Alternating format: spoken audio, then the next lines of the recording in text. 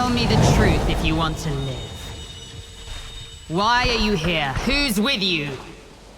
And who on earth are you?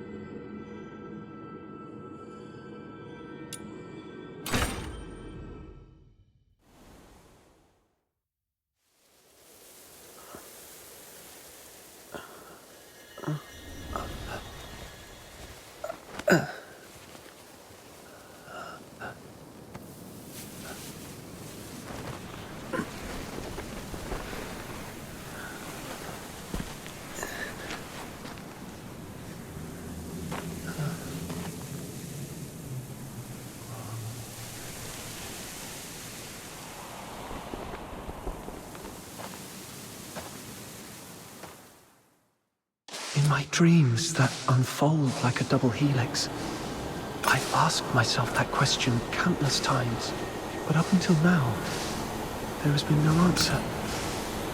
Only endless flowing quick. Remember, you lack your power.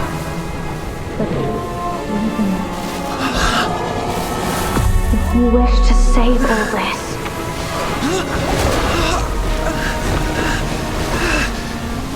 Wait! I can't hear you!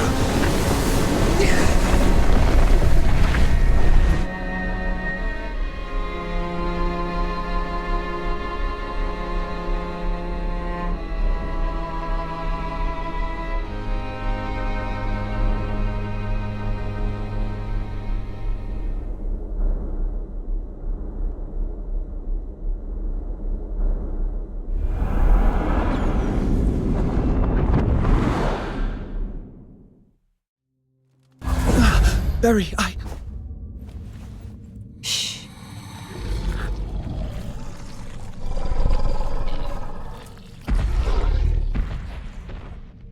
Are you all right? Yeah. Get some more sleep. I won't leave. I'll be right here when you wake up. It's okay. We should get down the mountain and head to the village. You want to go back? There have been roars coming from there for days. I was thinking, if we could make it home and grab our weapons, and with your strength, you'll find a way out. No one's going to save us, no matter how long we stay here anyway. Let's go then.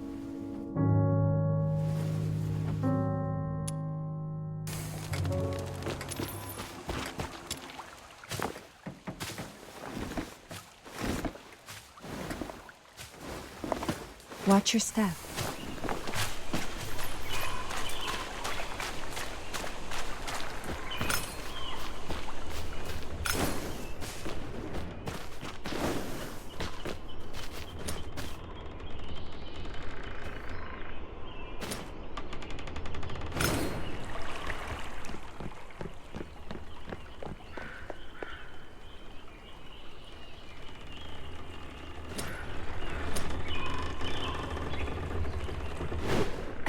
You're not fully recovered. Are you sure you can do this? I'm okay. It's just a few scratches. Don't push yourself too hard. We still have to save some strength for those filthoids.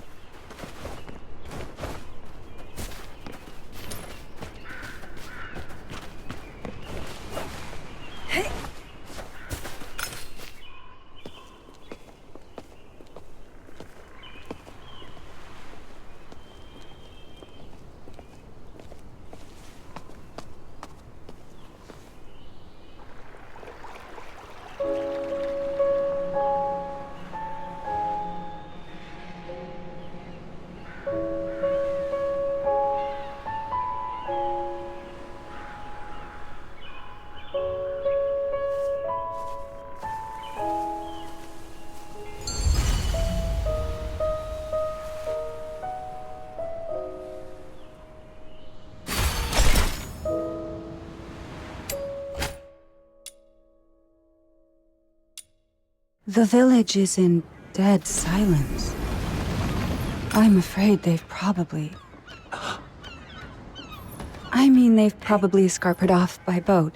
We should hurry home and get the weapons, and then get to the wharf. It's still dangerous here. We're unarmed right now. We have to avoid those filthoids as much as possible. Almost there. It's up ahead. Take that sword with you. It might be helpful one day.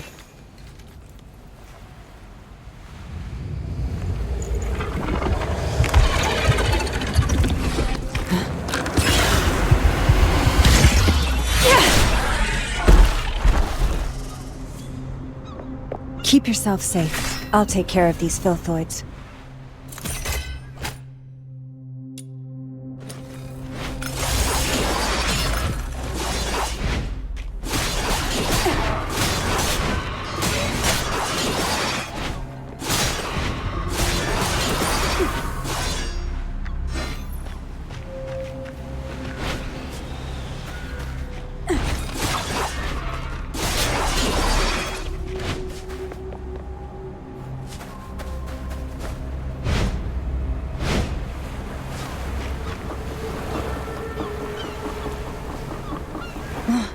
They didn't even leave one single boat. You were at the village when the filthoids came, weren't you? If it wasn't for coming back for me, you could have escaped with them. Don't be silly. You'd have done the same for me. Let's search along the shore and see if there's any old... These are... Someone must have lost them when they ran away. Take it. It's always good to be well armed.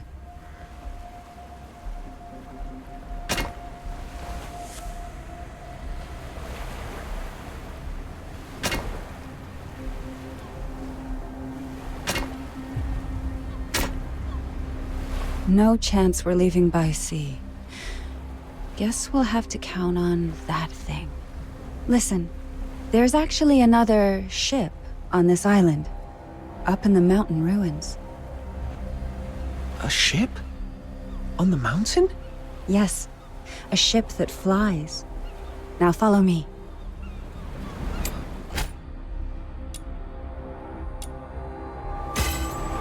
More filthoids are coming. Stay close. If necessary, give out the secret signal. We made them up earlier so as not to alert the filthoids up the mountain. Yes. Alright, a quick check. 2 pats on the right shoulder means... Watch your back. And 2 taps on the chest? Come closer. And scraping on the nose? Everything's okay now. Good. And the last one. 3 quick blinks. I got it. Remember, 3 quick blinks means...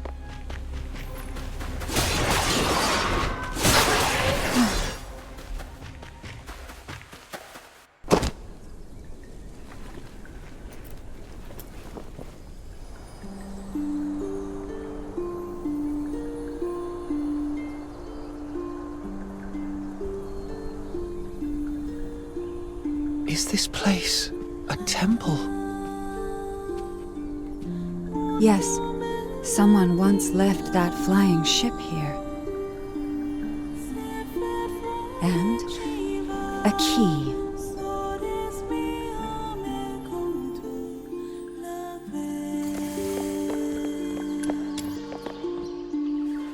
Listen. Thrust your sword right in there. Like this?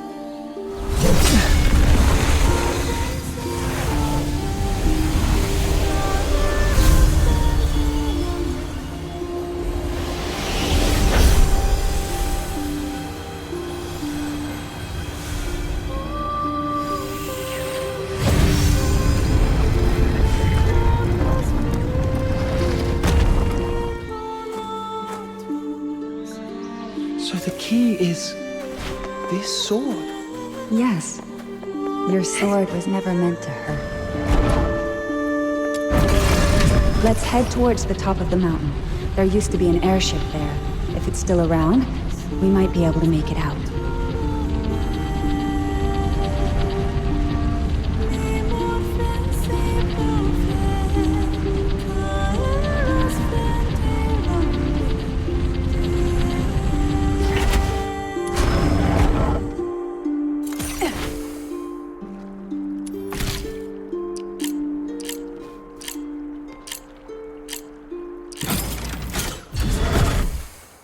Are these filthoids dead? It seems someone had a fight with them just before we arrived. Could it be one of the villagers? No. We were the first to open that door. Anyway, thanks to that person, we don't have to deal with these filthoids ourselves. Whoever it was, they're not to be underestimated. We must be vigilant. It seems someone used to live here. This was your home. Am I right, Berry? Yes, and no. It was our home. Our home? But I don't remember a thing. It's okay. Maybe it's all for the best. After we make it out, we'll build a new home.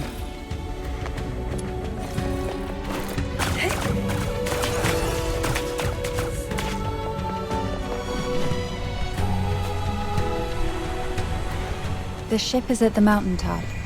After a short break, we'll push on.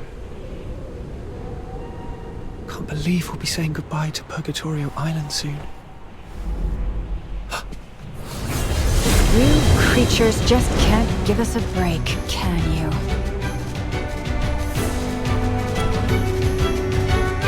Surrender.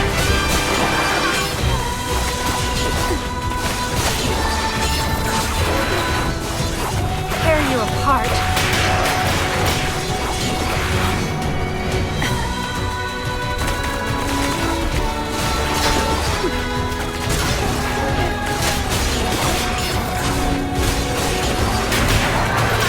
Surrender. Tear you apart.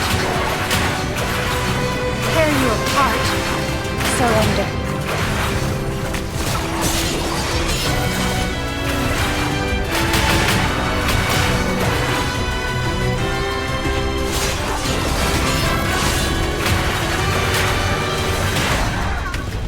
Tear you apart.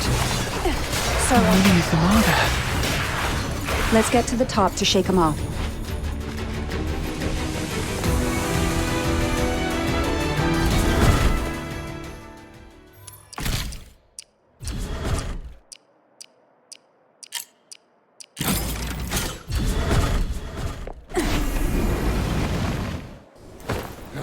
We've been searching for years. When will the chief give up this pointless hunt? Who's there? Lay down your arms! You're surrounded by the 13th Legion. How come it's that? What happened, Berry? The Legion. They found their way here. Tear you apart. Anyway, we gotta break out first. They must be up to something.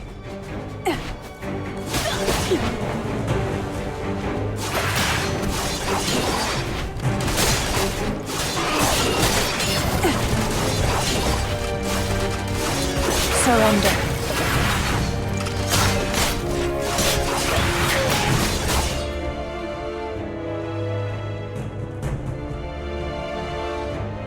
Is this your idea of accurate intel, Randy?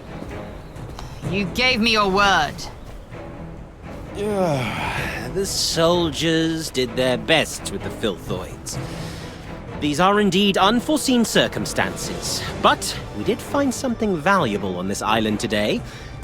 Alchemical tool she has used, and an airship with a Legion serial number on it. You realize we're looking for number 0, not this useless junk, right? We've been searching for over a decade, but our maritime unit intercepted several of the villagers' vessels. They might be able to dig up some... Were those gunshots? Randy. Yes, Mom.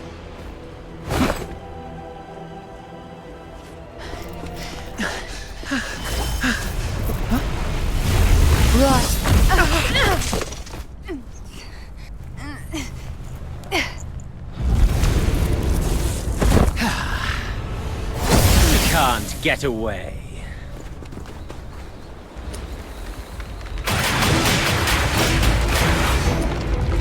Tear you apart. Surrender.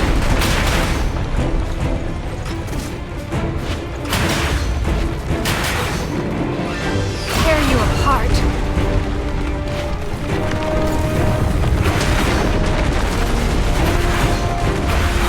Surrender.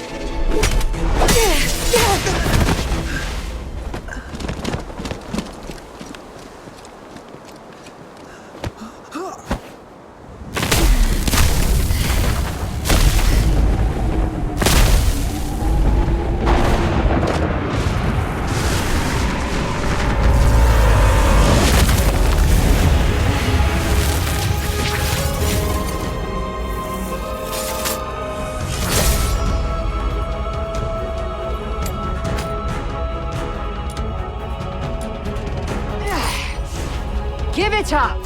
It's over!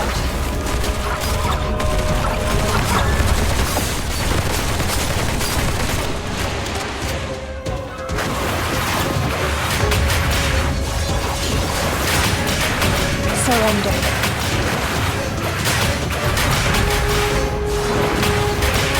Tear you apart.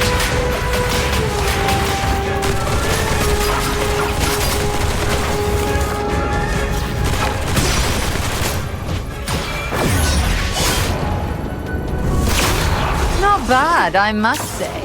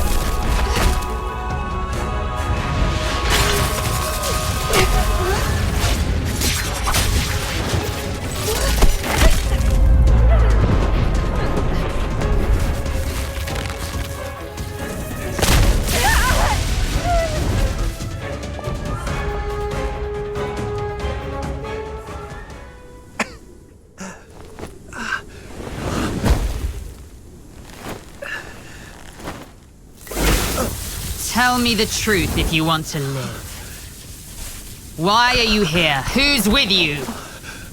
And who on earth are you?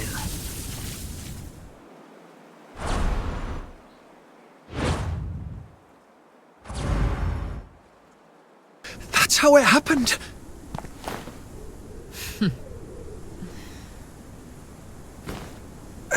The Filthoids attacked you for no reason after you came here, and you managed to open the hidden path by chance. Is that really your story? We're telling the truth. Let her go! Chief Sybil, we've checked her spinal structure and confirmed that she's the number 0 we've been looking for.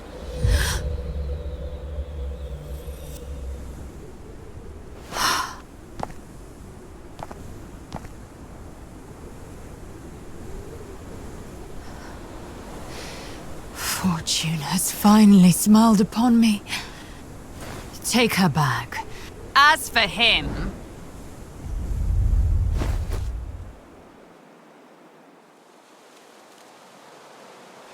No!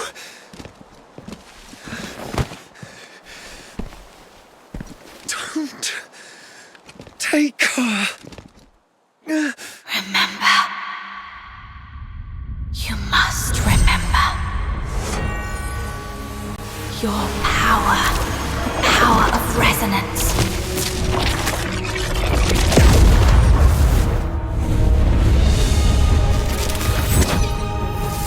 If you wish to save all this,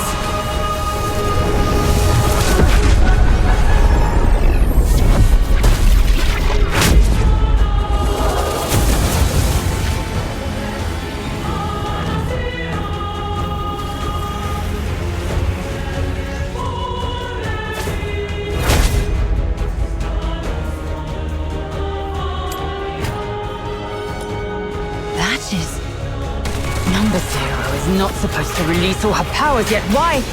surrender. No. That's not her power. Surrender. It's resonance. That brat she's trying to protect. That's the new receptacle for the power of resonance.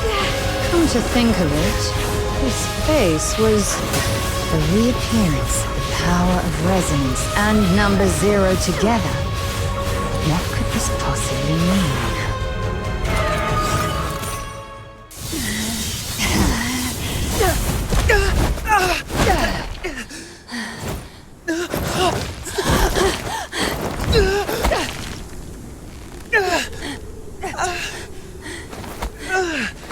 Hang in there. I got you.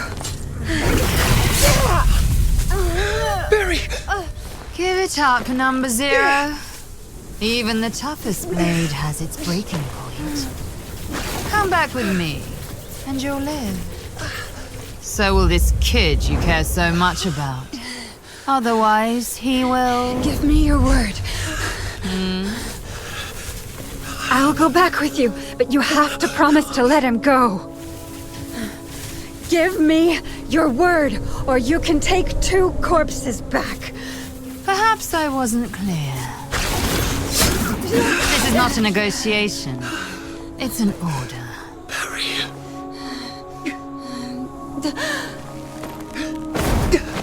You... Get out of here! And live! No! Quick question. The 3 quick blinks means... I've got this, Berry. 3 quick blinks means... Even if left all alone, you should be brave and live on. Until the day we meet again.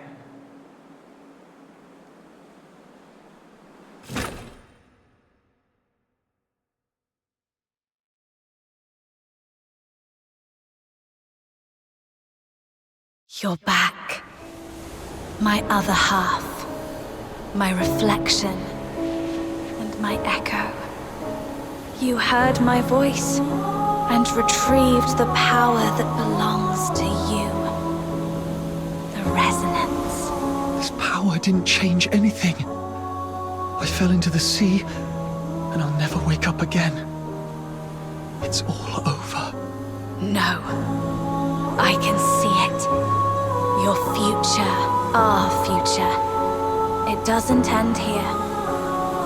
Someone will pluck you from the briny waters and lead you to a frozen wilderness, where destiny will pose the ultimate test.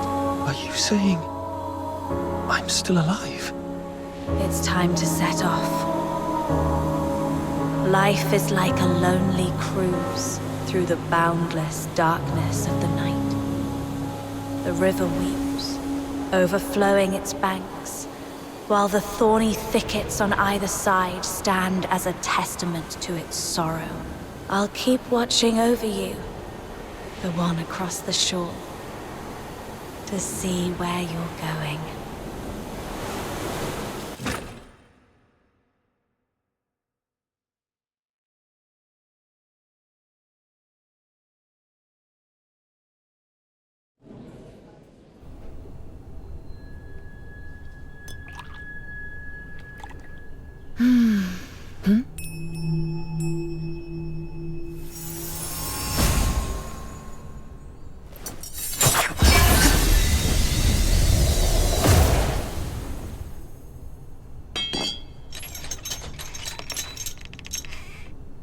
This is my first time in the Cassitis province. Is this how the people here show their hospitality? I don't want to bother you. I just want to strike a small bargain. I'll pay you whatever you want. And all you have to do, well, it will be a piece of cake.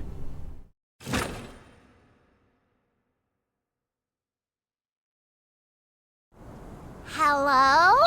Hello? Can you hear me? Camilla! Look! He has woken up! Alive and not incapacitated. No broken bones, then. Who are you? How do you know my name? Berry, where are we? No. We were... I must find Berry. If it weren't for me, she would have managed to escape from those soldiers. Maybe. Hey, are you even listening? Camilla and Snow have come all this way to save you. You better come with us to the city right now, or else you'll soon become a snack for some wandering filthoids. To... the city? Got a fright, huh? No worries, you'll be safe in a jiffy. Ice Lake is the largest city in northern Hyperborea. Hyperborea? I'm in the Hyperborean Empire. Well, yeah. What's the big deal? Do you know this woman called Sybil? Others refer to her as the Chief, and she's supposed to be in this country. I need to find her. Sybil is a common name, but there's only one that's linked with the title Chief. You want to find her? How did you lose your mind to the blizzard? I thought Charons are supposed to be resistant to cold temperatures. I'm serious. She might have taken some... thing that's very important to me. So I must find her and get to the bottom of it. Espionage, assassination, defiance. With what you've just said, the Imperial soldiers could arrest you for these 3 reasons alone. If you really want to find the Chief, I'd advise you not to rush into it. And for the last time, if you don't want to end up as filthoid fodder, come with us.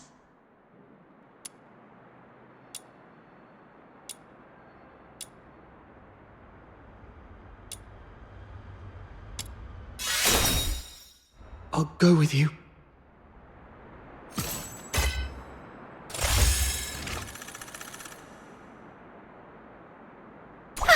Where are we heading for today's haul? What? You've already heard of my title? Princess Rubbish Bin? Oh, please don't go along with it. Just call me Margie. No princess here, just a little scavenger of Ice Lake.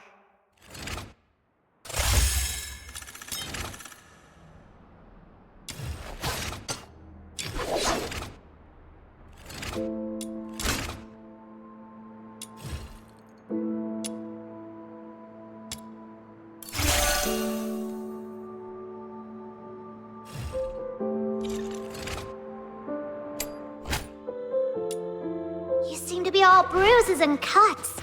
Are you all right? I'm fine. The pain's gone now. Something really bad must have happened to you. But no worries. You're under my wing now. Snow will protect you. After all, Snow is... Whoa! Now what is that over there? Recyclable!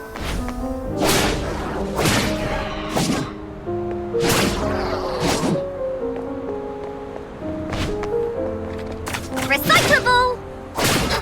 Non-recyclable! Seems like someone's had a bit of a mishap, and it's even attracted some filthoids! Those nasty monsters! Phew! Thank goodness we took them down!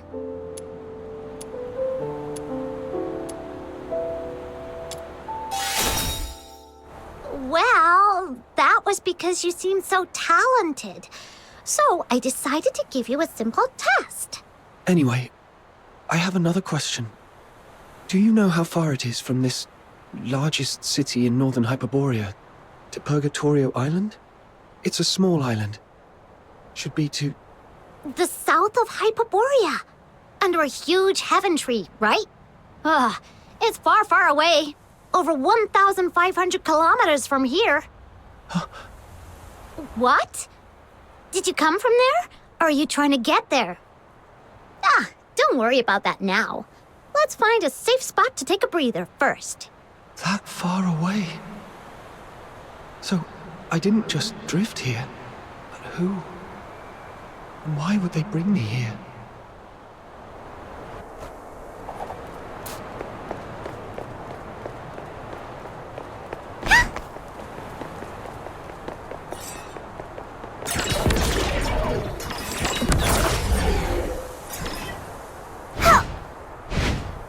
The city gate is just up ahead. Follow behind us. We'll get... Stop right there. Not another check.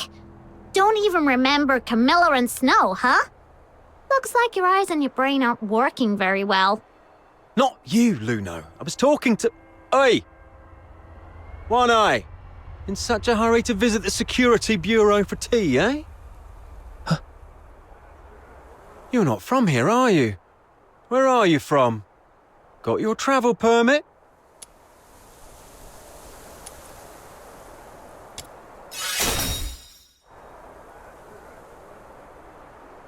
He's from the south, sent by the Vivar winery to deliver goods. The bridge was slippery, so the cart overturned, and some filthoids destroyed this poor thing's cargo and luggage. I'll reapply for the travel permit soon, but the child is quite shaken. Please, have mercy on this poor thing. Let him in for a warm meal. Stop it. Whoa, aren't you a bit old to be a crybaby, mate? This would have been a simple matter in the past, Miss Camilla, but, you know, recently that Phoxhunter or something is wanted nationwide, so the chief specifically asked for strict security checks across towns. It's the Forsakens. I tell you what, I, Camilla Scarlet, on my honor, assure you that he has nothing to do with the Forsakens. All right. I trust you, Miss Camilla, but remember, keep a close eye on this kid and don't let him stir up any trouble in town. If the chief finds out about this, we'll both be in for it. Thank you. Next time you come to the Asphodel, it's on the house.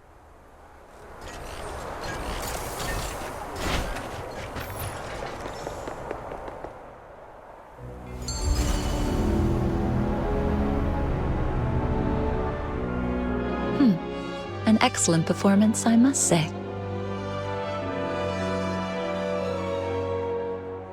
I'd say you're normally an honest kid.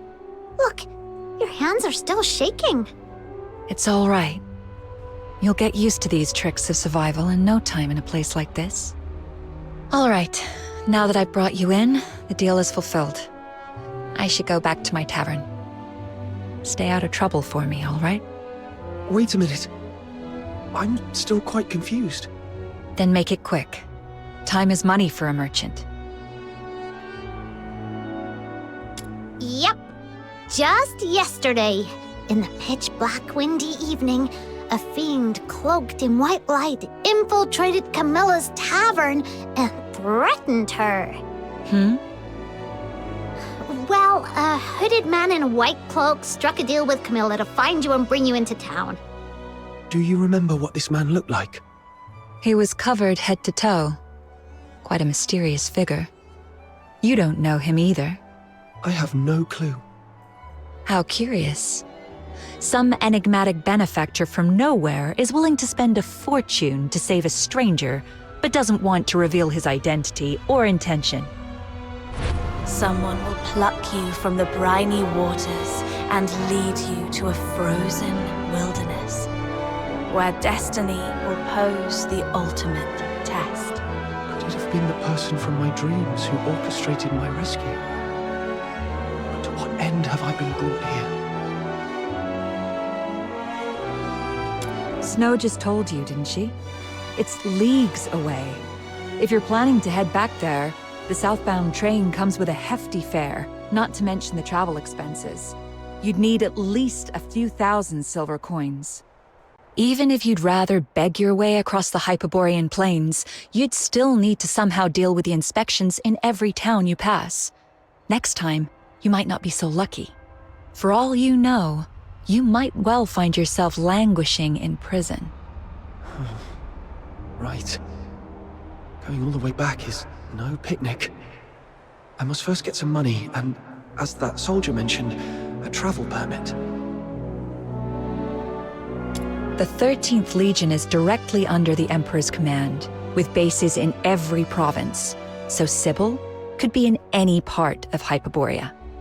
The most likely place, though, is the colossal Steel Bastion in Dysmania, the Imperial capital city, where you can find the Empire's finest soldiers and an arsenal of every type of conceivable and inconceivable armaments. If Hyperborea is a roaring chariot, that place is its engine, its fiery core. If you want to give it a try, go ahead. You're neither the first nor the last madcap I've seen. So what I'm facing isn't just Sybil, but the Empire behind her. Do I stand a chance? Not for now, at least. I need a plan B. Let's call it a day. I've been out so long, the Asphodel might be in quite the disarray by now. Try and survive on your own. If you can't even do that, then don't ever again mention any mad talk about confronting Sybil to get your stuff back. Look, there's an inn up north called the Hypnos House that might take in someone with a sketchy backstory like you. You mean that spooky haunted house? Where else would take in a Charon without a travel permit, but a place that is so creepy, even the soldiers didn't want to search? I understand. Thank you. All right. Seeing you so lonely and lost, I'll take you to this Hypnos house to see what's what.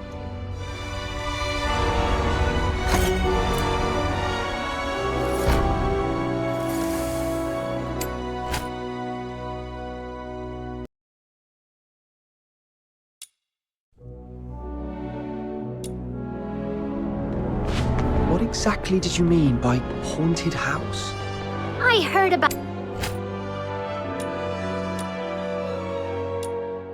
from the guests at the Asphodel. There's always someone complaining. How? Like, even though it's such a big inn, the doors are always shut tight every day, turning away any travelers from outside the town. Or how the lodgers seem to never ever leave. And sometimes there's this really weird smell drifting from the inn. Here we are!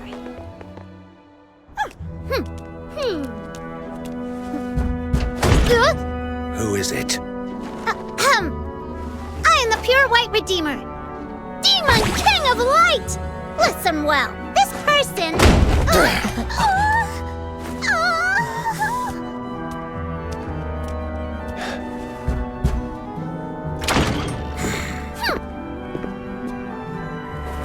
Hold on, please. Miss Camilla Scarlet told me to come to this place. I was hoping to stay here for a few days. Would that be possible? No travel permit? That woman's misplaced compassion knows no bounds. All right then, let's see it. The price you're willing to pay. Haven't got any money? I'll find a way to... Then get lost. You're so rude! A real disgrace to Ice Lake.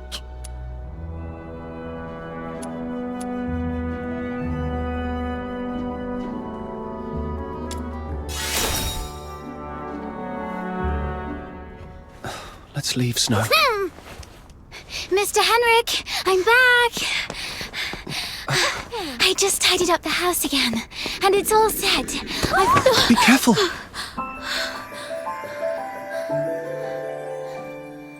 Are you a new lodger? Just a penniless outsider looking for a place to stay. I was about to kick him out. An outsider? But if you kick him out, won't he be homeless? That's none of your concern. But the house is still unsold. Anyway, lending it to him for one night wouldn't hurt, right? He can pay you back when he can. That way we get a little extra cash for basically nothing. If you keep being so cold to everyone, you'll never find a buyer for that place. You... Fine. Have it your way then. But just for one night. Come morning, you must go wherever you're supposed to. Understood. The house is to the south. Follow me. Hey!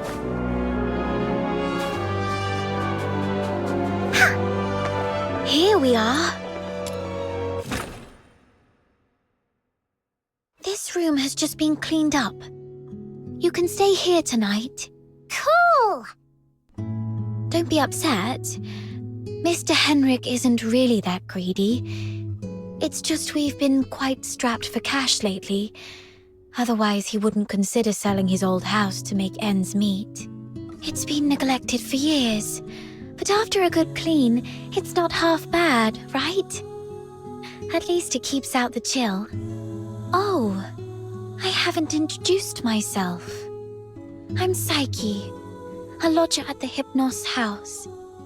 And sometimes I help Mr. Henrik out. That's quite an uncommon name in this city.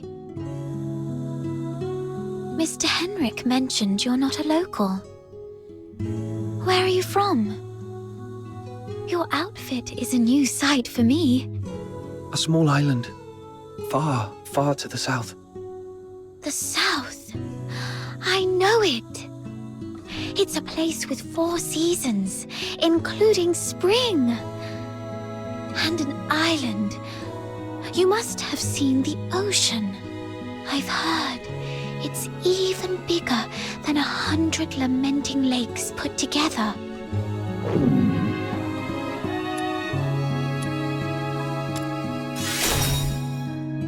Of course not. We Lunar folks aren't as fragile as you. We don't get hungry so easily. Are you hungry? I'll get you something to eat. Be right back. Who'd have thought such a rude and gloomy innkeeper would have such a nice and helpful kid working for him? Thanks to her, we finally found a place to stay. Let's rest a bit. I'm quite tired too.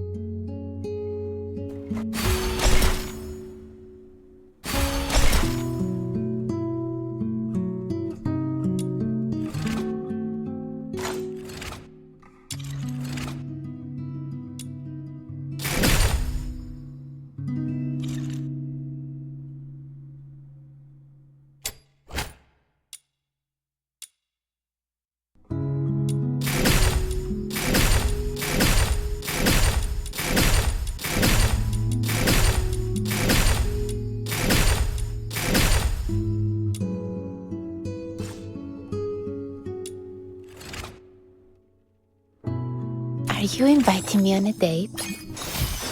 What a romantic encounter! Was this the god of love's work?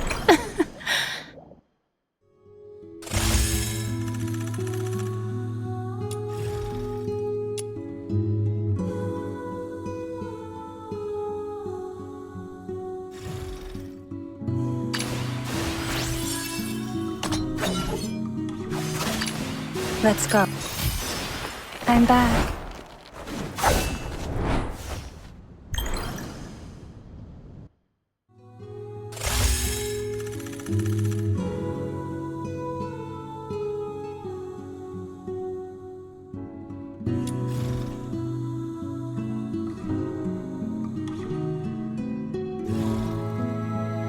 Are you inviting me on a date?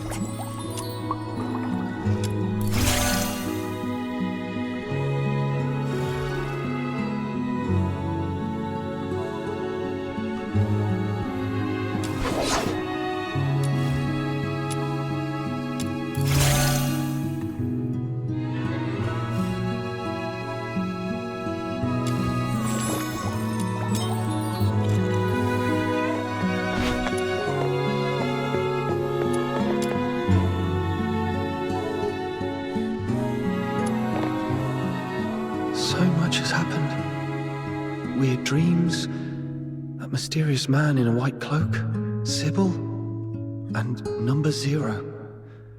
They all seem to be connected somehow, but I can't figure it out.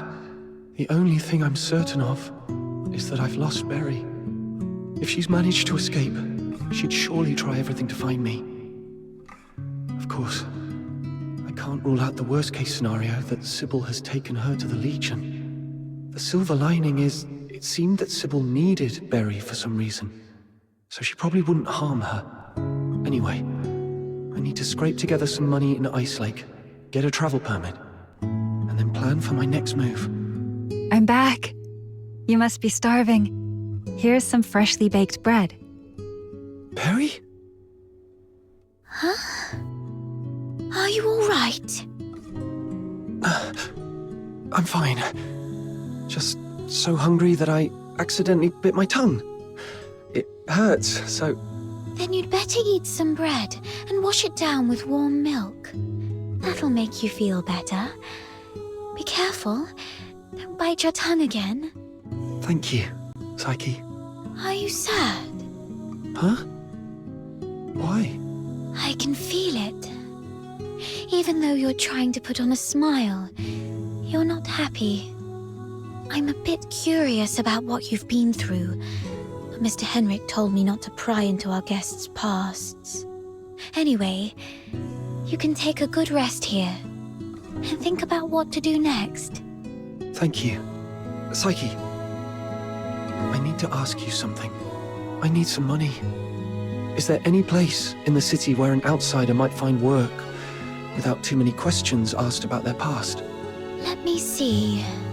Most people here work in the factories. But they all ask to see a travel permit. Well, there's perhaps one place you could try. Miss Camilla Scarlet's tavern, the Asphodel. You can take up commissions with handsome rewards there. But those commissions are often quite dangerous. You might have to go to places even the local escort would avoid, and you might encounter some wandering filthoids. Camilla Scarlet? I met her today, though I had no idea that her tavern also runs this sort of business. It's okay. I can handle it. Can you take me there? Huh? After all this running around, you're going back to Camilla? Then count Snow in! Snow's more than familiar with that place.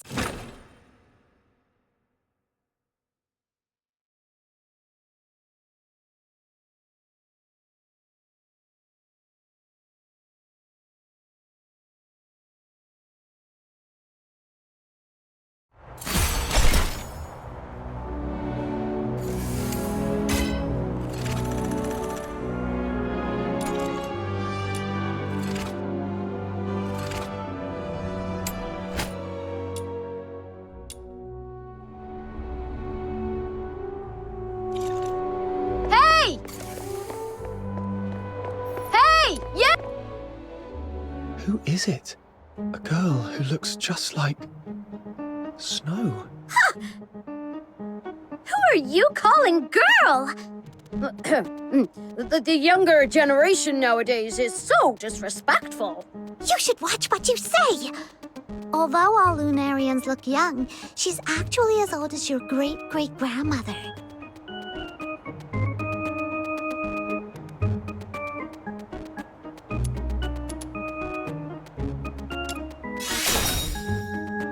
Very well. I'll let it slide this time. Actually, I caught a whiff of something remarkable as you passed by just now.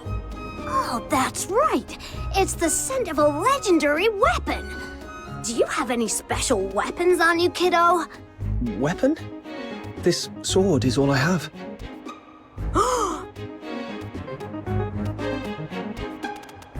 Amazing! That's incredible! Look at the texture and the craftsmanship.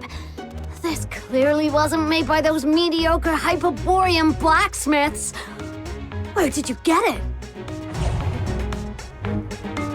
I'm not sure. This sword has been with me as long as I can remember. Maybe it was passed down to me. By my parents. Intriguing. Very intriguing. I've been a blacksmith my whole life, yet I've never seen a weapon like this before. Kiddo, I'm Lunosmith, a wandering blacksmith. Would you mind if I accompanied you on your journey? I've traveled all over the land, from Hyperborea to Elysium, and I've forged countless weapons. If you require any weapons, I'm at your disposal. Wow! So you're an experienced master blacksmith? All I request is a basic salary and an opportunity to examine your sword.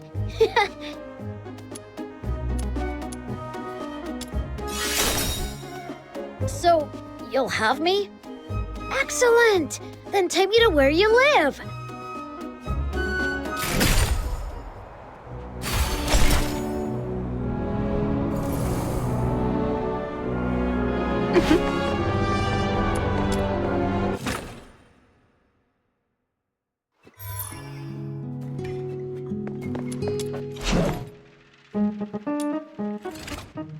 Got any foraging plans, kiddo?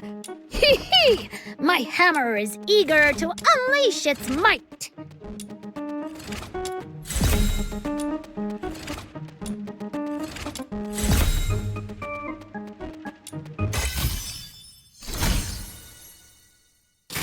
Listen up, kiddo! A weapon is like your life partner. Awesome! You're truly amazing! I've seen many who resemble you and Snow. Are they also Lunos? Did you come from a remote village or something, kiddo? Yes. My hometown isn't a big city. Ah, that explains it. In all my travels, wherever there are humans, Lunos can always be found. It's quite uncommon to come across someone like you who's never heard of us. We share a similar appearance. Everyone is as attractive as me, and we live very long lives. Like the master blacksmith, every Luno has a particular forte. Wow. Then do you have any unique talents, Snow? Yeah, of course I do. As you can see, I have demonic appendages on my head. No other Lunos have these. Indeed. In all my years, I've never seen a Luno with horns like those. You look just like those human Charons. So, I'm Luno the Demon King. Different and unique. Perhaps I was meant to lead the Lunos and dominate the world. Oh, that's quite the ambition. Unfortunately, most Lunos lack ambition. They'd rather follow the humans and are content with just a few words of appreciation. But for me, I want so much more. My little minion, you must stick with me. After I conquer the world, you'll be the leader of my legion. Just you wait and see.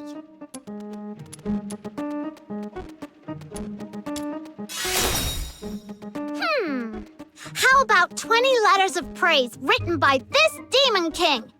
Anyway, we can talk about the details when the time comes.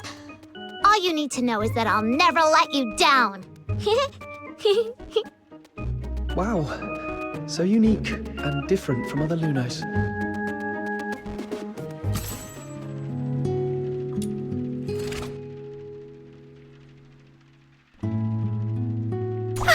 Where are we heading for today's haul?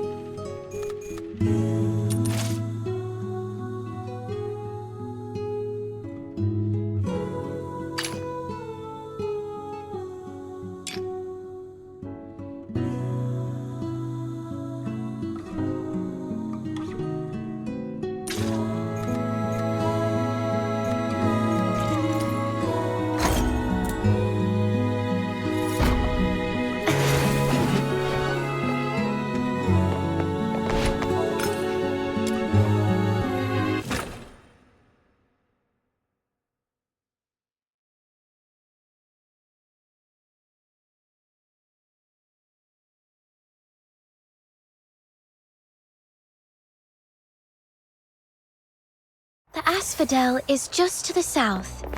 Come on! Snow will be waiting for you in the square.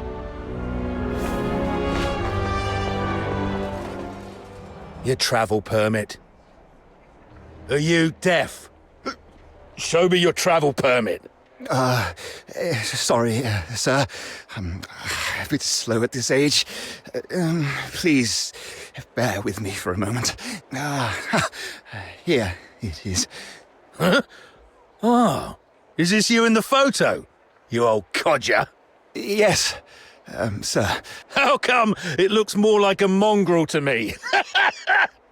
Oi, why don't you give us a bark, huh?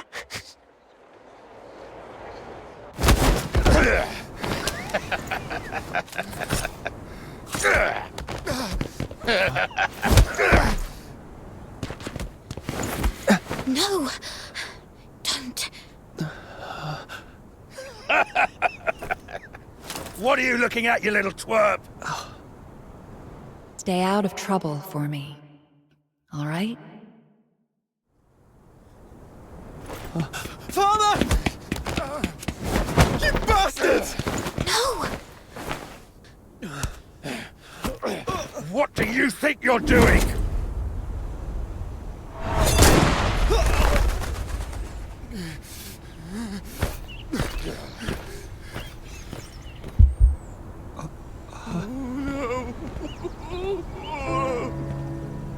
Let's leave. There's something important you should know.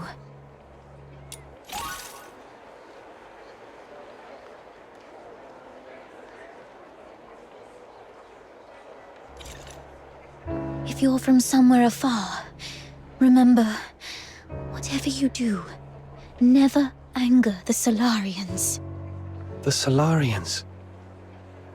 You mean the ones without horns? What's so special about them? Or is it that we are the special ones? Yes. Here in Hyperborea, we, the Charons, with our unique appearance, are different from the Solars. They even call us demons' children. Ugh! Speaking of which, Snow is super mad! Whenever those humans talk about stuff like demons, children, and magic, they always give such dirty looks. Just like when Camilla sees a drunken brawl in the asphodel. But it's actually the demons' children who are being bullied by them.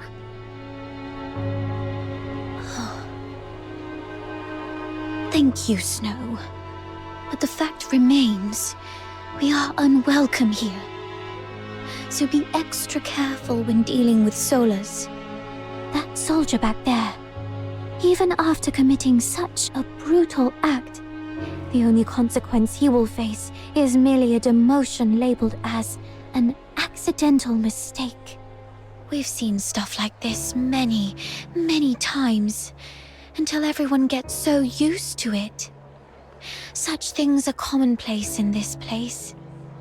They are just as ordinary as the fact that Charons aren't allowed to enter the inner city of Ichelake or leave the Empire. As ordinary as flowers withering, lakes freezing over, and snow melting in the hearth. This makes returning to Purgatory Island even more challenging. Why is it like this?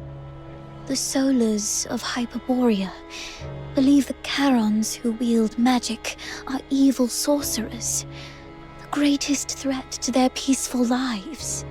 But you can't always just suck it. Why not use your magic on them and boom! Make them cry like babies. Oh, seriously, that makes me so mad.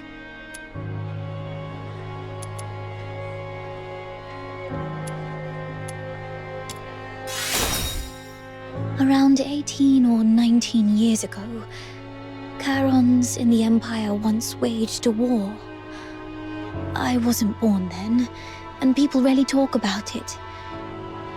All I know is that the war ended in a crushing defeat for Charons. There are people like you who are still struggling to fight back, such as the Forsakens, but those fully skilled in magic remain a minority. Most Charons are but tillers of soil, laborers with calloused hands, street vendors hawking their wares. The profoundly common, the unsung ordinary. For most, fighting back is too costly. Keeping themselves and those they love alive already demands every ounce of their strength. I apologize for stopping you just now. I just don't want a friend I just met to encounter any danger. It's okay. I get it now. Just unclench your fist, Psyche. You'll break the skin if you grip any tighter. Don't worry. I'll act rationally. After all, Miss Camilla vouched for me so I could get into the city. I can't get her into trouble at least. Right. The asphodel is just up ahead. Let's go. Annie! Annie!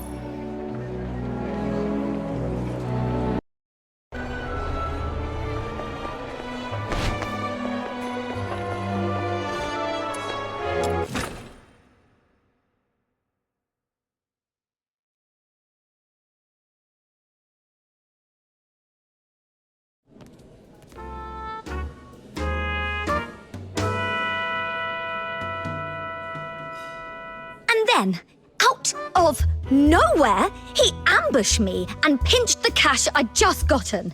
Oh, that rotter doesn't even spare us scavengers. That money was for several families' upkeep in the slums. Without that bag of coins, all the young and old will have to tighten their belts even more next month. I have no idea where the thief has run off to. I need someone to help me nab him.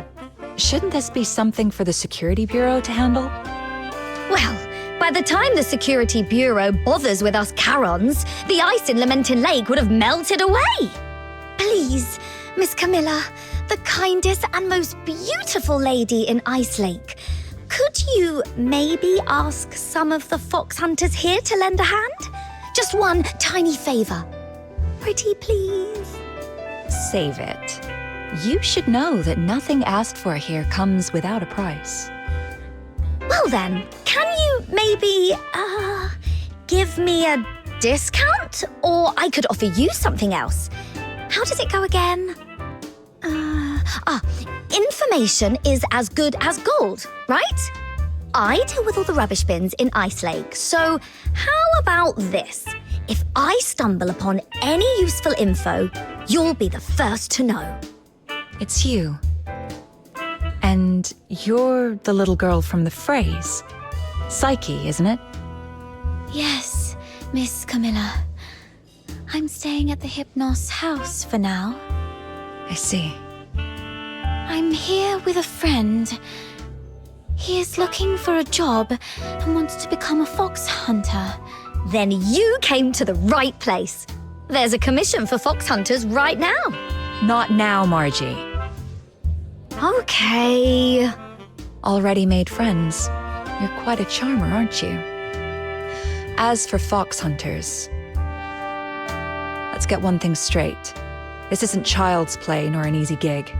It's true that in this place no one would probe into your past or background, but the rewards always come with risks.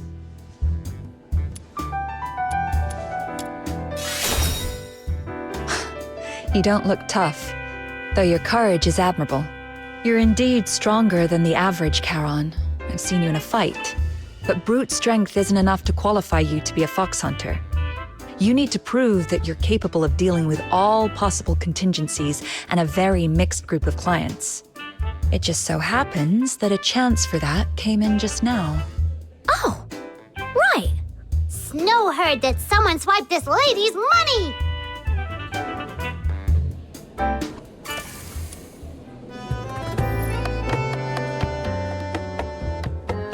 You'd really help me out? Oh, thank you.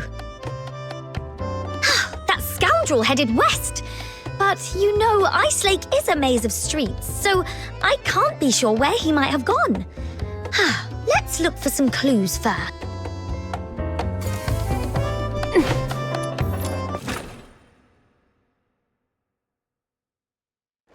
Let's start by searching to the west. Treasure The thief had dark hair and was wearing a blue top, I think. Oh, look! It's Mr. Baddie from the slums. Maybe he saw something. Hello, Mr. Baddie. Out for... Oh, it's our little princess rubbish bin. How's today's haul? I see you've got 2 little psychics to help you. I'm not a sidekick. I'm the Demon King. Okay, so you are the Demon King of Rubbish Bin, then? Nuh-uh. It's the Demon King of Light. Let's not get hung up on titles for now. Mr. Baddie, did you happen to see a Charon man in a blue shirt with dark hair just now?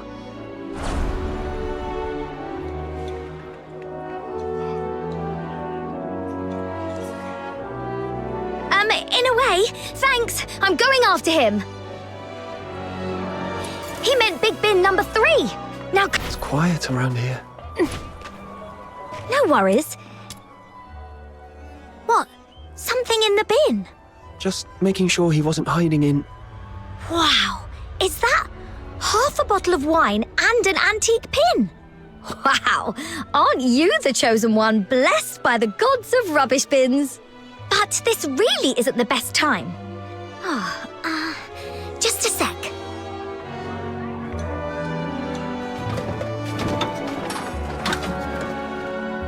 There. All set. I'll come back for these later. Finders keepers. I think I'll pass. Thanks.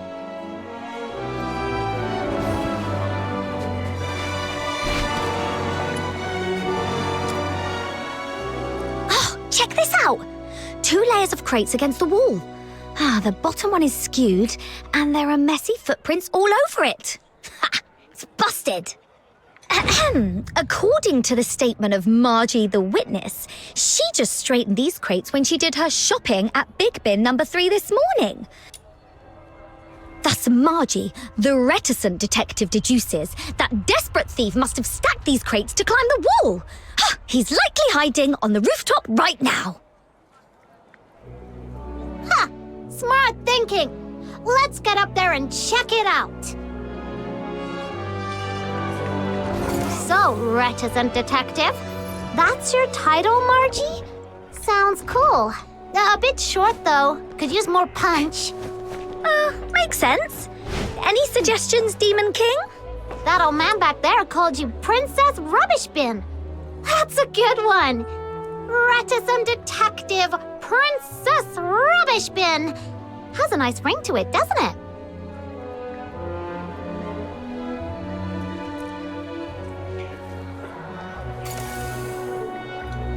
Oh, no way!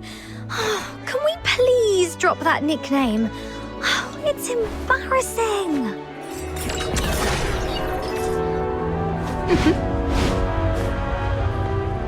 What?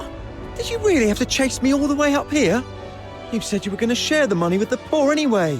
So why can't I get a piece of it? If you're hard up, I can help you. But you can't just grab money off people. That'll earn you a whack on the head with my shovel.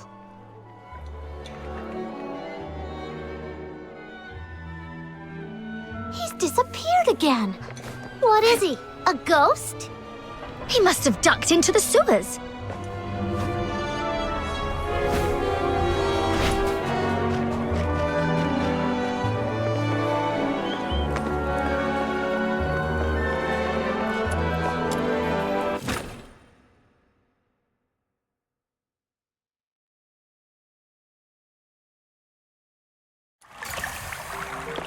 Oh, it's surprisingly roomy down here.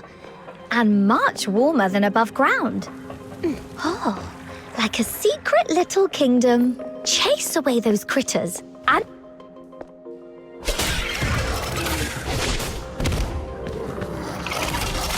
The thief's up ahead.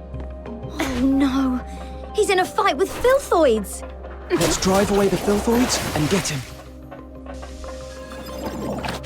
No violent contact.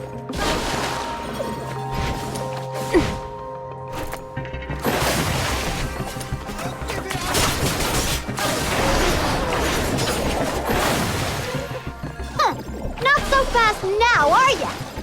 Come on! Let's pin him down!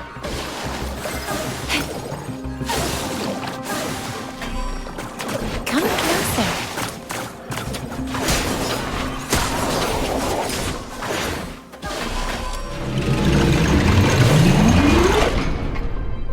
That's for underestimating Snow's minion.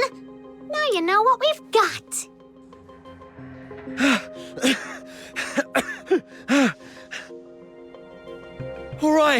All right, here's your money back.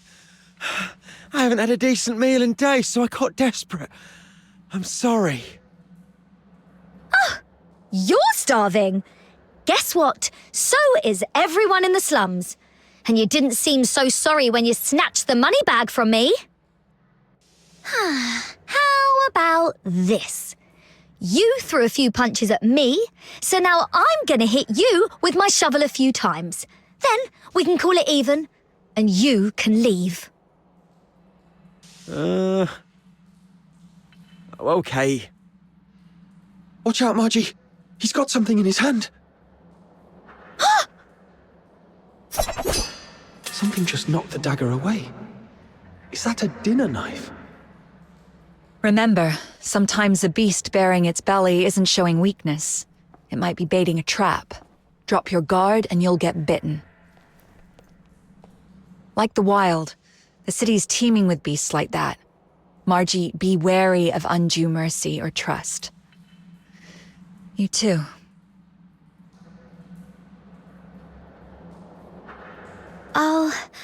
I'll remember that. Miss Camilla, did you come all this way to back us up? Since you've come all this way to Ice Lake, it'd be a shame to meet your maker in this sorry spot on your first day, wouldn't it? I thought some big shot came. Turns out it's just a tavern-keeping old hen. What are you going to do about it? Call the guards? Do you really think those high-ups give a damn about Camerons? We'll handle you our way. Teach you a few life lessons your presumably absent mother never did. Don't bring my mum into this! Let go of me, you nasty hack! Take him to the Security Bureau, straight to Chief Damien. This is out of our hands now. What? No! No, please! I surrender!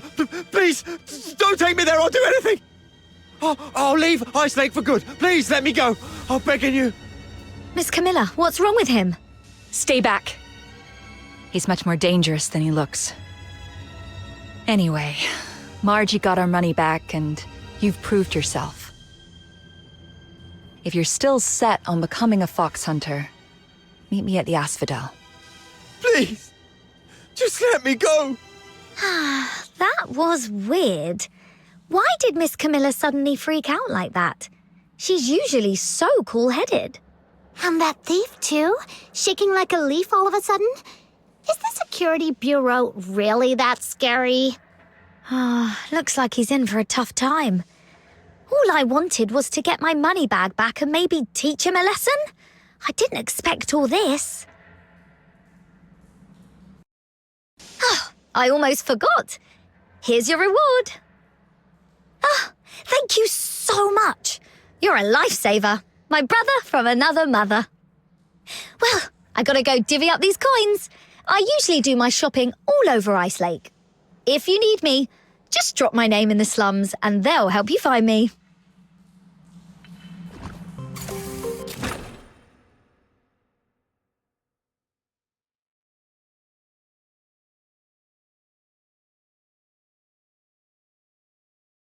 Over here! All the commissions for Phoxhunters are listed on this. Hi, Snow. Lending a hand to Phoxhunters again. What is it this time? Nabbed a few hundred bandits? Thwarted a dozen dastardly schemes? Today I'm keeping it low-key. Just nabbed a petty thief. Just one? That sounds almost believable. I've got to see this. I've never fibbed before. Come here, my little minion. This is Mr. Wells, the most hardworking Phoxhunter around here. Hello, Mr. Wells. So it was you? Looking all neat and tidy. Who'd have thought you had it in you? Thanks. It was just a small thing. A small thing.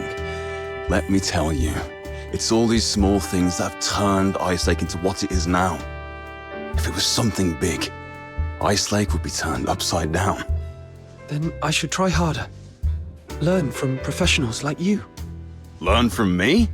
Oh, give me a break.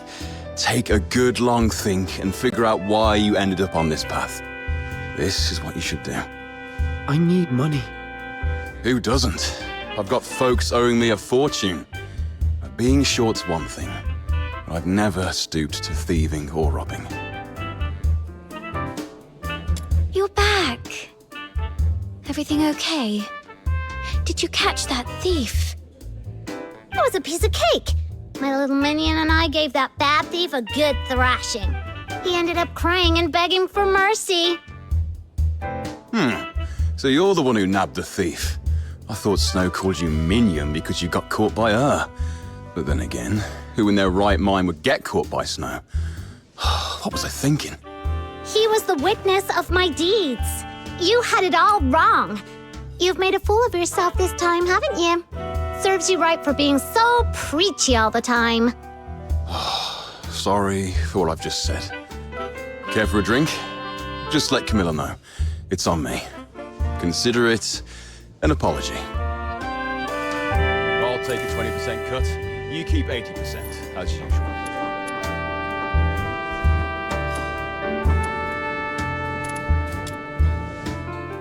Your first gig was quite slick, and you got on with Wells.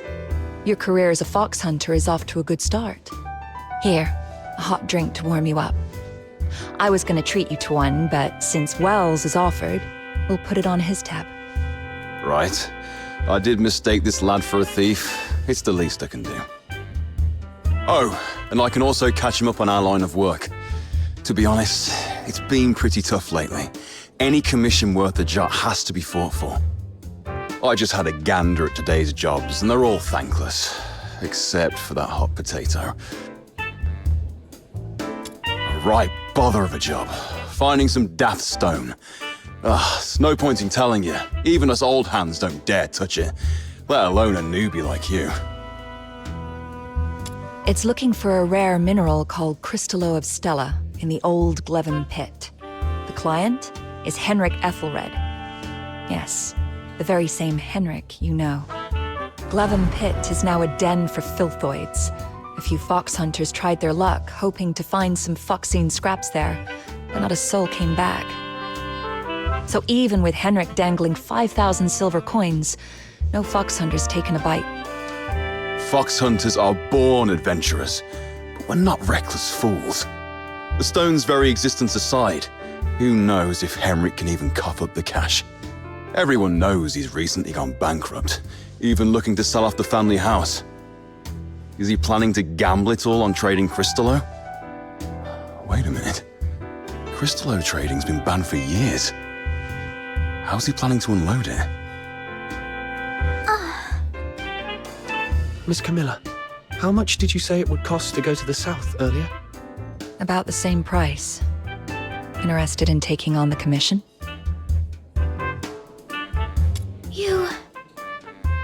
You serious? Kid, I'm not joking. This is no child's play. Thank you. I get it. Miss Camilla, you once told me, if I can't even handle this, how will I ever find my lost treasure? The Asphodel doesn't interfere with the choices of clients or Phoxhunters. If you're set on it, I won't stand in your way. Crystallo of Stella is a blue-violet crystal that appears as if nebulae are swirling within it. In the dim mine pit, it is particularly eye-catching. You won't miss it. Here's your payment for retrieving Margie's money bag. Take this with you as well. Make it back in one piece.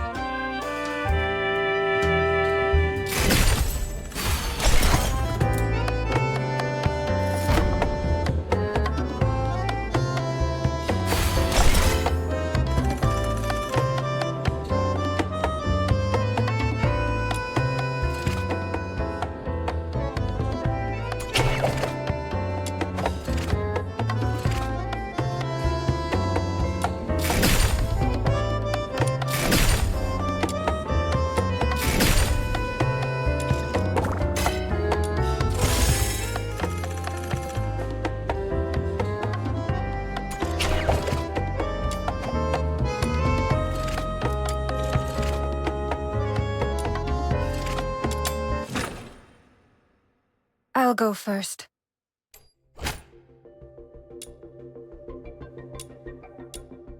My venom is surging like my passion for love.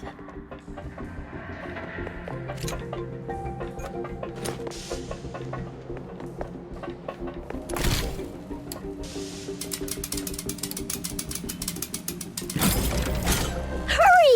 Let's find the potion station! Oh yeah! To make the station... collect the serum, we gotta defeat enemies near it! Fill up the potion station to complete the commission! Go, go, go!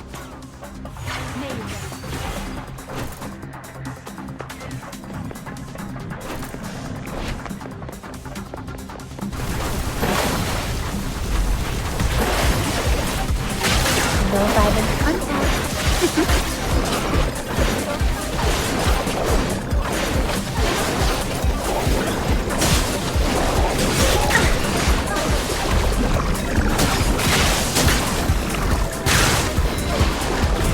Whoa!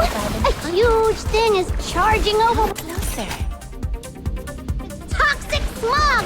It'll corrupt all the serum in the station! Take it down! Quick!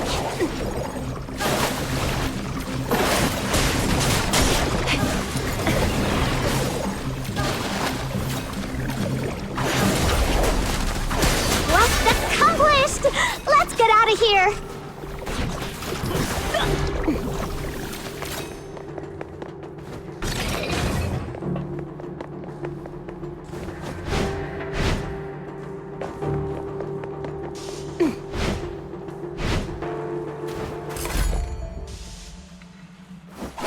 I will punish those who aren't faithful to love in the God of Love's name.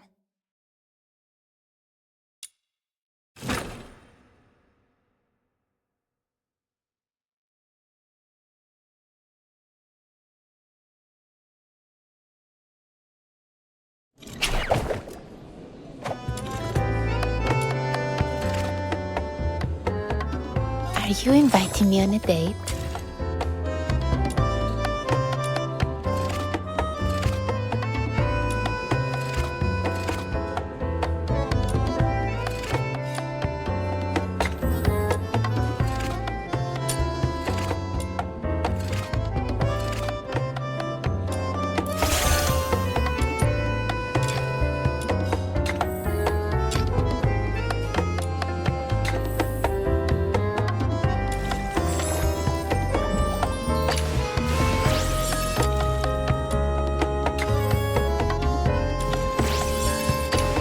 Let's go.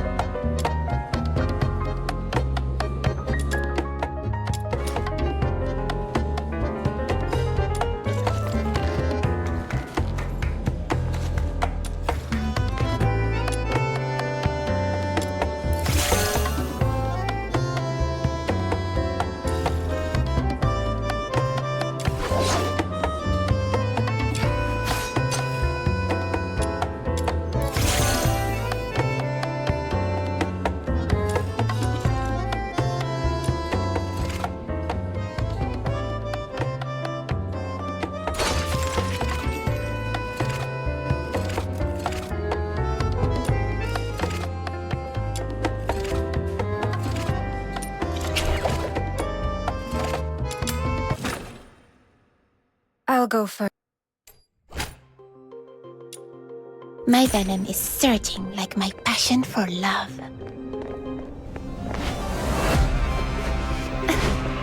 So, this commission is about taking out the enemies in this area? Easy peasy, time to roll up our sleeves! Come closer.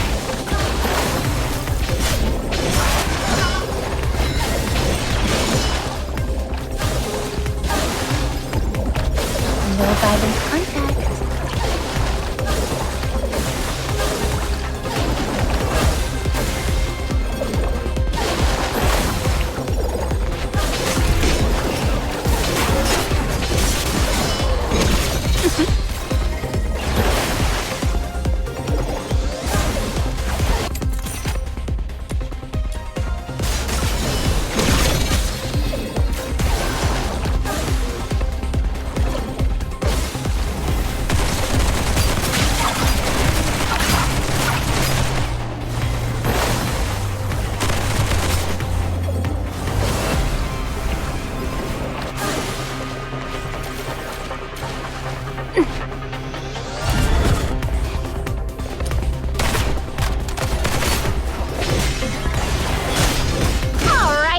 Be enough to teach him a lesson. Let's wrap this up and head back for our paycheck. I will punish those who aren't faithful to love in the God of Love's name.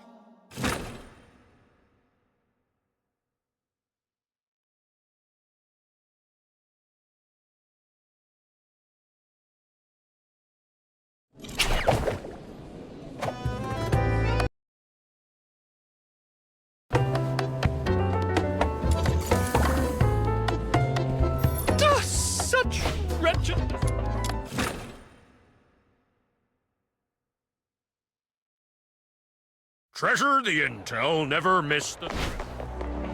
How boring.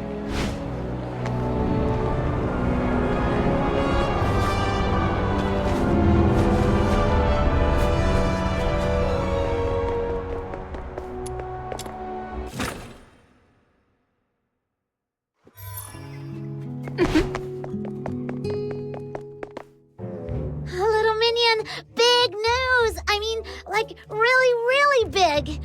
I haven't seen it yet, but just thinking about it, I'm getting goosebumps already. Calm down and take a breath. What's going on? No time to breathe. Listen, someone spotted a gigantic pig outside Ice Lake. And it's taller than you, with a head the size of a van. And if it stomps its hoof, bam! The city walls will come down.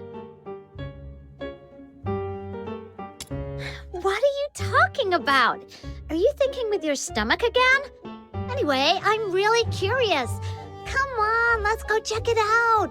You weren't doing anything important, right?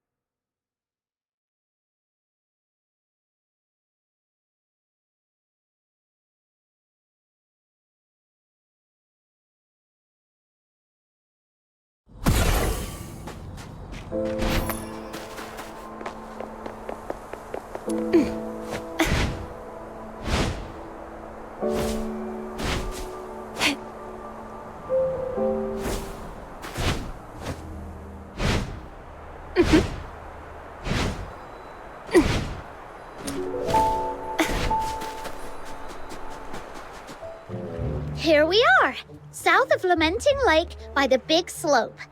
This is where people said they saw the giant pig. I don't see anything. Well, it can't be here all the time, right? Maybe it just wandered off somewhere. All right, I'm leaving. Oh, wait, look over there. See those two? They've been standing there. Maybe they're waiting for the giant pig too. Let's go ask them. Come on. If they're not, we'll head back. Hello, may I ask? Shh, keep it down. Can't you see we're expecting something? Oh, my bad. So, you're also here for... Yep. What, you guys too? First come, first served. No cutting in line. Huh? There's even a queue for this?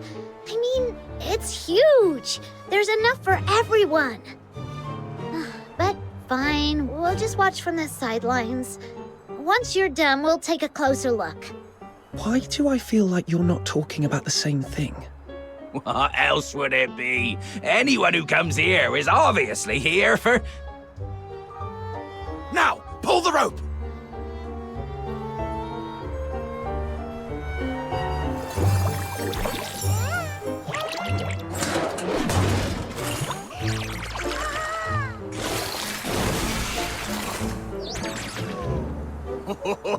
Not bad this time. Got one we haven't seen before. Let's take them all back. Huh? Wait, what are you doing? Don't hurt the Geniemons! Filbert, knock them off! Oh, for crying out loud! How many more times do we have to run into her? Hurry up, grab all the Geniemons and move. They're getting away! Sir, and your little friend, could you give me a hand? Whoa! The giant pig is real! And it talks! Okay, I say we do what it says. Those guys look super sketchy anyway. Come closer.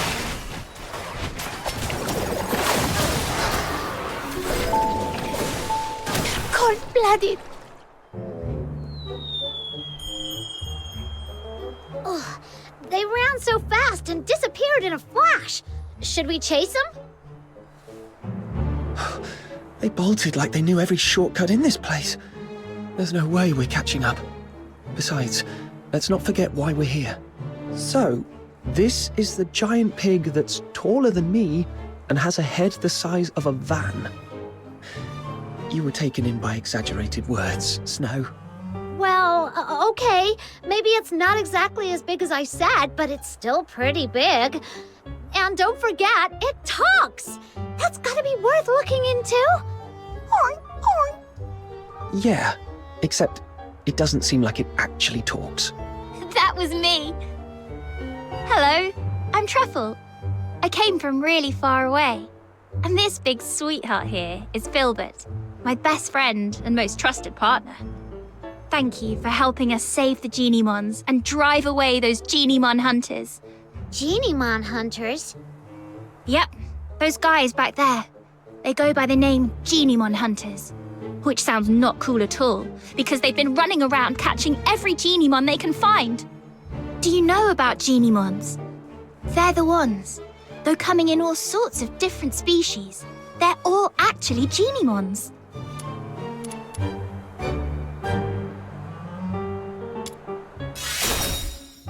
Exactly! You figured that out so fast. You must be really smart. Anyway, I read about it in a book, that Geniemons tap into the power of Phoxene and become various forms to adapt to different environments. Like, if they hang around fire too close, they turn into toasty, fluffy Zipyro. Whereas staying in the dark long enough, they go all shadowy and become Equinix to blend in. Most people don't understand how it works, so they think it's evil magic and get scared of them. But because they can use the power of Phoxene, they've attracted the attention of a group intent on capturing them. I don't know what they're up to, but I know it's nothing good. So, I've been hanging around for the past few days, waiting to make them regret their actions. Oh, I get it! They hunt Geniemons, and you hunt them! That makes you a Geniemon hunter-hunter! Geniemon hunter-hunter? That's a bit of a mouthful. But I guess it fits. Those guys run off the second they see me. All right, let me know if you run into those bad guys again.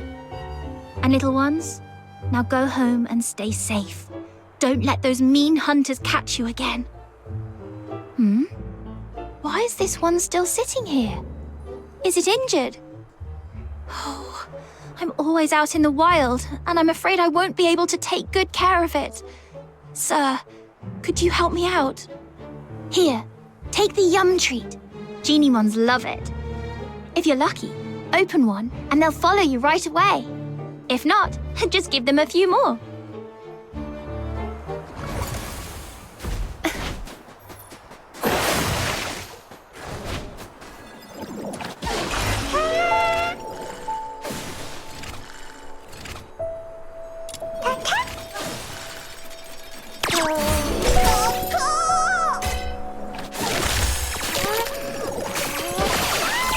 you inviting me on a date?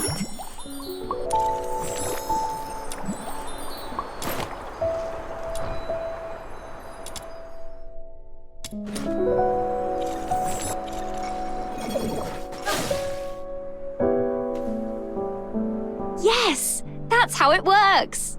You're amazing! Sir, look at that. The little guy perked right up. I think it really likes you. What is it, Chirpy? It's talking to him. This little one says you feel familiar, like someone it can trust, and it wants to go with you. You take care of it, and it could come through for you in a pinch.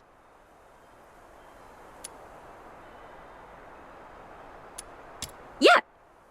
Actually, even though Filbert's way bigger, she's a Geniemon too. So, if you ever run into a lost Geniemon, try treating it to a yum treat to get it to follow you.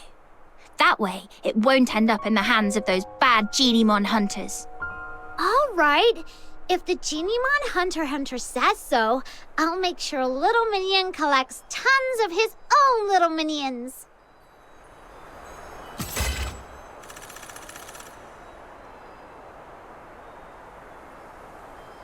Are you inviting me on a date?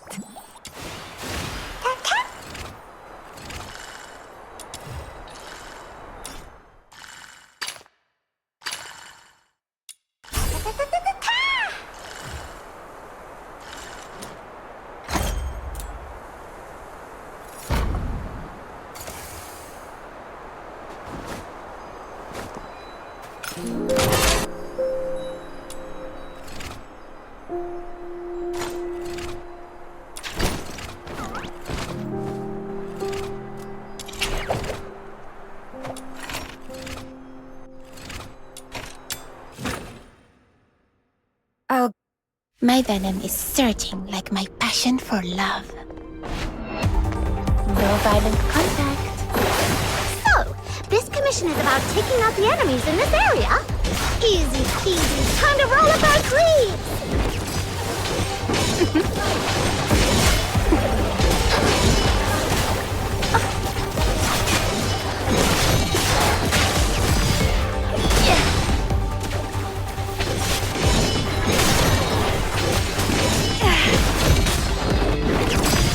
Those who harm me will be shown no quarter. No violent contact.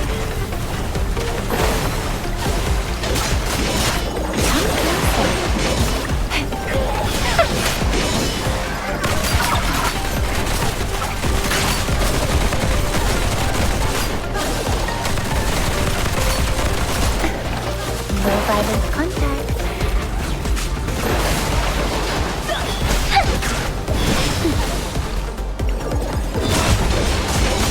Sweet venom going down your throat.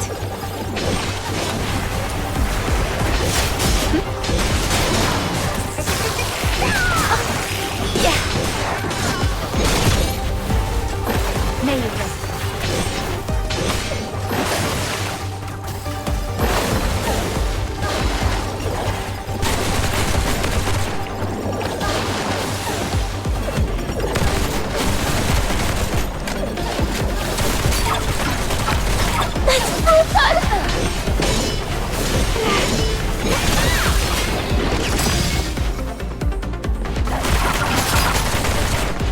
Alright, that should be enough to teach him a lesson. Let's wrap this up.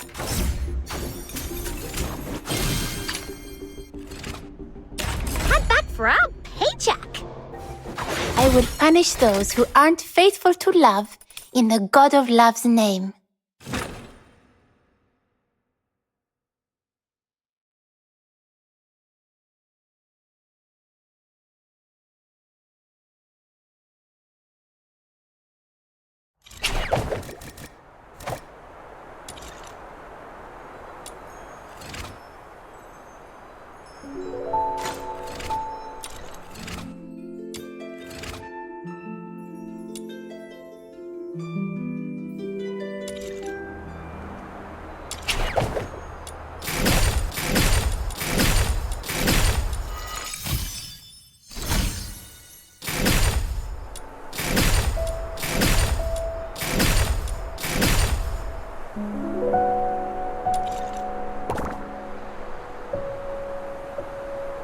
Are you inviting me on a date? Let's go.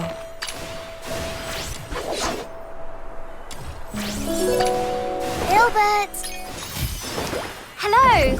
It's me, the commissary, Truffle, with my faithful followers by my side. Filbert and her family.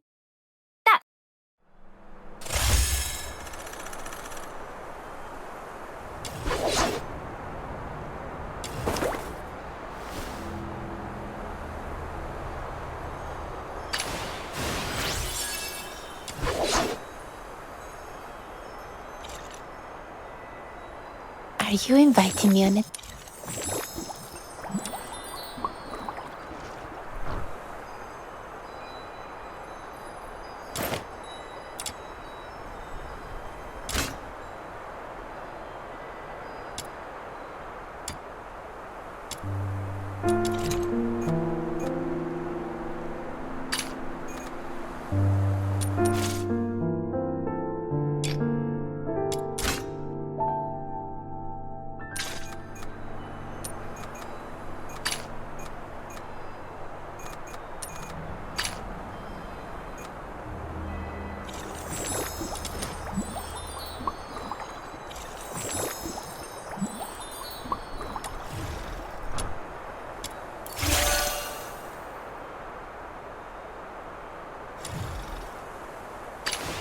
Let's go.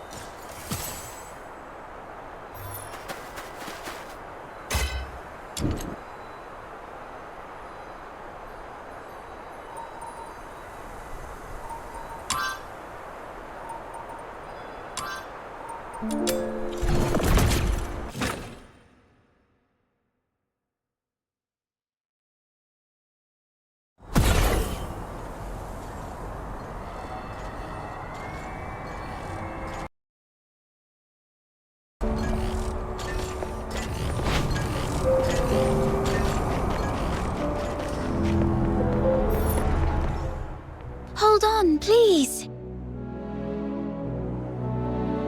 Psyche? What are you doing here? I thought I'd help show you the way. I mean, to Glevum Pit. Snow knows the way. But it's nice to have some company, especially when we're heading out of town. Yeah, outsiders can easily lose their way out there. I saw you accepted Mr. Henrik's, our request, so I thought I should help out.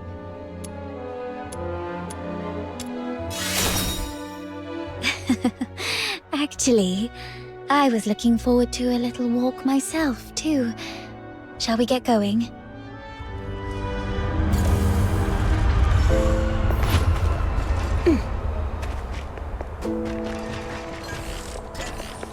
Ooh. It's been a while since I've stepped out of the city. The snow-draped conifers, the boundless lake.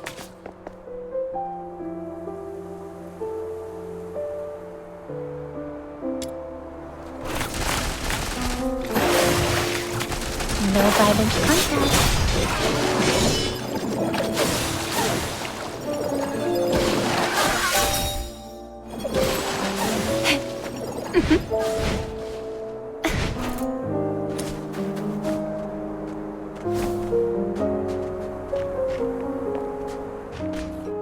The entrance to Glevum Pit is up ahead. Please be extra careful. Thank you. You've been a tremendous help, but you two should head back now. I can take it from here on my own. No way! This Demon King can't just scarp her from the battle and let the little minion think less of her. Psyche, you should also come with us. Me? Yep. Come with the Demon King to clear out this monster's den. I bet you've never been on such an adventure, right? What a pity. Your life is certainly incomplete. All right. I'm in.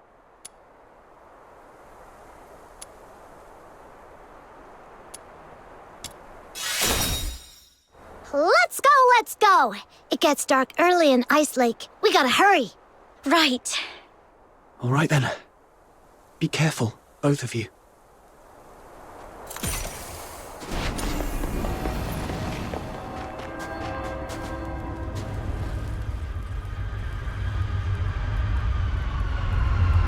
It's locked. Watch me bash it open. Ouchie! A door this thick is probably impervious to brute force. Then let's look around to see if there's another way in. Snow, does your head hurt? Let me help you. There. A little puff to ease the pain. Oh, you're so nice. When this Demon King conquers this place, I'll appoint you the gentle green-cloaked mage, the wise master of Phoxene, the inaugural Grand Duke of Pit. Guided by Snow, the Demon King, the little minion who just arrived in Ice Lake from afar, has become a brilliant Phoxhunter in a mere day. A new chapter in the legend of this Demon King! Phoxhunter is a cool name. Do they all hunt something called fox? Nah, fox hunters nowadays are actually bounty hunters. It has something to do with Phoxene a long time ago. Right. I heard it used to refer...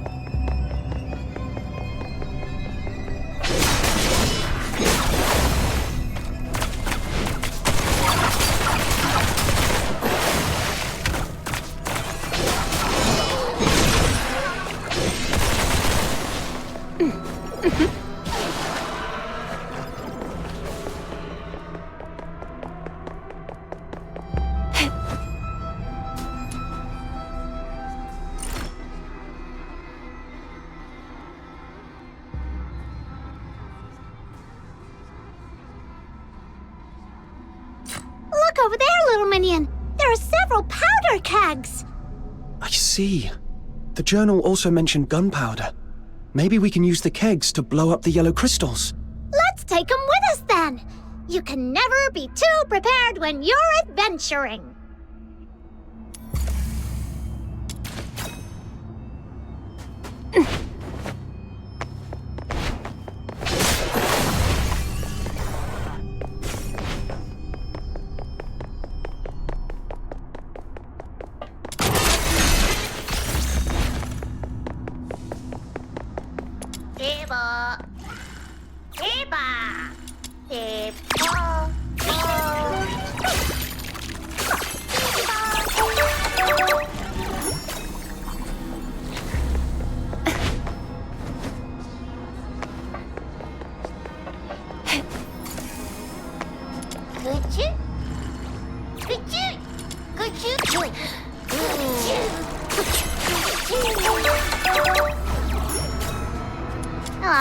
Those nasty yellow crystal spikes block our way.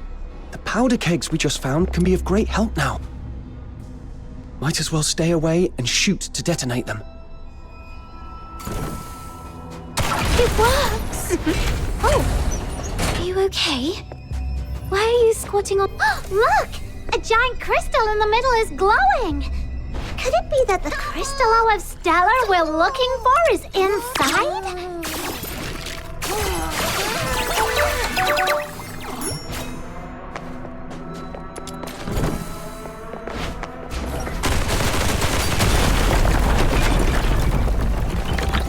That voice again! How come there are so many Filthoids coming at us out of nowhere? Perhaps they were attracted by the explosion. Get off my legs, no! I can't walk like this. You can head back to Ice Lake if you're scared. I won't make fun of you. No way. A life without some risks is not complete. All right then. I'll be right here with you to make our lives complete. I didn't slow us down earlier, so I believe I can keep going forward. Take my shiny bomb! Let the pure white Redeemer save the world! It's okay. The Filthoids have been taken care of. Oh, really? Show this Demon King the loot, then! Camilla once mentioned that Crystallo of Stella is a blue-violet crystal with nebulae swirling in it. This one is more like a chunk of silverite. That's lame. Then bring it back to Lunosmith, little minion. As for now, let this Demon King continue to lead you deeper into the pit. Yes, Your Majesty.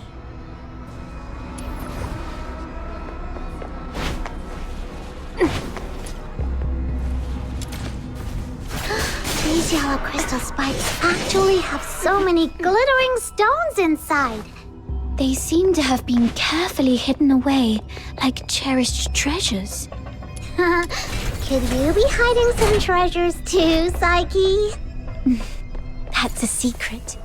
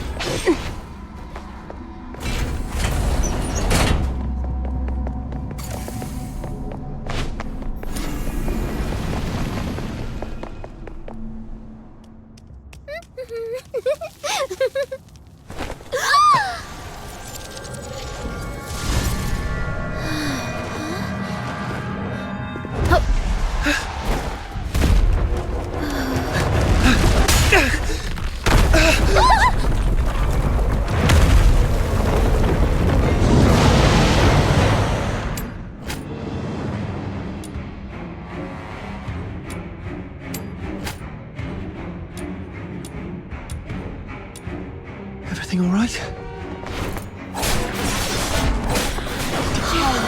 The burning sunshine. I suddenly couldn't see clearly back there and ended up startling that monster. I'm so sorry. Feeling better now? It's slowing down. Looks like those shoulder-looking parts are its weakness.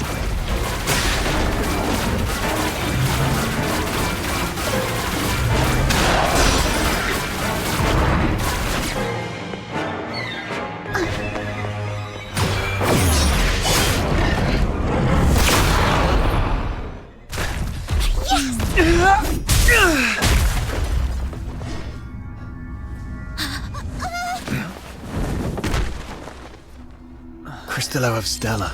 Look at its beauty. No wonder everyone wants a piece of it. What a commotion I just heard. So it was you guys that took out that giant thing? Impressive! Outsider! How come the Crystallo is in your hands? It was my little minion who first... It was just lying there with no one's name tag on it, wasn't it? Come on. In our line of work, there's no such thing as dibs.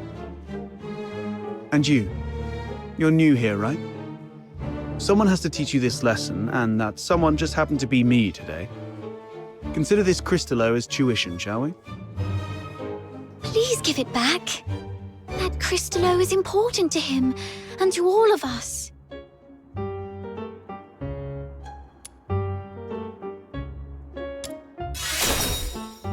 Since you refuse to be a reasonable person, this conversation is over. Easy, kiddo. Don't get mad. That's the spirit! Come on, get him! Whoa! Calm down. There's no need to resort to violence. What do you say we split it 50-50? Sound fair? Got a bit of a temper, have we? Perhaps you could talk some sense into your friend, young lady. Sure, but I'm not really familiar with the way you fox hunters handle things. No worries. You're a polite girl. I forgive you. We're sorry for not knowing the rules. So, as an apology, Mr. Outsider, we'll let you make the first strike. What? Hold on. Even if it's 2-on-1, there's no guarantee you can beat me, am I right? All right. I was joking around, trying to lighten the mood, you know. This crafty mutt ears is trying to pull more tricks. You call the shots in your little crew, right? Tell me, why did you guys go to all this trouble for this Crystallo? I knew it. Well, that makes things easier. I need this Crystallo for my own reasons, but if it's silver coins you're after, I can match that amount. If you've got a moment, I'd like to explain. Are you free tonight? Oh, that's easy. With Snow as a witness, he won't be able to weasel out. Besides, Camilla mentioned he's got a terrifying relative at home he's really scared of. Just threaten to air his dirty laundry right on his doorstep, and he'll be begging for mercy in no time. Mercy, please, your Demon King. You can rest assured. Everyone at the Asphodel knows me. Well, I've still got things to take care of here. You kids can go ahead without me. What are you up to? See these packs? If it hadn't been for this monster, their owners might be chilling at the Asphodel, sipping drinks and swapping stories. I want to see if I can identify them and return their belongings to their families. Now that I'm here, I can't just leave it be. Thank goodness it was you Daemons that broke in today. If it had been ordinary folks, they might have ended up just like them. Daemons? Those Charons who've undergone an awakening and gained special powers like us. How come you're as clueless as a newly hatched quail? I bet even that little white button mushroom beside you is more informed. Of course! Snow's really smart! Wait, what did you just call me? How rude! That's not rude, I'm just being honest. My heart is as genuine as this Crystallo. I won't descend to arguing with small potatoes like you. Come here, my little minion. Let this Demon King enlighten you. Simply put, awakening is a stage of growth every Charon goes through, usually around adulthood. During awakening, their body emits a very bright light. You must have some memory of it. After awakening, some Charons become much stronger, like you, and gain the ability to use special magic. They are called Daemons. It was that moment. No wonder I felt lighter than before. And my wounds must have healed around that time too. As for my magic ability, could it be resonance? Daemons are rare, so you guys are lucky ducks. Most Charons aren't so lucky. At best, they only get a bit sturdier.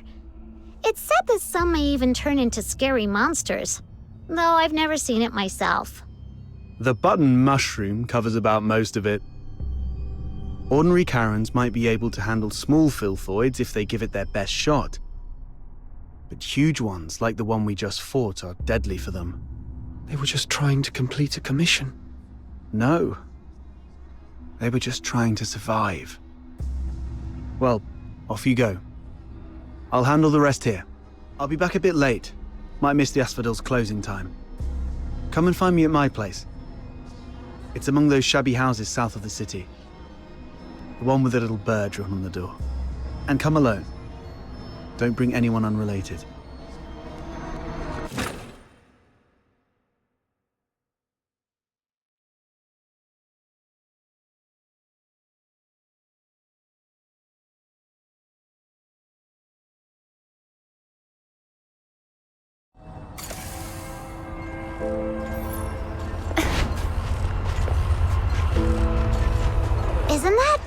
Henrik over there?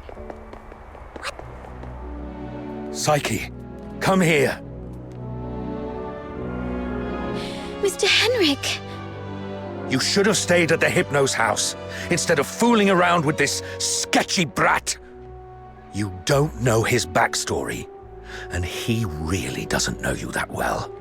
Now, where have you been? Glevum Pit. I wanted to help find the Crystallo of Stella. Forget the Crystallo. Remember what I said on your first day at the Hypnos house. Don't wander off, and inform me first if you need to go somewhere. So you do remember. Before making any decisions, think about what I've told you, and why your parents left you in my care. If anything happens that messes things up, or if people start asking questions,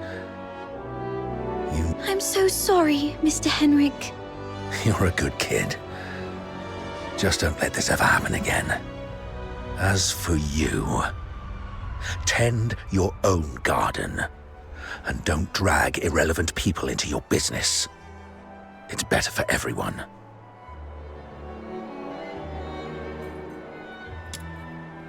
Let's talk about something else then. For example, are you this polite and friendly to everyone? No wonder that house of yours never sells. That's my problem. For you, the thing to worry about should be where to crash after tonight. By morning, I expect you to move out. Let's go home, Psyche.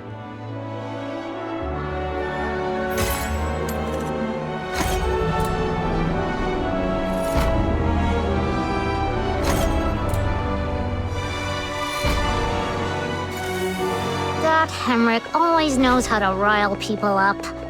I just hope he won't be too harsh on Psyche. I bet After you all, try this is my last night in that house. I need to talk to Outsider. You two are gonna have that secret little talk without me, huh? That Outsider is such a pest. Like I care. Off you go. I'm gonna go chill out at the Asphodel.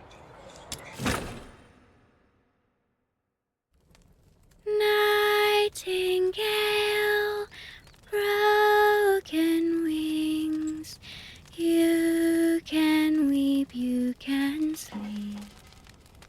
Nightingale, rise above, you will free, you will see.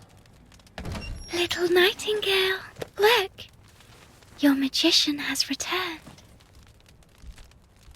Outsider! You're home so late today. Where have you been adventuring? Was it in the dense woods where snow wolves prowl? Or the swamp witch's tower? I didn't go anywhere. Today is Miss Fina's birthday, so I stayed in Ice Lake.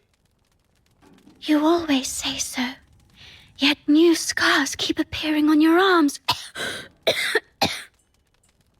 But this time it's true. Look, I went out today to get this for you. Is this a cake? But there aren't any cake shops in the neighborhood. I have my ways. You know, I am a magician of extraordinary wisdom. Moreover, I have something else to show you. Close your eyes and count down from 5 to 1.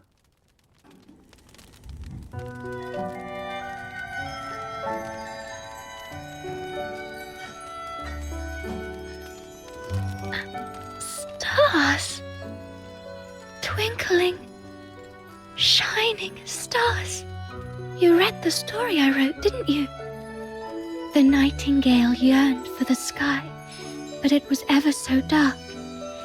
If only I could see the stars once, she wished silently.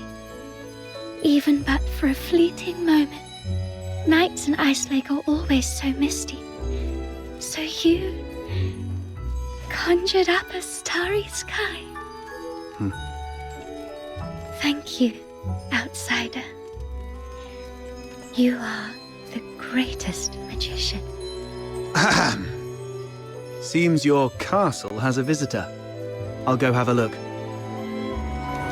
Hey, you're here. Come on in. Who is this gentleman?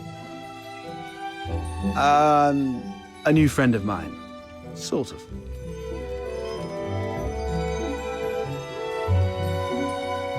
Pleased to meet you.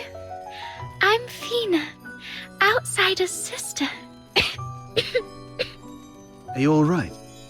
I'll get you some warm water. It's okay, I'm fine. Just happy to have a friend of Outsider's over. Would you like to join our tea party? We'll have sweet cake. A tea party? It's just water. Don't get hung up on the details. Just play along. What's wrong, sir? Nothing. It's just that the cake is quite sweet. Which reminds me of my family. She used to season food with lots of sugar. The island we grew up on had plenty of fish and salt, but sugar was a rarity. So when we were little, we never really got to have any. She's only a few years older than me. But from a young age, she began working as a helper for the neighboring fishermen. One time, that fisherman somehow got his hands on some imperial supplies, including 2 jars of sugar. And she traded half a month's wages for one small jar. It was the first time she'd got hold of any sugar. And she didn't know how to use it, simply knowing that it was something valuable and delicious. She poured it all into the fish stew. By the time we grew up and started earning more, sugar wasn't such a luxury anymore. But whenever she cooked, she still added a lot of sugar out of habit. Goodness, that sounds horrible. I can almost smell that fishy, sickly, sweet odor. She owes you an apology.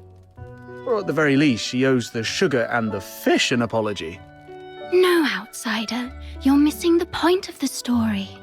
I believe that lady who always used a lot of sugar was also a great magician. So, in our guest's eyes, everything related to her was wonderful, even the unbearably sweet meals. Okay, whatever Fina says.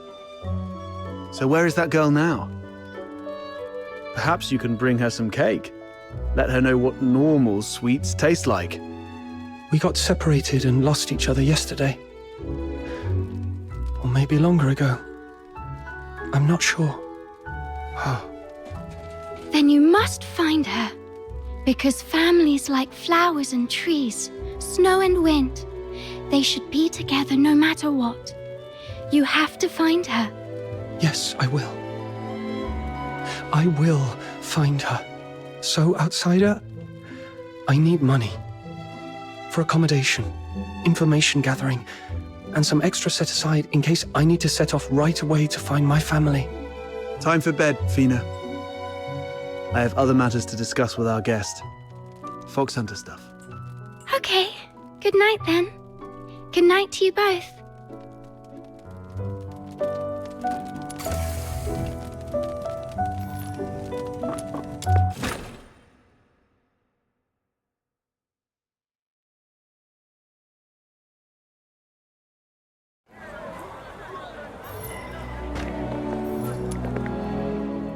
Time to get down to business. I mean, about what happened at the pit today. Sorry that I took your Crystallo. I had to do that so we could talk in private here.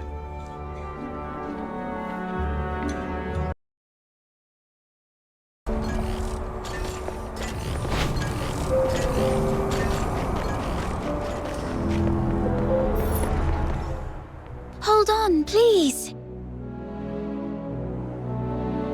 Psyche? What are you doing here? I thought I'd help show you the way. I mean, to Glevum Pit. Snow knows the way. But it's nice to have some company, especially when we're heading out of town. Yeah, outsiders can easily lose their way out there. I saw you accepted Mr. Henrik's, our request, so I thought I should help out.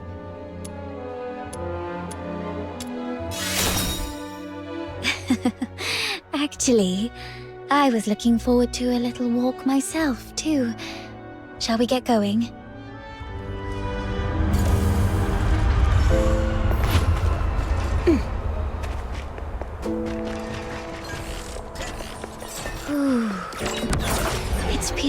while since I've stepped out to the city. The snow-draped conifers, the boundless lake.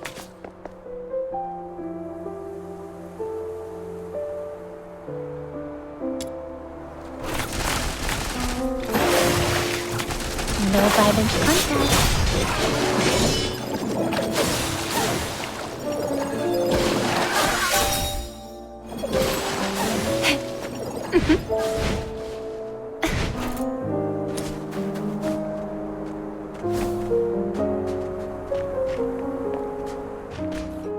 The entrance to Glevum Pit is up ahead. Please be extra careful. Thank you. You've been a tremendous help. But you two should head back now. I can take it from here on my own. No way! This Demon King can't just scarp her from the battle and let the little minion think less of her. Psyche, you should also come with us. Me? Yep. Come with the Demon King to clear out this monster's den. I bet you've never been on such an adventure, right? What a pity. Your life is certainly incomplete. All right. I'm in.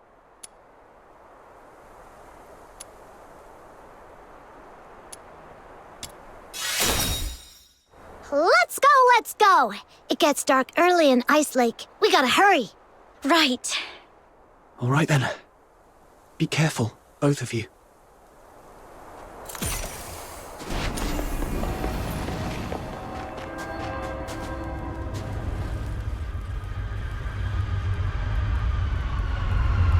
It's locked. Watch me bash it open. Ouchie! A door this thick is probably impervious to brute force. Then let's look around to see if there's another way in. Snow, does your head hurt? Let me help you. There. A little puff to ease the pain. Oh, you're so nice. When this Demon King conquers this place, I'll appoint you the gentle green-cloaked mage, the wise master of Phoxene, the inaugural Grand Duke of Glevum Pit. Guided by Snow, the Demon King, the little minion who just arrived in Ice Lake from afar, has become a brilliant Phoxhunter in a mere day. A new chapter in the legend of this Demon King! Phoxhunter is a cool name. Do they all hunt something called fox? Nah, fox hunters nowadays are actually bounty hunters. It has something to do with Phoxene a long time ago. Right. I heard it used to refer...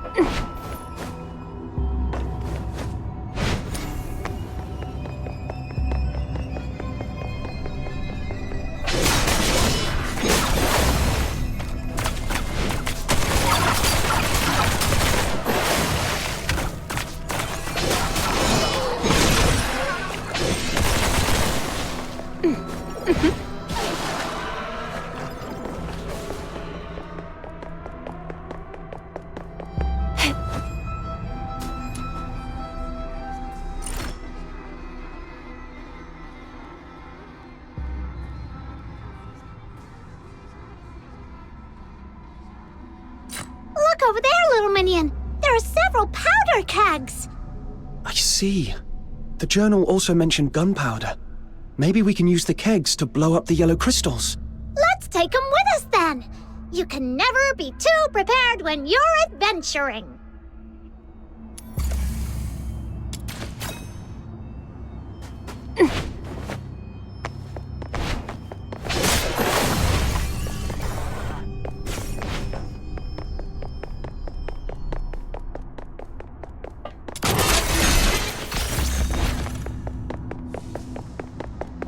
Eba!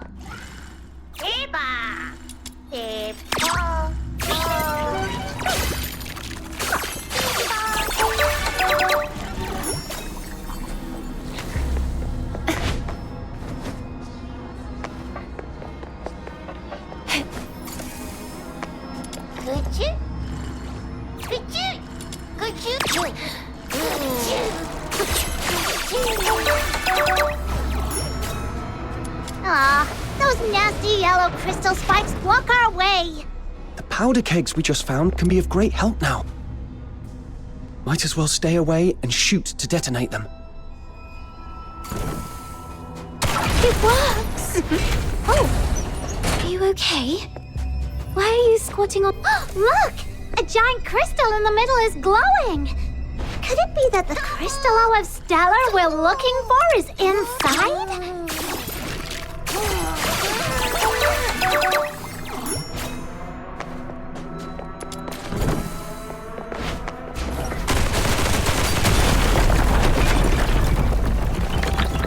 Voice again! How come there are so many Stillfoids coming at us out of nowhere? Perhaps they were attracted by the explosion. Get off my legs, no! I can't walk like this. You can head back to Ice Lake if you're scared. I won't make fun of you. No way. A life without some risks is not complete. All right then. I'll be right here with you to make our lives complete. I didn't slow us down earlier, so I believe I can keep going forward. Take my shiny bomb! Let the pure white Redeemer save the world! It's okay. The Filthoids have been taken care of. Oh, really? Show this Demon King the loot then! Camilla once mentioned that Crystallo of Stella is a blue-violet crystal with nebulae swirling in it. This one is more like a chunk of silverite. That's lame. Then bring it back to Lunosmith, little minion. As for now, let this Demon King continue to lead you deeper into the pit. Yes, Your Majesty.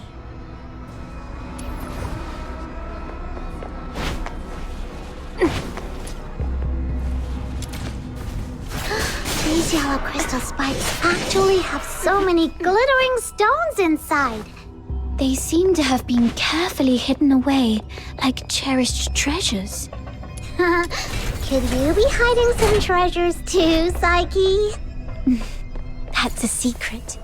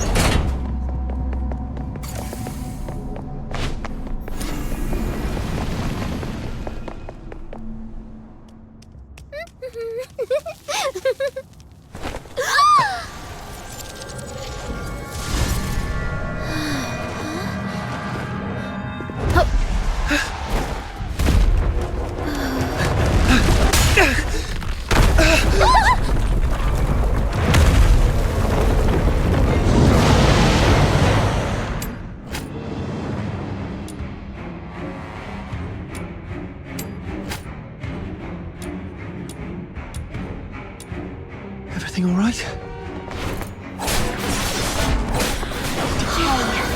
Burning sunshine. I suddenly couldn't see clearly back there and ended up startling that monster. I'm so sorry. Feeling better now? It's slowing down. Looks like those shoulder-looking parts are its weakness.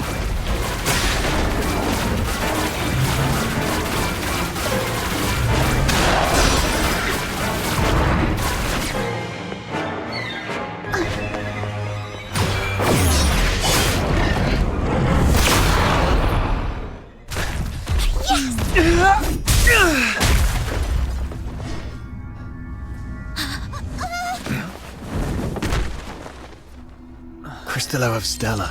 Look at its beauty. No wonder everyone wants a piece of it. What a commotion I just heard. So it was you guys that took out that giant thing? Impressive. Outsider! How come the Crystallo is in your hands? It was my little minion who first... It was just lying there with no one's name tag on it, wasn't it? Come on. In our line of work, there's no such thing as dibs. And you're new here, right? Someone has to teach you this lesson, and that someone just happened to be me today. Consider this Crystallo as tuition, shall we? Please give it back. That Crystallo is important to him, and to all of us.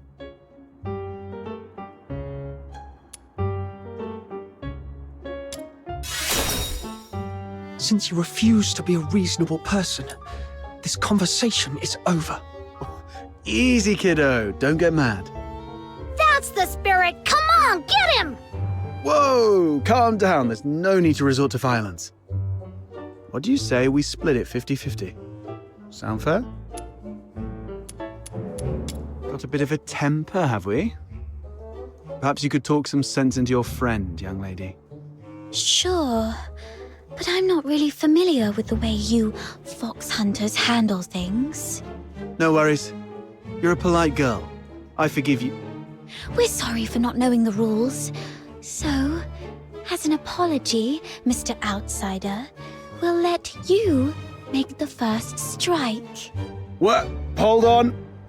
Even if it's 2-on-1, there's no guarantee you can beat me, am I right? All right. I was joking around, trying to lighten the mood, you know. This crafty mutt ears is trying to pull more tricks. You call the shots in your little crew, right? Tell me, why did you guys go to all this trouble for this Crystallo? I knew it. Well, that makes things easier. I need this Crystallo for my own reasons, but if it's silver coins you're after, I can match that amount. If you've got a moment, I'd like to explain. Are you free tonight? Oh, that's easy. With Snow as a witness, he won't be able to weasel out. Besides, Camilla mentioned he's got a terrifying relative at home he's really scared of. Just threatened to air his dirty laundry right on his doorstep, and he'll be begging for mercy in no time. Mercy, please, your Demon King. You can rest assured. Everyone at the Asphodel knows me. Well, I've still got things to take care of here. You kids can go ahead without me. What are you up to? See these packs? If it hadn't been for this monster, their owners might be chilling at the Asphodel, sipping drinks and swapping stories. I want to see if I can identify them and return their belongings to their families. Now that I'm here, I can't just leave it be. Thank goodness it was you Daemons that broke in today. If it had been ordinary folks, they might have ended up just like them. Daemons? Those Charons who've undergone an awakening and gained special powers like us. How come you're as clueless as a newly hatched quail? I bet even that little white button mushroom beside you is more informed. Of course! Snow's really smart. Wait, what did you just call me? How rude! That's not rude, I'm just being honest. My heart is as genuine as this Crystallo. I won't descend to arguing with small potatoes like you. Come here, my little minion. Let this Demon King enlighten you. Simply put, awakening is a stage of growth every Charon goes through, usually around adulthood. During awakening, their body emits a very bright light. You must have some memory of it. After awakening, some Charons become much stronger, like you, and gain the ability to use special magic. They are called Daemons. It was that moment. No wonder I felt lighter than before. And my wounds must have healed around that time too. As for my magic ability, could it be resonance? Daemons are rare, so you guys are lucky ducks. Most Charons aren't so lucky. At best, they only get a bit sturdier. It's said that some may even turn into scary monsters, though I've never seen it myself. The button mushroom covers about most of it. Ordinary Charons might be able to handle small filthoids if they give it their best shot. But huge ones, like the one we just fought, are deadly for them. They were just trying to complete a commission. No. They were just trying to survive. Well, off you go. I'll handle the rest here. I'll be back a bit late. Might miss the Asphodels' closing time. Come and find me at my place. It's among those shabby houses south of the city. The one with the little bird drawn on the door. And come alone. Don't bring anyone unrelated.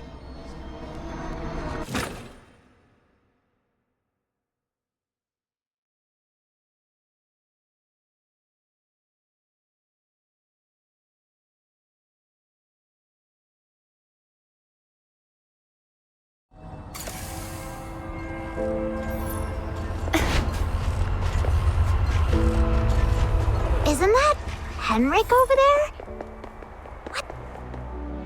Psyche, come here. Mr. Henrik! You should have stayed at the Hypno's house, instead of fooling around with this sketchy brat. You don't know his backstory, and he really doesn't know you that well. Now, where have you been? Glevum Pit. I wanted to help find the Crystallo of Stella. Forget the Crystallo. Remember what I said on your first day at the Hypnos house. Don't wander off, and inform me first if you need to go somewhere. So you do remember. Before making any decisions, think about what I've told you, and why your parents left you in my care. If anything happens that messes things up, or if people start asking questions, I'm so sorry, Mr. Henrik. You're a good kid. Just don't let this ever happen again. As for you, tend your own garden, and don't drag irrelevant people into your business. It's better for everyone.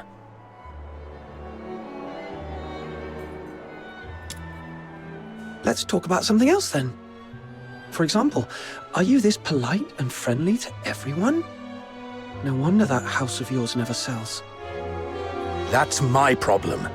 For you, the thing to worry about should be where to crash after tonight. By morning, I expect you to move out. Let's go home, Psyche.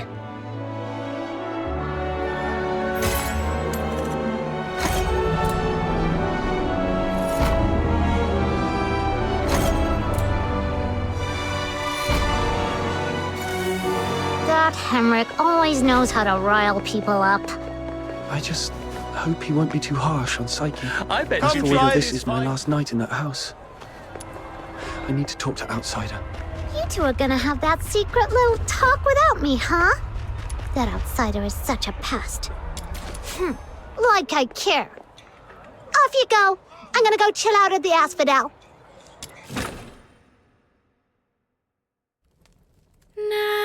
Nightingale, broken wings. You can weep, you can sleep. Nightingale, rise above. You will free, you will see. Little Nightingale, look. Your magician has returned. Outsider! You're home so late today. Where have you been adventuring? Was it in the dense woods where snow wolves prowl? Or the swamp witch's tower? I didn't go anywhere. Today is Miss Fina's birthday, so I stayed in Iceleg. You always say so. Yet new scars keep appearing on your arms. But this time it's true. Look, I went out today to get this for you. Is this a cake? But there aren't any cake shops in the neighborhood. I have my ways. You know, I am a magician of extraordinary wisdom. Moreover, I have something else to show you. Close your eyes and count down from 5 to 1.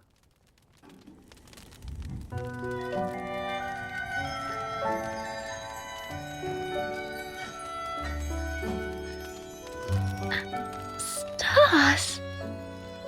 Twinkling, shining stars. You read the story I wrote, didn't you? The nightingale yearned for the sky, but it was ever so dark. If only I could see the stars once, she wished silently. Even but for a fleeting moment. Nights in Ice Lake are always so misty. So you conjured up a starry sky. Thank you, outsider. You are the greatest magician. Ahem. Seems your castle has a visitor. I'll go have a look. Hey, you're here. Come on in. Who is this gentleman? A new friend of mine. Sort of.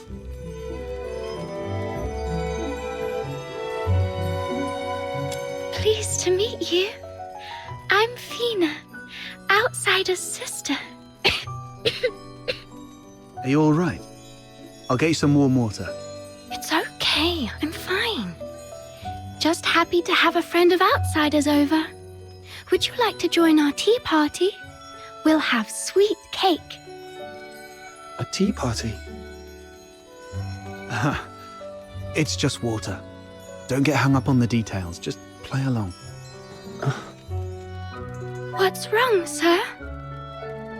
Nothing. It's just that the cake is quite sweet. Which reminds me of my family. She used to season food with lots of sugar. The island we grew up on had plenty of fish and salt, but sugar was a rarity. So when we were little, we never really got to have any. She's only a few years older than me. But from a young age, she began working as a helper for the neighboring fishermen. One time, that fisherman somehow got his hands on some imperial supplies, including 2 jars of sugar. And she traded half a month's wages for 1 small jar. It was the first time she'd got hold of any sugar. And she didn't know how to use it, simply knowing that it was something valuable and delicious. She poured it all into the fish stew. By the time we grew up and started earning more, sugar wasn't such a luxury anymore. But whenever she cooked, she still added a lot of sugar out of habit. Goodness, that sounds horrible. I can almost smell that fishy, sickly, sweet odor. She owes you an apology. Or at the very least, she owes the sugar and the fish an apology. No, outsider. You're missing the point of the story. I believe that lady who always used a lot of sugar was also a great magician. So, in our guest's eyes, everything related to her was wonderful, even the unbearably sweet meals. Okay, whatever Fina says. So where is that girl now? Perhaps you can bring her some cake. Let her know what normal sweets taste like.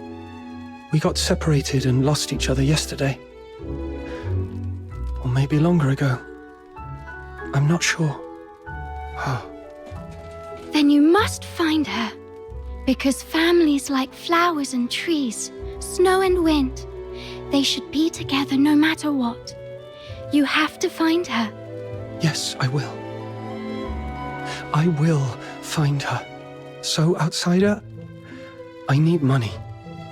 For accommodation, information gathering, and some extra set aside in case I need to set off right away to find my family. Time for bed, Fina. I have other matters to discuss with our guest. Phoxhunter stuff. Okay, good night then. Good night to you both.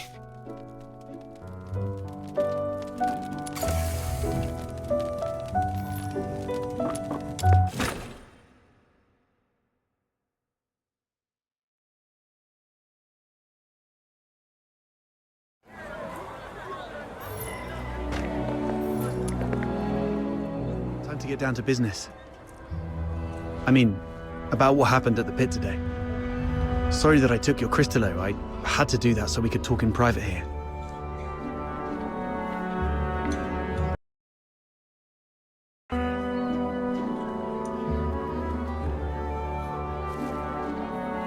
If you're talking about the girl in green, yes.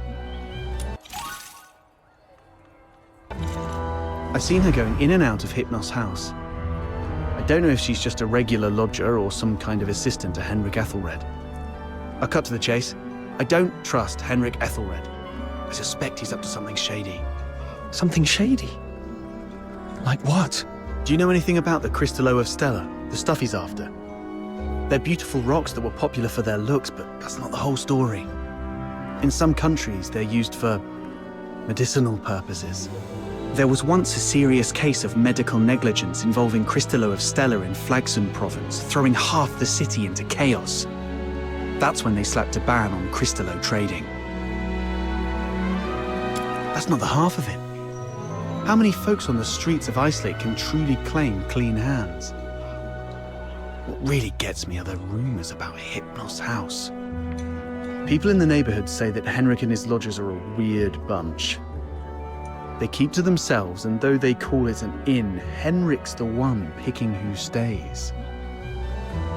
Some have peeked inside. The lodgers there are all young people under 20. Stranger still, you see them go in but never out. No one knows where those young lodgers end up. Yes, I've heard some haunted house rumors as well. Makes you wonder. But speaking of which, how did you get onto this? There's this Phoxhunter boy I used to work with named Hunt. He went missing a month ago, last seen by the scrap picker girl, right outside the Hypnos house. A couple of days ago, I went over there and ended up in a blazing row with Henrik. Even with a dagger to his throat, he kept quiet about Hunt. He just stood there, sneering. You know quite well what would happen to a Charon harming a Solar. I know you have a sister. Better stay out of it for her sake. Damn it, I really want to throw him into the Lamenting Lake. Anyway, I must find out what happened to Hunt and what Henrik is really up to. It's not just for Hunt. I do this mostly for Fina. I don't want to see anyone I care about living in fear anymore. In that case, I'm worried about someone too. I mean Psyche, the girl in green you mentioned. If anything happens that messes things up, or if people start asking questions, you know what's at stake. Whatever's going on with Henrik, that's not my business. But if he's really up to something, I'm worried Psyche might get hurt. Good. We have a common cause then.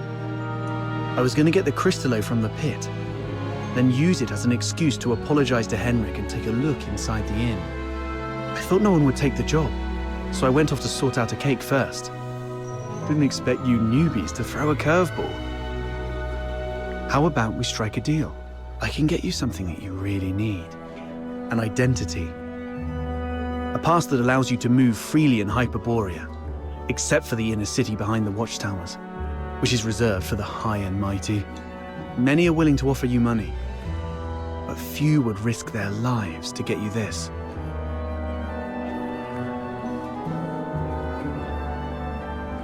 Just a guess. So you really don't have a travel permit, huh?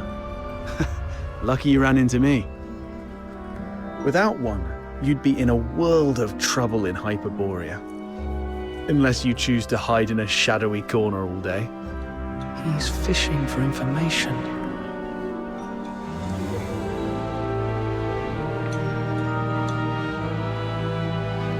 There are things in this city that money can't buy. Especially those that could land you in hot water. What you need is the invisible thread of connections between people. Without a travel permit, it's indeed difficult to get around in Hyperborea. So what's the catch? Give you the Crystallo? No, you can have it. And you can trade it with Henrik for silver coins if you want. All I need from you is find a way to get in there and investigate the Hypnos house. You're not one of the locals, so he might not be on his guard as much. You have a bigger chance to actually find something. Trade a little snooping for a travel permit. I think I can handle that. It sounds easy, but you should be careful. Meet me here at 12 tomorrow with anything you've found.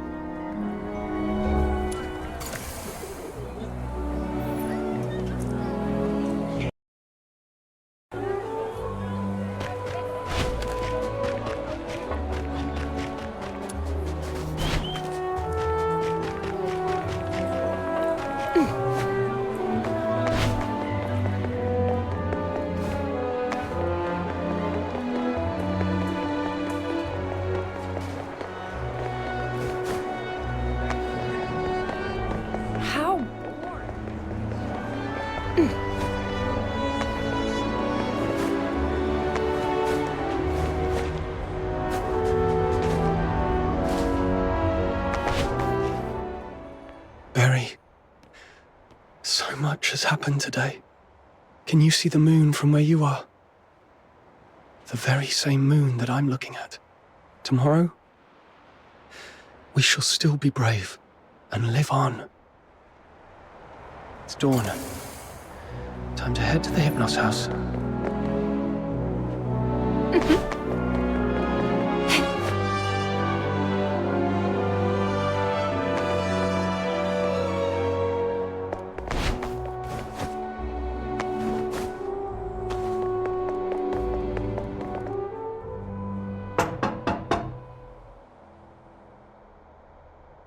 It's me. What are you doing here? Didn't I ask you to leave in the morning? I've got what you were looking for. The Crystallo of Stella. No one asked for you to come here. Go to the Asphodel and give it to Camilla Scarlet. I'm not from here. I'm not familiar with Ice Lake's ways. Where I come from, a deal means cash in one hand, goods in the other. If you're not interested, Mr. Henrik, I might just go looking for another buyer. Come on in.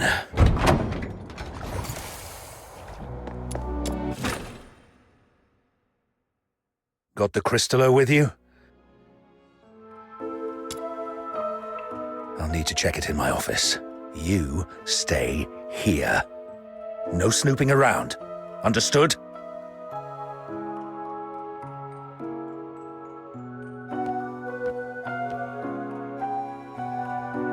See? A little flower pinned to your hair would really make you look good. Psyche! What are you doing here? Does Mr. Henrik know about this? Oh, please come with me. Could you wait here for a moment, Elisa? I'll be right back.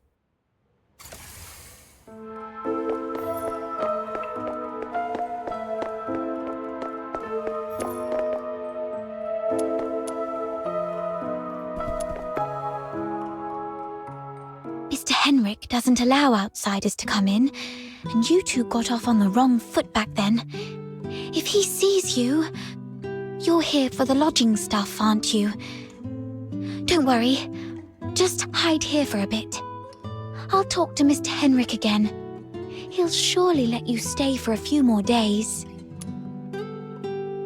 Ah, really? That's great. But that man is so domineering. How did you make that happen?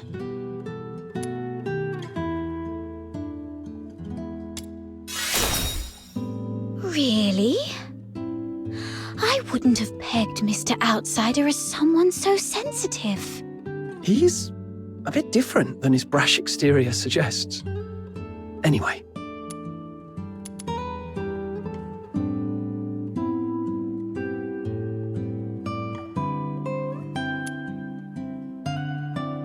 I've got off on the wrong foot with Mr. Henrik, so I'm looking to make amends with him.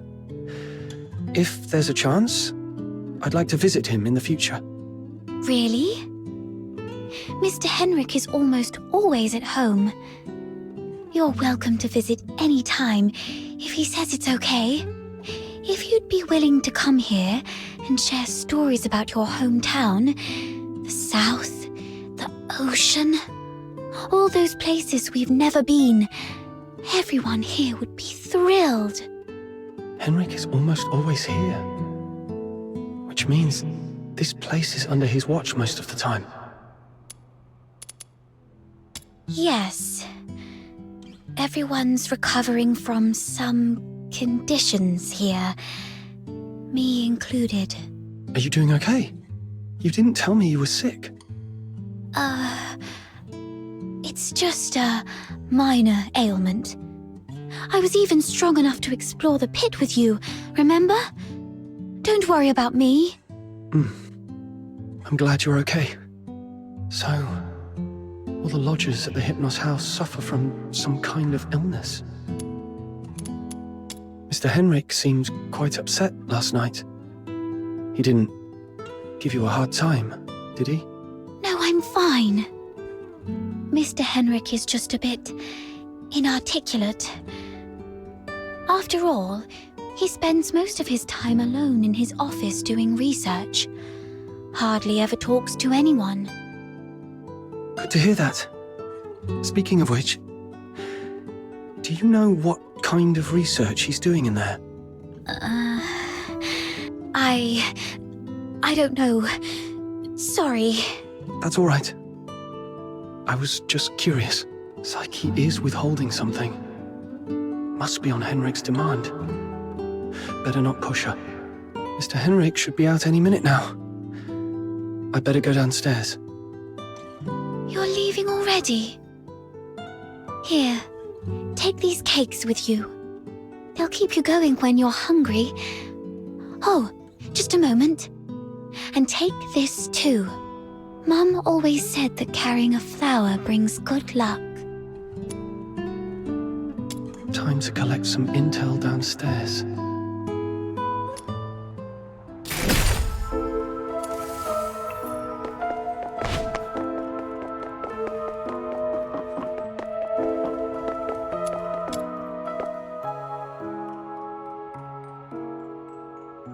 Don't touch that door.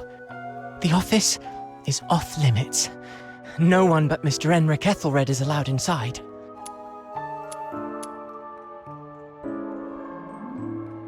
No need for unnecessary curiosity. There's nothing interesting there. Only misfortune. Cleaning, dusting. Every day, every shelf, every door. Everything gets wiped down. You don't get it. It's a habit. Filling life with regular tasks. That's what habit is. Like how I clean here daily. Or how Psyche waters her flowers twice a day. Habit fills the void inside. He seems quite disciplined. Probably a good role model for me. Mr. Henrik? He does have some habits. Let me see. When peeling apples, the peel mustn't break. The number of steps from the bathroom to the office has to be even. Every month, he goes out at precisely 8 p.m. on the 20th, then returns to double-check the door lock 3 times. These habits are quite personal, though. I doubt they'd offer much for you to learn from.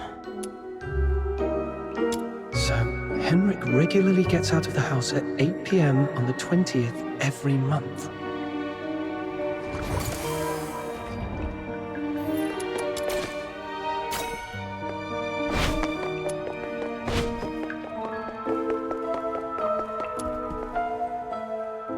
Why? Not only did you leave me, but even the pocket watch you gave me has stopped. It's all right. We'll meet again very soon. Hunt. Huh? Who are you? I haven't seen you before. Are you from the outside? Were you eavesdropping?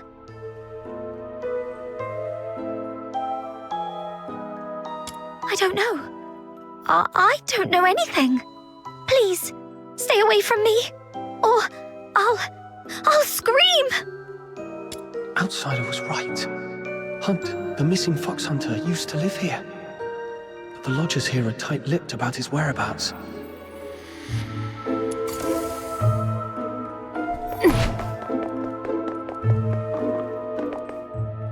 Phoxhunter, I've checked it. The Crystallo is authentic, and its purity matches the small sample I had before. Good job. Here you go. 3,000 silver coins, and this signed receipt.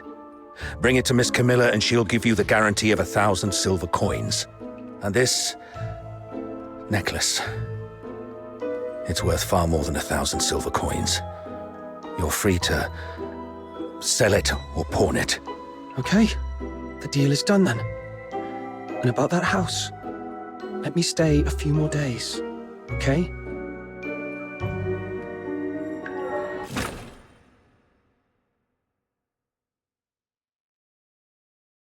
I couldn't get into the office. I've managed to gather some useful intel. Time to see Outsider.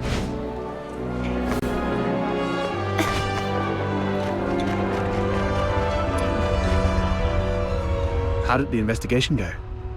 Couldn't get to the bottom of his story, but I did make some discoveries. So, it's actually a sanatorium. What's there to hide about that? I mean, it's true that Charons lead hard lives, but seeking medical help isn't forbidden. Right. I also learned that someone there knew your missing friend, Hunt. Hunt was quite healthy before he disappeared. So, what illnesses do those lodgers have? No idea. They refuse to talk. Or more likely, Henrik forbids them to. Is Henrik targeting the sick? That's even more disturbing. I'm gonna have to add extra locks and remind Fina to lock the door all the time. Anyway, what exactly happened to Hunt? That's Henrik's office. The lodgers say it's off limits. Nobody but Henrik himself can get in. The door is securely locked and watched. Plus, Henrik himself is in there. I didn't want to be hasty. Smart decision. If Henrik lost it, who knows what might happen. But the locked door isn't the only entrance to that room. When I left, I scoped out the house. It appears the room connects to the chimney on the roof. That's impressive. I'm glad I found you to team up with. So, we just need to find a time when Henrik isn't around. I chatted with the lodgers there and dug out some intel. Henrik has a peculiar routine. He always leaves the house at 8 p.m. on the 20th of every month. Great. That's our window of opportunity to investigate him. We need to figure out how to secretly follow him. Or sneak into the Hypnos house. So, here's our plan. On the 20th of this month, while Henrik is out, we'll try and get into the locked office through the chimney. That room is exclusive to Henrik, so we won't be noticed. You're quite sharp. I'm even considering a long-term partnership with you. Oh, I've been meaning to ask. Since you took down that monster in the pit, you must be pretty skilled in physical combat, right? I wasn't particularly strong, but I've been stepping up my game lately. All right. Over the next few days, let me teach you some fighting skills. It's always good to be prepared. We'll start tomorrow then. And hey, next time you run into Camilla, let her know we've teamed up for now. It'll make our partnership seem legit. It's still early. Maybe I can go to the Asphodel, see if there's any new commissions to take on. Also, Psyche seems a bit lonely. Maybe I should try to make some time for her before leaving Ice Lake.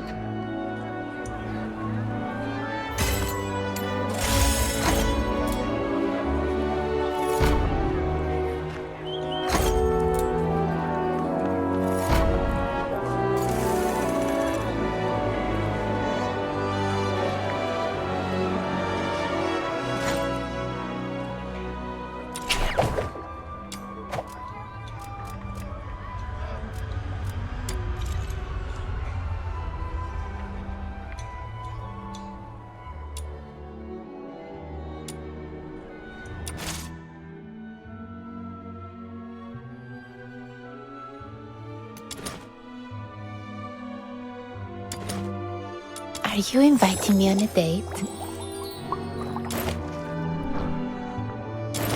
Gilbert! Wakey wakey! It's time to leave.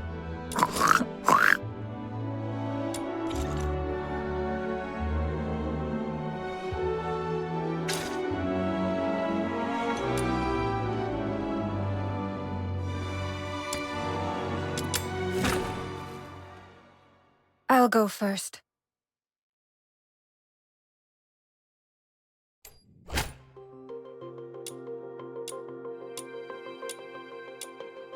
Filbert! Let's go, go, go! The Forsaken have set up a dangerous bomb here. If we don't destroy it, everyone's lives will be in grave danger. The client mentioned 3 members from the Forsakens are behind this explosion. I'll let you know if I find him. Taking him down before breaking Finale Flare's detonator should smooth things over for the mission.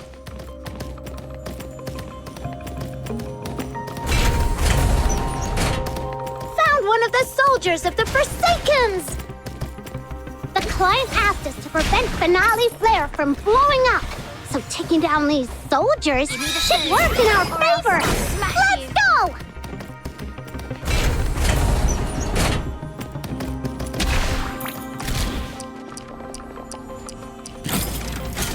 The special commissary's here. Feast till forever.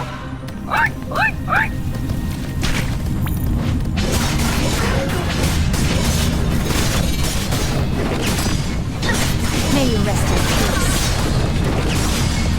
Did it knock you flying?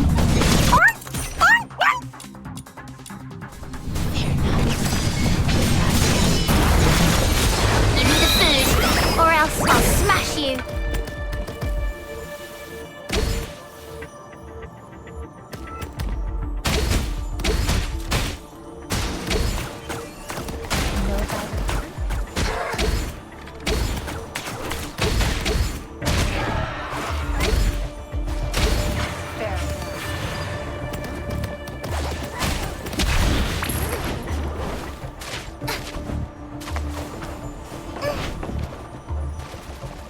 Commissary's coming.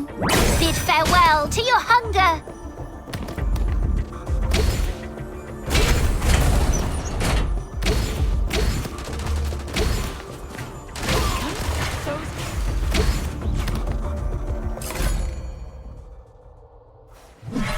Let's have a celebratory feast. No, that'd be a waste of food.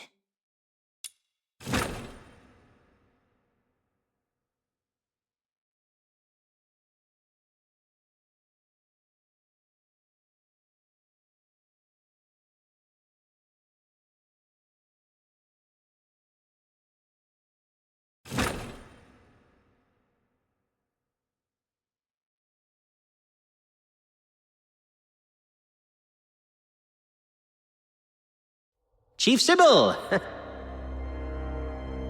There's a piece of bad news, and another that might be considered bad as well.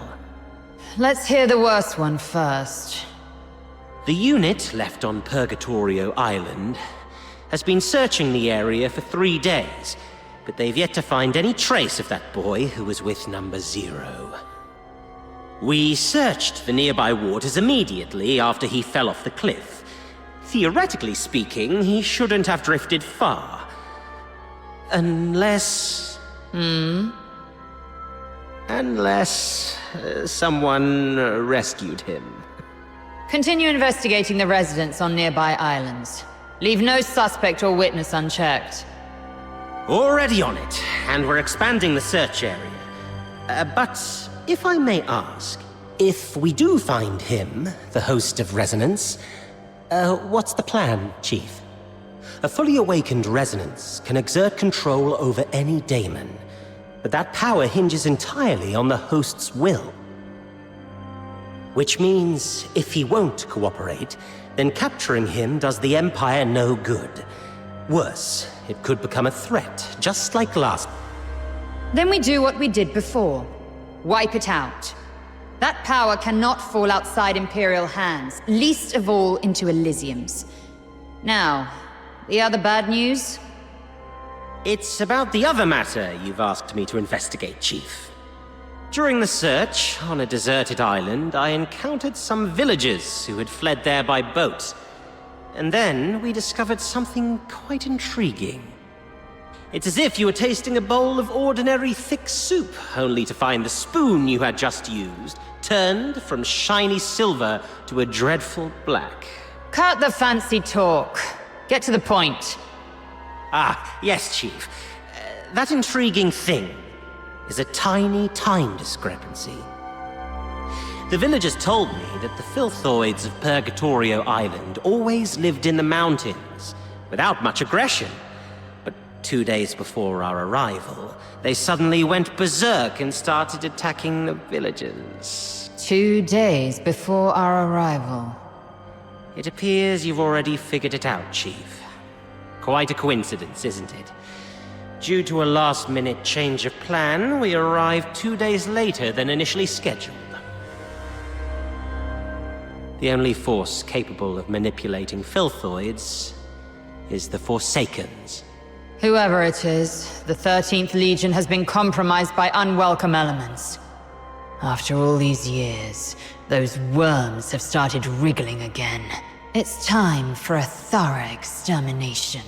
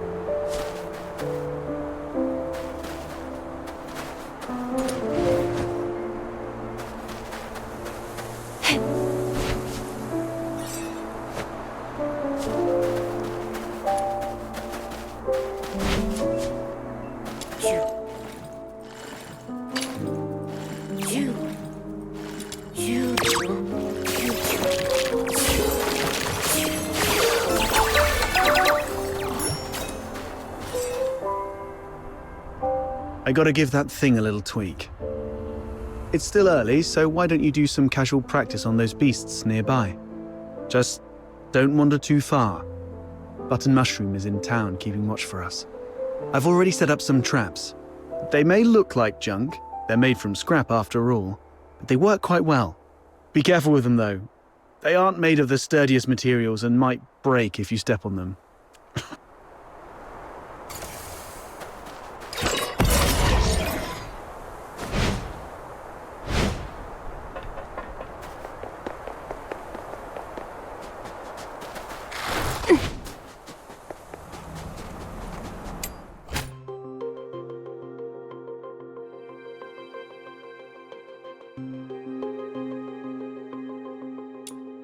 These things on the ground must be Outsider's traps. This is really something. I didn't know Outsider had such a knack for this.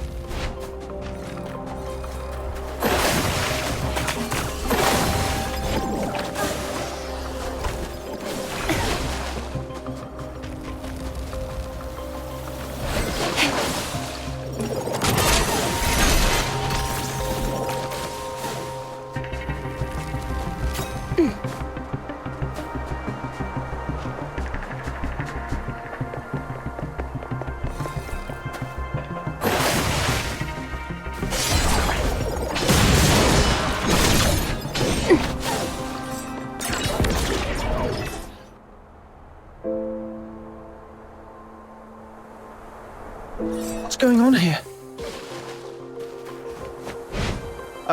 Well, I made a bit of noise while tweaking that thing and these little critters just came at me. Come on, my friend. Help me out here. Serves you right. Fine.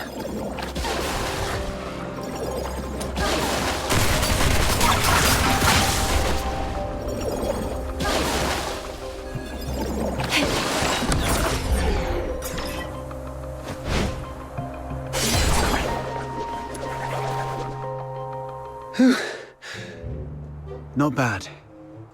You've improved a lot these past few days. Still, there's more to learn. For example, with larger beasts and filthoids, they're fast, but clumsy. So you can stand in front of something solid like a wall or a tree and provoke it to charge at you. Then, dodge its charge to let it knock itself out.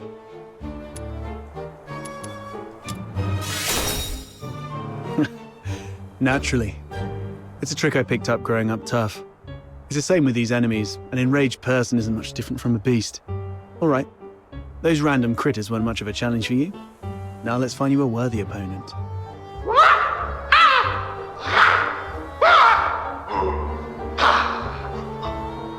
What's this? Is it your voice howling in there? A piece of scrap metal I picked up from the scavenger girl. It's tougher than it looks, and those filthoids can't easily smash it. I've stuck a loudspeaker inside to lure them. Ah, look, here they come.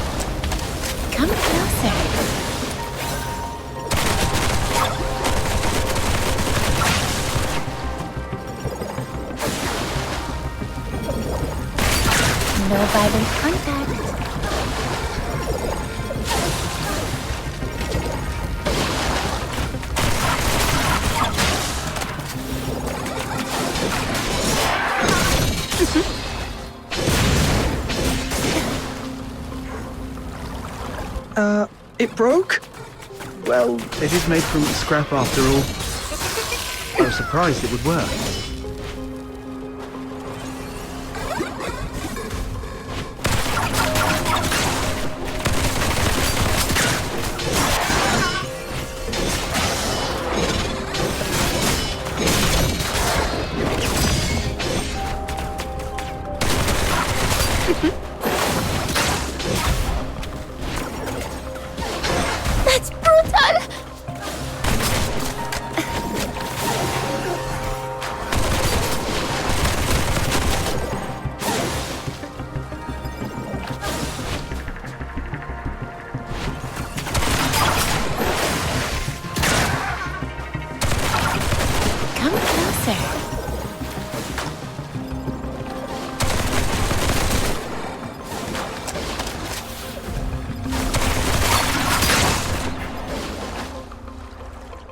Not bad. Your combat skill has gotten sharper than I thought. So quickly you've become a fully fledged Phoxhunter. The young nowadays do have talent. The sun's going down. Let's go. It's time to meet Button Mushroom. I wonder if everything on her side went smoothly.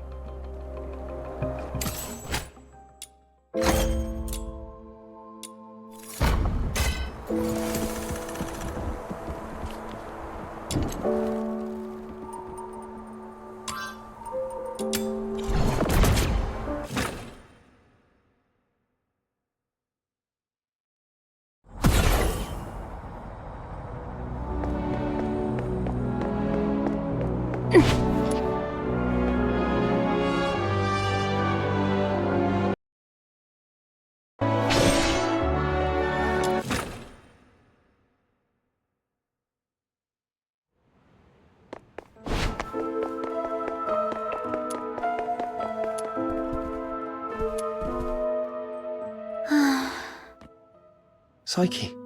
Huh? Is that you? I promised to come check up on you, remember? Your eyes. Are you having trouble seeing things again? Like what happened at the pit? Yeah. My vision's a bit blurry again. Don't worry. It's just an old problem acting up. I might be a bit tired. A few days rest should help.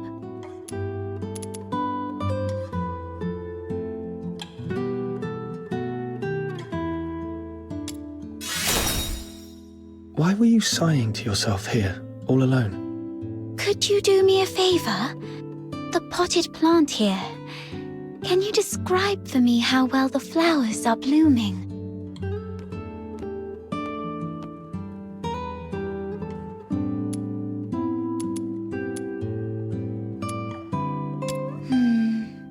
Like I guessed. Could you take a closer look? The well-being of flowers hinges on careful observation, but I can't do that now.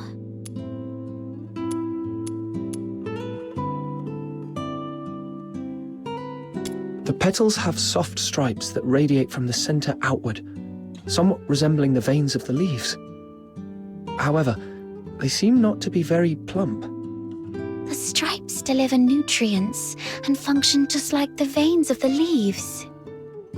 Although the flowers usually steal our attention, they're not that different when compared to leaves. Both parts of the plant are doing their best to respire and grow. Let me see. If they look shriveled, they may be low on nutrients. The flowers are bright yellow, a very vibrant hue. I love yellow flowers. They remind me of the sun and warm my heart. The petals don't have smooth edges. Instead, there are plenty of irregular gaps running along the margins. Right. Try touching the petals softly. I love running my fingers along the edges of petals. Every petal feels different, as if they have their own story to tell. But these petals seem to have lost their shine. The edges are dark and curled, as though they've been burnt. I believe the flowers are thirsting for some water. I think I understand the issue now. Thank you. Is this kind of flower hard to care for? No, it's quite resilient actually. It can even thrive in places with long winters, like Ice Lake. As long as it is well trimmed, fertilized, and given the proper humidity and temperature, it can bloom beautifully for weeks on end. But I didn't do it well. I'm far from being as good a florist as my parents.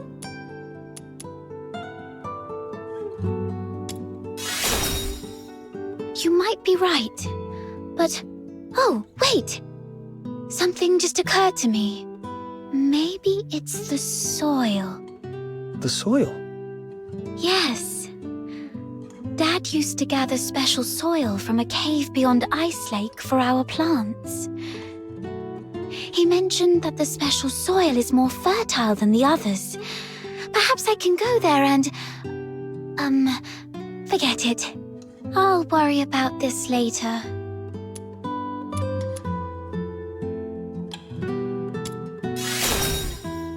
Don't worry. I can collect some for you. You don't have to do that. Just coming here and talking with me is already... It's okay. I'll have to leave town for the commissions anyway. Gathering soil isn't that hard. So where's that cave you mentioned? Thank you. Oh no. I was about to say thank you, but I think we're beyond such formalities with each other. Let me give you the location of the cave.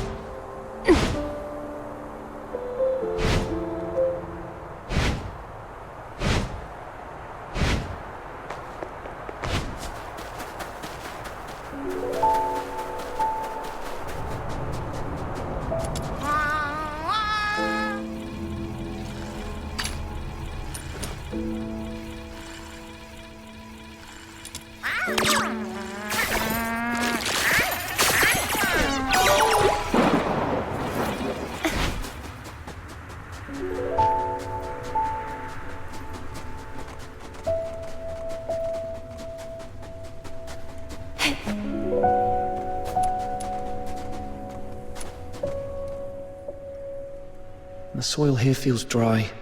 Perhaps I should look elsewhere?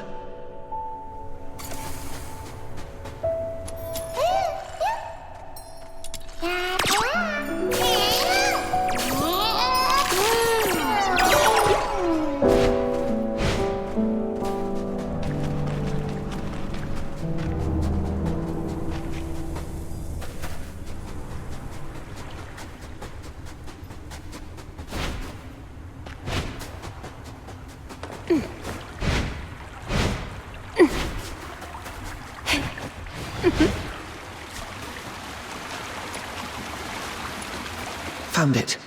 The soil is soft, and the wetness feels right. I should collect more. Okay, this should be enough. Time to head back and bring it to Psyche.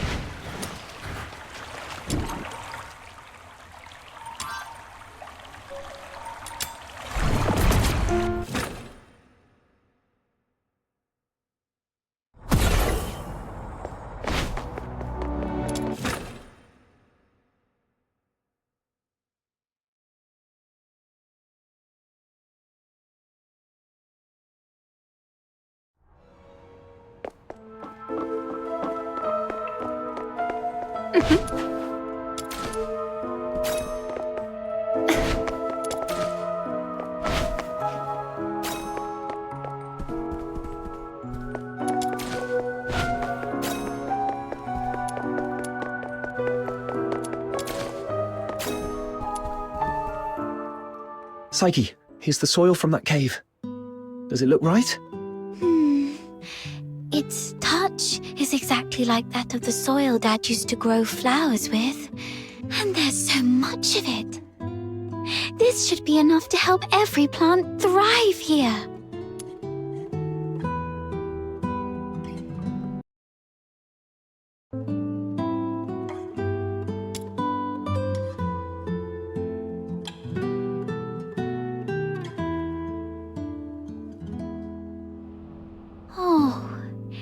It's that flower I gave you. And you've been carrying it around all this time. Of course. It's a precious gift. You love these flowers, don't you? Is it okay for you to pluck one from the plant and give it away? I was not when I was little. Have you seen freshly cut flowers sold at the florist? I never liked that practice. It always made me feel sorry for the flowers. Flowers, stems, and leaves all belong to the same plant, yet people cut the flowers to admire their beauty, leaving them to wilt and die alone.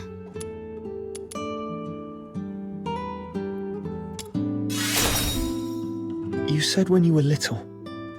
Does that mean you feel differently now? Not entirely, but can I ask you something first? What do you think about flowers that are plucked from their plants?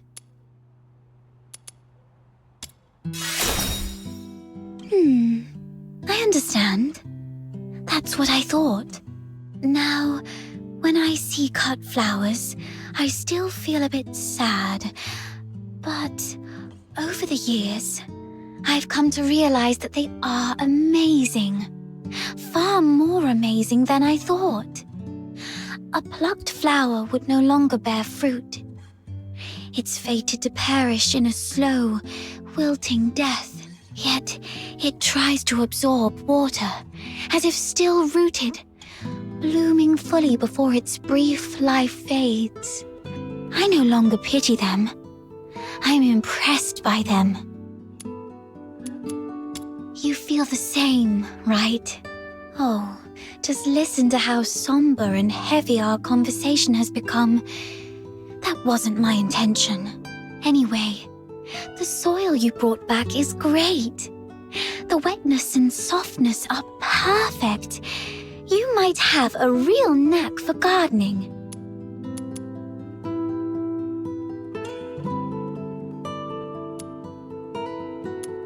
You are such a wonderful person.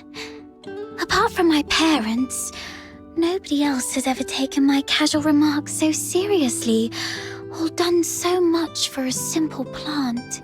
Please, take this as a token of my appreciation.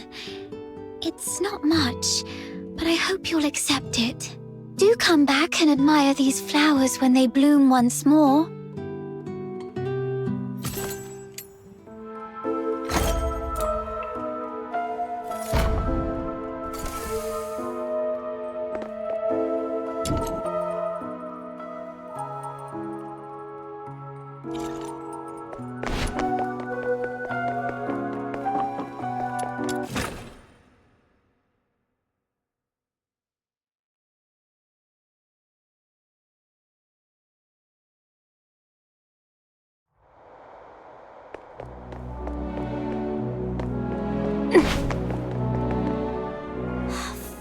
Finally! You're such a pest outsider, making me stand watch here.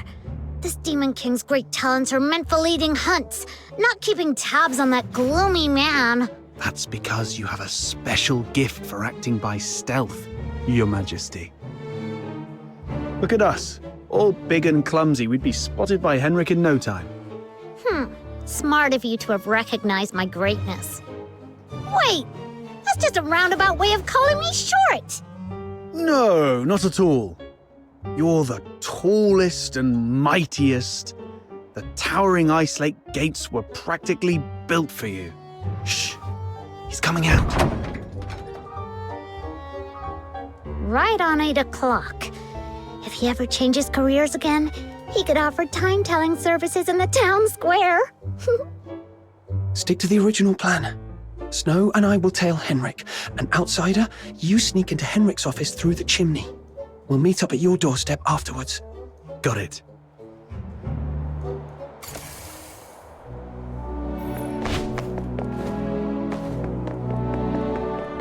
Little minion, hurry up! Shh, keep it down or he will notice us.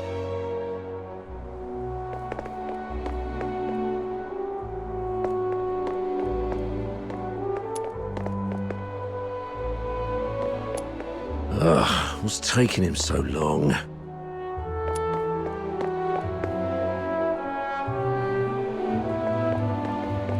Popcorn! Cigs! Booze!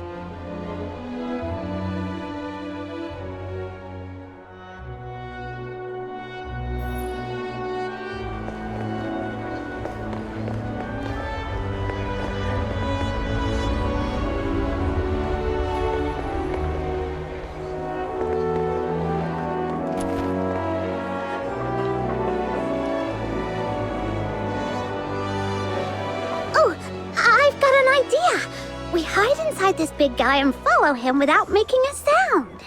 Then tell me how you're planning to sneak inside without the soldiers noticing. Well, oh, look!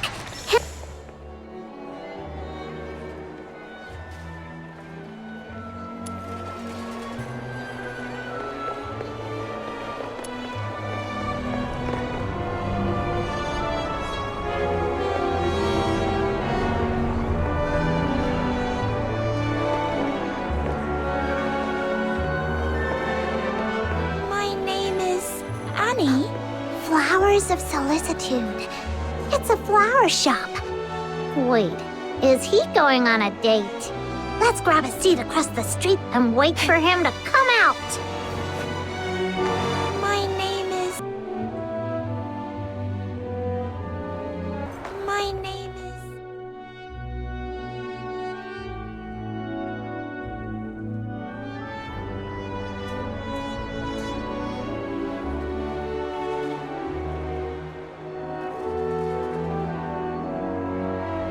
There he is.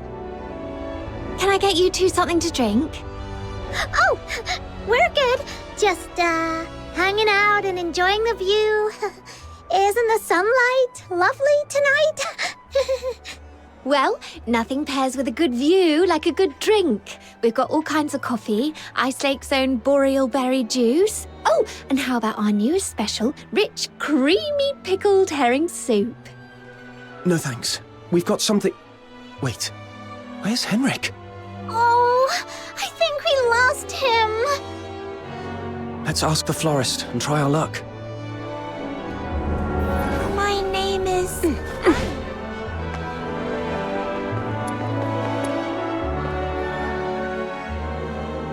Hello, we found this silver coin. Pretty sure that man just dropped it. We wanted to return it to him. Wait, are you crying? Did that guy say something mean to you? No. It's just some duet pollen in my eyes. Thank you for asking. If you mean the gentleman in white. I believe he's by the pond, northeast of here. Got it. Thank you. Wait, you... Are you talking to me? No. I might have mistaken you for someone else. Sorry. Here, please take this. You are giving me this? For free? That's right. Your eyes sparkle like rubies, perfectly matching this flower. I hope you have a lovely day. Thank you. Then, I'll gladly accept it. Wow, a gift from a stranger? My little minion is way too charming.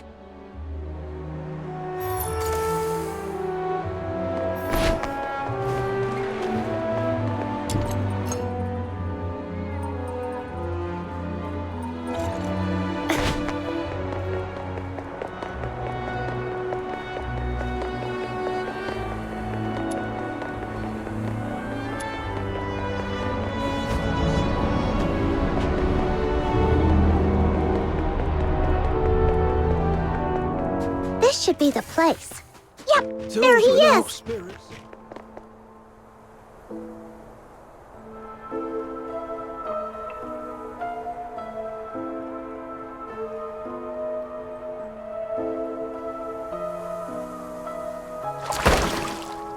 Did you see that? Henrik just threw something in there. This has gotta be his horrible secret. You stay here. I'll go fish it out.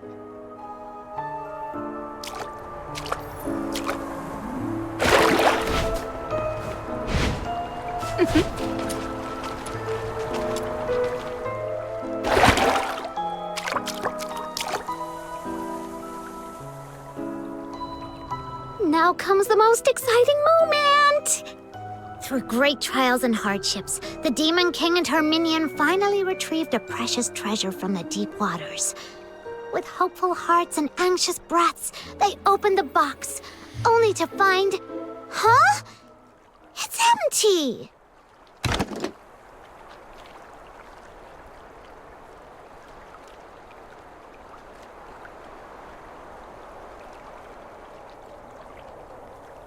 No. It's not really empty. It previously held something. Some sort of powder, perhaps. Powder? Why would Henrik bother to put a box of powder in the water? That's so strange. No idea. But something feels really off. Let's go back and see how Outsider is doing.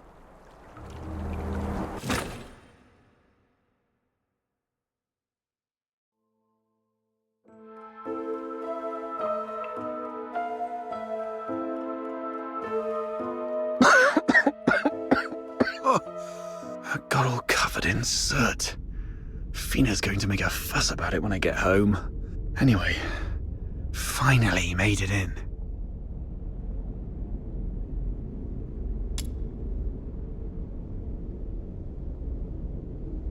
A furnace this big?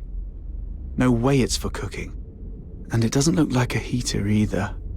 So what was it burning? Could it be...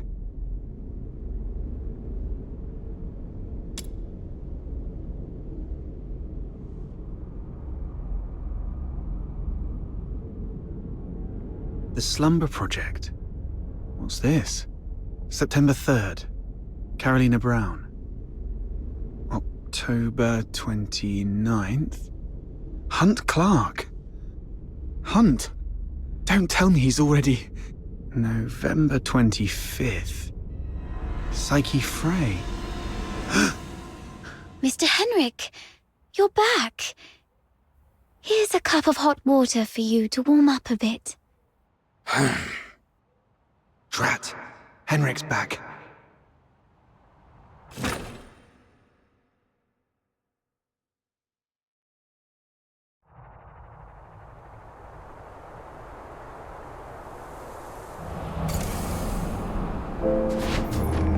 Tools with him.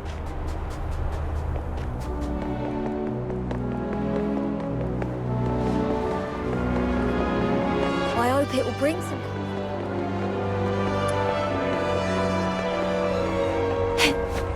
How boring. Treasure the intel.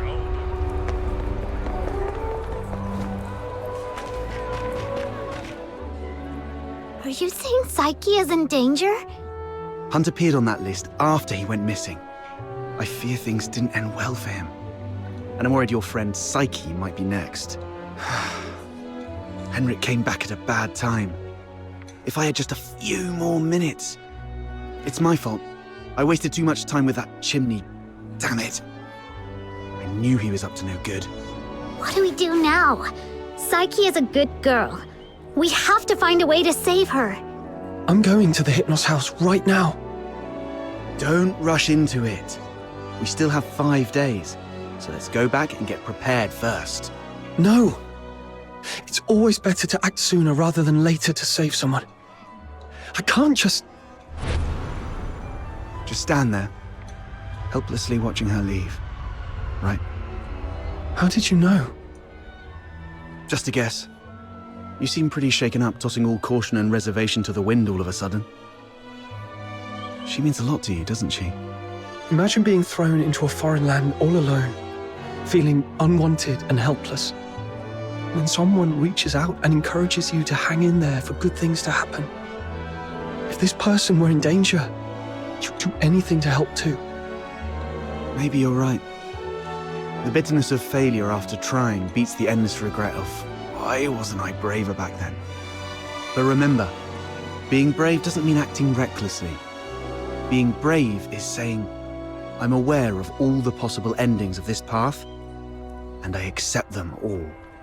Then I tread this path with no regrets, and nothing will change my mind. Thank you. I've calmed down. I'll make some preparations. But tomorrow, I still need to go see Psyche. Don't worry. I've eased things with Henrik. I'll just pretend I don't know anything. Okay. We'll also need a plan after we rescue those lodgers. You're not familiar with Ice Lake, so I'll handle that.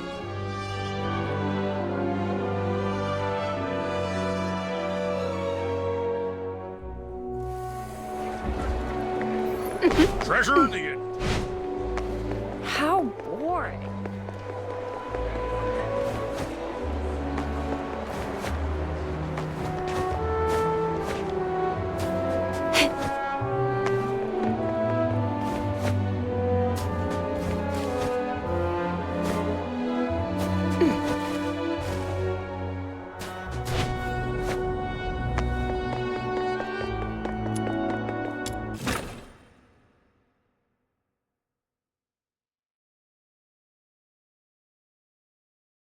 Gotta act casually when I see Psyche to avoid suspicion.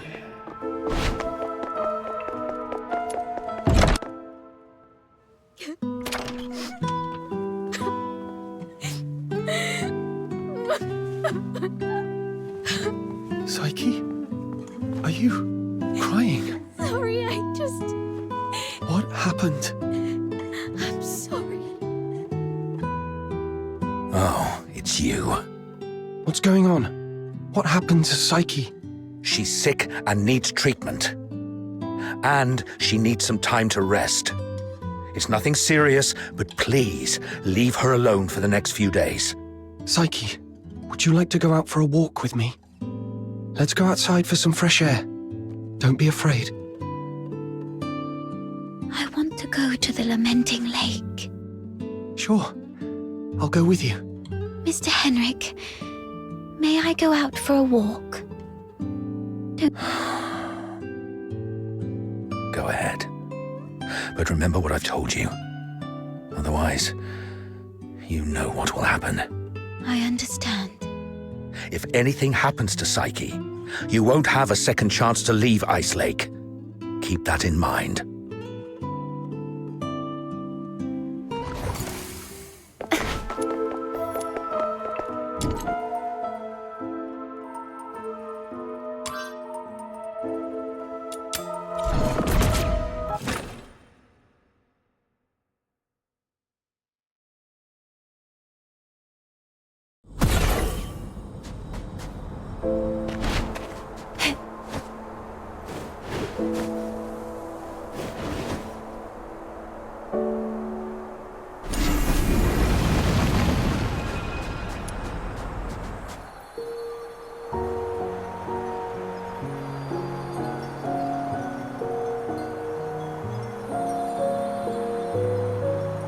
The sun should be setting by now. wonder if Lamenting Lake looks as beautiful as it always does at this time. Yeah. It's a spectacular view. Would you like to take a walk with me by the lakeside? Be careful. The snow's a bit thick here. Could you go first, then? Where does this river lead? I'm not sure. Maybe to the ocean? No. That can't be right. I remember reading that ocean water is salty. So, if this river connects to the ocean, shouldn't it be salty too? But when I tried the water here before, it wasn't salty at all. Really? Let me try. Oh. What's wrong? That's freezing. My whole mouth just went numb. Let's head to the lakeside. When I was little, I thought if I just kept running, I'd leave Ice Lake behind. But no matter how far I ran, the lake never ended. This flower looks familiar. Really? Let me feel it. It's a star frost. Though the petals are smaller and the scent fainter, it's the same kind as the pot of flowers in my room. Would you like to pick it as a keepsake? No. Just knowing it's here is enough for me.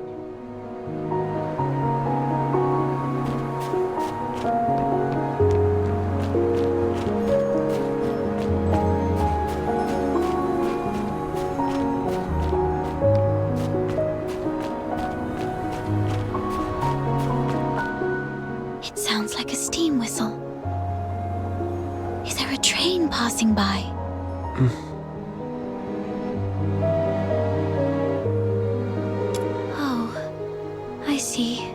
Psyche, when did your eyesight start to fade? When was it? I don't really know. I thought it'd be the same as before. Just blurry for a while, and then it would go away. But now it just... Let's not talk about that. There's a place I'd like to visit. Could you come with me? It's by the Lamenting Lake, near an old tree stump. Here we are.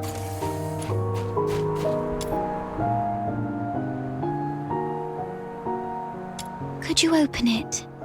This is a... It's called a camera. An amazing treasure. Dad gave it to me when I was 4. That year, he had managed to grow beautiful Lamenting Lake bellflowers. A wealthy man from the inner city loved the flowers and gave this camera to Dad, which he then gave to me as a birthday gift. But I cherished it too much to actually play with it. I thought, if I buried this precious treasure in the ground, so I came here alone and sewed it. I was quite silly back then. When Mum and Dad found out about this later, they didn't get mad at me. Instead, they said, let's dig it up on your coming of age as a gift to your future self. Thank you for keeping me company these past days, but I don't have anything valuable to give you. Please, take this camera as a gift from me. I no longer need it because of my eyes, but your journey is still long. Please see the world for me with your eyes. Since we're already here, how about a little stroll around the lake?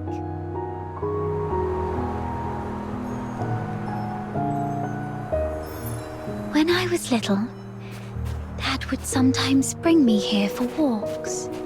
Despite the occasional hide and seek with the Filthoids, I always looked forward to coming here because I loved the floating ice and mountains here.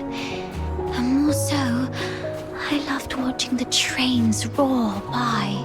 You like trains?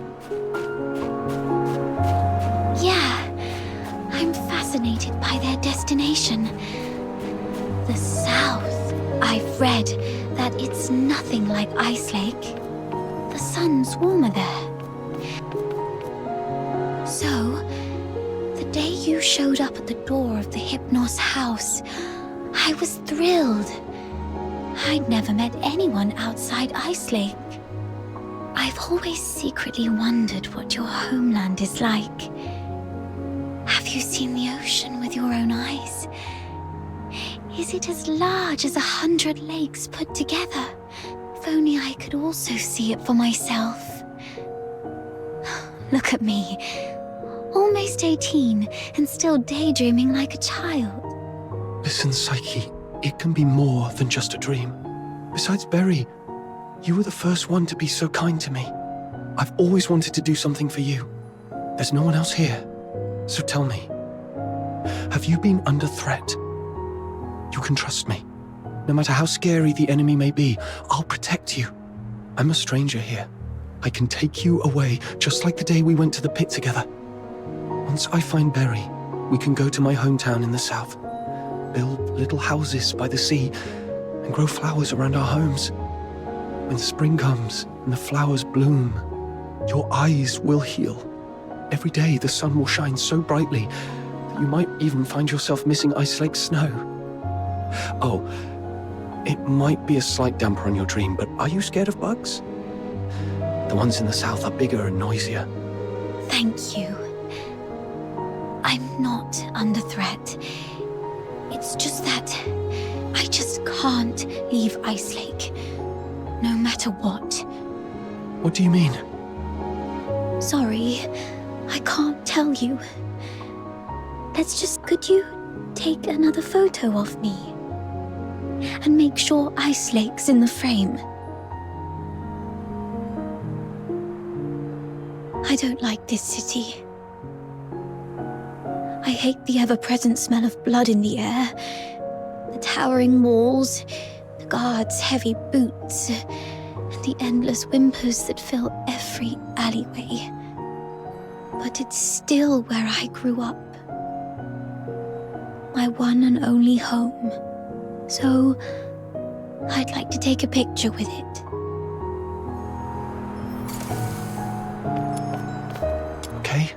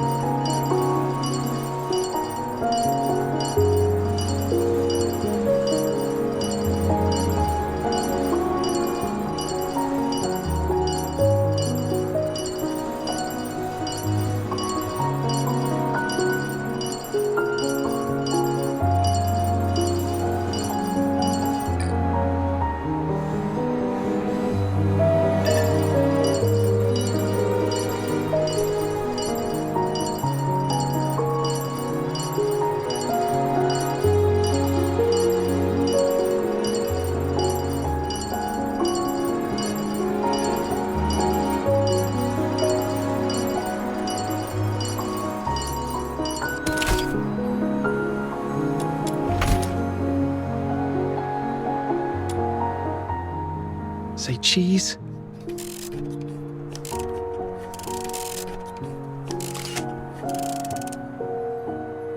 Let's take another one.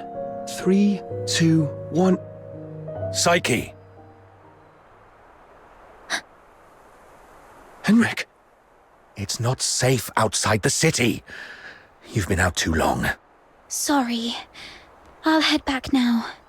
Psyche, keep in mind what I said. If you decide to trust me, meet me by the ticket booth south of the Hypnos house at 2 a.m. Goodbye.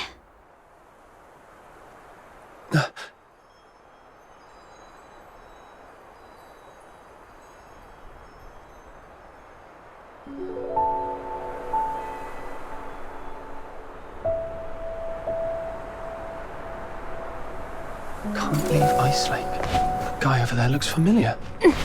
Have I met him before?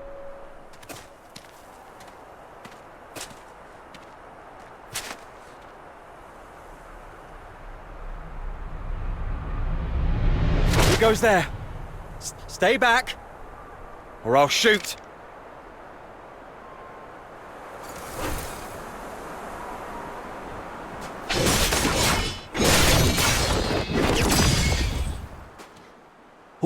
All right, I surrender.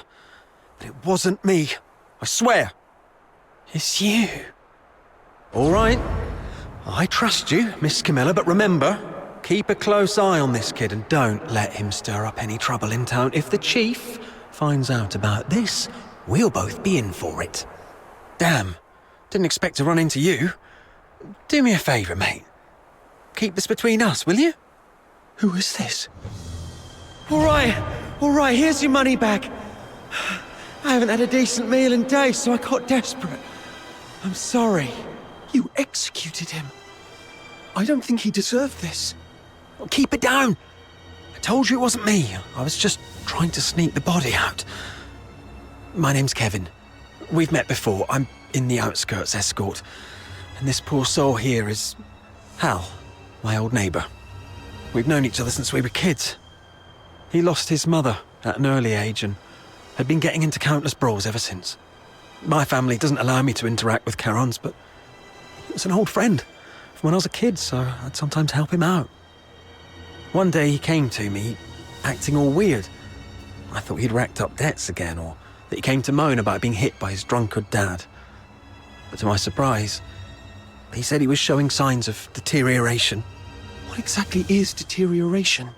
As a Charon, you don't know about deterioration. Are you really a native? Oh, right. Camilla did mention something about that. Makes sense then. So, deterioration is a peculiar disease that only Charons might suffer from. Once you've got it, there's no cure. You folks usually awaken some kind of power around your teens, but not everyone's that lucky. There are always a few poor wretches who somehow get it wrong and turn into filthoids, but way stronger than the regular filthoids out there. A whole escort might not even be able to take one down. If a deteriorator appears in the city, the entire neighborhood is doomed. Now you get why most Solars hate Charons, right? They say it's the evil magic running through their veins that brings all this disaster. And the deteriorators, they're seen as the worst of the worst among all Charons. Honestly, I'm not entirely sold on this, but how come such a rare thing had to happen to Hal? About 2 weeks ago, he came to me all in a flap. But what could I do? Harbouring a deteriorator is as serious a crime as sheltering a member of the Forsakens. One slip and you're done for. All I could do was give him some food and tell him to sort himself out. Later, I heard he got nabbed for stealing, and when they found out he was a deteriorator, they took him straight to the Security Bureau. Like I said, there's no cure for deteriorators, so what else could happen? They get handed over to the escort, and then, well, you know, he pretty much had it coming, but still, we were friends for a few years. I couldn't bear the thought of him lying in a cold morgue, so I sneaked him out. I was going to bury him by Lamenting Lake, right next to his mother. Hold on, I'm curious. What symptoms would appear between the onset of deterioration and its full development? I wouldn't know, but I have heard that some would turn extremely violent, and some poor souls would gradually lose their senses, like going blind or deaf or something perhaps. This is all just hearsay though.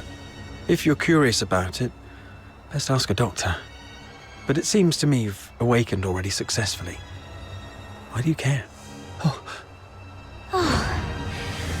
I got a little dizzy and didn't see the step. Thank you. I suddenly couldn't see clearly back there and ended up startling that monster. I'm so sorry. Psyche, when did your eyesight start to fade? When was it? Could Psyche's sight loss be a symptom of deterioration? Could all the lodgers at the Hypnos house be deteriorators? Sir, I'd like to inquire about someone, and I hope you'll be frank and supportive. See this camera? If you refuse, I might just hand it over to the Security Bureau. They'd surely be interested. Come on, cut me some slack. If you're digging for some military secrets, you don't need to corner a mere foot soldier like me. I'm basically just a gatekeeper. Do you know anything about Henrik Ethelred, the owner of the Hypnos house in the north of the city? I mean anything about him. I'd like to hear it all. Henrik Ethelred? Isn't he just an inn owner? My superior does have some connection with him. He's got a bit of a history, but has been a law-abiding citizen these past years. Oh, that man's got quite the temper. Not a rare occasion he's shut the door on travellers, but that's just how he is. Even back in his proper job days, he wasn't a nice guy either. Though at least back then, he had his family to keep him in check. Well, it was, some 14, 15 years ago. Henrik Ethelred committed a murder up in Scarlet River, Phoxhunter. The victim was a Charon, one with signs of deterioration, as I just said. Not a major crime, though, so he only served a few months before getting released. Why would he do that? I don't know, but everyone would fear and despise a deteriorator, I guess. I just heard this from my superior. It's been a long time and it didn't happen locally, so don't hold it against me if I've got some details wrong. The older folks in Ichelake all know that Henrik was once a renowned doctor. Quite the skilled medic he was. Even the nobles from the inner city would go to him. But then something happened, and he shut down his clinic at the height of his fame, only to reopen it as an inn a couple of years later. Come to think of it, that was right around the time he got in trouble in Scarlet River. He had a wife and a daughter. They were just an ordinary family of 3. But then his wife passed away quite early, and he raised his daughter on his own. As for his daughter, what's her name? Heidi, Haley, I don't quite remember. Anyway, she went on a trip to Scarlet River with Henrik, but never returned with him. He never talks about his daughter. One year my superior asked about her over drinks, and Henrik just smashed his glass and stormed off. I swear, I've told you everything I know. Can you please let me off now? Just give me the film. Damn it. You look nice. How could you be so cunning?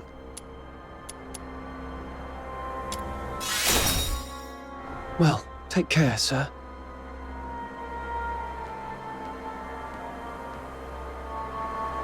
Hey, you just gonna leave like that? Where are you going? Oi! You promised not to tell anyone, didn't you? You have to stick to your word.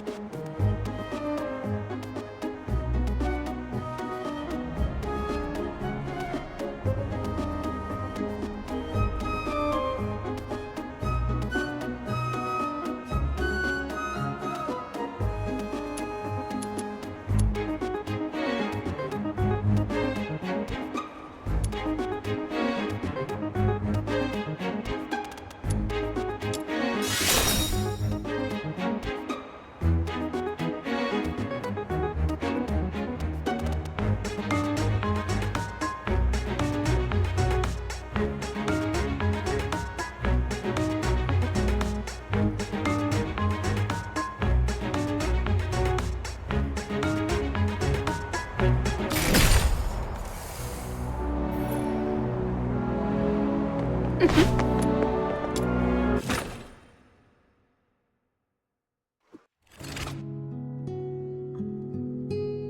you inviting me on a date?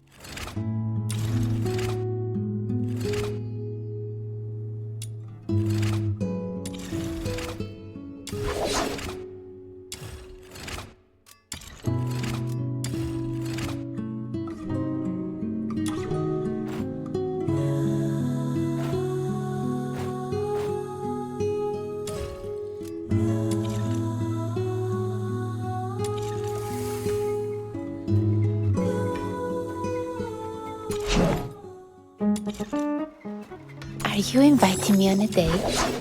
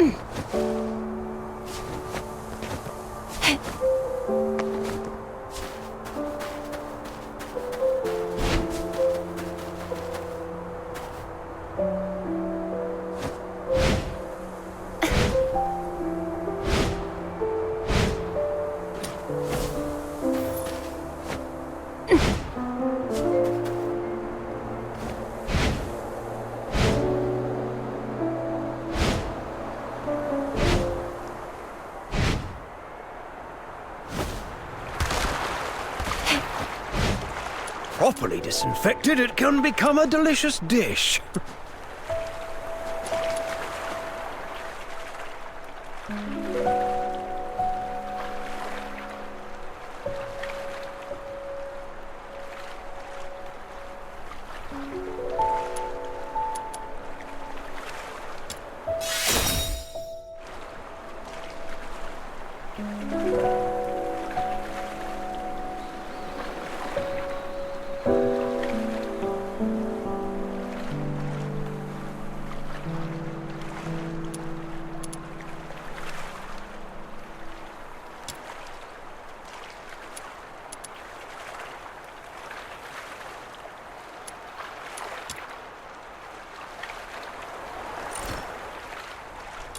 Proper.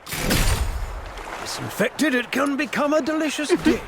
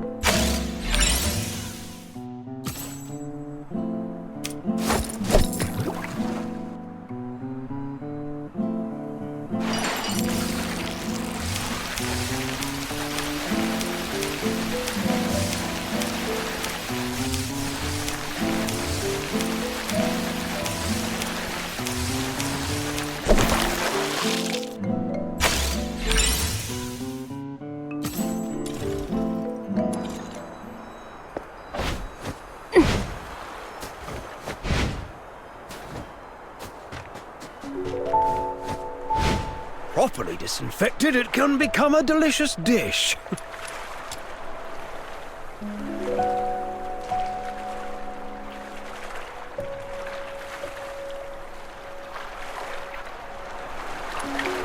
Properly disinfected, it can become a delicious dish.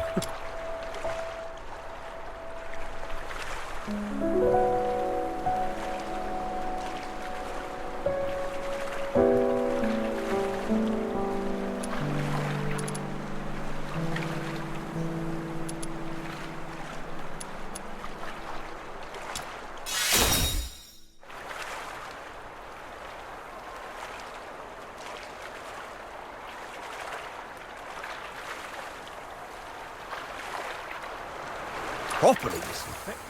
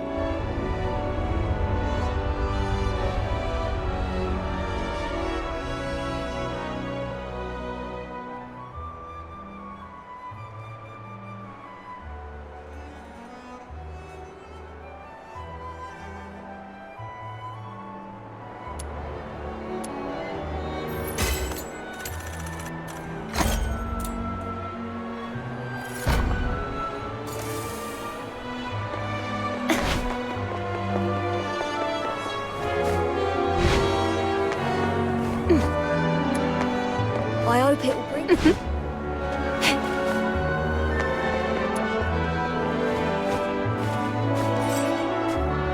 The rain hurt not.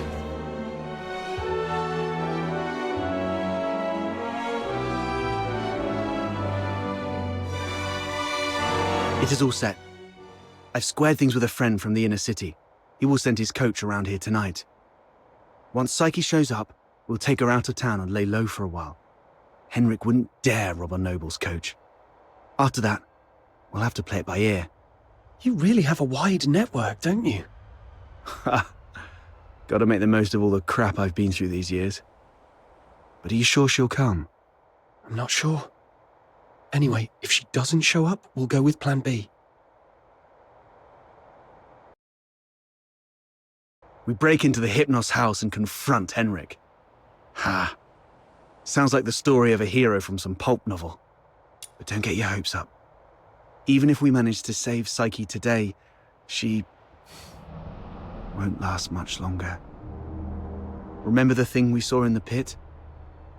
That's her inevitable fate. One thing at a time. Right. Speaking of which, aren't the deteriorators usually handled by the escort? What on earth has Henrik gone through to end up doing things like this? I might have figured out why.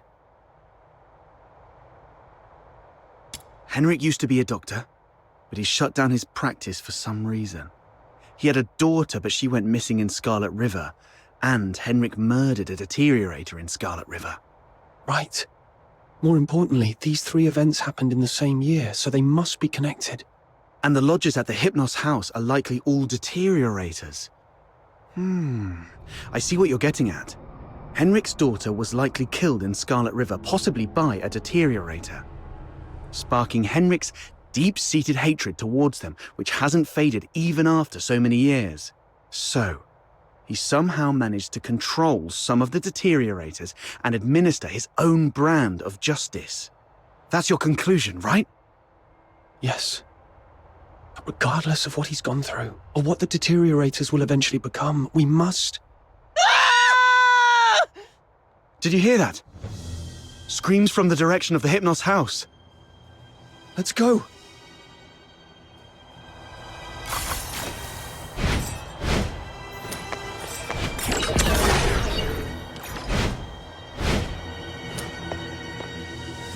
You're finally here! You've no idea how scary it was! Was that you shrieking just now? What happened? I was just keeping watch here as you asked me to, and just like you expected, Psyche came out. I ran to her, ready to take her to you. But she suddenly lunged at me, looking all scary. Lucky I was quick on my feet, but was that really Psyche? She was nothing like her usual self, more like a wild beast. Oh no, the deterioration started.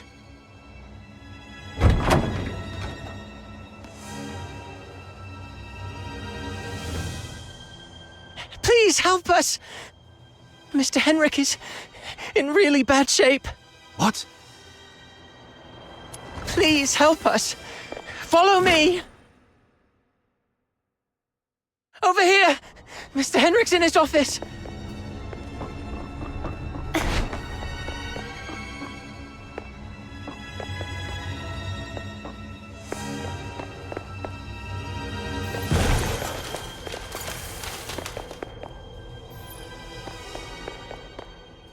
Henrik?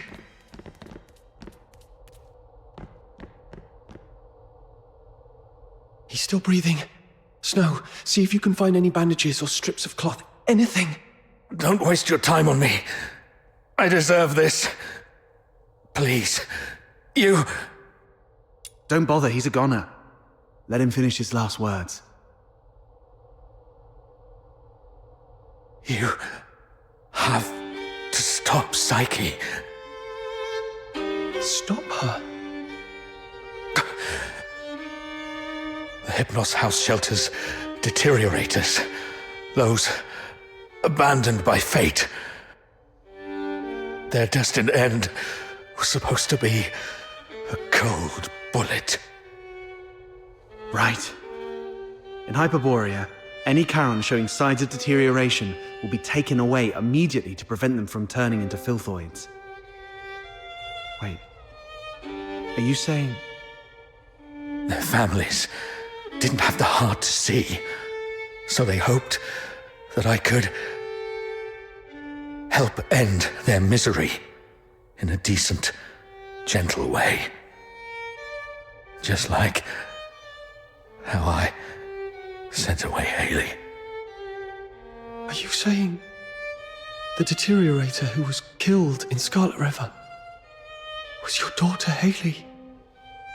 You know about that too. That was merely the last desperate struggle of a father in despair. We've been wrong about you all along. We're truly sorry, Mr. Henrik. Do not forgive. I brought them to sleep. This is my unforgivable sin. Then what happened to Psyche? I tried with the Crystallo of Stella, but still couldn't avert deterioration. I was supposed to let her go, like all the others. But that child was so special. She knew what was coming, yet she's always worn a smile. For months, she shone like a ray of sunlight in this God-forsaken place. Just like my Haley. I'm old. I couldn't do it again. So, in your hesitation, you missed the last window. Psyche lost her mind, attacked you, and ran away. How come... I can't believe all this. Your demons. You can stop that child. She has such a gentle soul. Hurting others is the last thing she'd want. Please. Save Psyche. Save my Haley.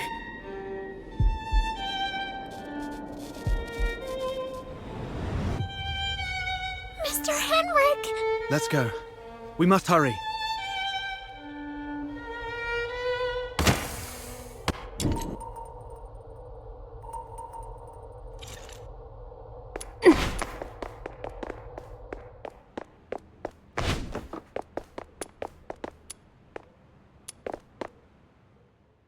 Stopping a deteriorator won't be an easy task. Make sure you're well prepared before heading out of the city to look for Psyche.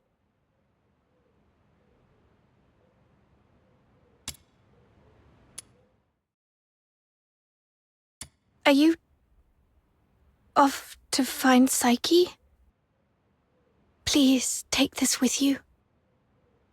Psyche often gave us flowers. Even though some of us can barely smell or see them clearly anymore, she kept doing it, saying flowers bring good luck. But by the time I wanted to return her kindness, it was already too late. Please bring this flower to her. It's her favorite. And let her know that everyone at the Hypnos house is waiting for her. I will. I'm going to do everything I can to save her. Or at the very least, stop her from doing something she'd regret.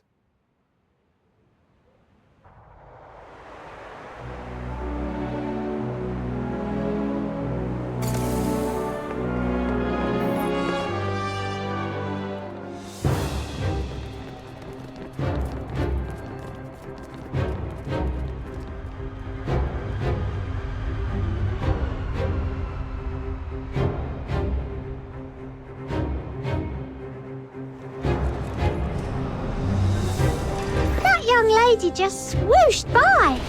How did she do that? Shh! Drop it and get back into the city. That is a Butterflies? How come there are butterflies in such coldness? These filthoids are half dead, probably defeated by Psyche. So if we trace them all the way back, we might be able to find Psyche.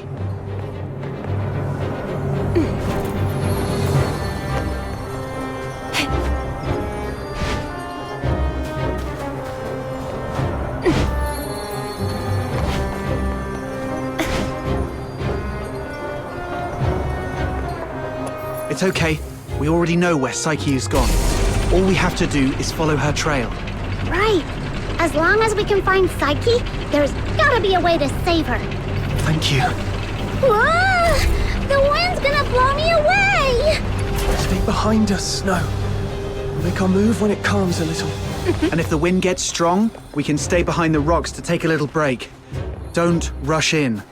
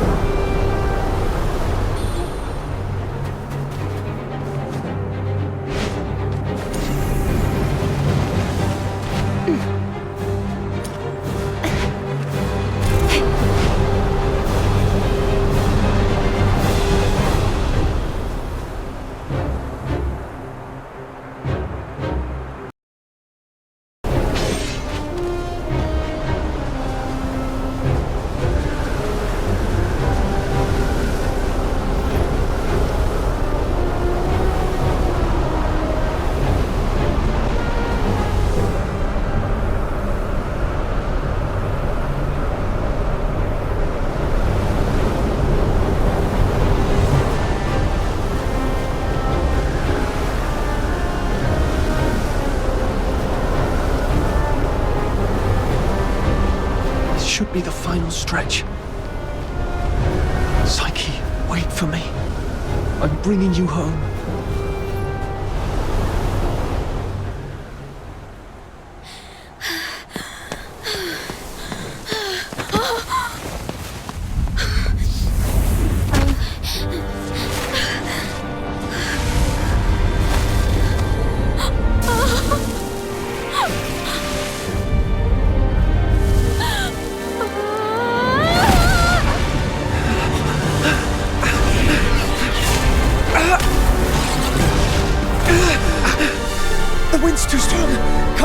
closer. It's dangerous. Stay back here. Damn it, we're doomed if this keeps up. She's lost her mind. Be ready to fight!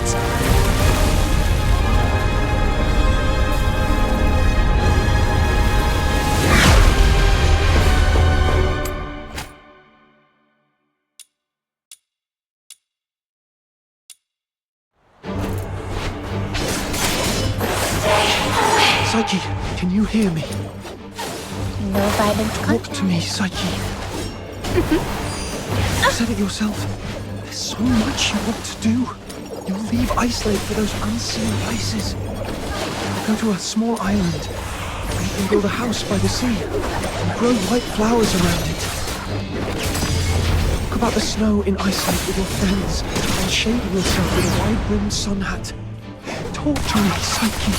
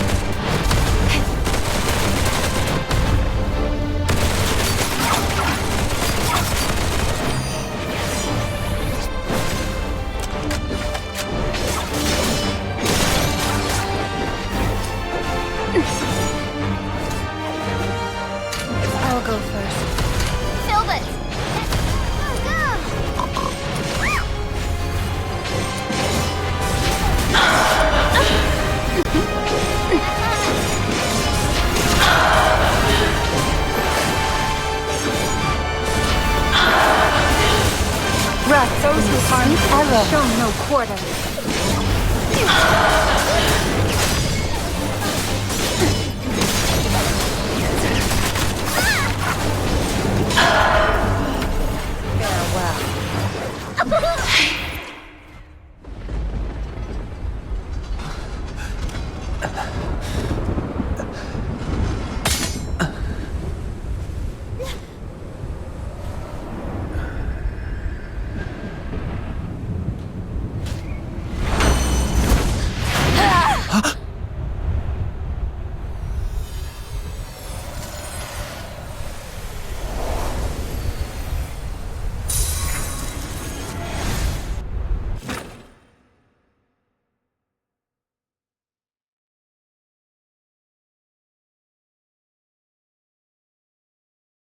Filbert! Psyche. Let's go! I'm here to take you home.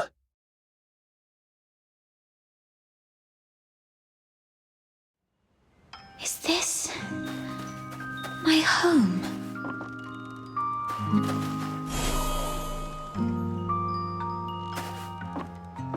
Honey, look. Psyche is smiling at us. I wonder whether this child's birth in this world was a blessing or a curse. Yes, we weren't born with blessings.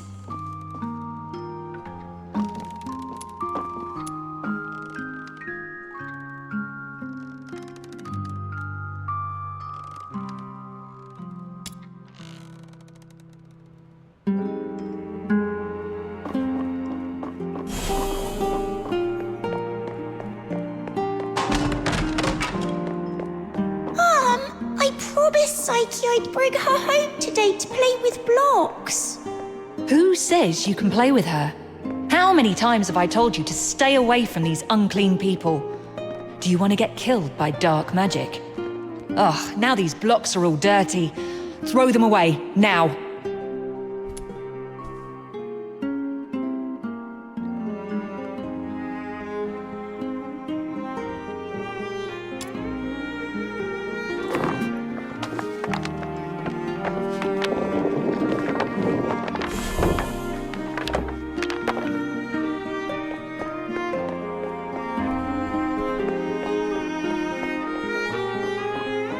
day, feeling wronged and confused. Please, sir, you've got it all wrong. My daughter is a good girl. She knows better than to steal a necklace and hide it in a flower pot. Save it. Is there even one Charon kid who isn't light-fingered? All right, if she's so innocent, she can prove it. Just smash all the flower pots here. That'll clear things up. It's all because we are demons' children.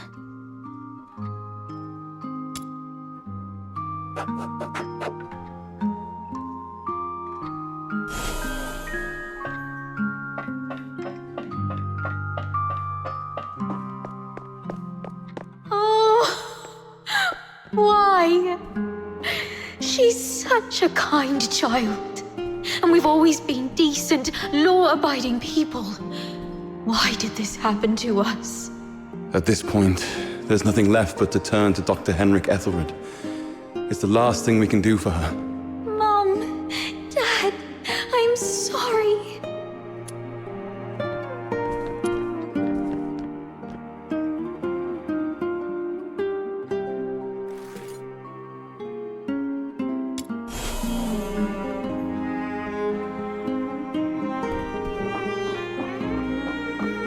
It's all meaningless. You bring these things to me every day, but what difference do they make? Psyche, you should know what it means to be sent here. Yes, I'm aware. But are we just living for some kind of meaning?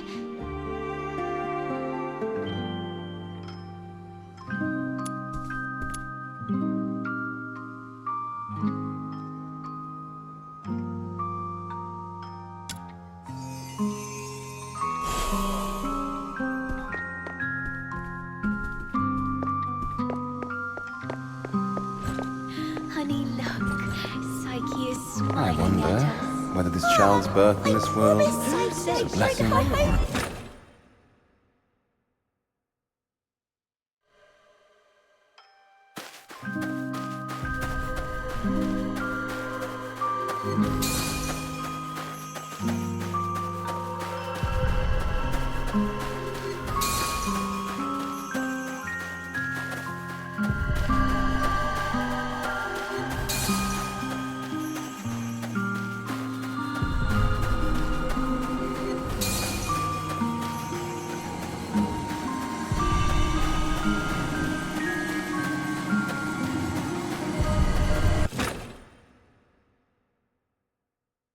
You've witnessed your entire life. A cursed beginning and a meaningless end. It's all meaningless. How you've always appeased others with a fake smile. Are you really that selfless? No. You're just cowardly, begging for their pity. And for them to remember you as before you turned into a monster. It's all meaningless. Their fleeting pity and memories will soon wither and decay with time, leaving you rotting in the ground, utterly forgotten. What are you thinking? What are you furious about? I see. You crave to vanquish me. You still harbor the naive thought that by eliminating me, your life will return to those amusingly peaceful and tranquil days. Well, you're wrong. Deterioration is irreversible. Once I die, you'll vanish along with me.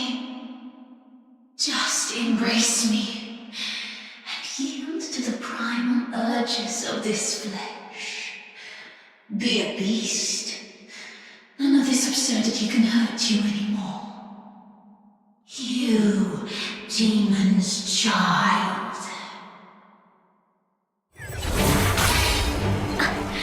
Just be a beast, you demon's child. Blow them away. Sorry. Just be a beast, you demon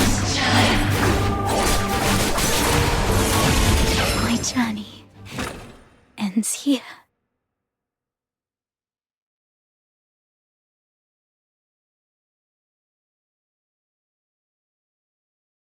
Right, my time has already come to an end.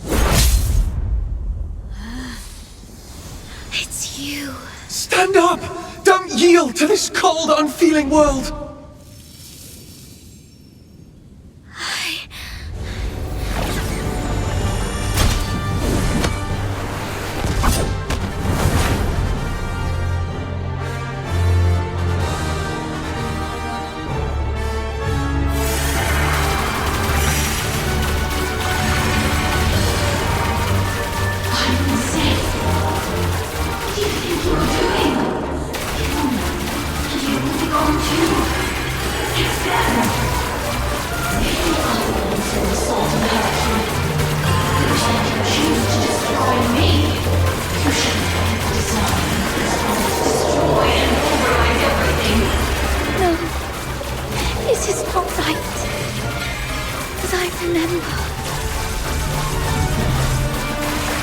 Psyche, pinky promise.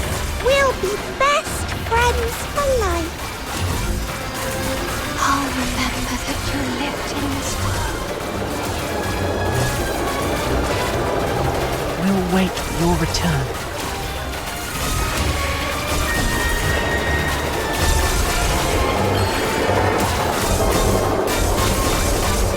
Fate, please have mercy on me. Let me help her fulfill this wish.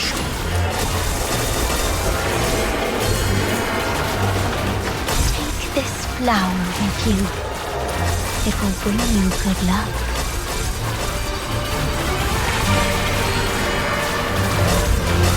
We'll go to a small island where you can build a house by the sea and grow white flowers around it.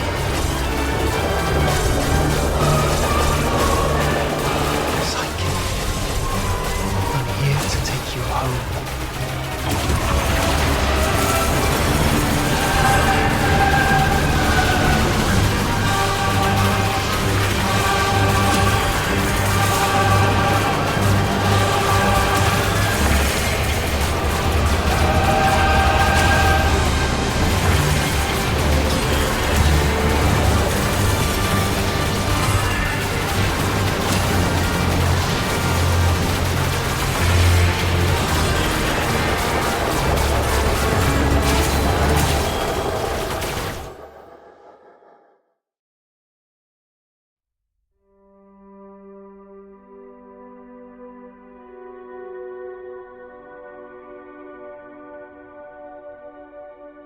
Pain and hatred have been my acquaintances.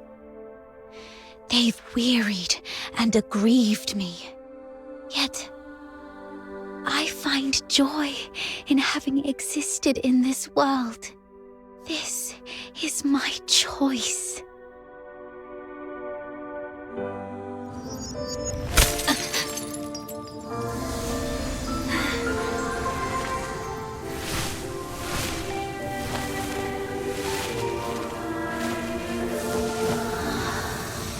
Psyche, do you remember what your deepest wish has always been?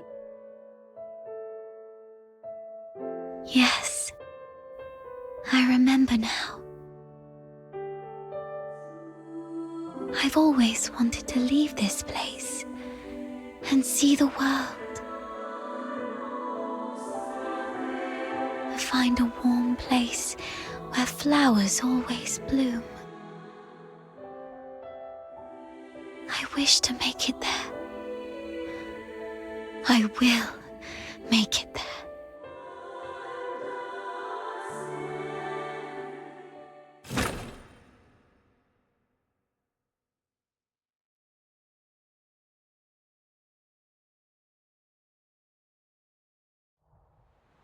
Psyche, I'm here to take you home.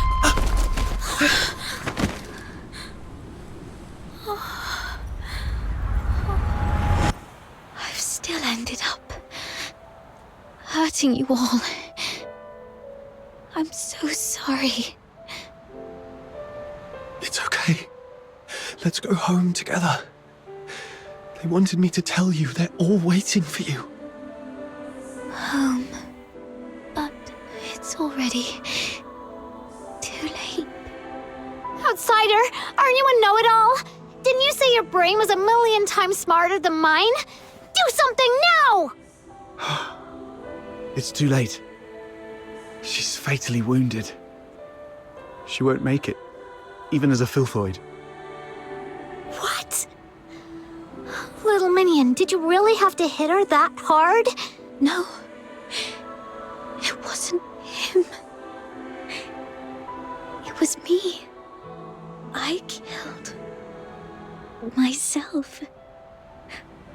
I can't. And I don't want to live like this. Chin up, Psyche. You said you dreamt of a place warm and full of blooming flowers. You've said it yourself. Flowers bring good luck.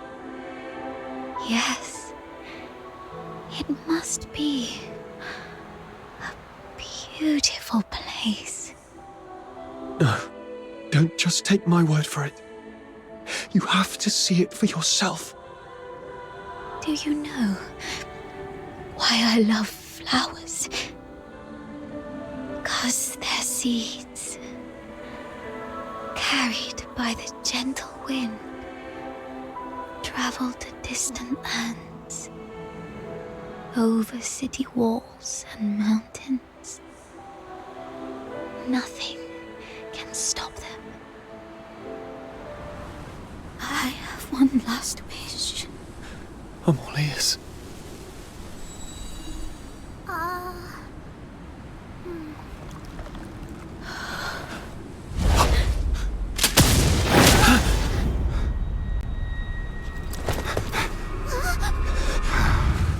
Target missed. Unable to confirm status of target or hostage from this range. Prepare for direct engagement.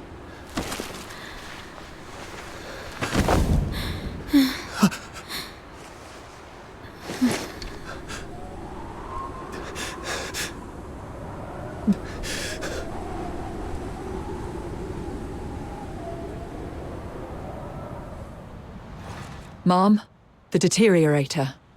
It's already... Something's off. But the hostages are safe, at least. Rhythm Fisher, warrant officer of the Cocytus Escort, 6th Legion. The Filthoid is highly dangerous. Although it's ceased attacking, it may only be in temporary dormancy. Return to the city immediately. The escort will take it from here. No need, ma'am. We took care of it before you got here. No point wasting more bullets. Took care of it? I see.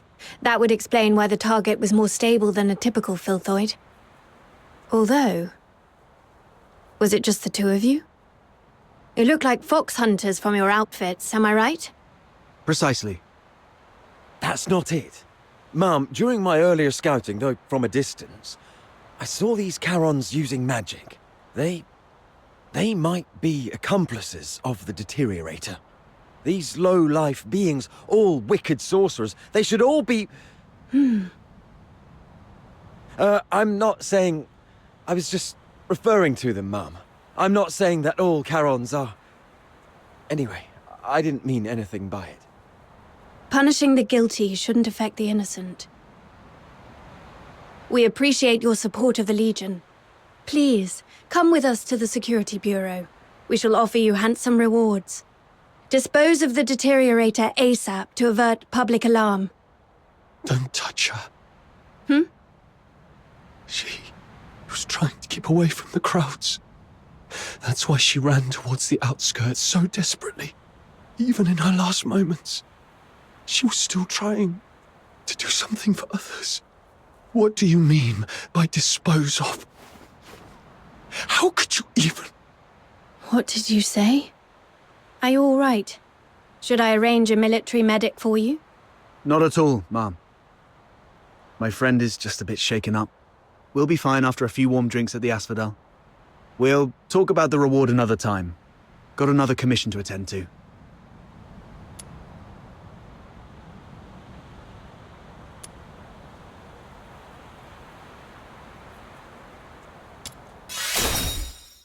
She was not a filthoid or some trash for you to dispose of. Her name was Psyche. She was a citizen of Ice Lake. Tonight, she protected everyone in the city from deterioration. I will make sure she receives a proper send-off. Stay away from us. What are you talking about? You're defending a filthoid? Ma'am, this one-eyed brat is highly suspicious. Might need a thorough interrogation. That's unnecessary. In Charon tradition, we don't bury the deceased. Instead, we set them adrift on water, believing it carries their souls to the eternal misty sea. Let's move on.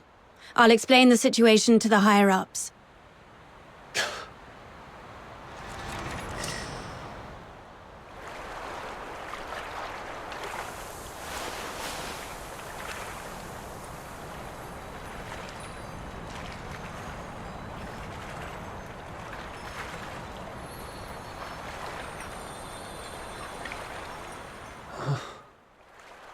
I thought you wouldn't act so recklessly anymore.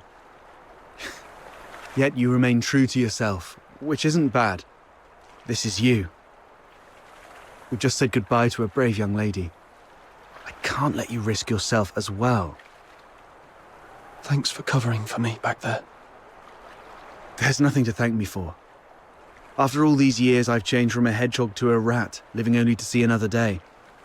Don't end up like me. A hedgehog retains its dignity, so it's better to leave the groveling to the rat. Oh, there is one more thing. I'd never heard of any gaining their self-consciousness, but Psyche briefly did it.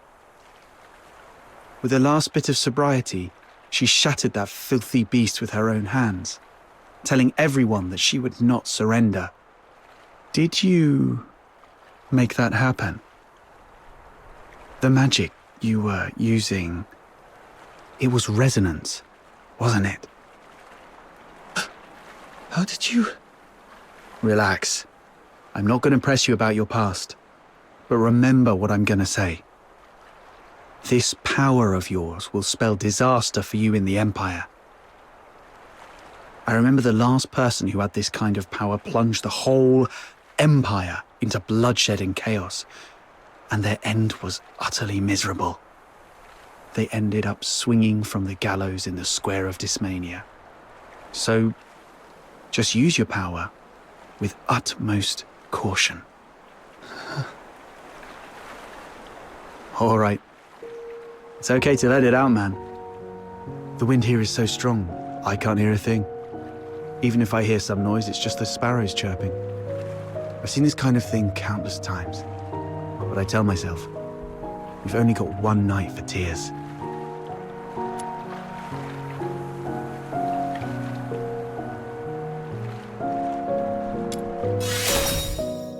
Anyway, pull yourself together. That girl would surely wish you to face tomorrow with a smile. Even if we were once deceived by this world.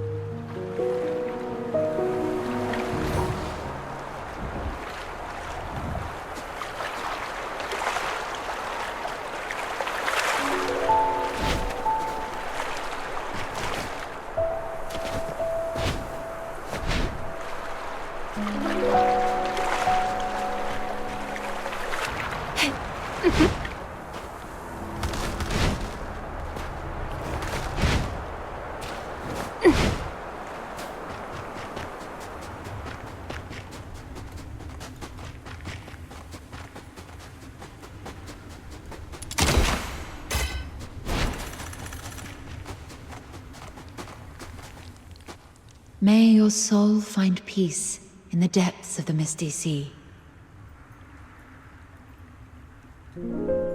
You have come, child. Please, wait while I complete this final rite. May you be reborn within the bosom of Mother Embla. Greetings, child. I roam as the ferrywoman of the misty sea. Or, if you prefer a more personal touch, you may call me Lady Nightfall. Having journeyed here, I've heard the whispers of a wandering soul in this place.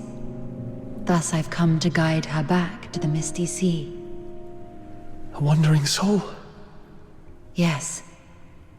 Child, do you too hold a departed soul in your thoughts? How did you know?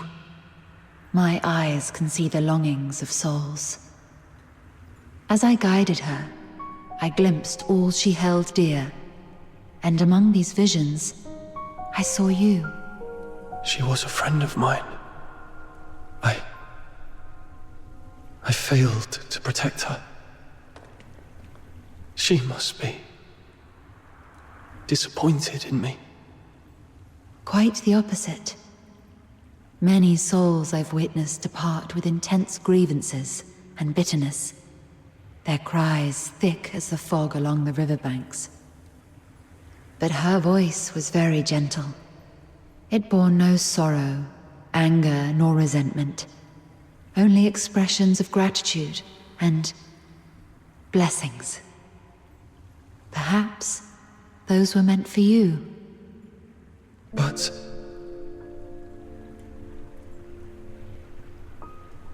Child, I have lived long, and bid farewell to countless souls, and I've heard such words time and again. Just as plants succumb to wildfires, and bugs perish in storms, impermanence is a part of life. Sooner or later, death touches us all. Rather than cursing fate's indifference and cruelty, or lamenting our frailty, we can choose to cherish the memories we hold dear. After all, if death is the inevitable, then every moment alive is a miracle that defies the odds, isn't it? I believe that the gentle soul who journeyed to the misty sea would also wish that when you recall your time together, you'd find yourself smiling, not crying with grief. The misty sea is the cradle and resting place of life for Charons. Souls of the deceased return there, and the living emerge from it. Life flowing in endless cycles. If that's the case...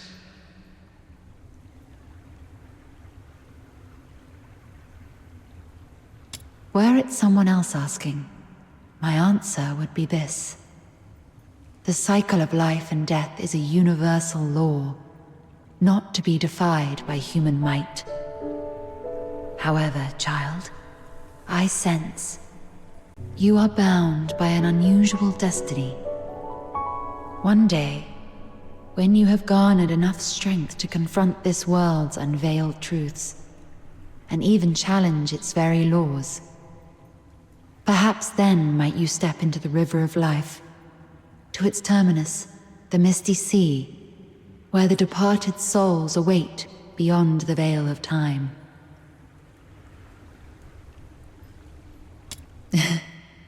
I am merely an observer by the riverbank. The answer to this question must be discovered by yourself. If your heart truly yearns for it, then proceed on your path. Godspeed, dear child.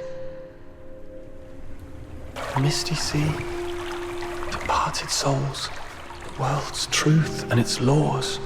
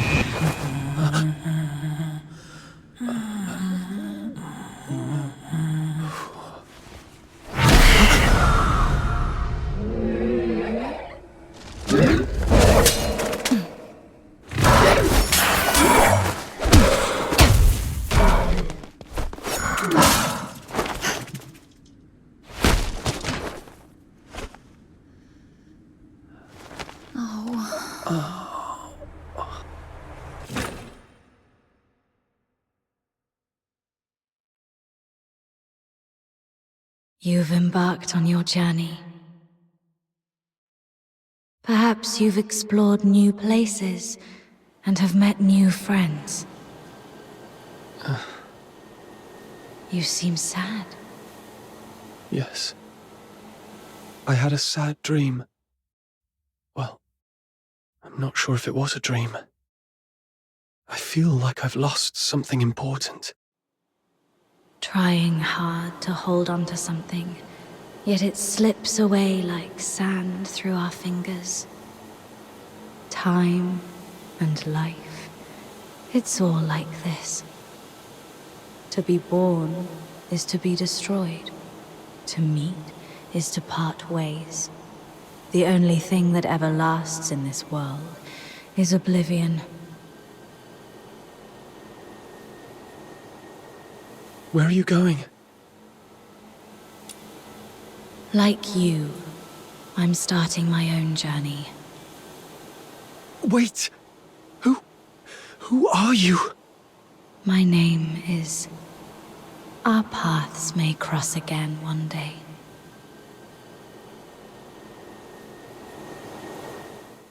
Once again, in the collapsing dream, that voice whispered through the wind. Only this time, I finally made it out. Like tree roots eagerly absorbing every drop of water, I endeavored to engrave that name in my mind. That name is...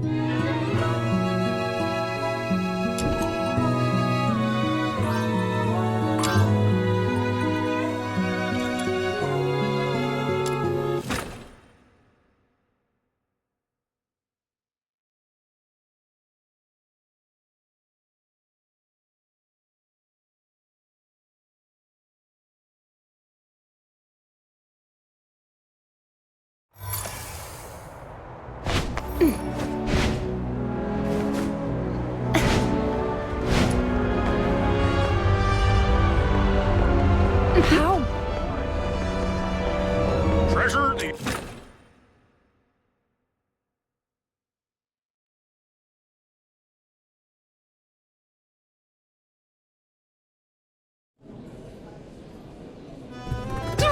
I'll take a 20%. Lately, quite a few Phoxhunters have reported spotting a little girl wandering outside the city with an unusually large pig. If I remember correctly, didn't you mention something about a giant pig not too long ago? You wouldn't happen to know anything about it, would you? Yeah, her name is Truffle, and the giant pig is her best friend Filbert. Truffle and Filbert. I see. I've heard she's been going after a group of Geniemon poachers. Calls herself something like Geniemon Hunter? Or something along those lines. Yep, I gave her that name. Since meeting her, my little minion and I have made so many Geniemon friends. But it's been a little while. How come she's still out there? Little Minion, let's go check on her. I'll take a 20% cut. You keep 80%, as usual.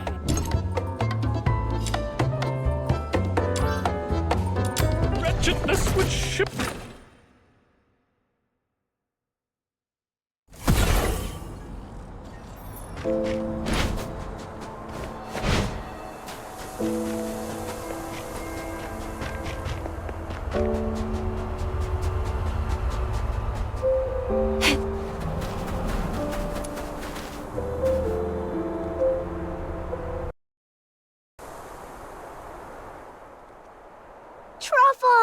Truffle! Oh, hi, Snow. And you, sir. Long time no see. Yeah, it's been a while. We thought you'd be back home already. But then we heard you were still hanging around outside Ice Lake, so we came to see you. Oh, thank you for worrying about me. Actually, I found out that the Geniemon hunter's hideout is probably in Ice Lake, so I was trying to get in.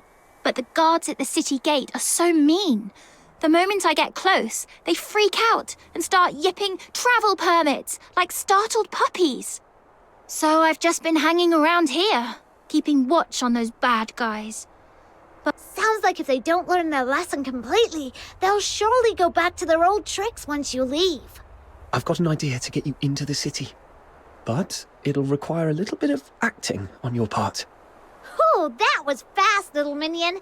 What is it?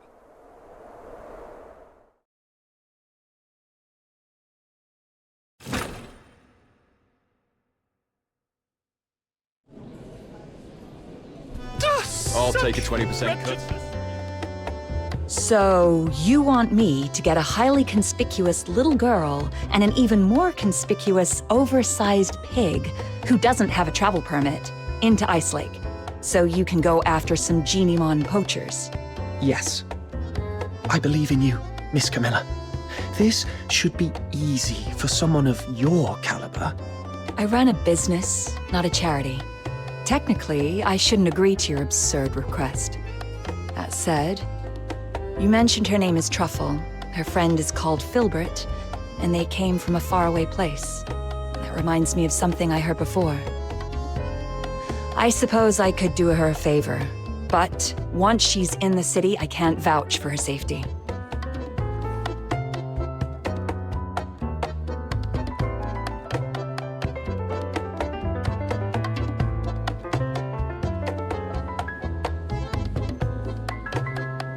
Thank you, Miss Camilla.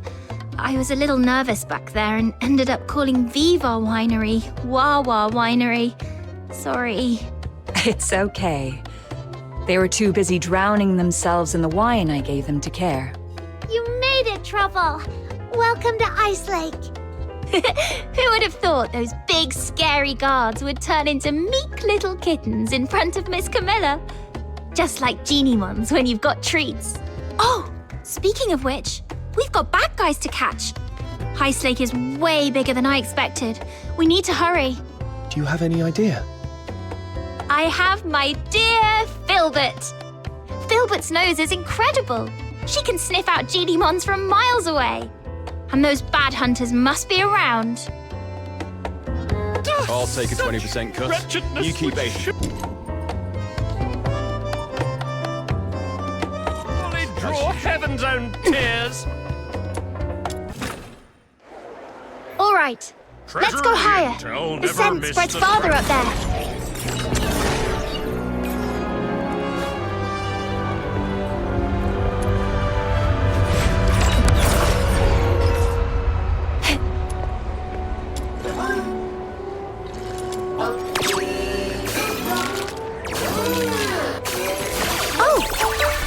Something over there. This should be the place. Strange. I don't see any Geniemons, but the trap they set up. Those baddies must have been here moments ago. All right, let's try somewhere quieter. This way. Careful, sir. It's slippery here. Oh, another trap here.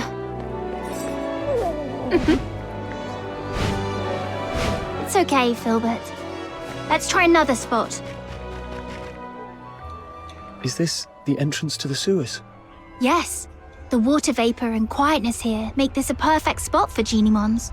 But the 2 previous spots were already wiped clean. I've got a bad feeling about this one too. Look! They haven't taken this trap yet. And there's a Geniemon inside. Finally! We made it in time for once. Let's get it out first, then wait for those baddies to show up.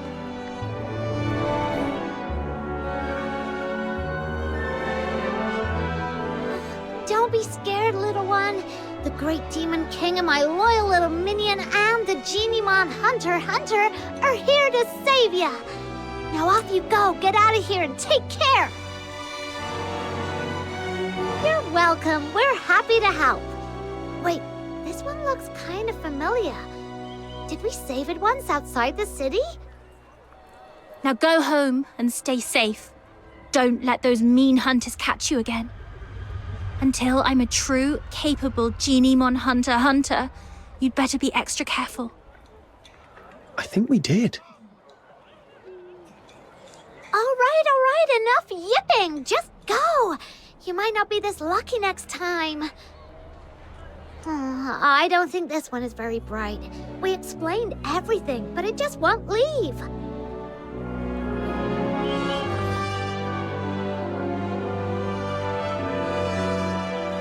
Wait, did it just slip back into the trap? Is it so scared of us that it thinks the trap is safer? That doesn't make sense.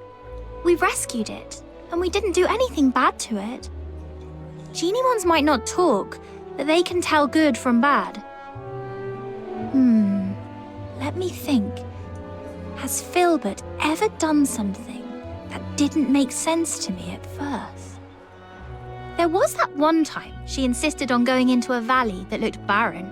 Turns out she'd sniffed out a hidden patch of berries deep inside. Then there was the time she wouldn't budge from a flower shop until I bought some flowers, just so she could eat them in one bite. And that other time, when she suddenly took off sprinting straight up a hill without looking back at me for once. Then I realized there was a snake in the grass, and she was leading it away. Every time she acted strange, it was because of something really important to her. What's important to a Geniemon? Food? And perhaps... they're friends! Friends? That's it. If I'm right, those Geniemon hunters must be hiding in the sewers. This Geniemon can smell the scent of its captured friends from here. That's why it won't leave. That makes so much sense. In that case, we can wait right here. And as long as those bad hunters show up, we can follow them and teach them a good lesson. So, is this Geniemon smart or dumb? I mean, it's got the brains to want us to save its friends, but it also just walked right back into a trap. Maybe it did that on purpose. That way, we can just follow the bad guys who come to collect the trapped Geniemon to their hideout. Oh, really? That's... Oh, not bad. Looks like we caught another one. It's the Geniemon hunters. Quick, hide. Got it. Ugh, I really want to punch him. Let's just take notes for now and settle the score with them later.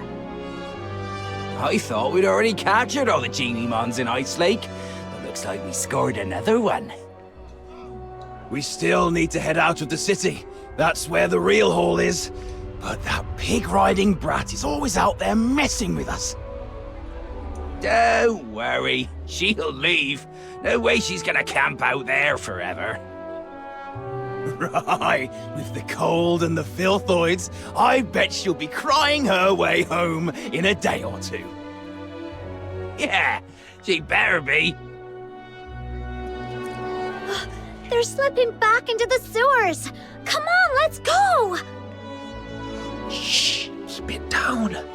If we give ourselves away, that Geniemon we just saved would probably call you an idiot in its Geniemon language. No way. I was so nice to it. I must have made a good impression. You two really are something. I've met plenty of people traveling with Filbert. But few people genuinely care about what Geniemons think. If more people understood that Geniemons have their own thoughts and feelings, just like you do, we wouldn't have Geniemon hunters in the first place. Let's go. This time, I'll make sure they learn their lesson once and for all.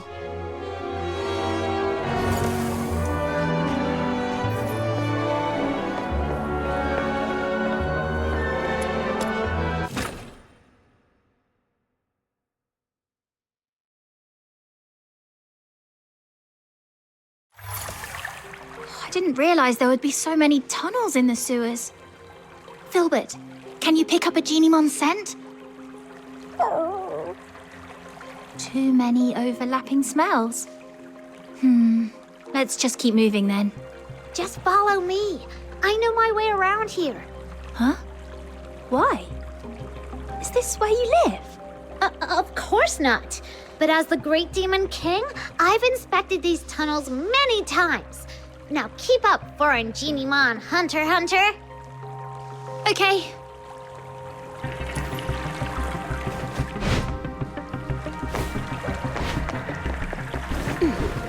Are you inviting...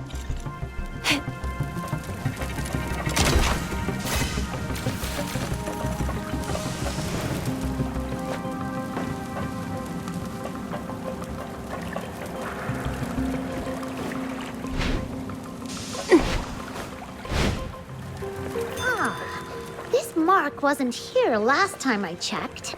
Looks like something the Geniemon we just saved might have left behind. Let's follow it. The marks are getting fresher. It shouldn't be far. Wait, I think I hear voices.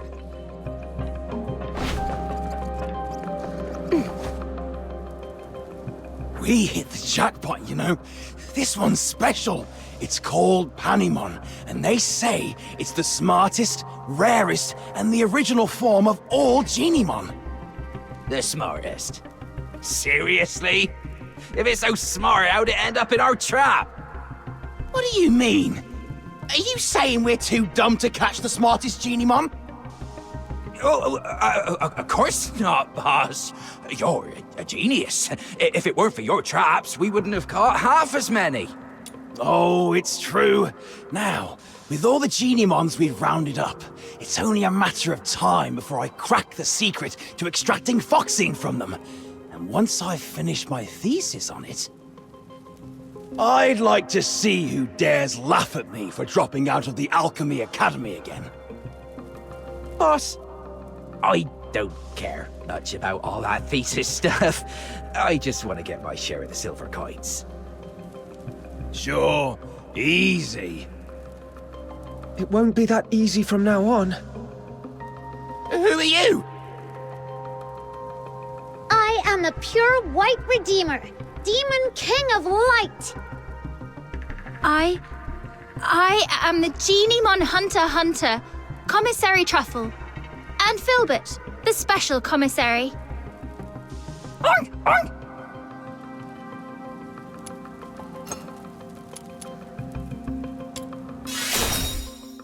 Oh, I get it. You're performers from the Gallia Theatre. That's not it. Let the Geniemons go, or Filbert will knock you flying.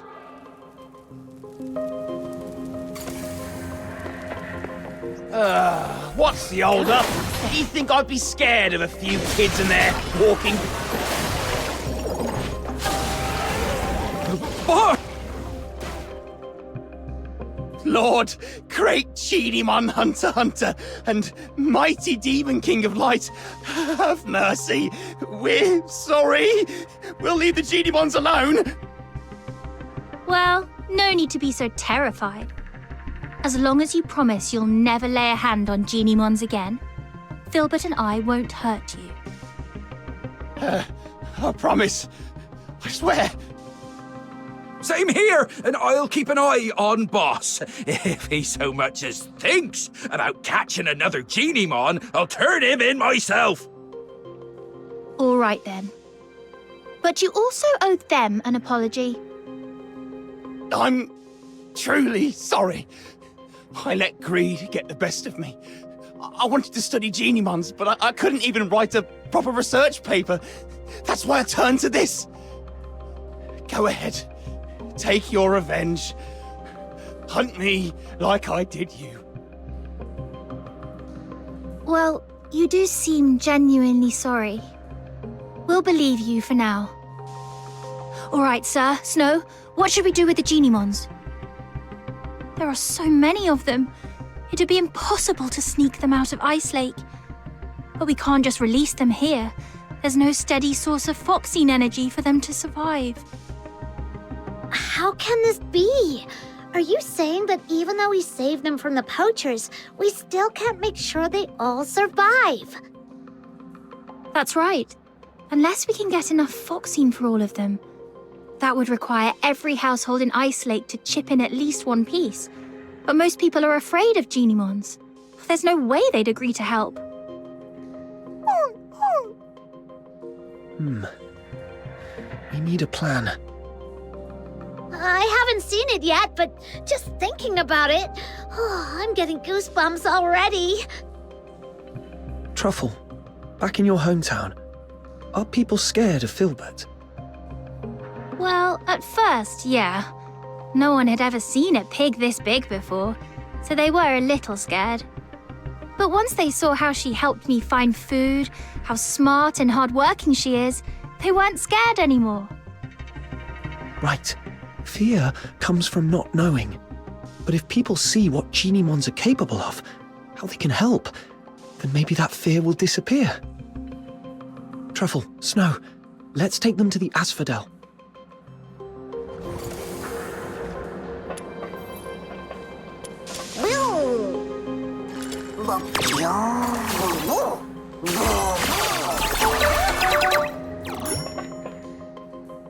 All right.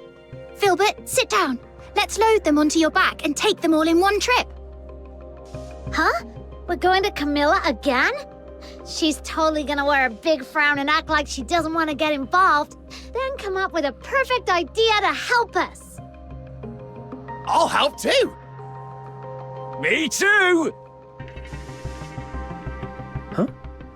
You're not coming with us? Panemon usually keeps its distance from people. It probably just showed up to get you to help free the other Geniemons. I see. All right. Take care, Panemon.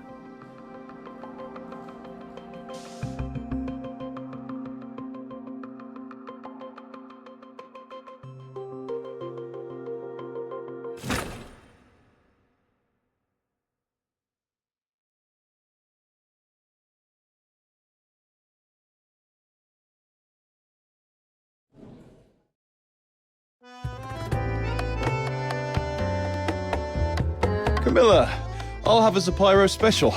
Nothing beats a drink warmed by real flames on a freezing day like this. I gotta admit, when I first saw this little thing, I thought it was evil with that weird flame. It turns out that flame's perfect for heating a nice drink. Who'd have thought? Oh, the folly, Wells, the wretched, wretched folly! You see only the fleeting comfort of a warm drink, but Zapyro's flame, it doesn't merely warm the body, it carves through the abyss, it ignites the eternal night, it is the fire of my muse! Zapyro, 3 syllables of pure poetry. The spark of my words, the pyre of my soul, my sin and my salvation.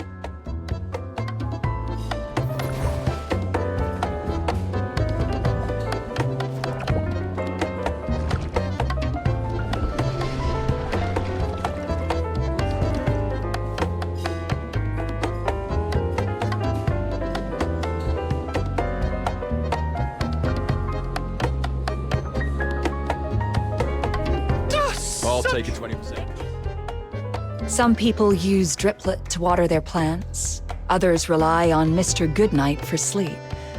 And now, even my business depends on a Zipyro. Funny how things turn around.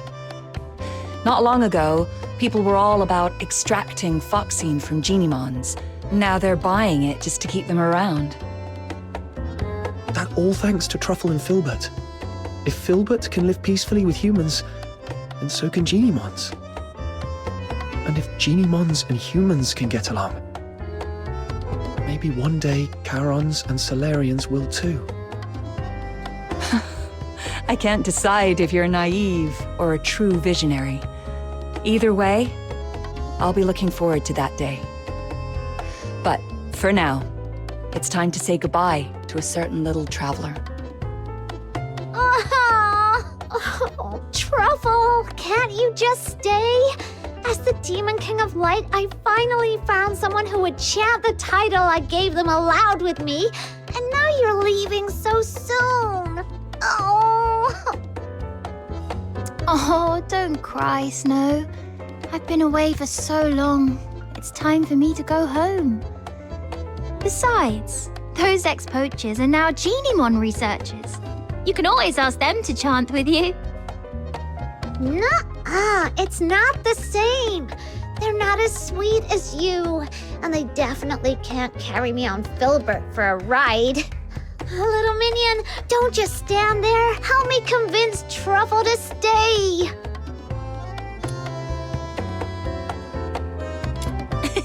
I'll be back to visit, I promise.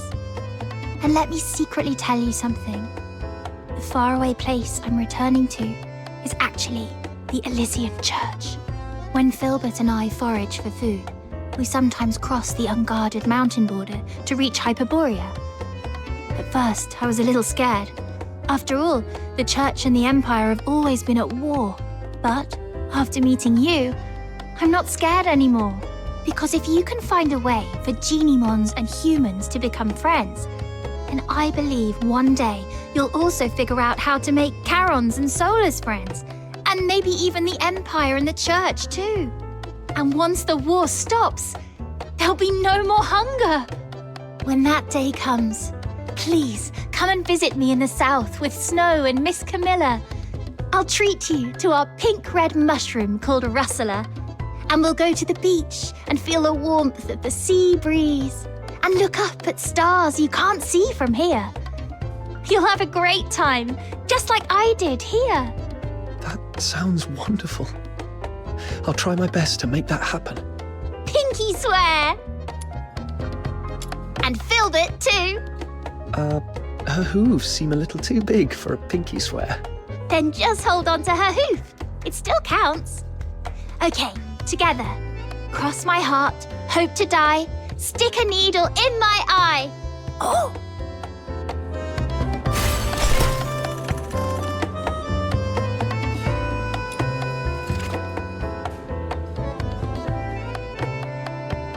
Are you inviting me on a date?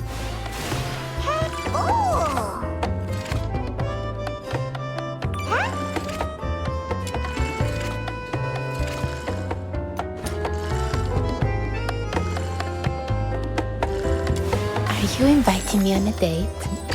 This is quite a delicate mission. Shall we do it together?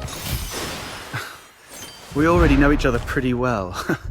I really have to introduce myself.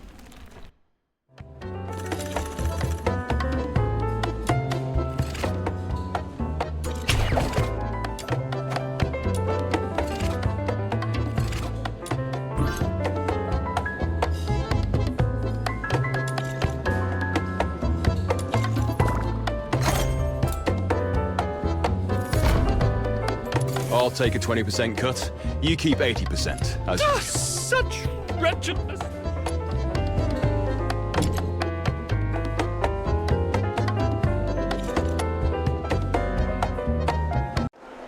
Treasure the intel. How boring.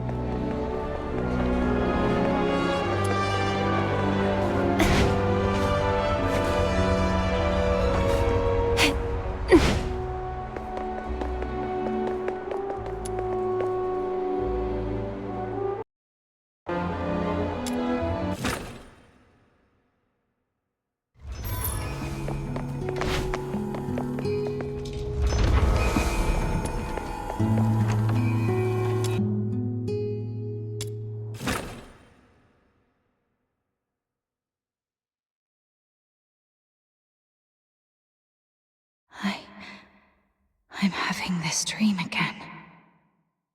That giant beast blocked your path. Its grip tightening around your throat. Your body shakes as you suffocate. Sharp pains triggering the deepest desire within your soul. That voice again. Kill it. Listen to its death throes. Bathe in its blood. And embrace the sweet release of death. Anyway, I must get out of here and get rid of these terrible thoughts that cling to me like a plague.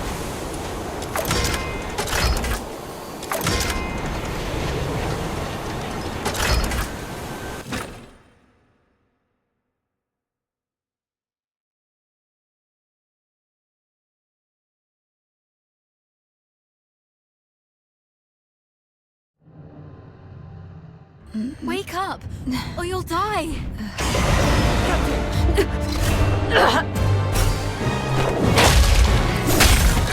Captain, wait!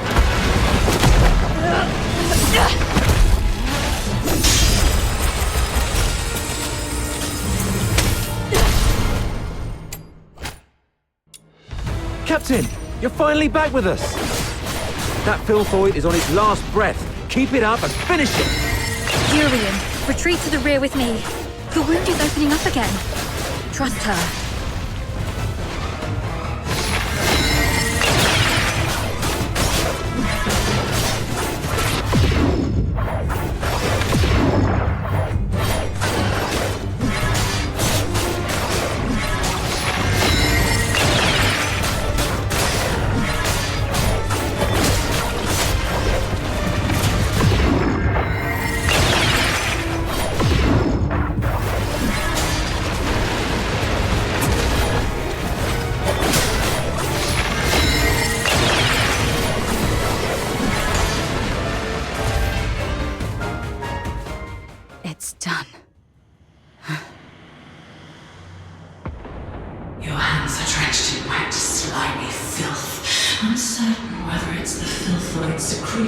Or its innards. Yet, a sudden joy tingles through your soul, bringing an inexplicable elation.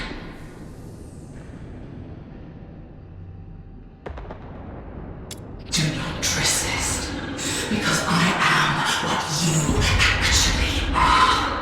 I am your instinct for death. One day you shall follow my lead and obey the ancient will.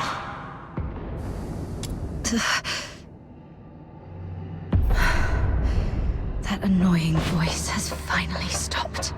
I should go check on the others.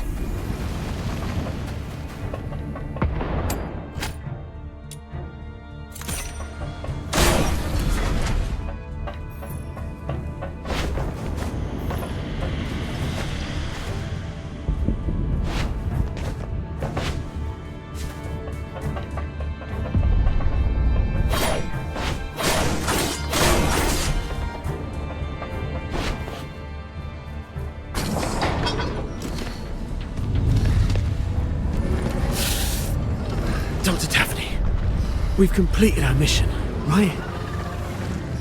No, not until we get back alive. It's all right, Daphne. Calm down. Everything's going to be okay. Calm down. You're back.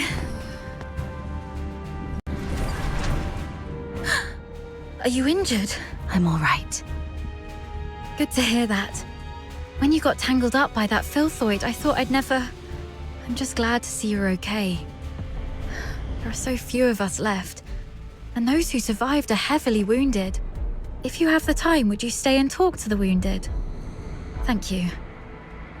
I'm heading back to find something, so please take care of them for the time being. Where are you going?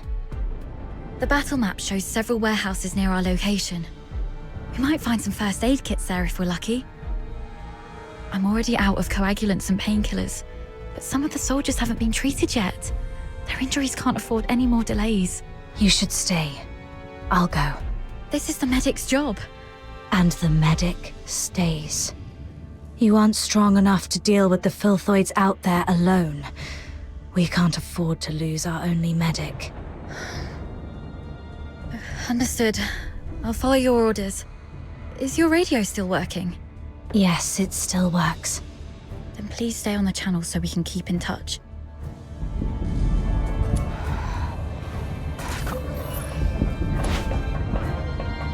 Oh, Taurus.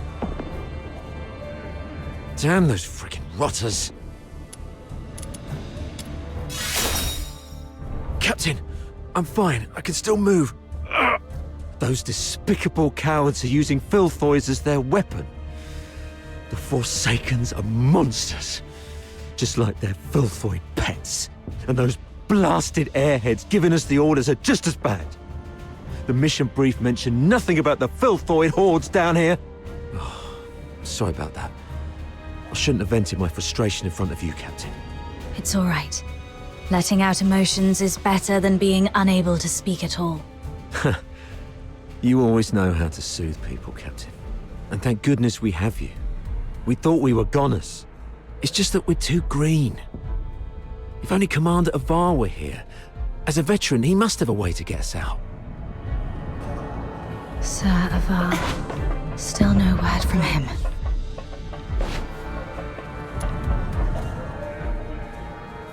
Doctor? Dr. Daphne? We're stuck in this bloody dump. Please, Dr. Daphne. If I don't make it, do me a favor and bury me.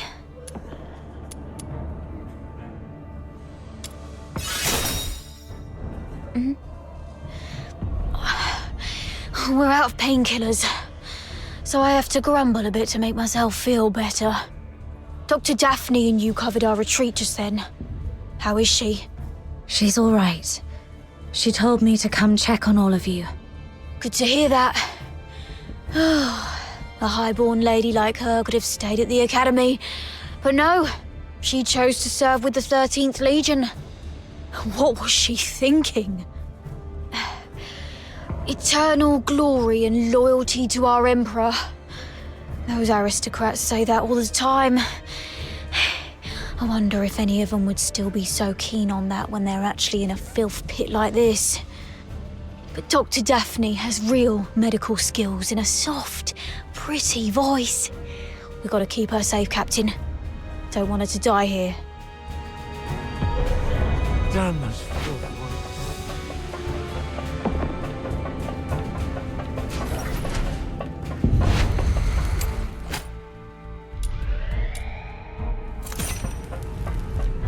The house does have a few military supply crates.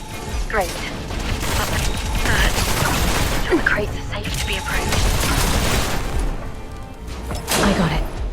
The medicine appears to be in good condition. That's great. Thank you. Be careful on your way back. The fights are probably lurking around this place.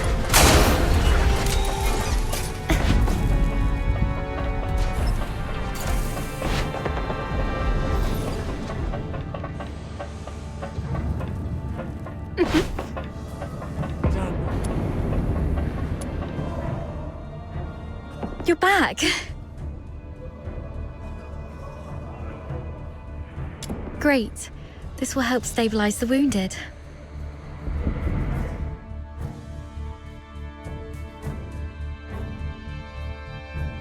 Any news from the Snow Wolves?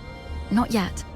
While you were away, I tried reaching out to Commander Avar of the Snow Wolves and Chief Commander Fulvis, but none of the comm channels were working. Keep trying. And meanwhile, let's see if we can find a safer place for the wounded. Actually, I have a plan. What is it? Take a look at this map. We're currently in the storage area where the exit is blocked. However, there are some underground tunnels that we haven't checked yet. Most Imperial cities and fortresses have elaborate networks of underground sewers. In recent years, some of these tunnels were expanded and reinforced to serve as air raid shelters. If we're lucky enough and the Forsakens didn't set up any ambushes, maybe we could get the wounded there to rest and recover. Besides, the sewer tunnels run all the way outside the fortress, so if our reinforcements arrive, they can easily get to us. Of course, the tunnels might be risky as well. If you think it's feasible, Allow me to scout ahead first. It's worth a try, but we can't risk having our medic do this alone. But now, only the two of us can move or act. And the Filthoids might attack this place any time. You should stay and keep the squad safe. I may not be a professional scout, but over time I've picked up some useful skills, so... All right. Be careful down there. Make sure to sidestep any confrontation with the enemies. Understood. I'll stay on the radio while you keep contacting the others. And if I lose contact for more than half an hour, please, lead the squad to find another way. Don't be scared, Daphne. Everyone's survival depends on you. Don't be scared.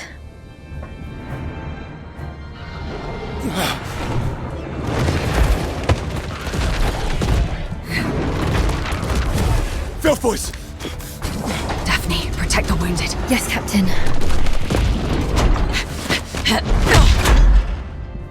Hang in there. We'll try contacting the snow leopard. Contact. Tell what nothing. Come closer. Copy. It's gone. What's the weather like in Hyperborean? It's raining tonight in Tasmania. This is Lieutenant Colonel Overlookers. Report your position and coordinates. This is Medic Daphne Theodore. Requesting backup. We're currently at... Filthoids just keep showing up.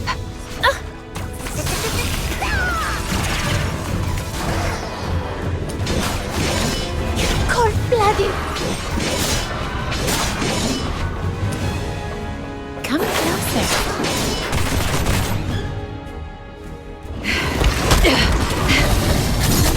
Hang in there, kid.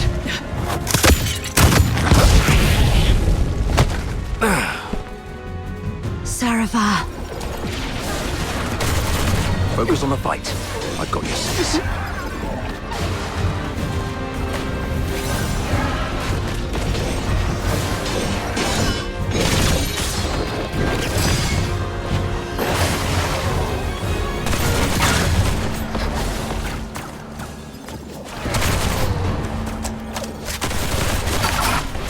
No violent contact.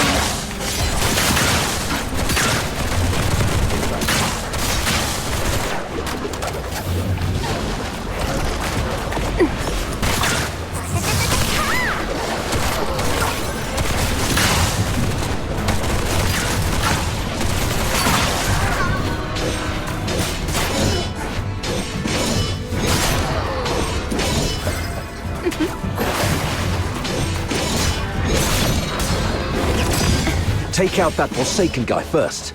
The Filthoids are following his lead.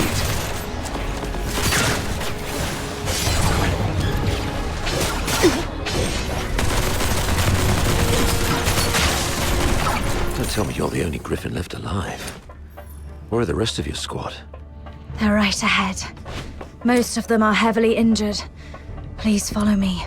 We've repelled the Filthoids and set up a temporary shelter, but I don't think... I've checked on everyone. Why the grief? You still have your arms and legs, so stand up straight and pull yourself together. I know what you've been through. I've seen many of our fallen soldiers along the way, but you are soldiers. Save your condolences for when you're home and safe. So, are you two okay? We're doing fine. Just carrying out the orders from higher-ups and almost got killed. Thanks for asking, sir. Never mind. You, do the report, please. Yes, sir. As planned, the Griffins and the Snow Wolves were expected to launch a two-way assault on Lonza Fortress. However, the Griffins were ambushed shortly after we began our infiltration. The passageways between the zones were blocked.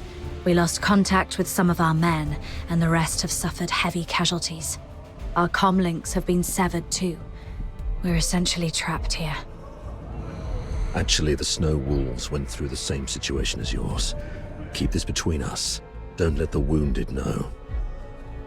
So, seems like the two of you are the only combat-capable Griffins left in the squad. Daphne, we've opened the passage between the storage area and the processing area. And there's a place in the middle that's reasonably secure. I've given the signal, and you'll be escorted there for a better rest. You come with me and continue the mission. I can take action with you. Please let me. You hurt your leg. Are you okay? How did you manage to make it here? Don't mind me. I've saved one last dose of anesthetic for myself.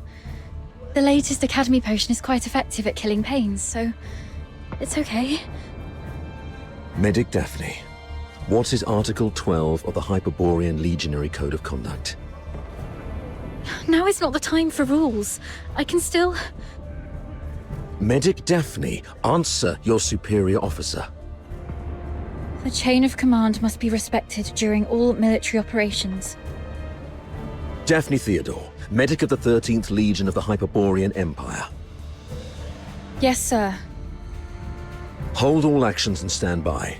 After joining up with the Snow Wolves, proceed with the wounded Griffins to the processing area for rest and await further orders. Is that clear? Sir, yes, sir. Okay. You, follow me and proceed with the mission. Yes, sir.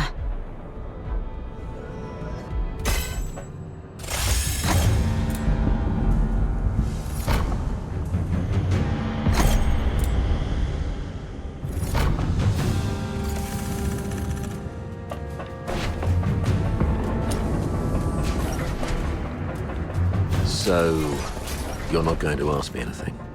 You just said soldiers must obey. Given what we've been through, are you really going to be as rigid as a piece of wood? You also said that one must fully concentrate when engaging in combat. The current circumstances are perilous. Being sidetracked by criticism might lead to casualties. You sharp-tongued brat.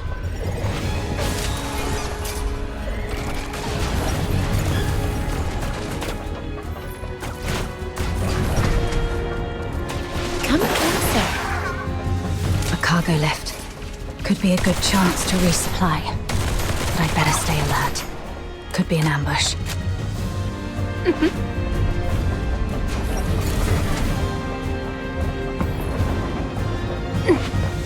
Let's sort through the situation here first. Our battle plan involved Colonel Fulvis and his numerically superior squad, the Narwhals, launching a diversionary attack on the bridge leading to Lonza Fortress to distract the Forsakens. Meanwhile, the Snow Wolves and the Griffins would parachute right on top of the fortress. Our two squads would infiltrate the fortress via the engine room and the arsenal, then launch a direct strike and seize the central control room.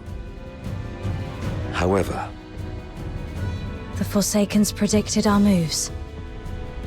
yes, either they have intercepted our communications, or there is a spy working for the Forsakens in the Legion. Regardless of how our plans got out, the Forsakens were undoubtedly well prepared. They used the fortress's defense systems to ambush us, and even lured a bunch of filthoids here. We planned for an infiltration strike, so none of us were equipped with heavy weapons for large beasts. The only option was to throw our lives at it. Given that Lonza Fortress was designed by Imperial engineers, you might know how to disable its defense systems, right? You literally slept through your cryptography courses, didn't you? I cannot believe you're still sore about that, sir. Never mind. Acing those courses wouldn't be much help in this case anyway. The Forsakens have modified the mechanisms in the fortress. We don't have time to go through each hard point and crack every code. But disabling the systems first would be the right call. So we should reach the engine room next. Cutting their power will shut down the systems, giving us the time to rescue our trapped soldiers. That's our main objective in the next move. Operating the devices there requires 2 people. Thank God I took you with me. Hold on, we're getting a call. Hello? Does anyone copy? What's the weather like in Hyperborea today? It's raining tonight in Dismania. Commander Avar, is that you? I'm Vic. Avar listening. Give me a report. After we split our forces, Monica and I took the path along the outer perimeter. We're about to reach the engine room. Engine room? Are you trying to... I'm calling you specifically to give you an update, sir. We'll make an attempt to shut down the power unit. The engine room is probably full of traps. Cease your actions and stay where you are. The captain and I will get to your place in about 15 minutes. Please, let us try, sir. Every moment we delay puts our comrades in greater danger. You... And one more thing. Since the captain is with you, may I ask how the Griffins are doing? My brother Simon is in that squad. We have yet to secure his body. What? He means Simon's got some injuries, but the medic has taken care of him in a temporary shelter. There's no need to worry about him. Understood. Thank you, sir. Your way with words.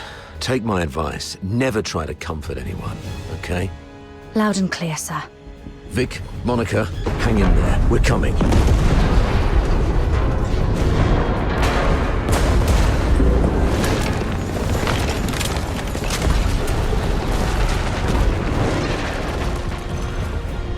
Since they've reworked the mechanisms, does that mean there are some elite engineers in the Forsakens? Of course. I've repeatedly warned the b****ed higher-ups not to take the Forsakens as mere illiterate barbarians. They have controlled the fortress for over 6 months. If they are barbarians, what does that make us? The higher-ups were way too complacent. Well, no one grasps the art of command better than folders. Let the great commander explain himself to the chief, and let's see if his silver tongue.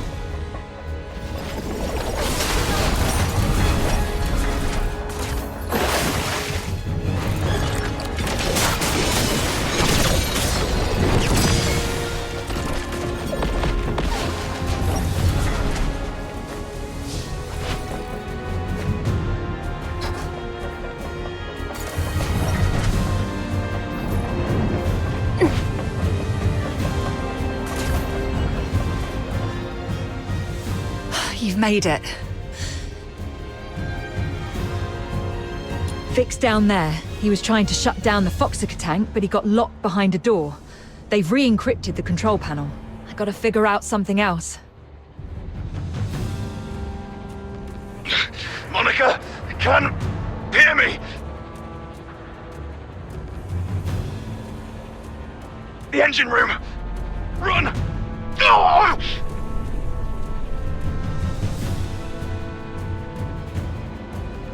Vic? What happened? Vic! Hang in there. I'm nearly finished. Almost there.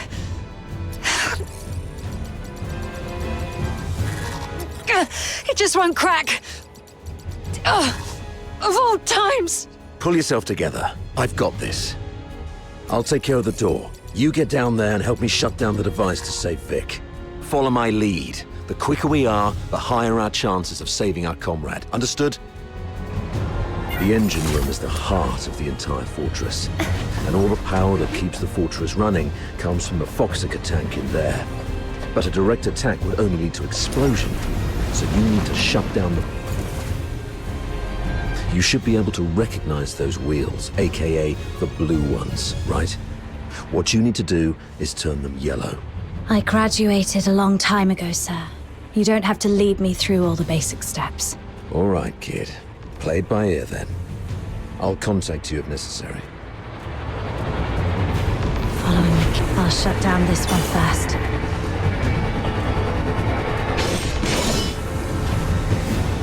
Right, that's one down.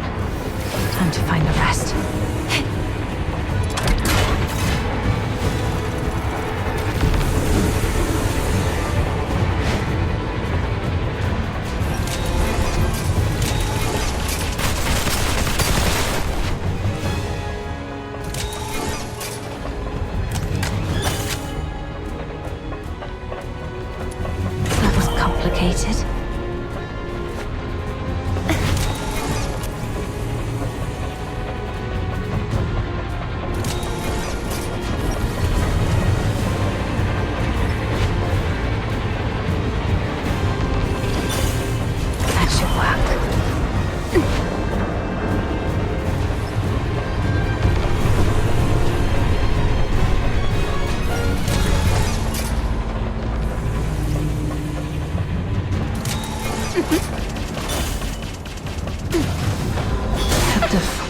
Foxynamo wheel in such a weird place.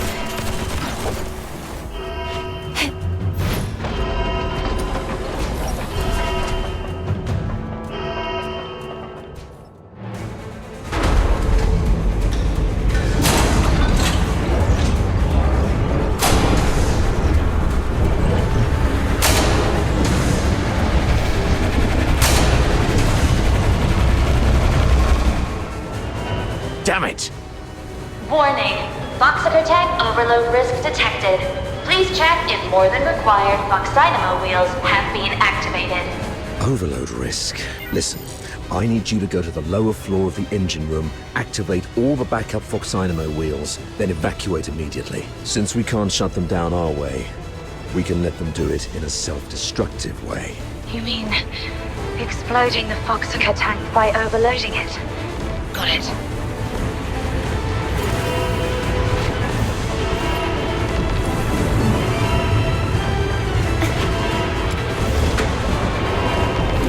Backup Phoxynamo wheel number 1 is ready. Now activate it. Well done. I'll unlock the control authority for the remaining 3 Phoxynamo wheels. Activate them once the yellow light is on.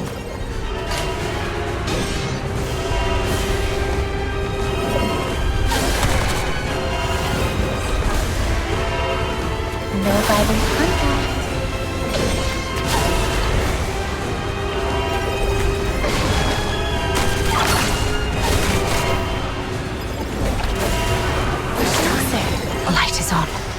Looks like Saravar has made it on his side. That's brutal! Warning. Phoxhunter tank is overloaded by 50%. Please shut down the Phoxynamo wheels immediately. Unauthorized departure is not permitted. I need to hurry up.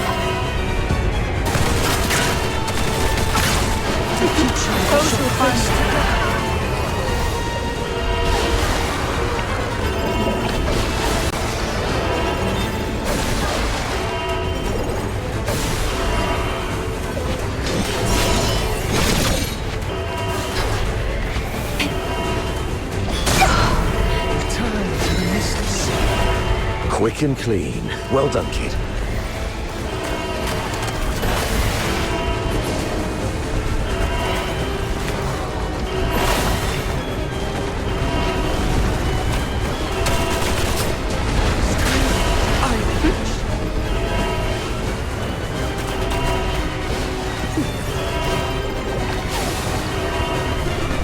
No violent contact. The control authority is unlocked.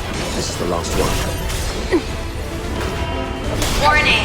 Phoxhunter tank sabotage detected. Anyone held responsible should suspect your crime. Run! Get behind the safety door. That's brutal! Warning.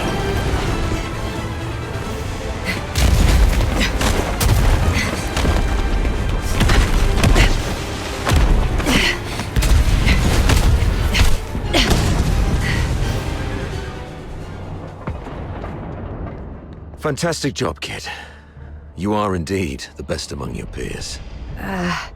Okay. Most of the defensive weapons within the fortress have been disabled. The rest of our squad should have an easier time. So, can you continue? Let's go if you can.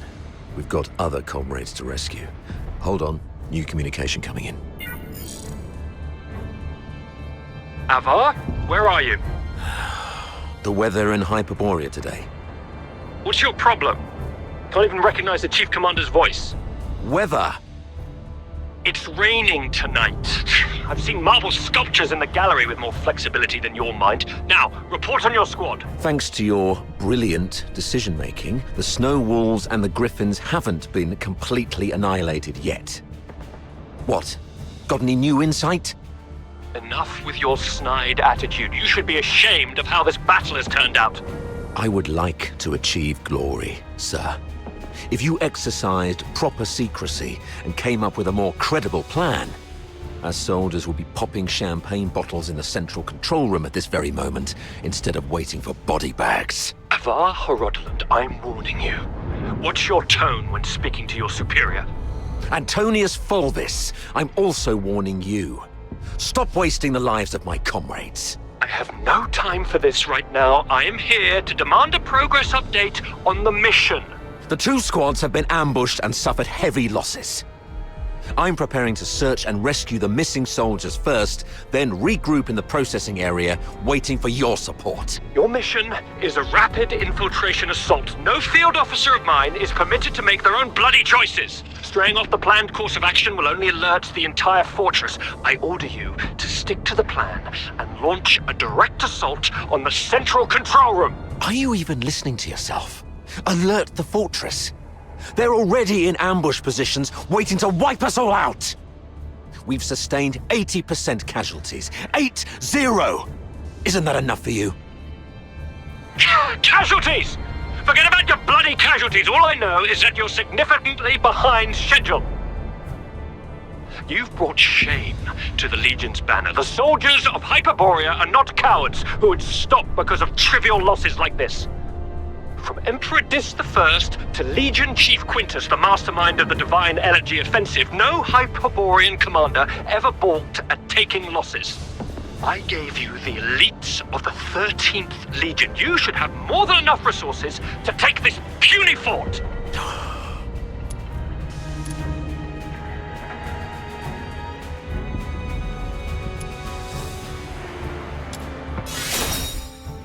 And who's this? Oh, it's you. Avar's favorite protege and the captain of the Griffins, I presume. What's the hurry? We have concluded our tactical meeting. Reinforcements from the narwhals are on their way, and I'll be gracing the front with them. Stick to the plan. You hear me?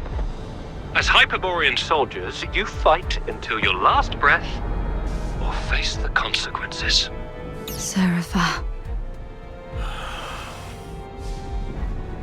Captain! Captain! This is Simon from the Griffins. Do you copy, Captain? Copy that. Simon, where are you? We're trapped by a filthoid horde along the rail track. If you have any forces to spare, we need an extraction. Please, Captain! I also picked up a signal from another squad reporting their position, right after Fulvus ended his call. What are you gonna do?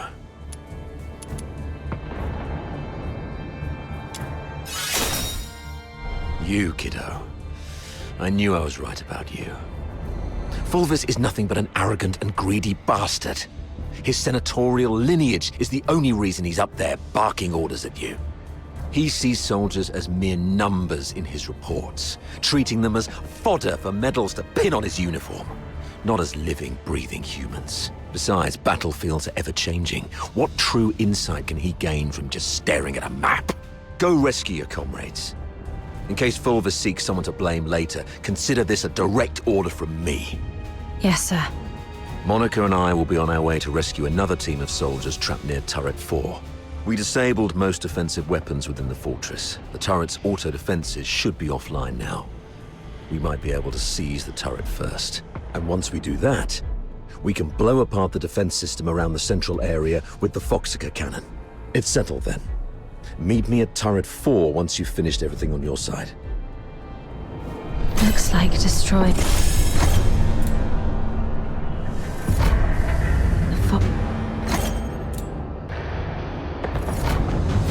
The tank knocked everything offline.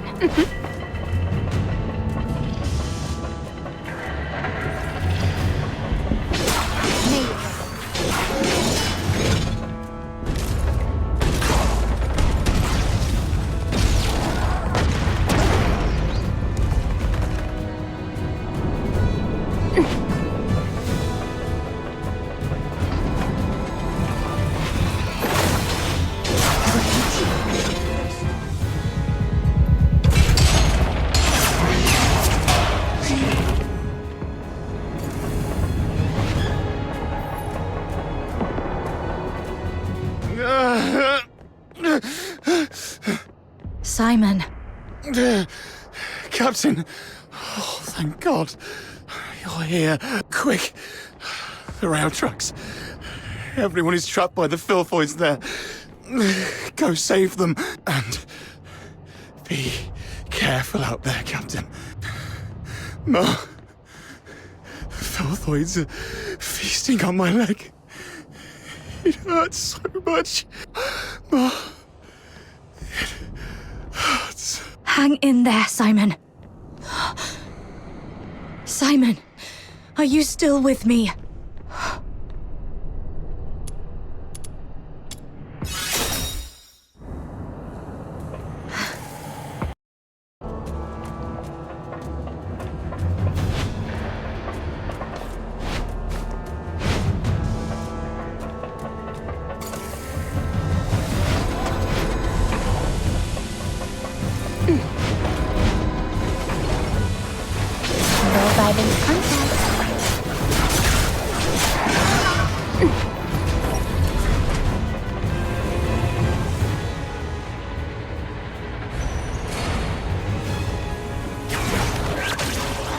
These beasts. They killed everyone.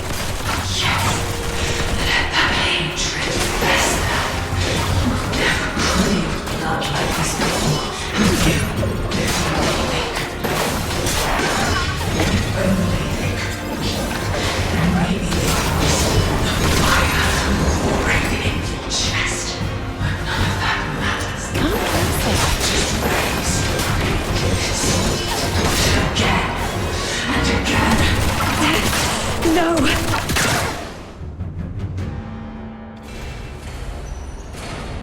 Hello? Do you copy?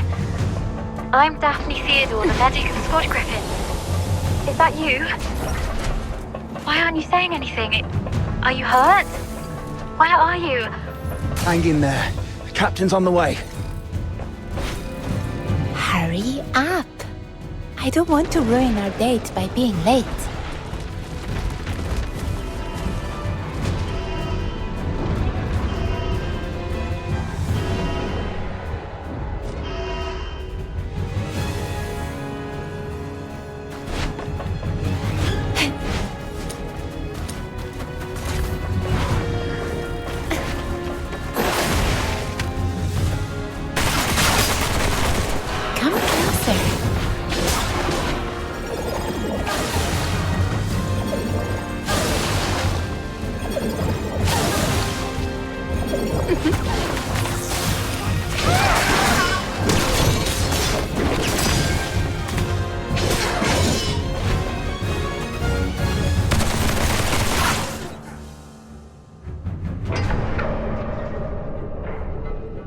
Captain! Captain, over here!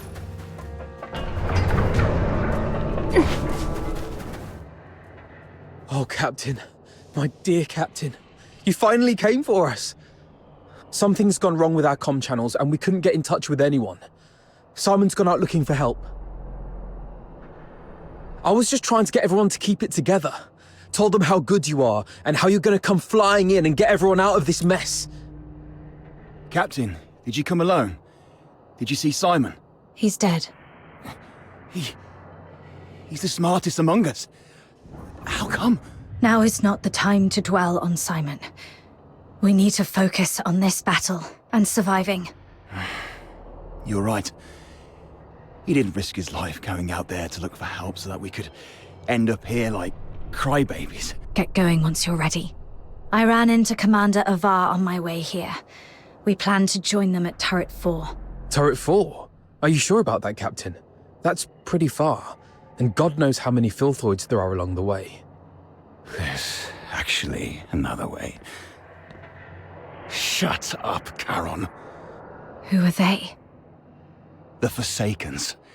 We captured them on the way. Your pet filthoids killed a close buddy of mine. Reminded me just now I ought to carve a few holes in you to honor his memory. Stop it. We should keep the captives alive. We need to take them back for interrogation in the Imperial prison. Sir? If sacrificing one Charon can quell your anger, then take me. But first, please let me explain. Come back, Katya. Don't be silly. Sir, we may be Charons, but we are not part of the Forsakens. We're just ordinary folk living in a town nearby. The Forsakens grabbed us from our homes and forced us to help rebuild this fortress. They left the Solars in peace and only took the Charons. You can't be serious. The Forsakens are enslaving their own people. Exactly. They exploit us because Charons are stronger and withstand extreme heat and cold better than Solars. You may think we're the same as the Forsakens, but they've never accepted us as their own. Mr. Frank saved my life. Just a few days ago, I had to take a break because my stomach was acting up. But those Forsaken rotters whipped me dozens of times and left me for dead. It was Mr. Frank who gave me water, food, and this ragged robe to cover me up. I would have died if not for Mr. Frank. So if you must shoot him, could you please shoot me instead? He just wants to help. Because none of us can forgive what the Forsakens did to us. The sewer tunnels are like a maze. You'd easily get lost without help. The Forsakens always get Mr. Frank to fix the sewer valves, so he knows the place like the back of his hand. Let him live and he'll get you where you need to go. All right. Marco, lower your gun. Holster it, that's an order. Leon, frisk him. Yes, sir. Just a few days ago, I had to take a break because my stomach was acting up. But those Forsaken rotters whipped me dozens of times and left me for dead. It was Mr. Frank who gave me water, food, and this ragged robe to cover me up. No need to frisk her. Yes, sir. I've heard you're familiar with these sewers. Please lead the way then. Stay alert and keep a close watch on them. If anything seems amiss, we'll pull out immediately. Thank you. You're talking to me? Yes. You didn't let your man frisk me, and I really appreciate it. It's rare to see an Imperial officer respect the dignity of a Charon girl like me. Your kindness will reap a just reward. This way, sir.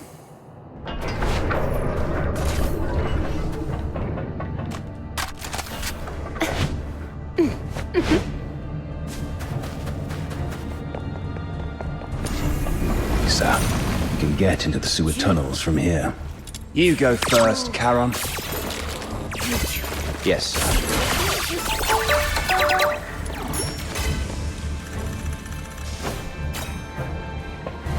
Sir. The hot steam. Watch out! There's a condenser up ahead. You'll get hurt if you get too close.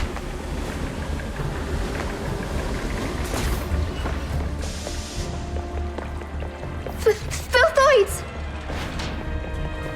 The unarmed retreat behind me.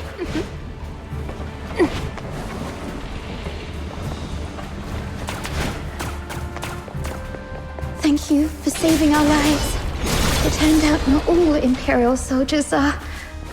Oh, sorry. I used to think that Imperial soldiers were no different from those Forsaken rotters, but now I know I was wrong.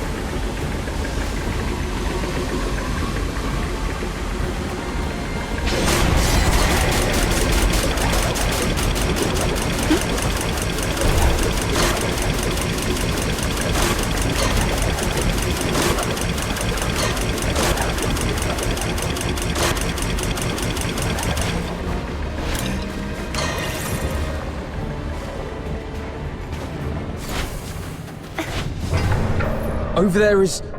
Saravar! Nice. We can safely... What did you say? The reinforcements are delayed? The Forsaken sabotaged the narwhals at the bridge. Now we're stuck here. You expect me to storm the central control room with just 2 battered squads? You can't be serious, Fulvis. They've got the hazering messengers in there. Messenger, messenger. The Legion doesn't feed you daemons out of kindness. This is what you're for. And you've got her with you. That one's just as strong as any daemon. The central control room is right ahead. It's less than 50 yards away from the turret you're at. 50 yards further, and we can dedicate the victory to His Majesty. What's so hard about that? How are things going on your side? Simon sacrificed himself. Thanks to him, I managed to save the rest. We also met a few Charon refugees enslaved by the Forsakens. They led us here. Refugees? Not Forsakens, rebels in disguise, I hope. That's why I asked the soldiers to keep an eye on them. If they are indeed civilians, they'll be safer with us. If they turn out to be from the Forsakens, we'll detain them and bring them back to the capital. In that case, the ambushing Forsakens may think twice about attacking for fear of harming their fellows. You made a smart decision. As for this side, our reinforcements met a problem on the way here and can't make it. And we're ordered to continue the mission. I heard. Look on the bright side. The mission is almost done. Knock out everything that gets in the way. Breach the central control room.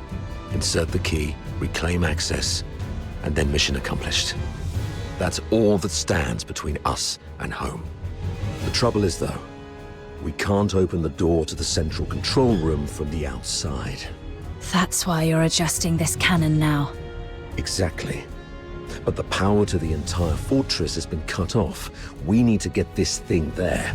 Sir, we found some Phoxhunter canisters at a nearby warehouse and got them connected to the remaining Phoxynamo wheels as you instructed. Excellent. That should be enough to move this cannon near the central control room. Let's get the Phoxynamo wheels up and running. It should bring this sector back online. These cables should lead me to the Phoxynamo wheels.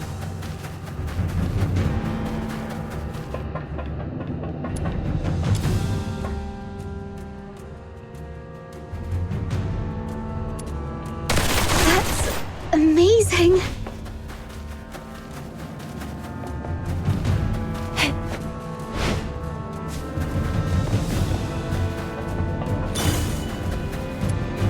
The cut is beautiful, all clear and shimmering.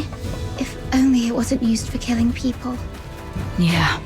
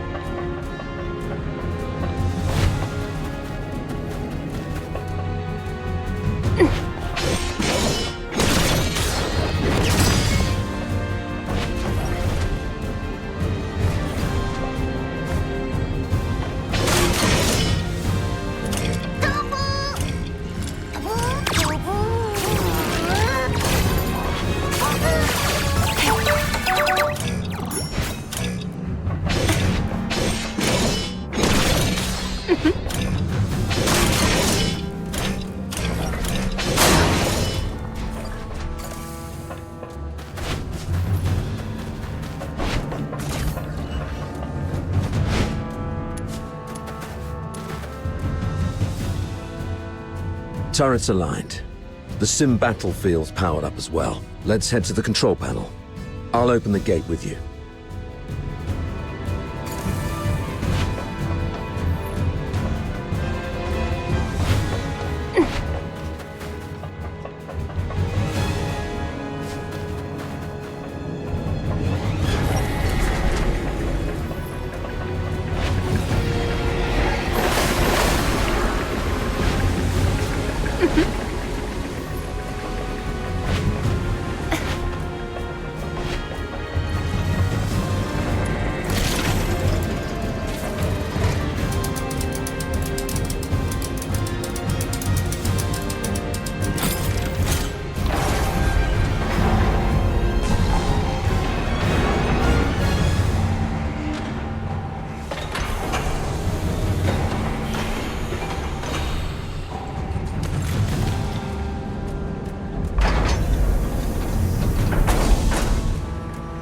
They refer to this place as a simulated battlefield, saying that the theme this time is the defense of Ice Lake City.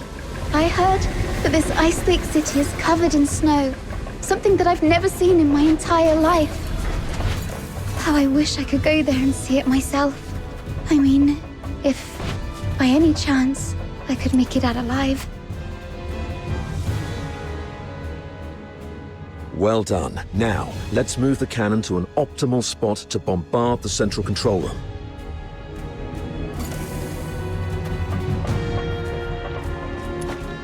Keep the cannon from the Filthoids.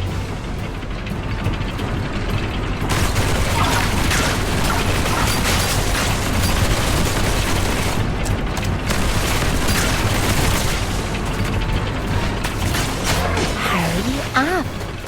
I don't want to ruin our date by being late.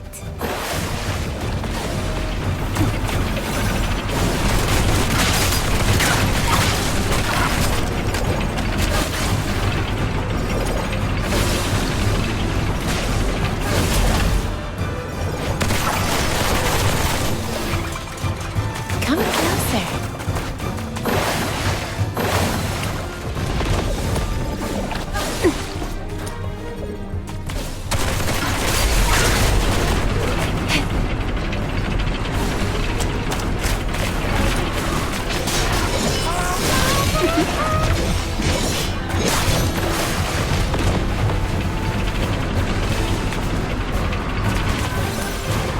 Heads up. Filthoids approaching.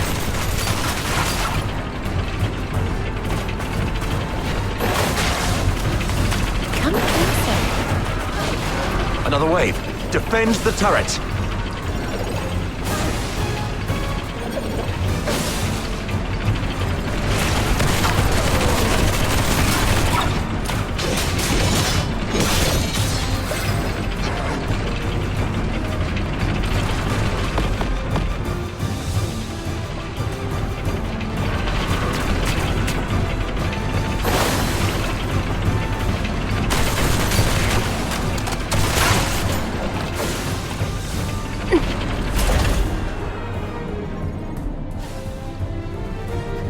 Locked and loaded. Take down the Filthoids first. Don't let them distract you.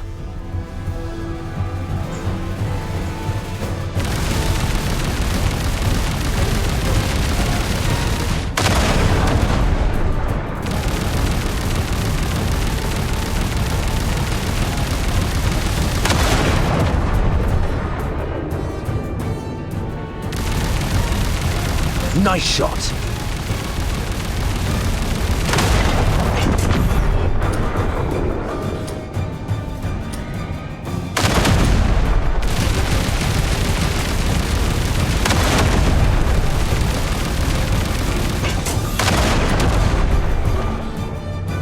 Watch your six.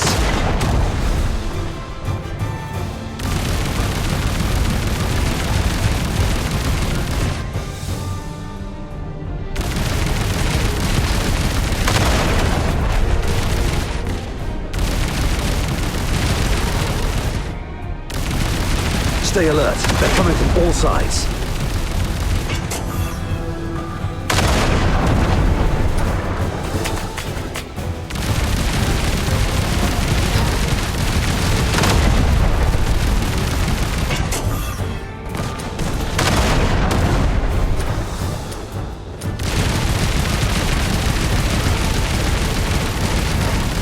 That's their leader. Bring it down.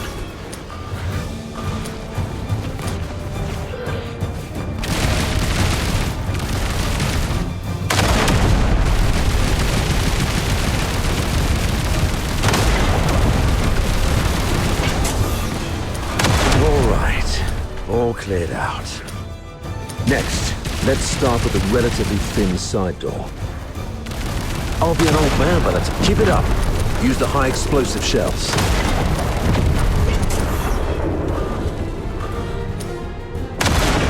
That's our cue. Move in.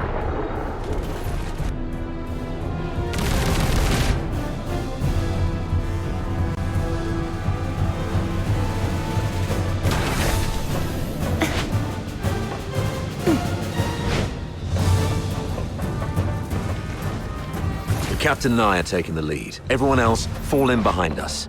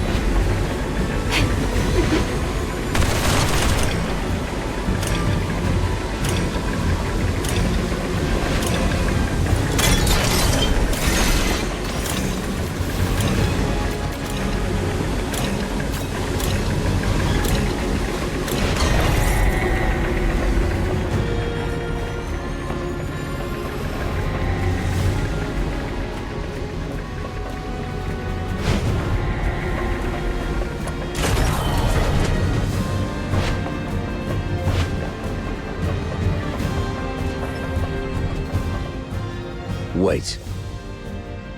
We cannot afford any mistakes in our mission moving forward. We have to rule out all the potential risks. This girl and the old man, they should stop here. Why? As you can see, there are filthoids all over this place. If you leave us here, Mr. Frank and I will die. Sir, please. We offered help. We led you all the way here so you could rendezvous with them. Please. I'm begging you. Don't leave us behind.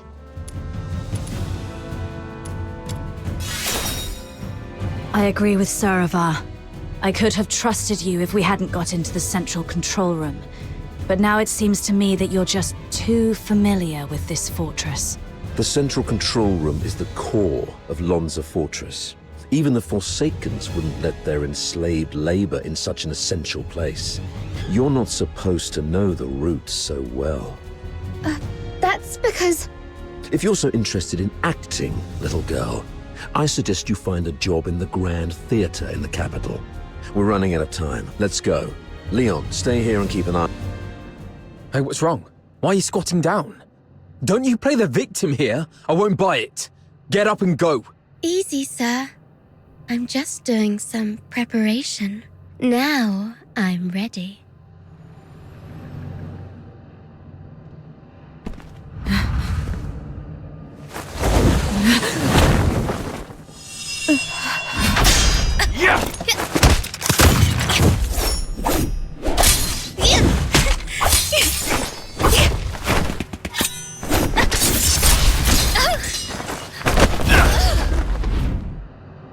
This girl's with the Forsakens. Keep an eye on her.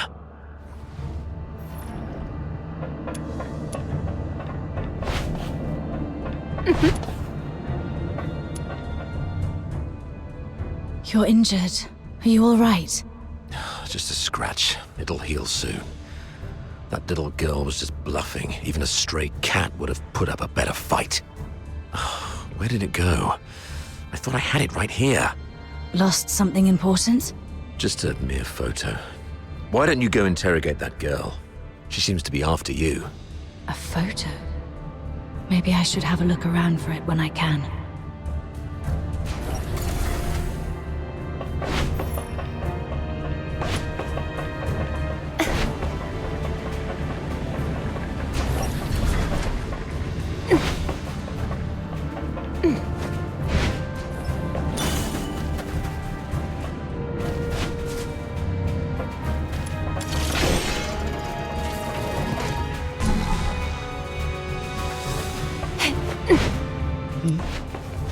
What's that on the floor?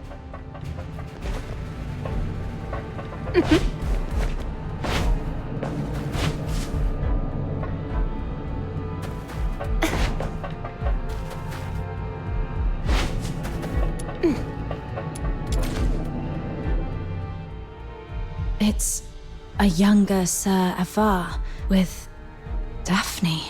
I should take it back to Sir Avar.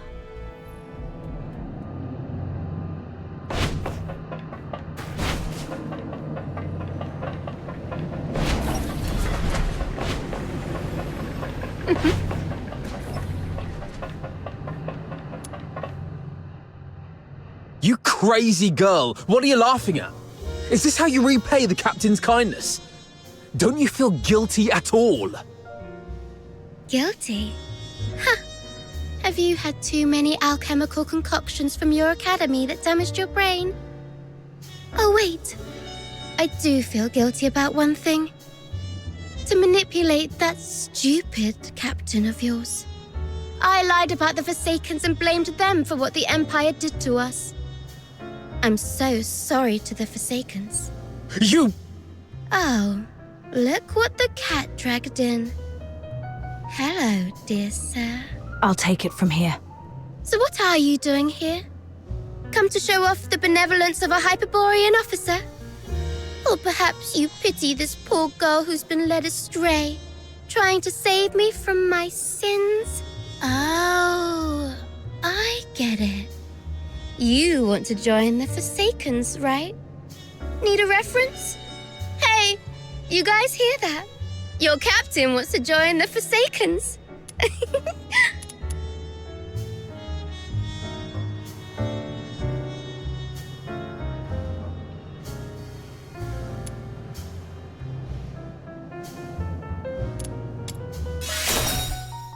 Because you're always so on guard. I couldn't find a chance, even while we were alone. I had to bide my time patiently.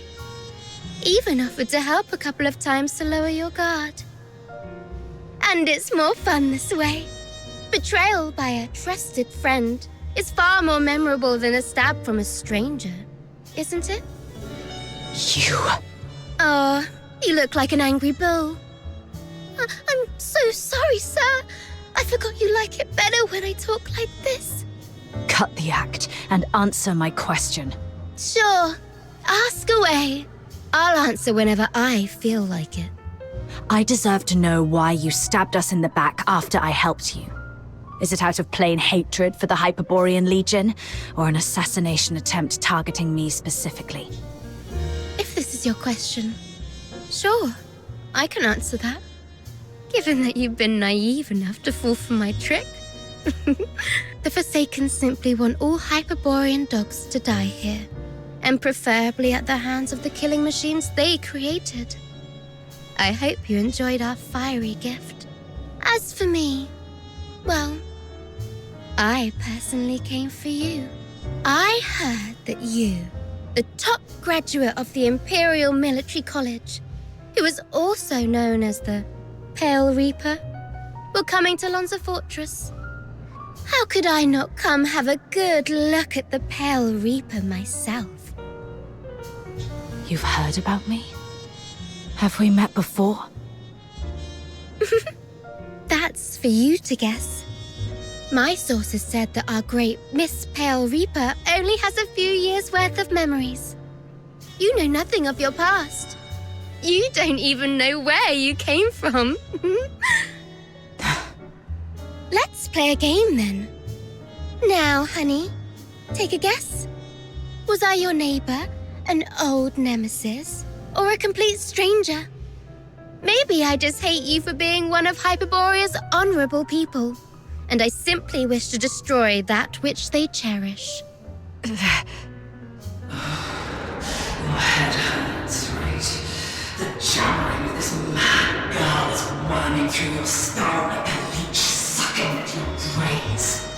See, you have a sword in your hand. That's right, it's the one you've wielded in countless battles. The hilt still carries your warmth. You're familiar with the slick feeling and the subtle tug of resistance when its blade slices through flesh. You can easily slit this creature's throat and make its detestable lips gurgle and whimper in pain. It's... that voice again. Why now? Why suddenly so quiet? You seemed ready to lecture me. Cat got your tongue, honey?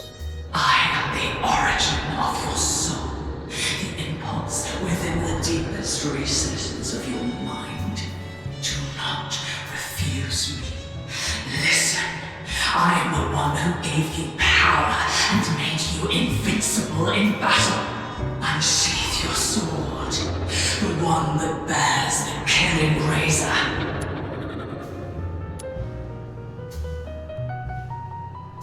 Go on, make your guess.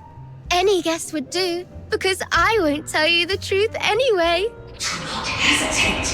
Use your sword. It's calling to you. It thirsts for the sweet joy that can only be sated by flesh and blood. Quick! Silence this mad lass for good!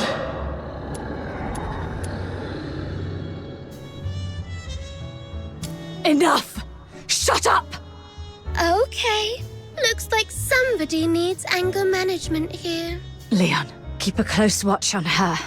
Bring her back in one piece, and make sure she doesn't harm herself. Use Frank as leverage if necessary. Yes, sir. Wait! Remember what I said back on our way to the turret? Your kindness will reap a just reward. Lend me your ear. I've got a secret that's just for you. Rest assured, you've just frisked me. I am really out of weapons. It may be extremely important to you. You sure you don't want to hear it? Someone in your legion wants you dead. What did you say? Secrets are meant to be whispered once. Take care, sir.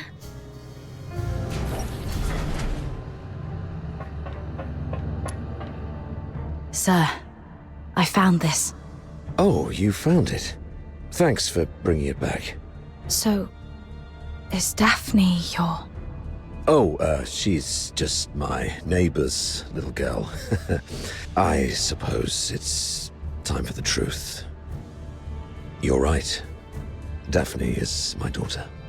This is the last photo we took together before she and her mother left. Daphne took the last name Theodore from her mother.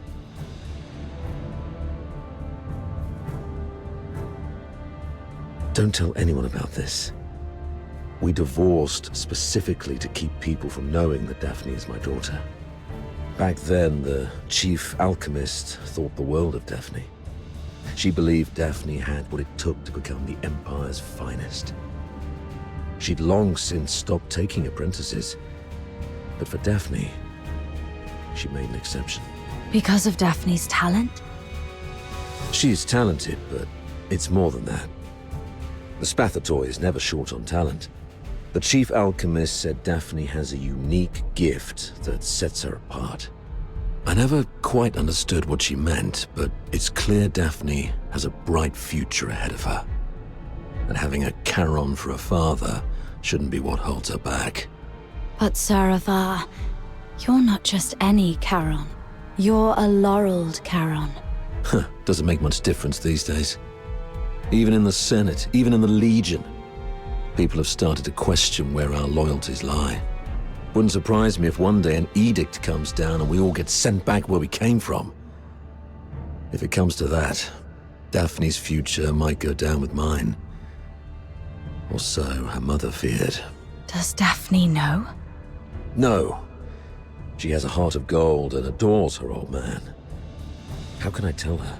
So, I play the part of a bad father who's done with family life. And when Daphne calls me dad, I tell her, zip it. I'm not your father. Address me as your superior officer. But Daphne's such a sweet kid. She couldn't bring herself to curse at me, and always ended up blaming herself instead.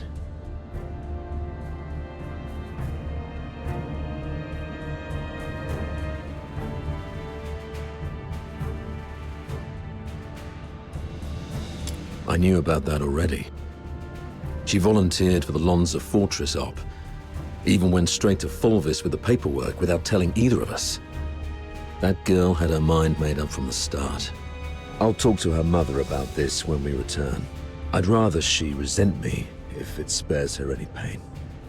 If we make it back, I'll take her to the Opera House. When I was just a grunt, I never got the chance to take her to any fancy places.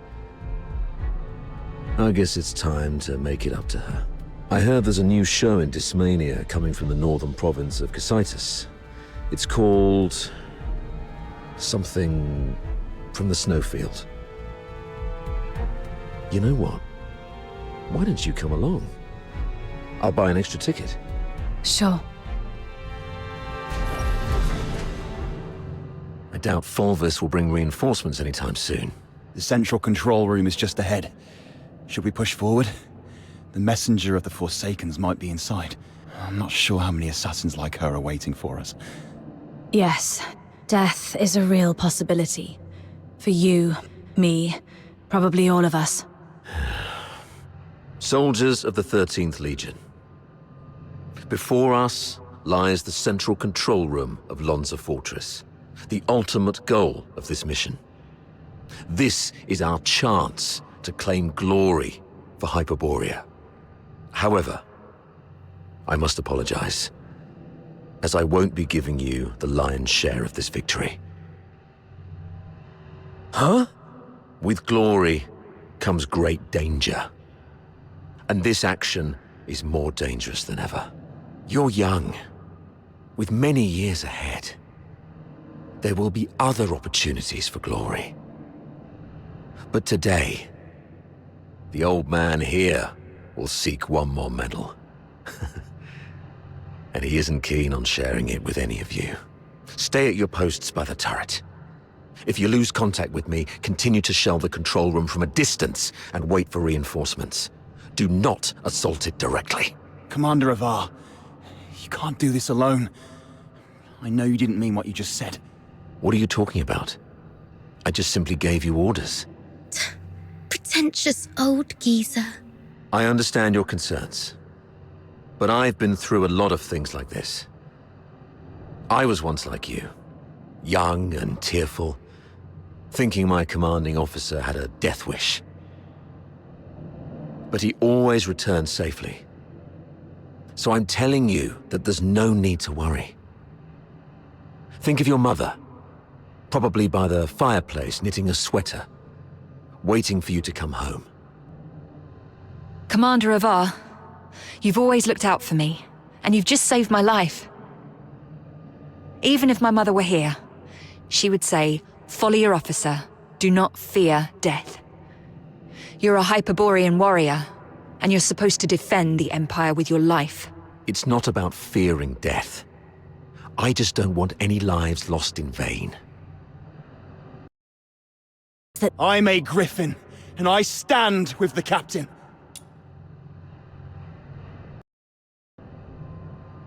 Yeah, I heard that loud and clear this time. I stand with the captain. Well, since we have the captain, maybe she does have what it takes to lead us to victory. All right. Prepare yourselves. We set off together. You've even learned how to take over your commander's speech. Maybe we could wait for a while to gather more intel from this last first. Oh, are you going to interrogate me? No. I've seen how crafty this girl is. Her intel will only mess with our judgment. Here's the plan. We split into two groups. She and I will scout ahead. The rest prepare and initiate the assault upon our signal. If we call it off, retreat to turret 4. Leon, you stay back and guard the captives. Yes, sir! Let's move, and see what surprises the Forsakens have prepared for us.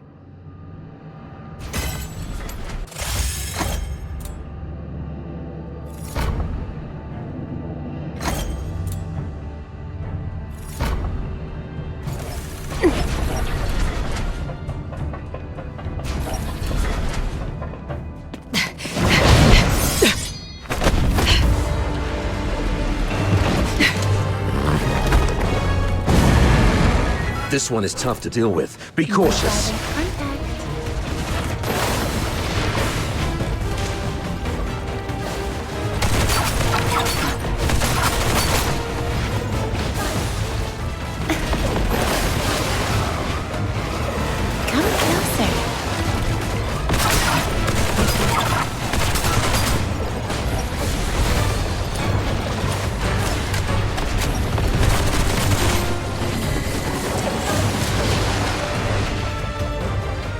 Careful. There may be more enemies inside.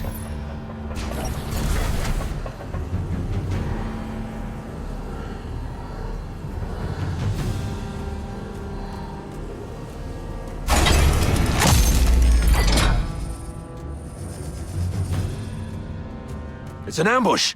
Defend yourselves! Wait. The defense system here is off. The central control room is empty. Has the messenger left already? Something's off here.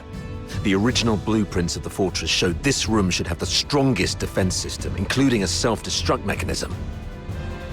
But they've only locked the door, and there's no sign of any defense systems engaging. What do you make of this?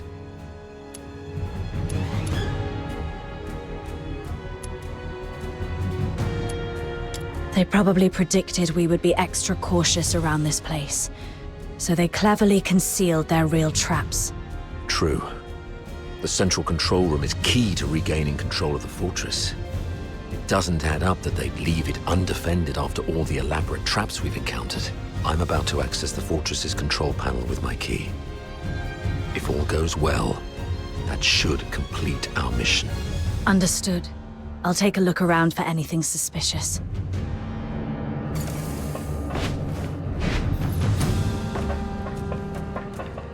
Defense mode currently active. Please switch to safe mode to proceed. Defense mode currently active. Please switch to safe mode to proceed.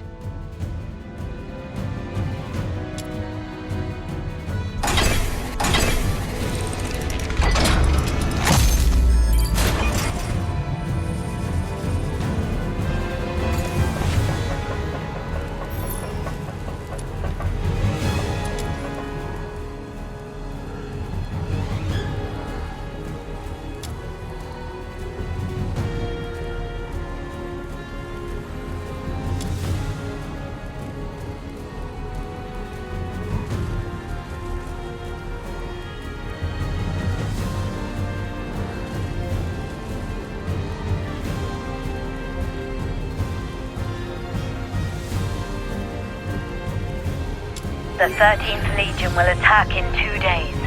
Antonius Fulvis has vowed before Sybil that if his forces fail to breach the fortress, he would shoot himself with his own gun. Sybil then assigned him the best troops. The Legion will do everything they can to take Lonza Fortress back. We should not attempt to defend the fortress against such odds. Withdraw our forces and ensure the survival of the Forsakens. Merely retreating would squander a perfect opportunity. We should make the Hyperboreans pay dearly. Easy. Leave it to Avar. He'll be commanding 2 vanguard squads in the operation. Those fools always listen to him. Avar will hold off their assault. Use this time to lay traps and fortify our defenses. The fortress will become their graveyard. We'll soon read this headline in the news. During the battle in Lonza Fortress, the 13th Legion valiantly defended the Emperor's lands. The vanguard suffered 90% casualties in the fierce conflict. Lieutenant Colonel Avar, one of the survivors, mourned the fallen and delivered a eulogy of unmatched honor. Good for Avar. Let's go with this plan then. Shame those dead dogs will receive posthumous honors though. Avar?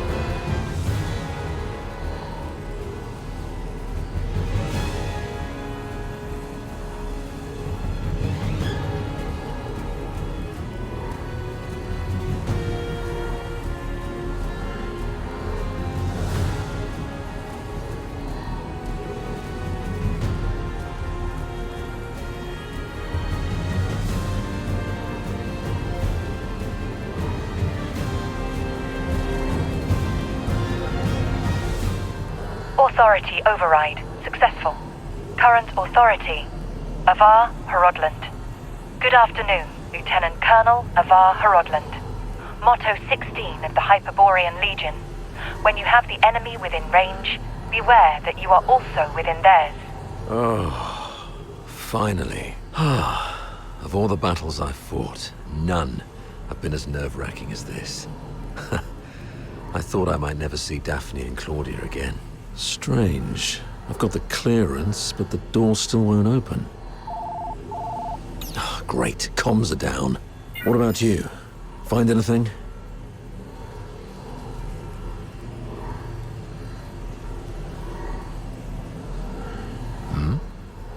You look like you've seen a ghost. What's wrong? Someone in your legion wants you dead. That girl, Katya, told me this. The recording, the signed document, Katya's words, and this man in front of me. My mentor on hand-to-hand combat and battle tactics. My superior who always looks out for me. What should I believe? I found this voice recorder and this document. Is that so? Well then. We need to have a serious discussion about this.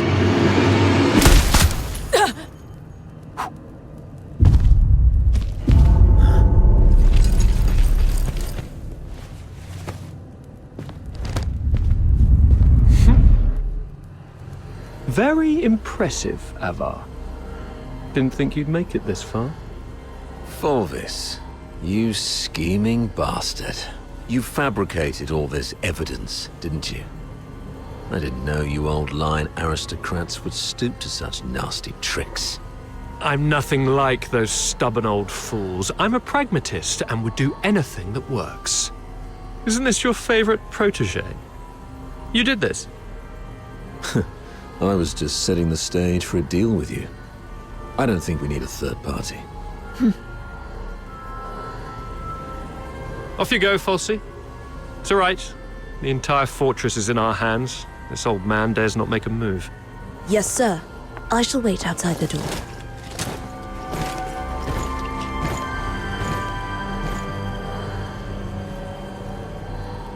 Now, why bother making up all this false evidence? You really think the higher-ups are that stupid? Of course not. They're actually smart enough to turn a blind eye and play along. Use your head, Avar. Why do you think I dare to make this bold move? It's naturally because someone wants me to. Since you're a goner already, I'll show some mercy so you won't die a fool.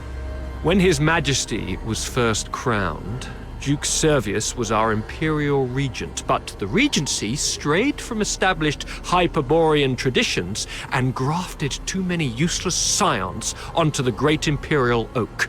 Those fools let so-called laureled Charons into the military council and the legion, even handed high office to some of you. It's absurd. Though His Majesty is now aware of these mistakes, they continue to plague us. I'm merely helping him prune the oak. So, you went through all the trouble just because you don't like Charons? You should have told me earlier. There's no need for such an elaborate ruse. Just let me off this time and I'll retire early and stay out of your way forever. If you need my loyalty, I can do that too. We can blame her for leaking our battle plans. Both of us walk away clean. Hell, we might even get a reward for uncovering a spy. And you'll gain an old dog obedient enough to follow your orders. How quaint, Avar.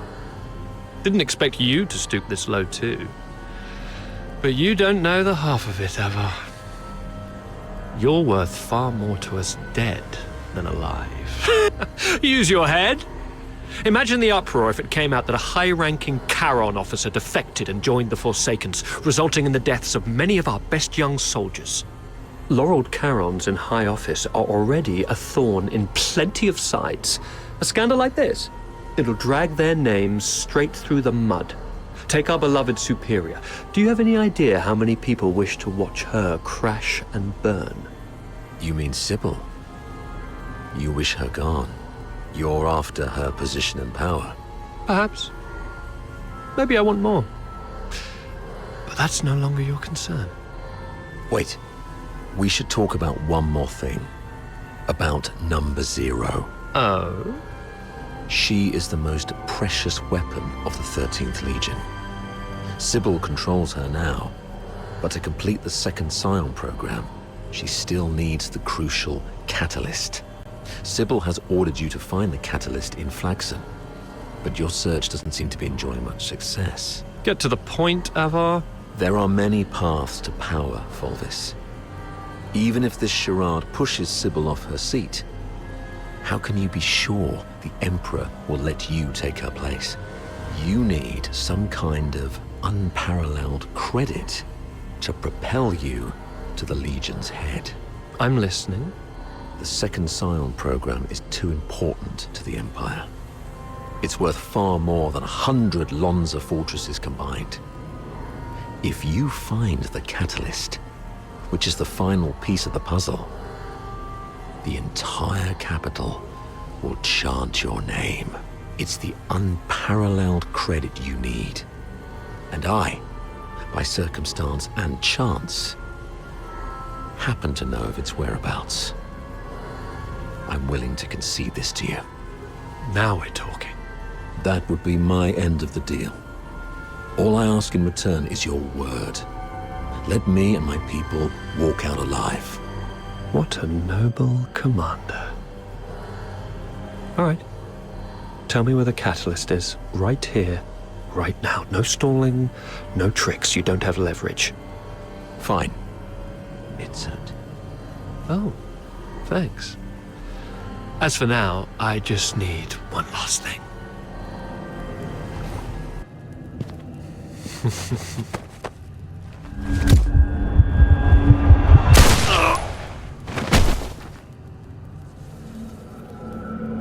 Remember, Ava?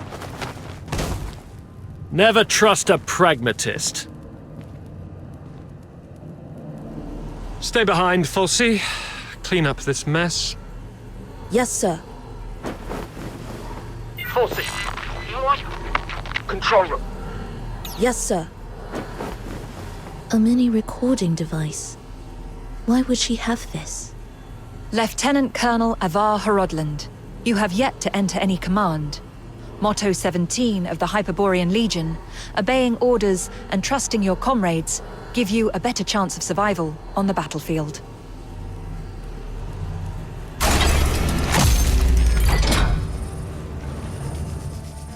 Do not indulge in the eternal void. Wake up! Before blood flows like swollen rivers, this is far from over. They're going to burn this place down. How are the others holding up?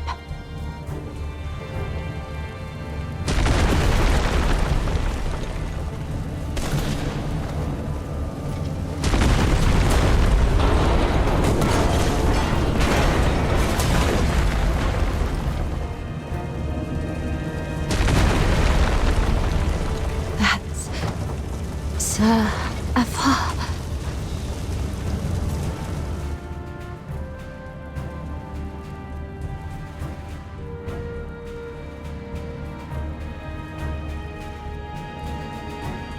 What's this?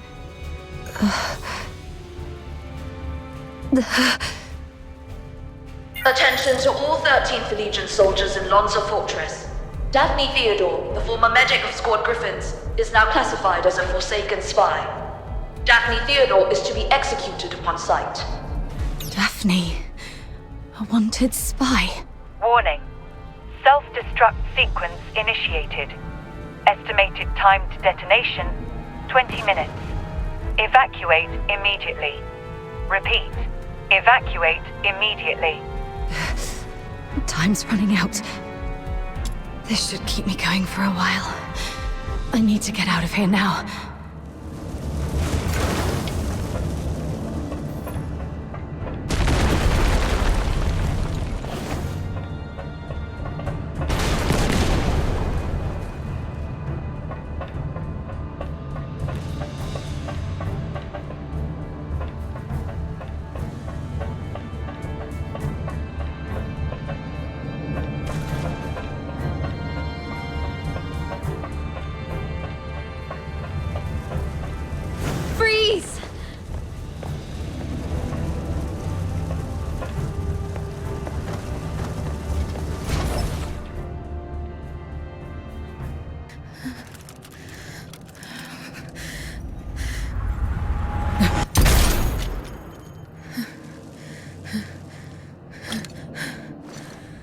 accomplice! Kill them both!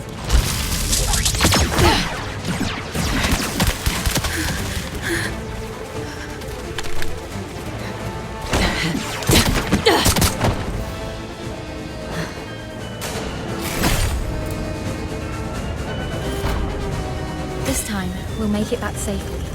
Just like always. Run in the sweet aroma.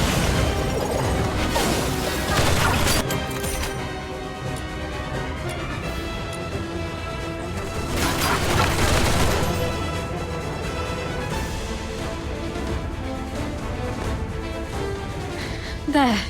The bleeding's finally stopped. Wait. Where are you going? To the central control room. Commander Avara is still in there. No. Don't go. Please.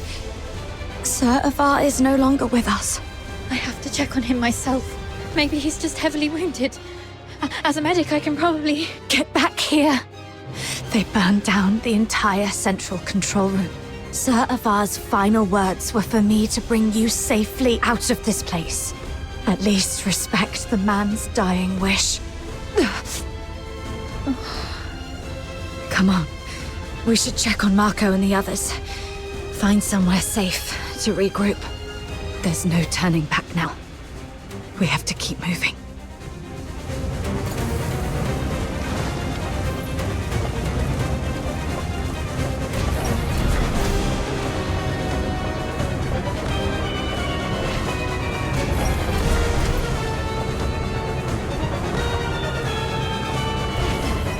Leon, Marco, and Monica.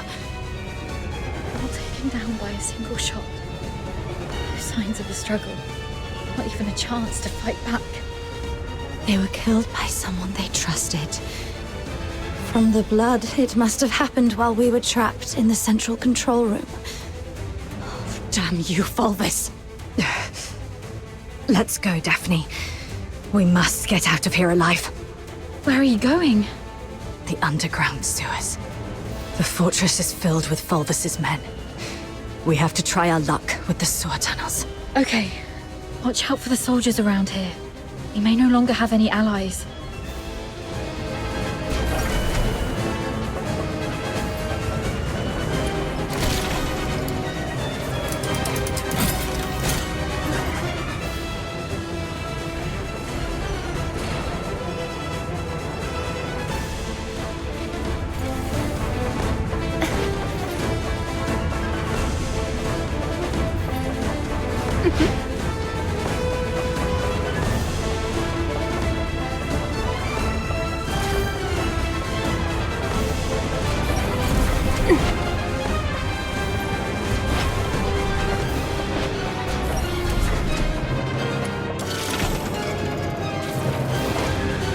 Warning. No access privileges. They've already revoked our authorizations. Target sighted! Over here! Nothing on him. Keep going.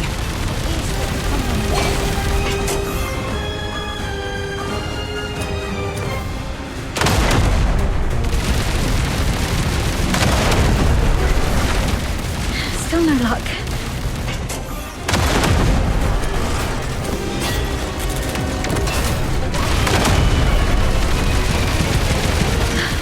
Got it! The key!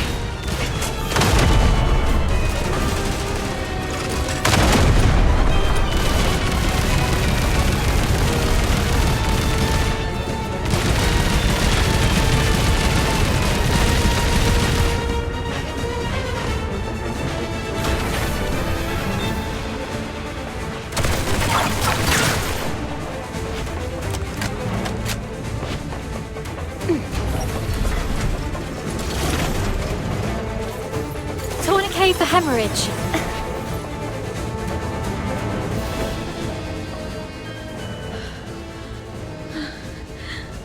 To be honest, my head's spinning. Everything's a mess. Sir Avar's gone. Those Hyperborean soldiers out there are shooting us on sight. They're calling me a spy. But I don't understand any of this. Please. I need to know I can trust you. I'll believe whatever you tell me.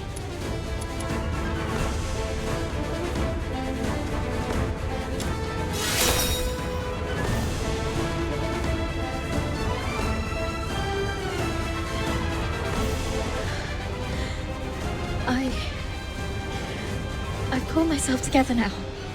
Sorry.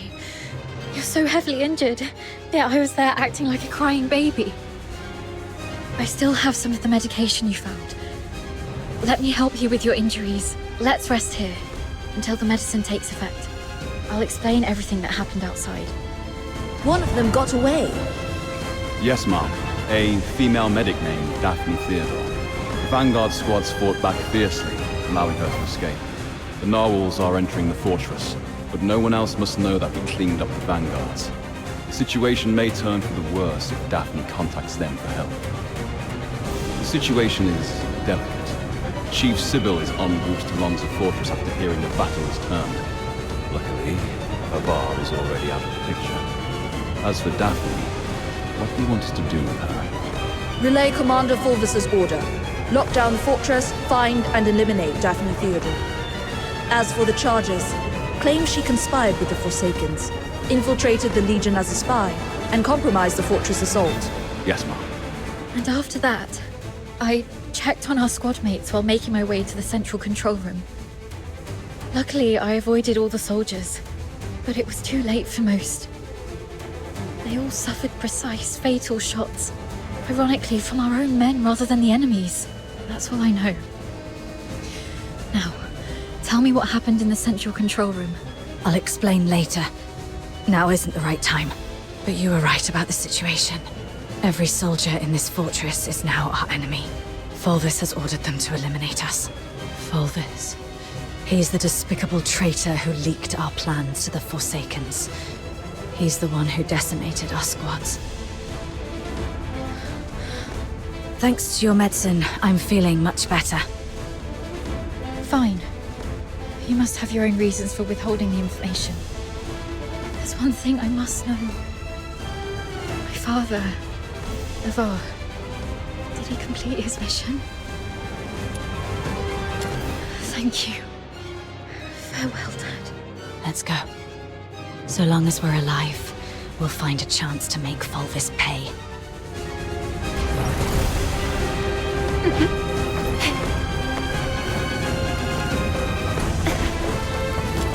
Daphne Theodore and an unknown accomplice are currently hiding in the sewers near Reservoir 1. Initiate the flooding to force them out. They found us. We need to get out before this section floods completely.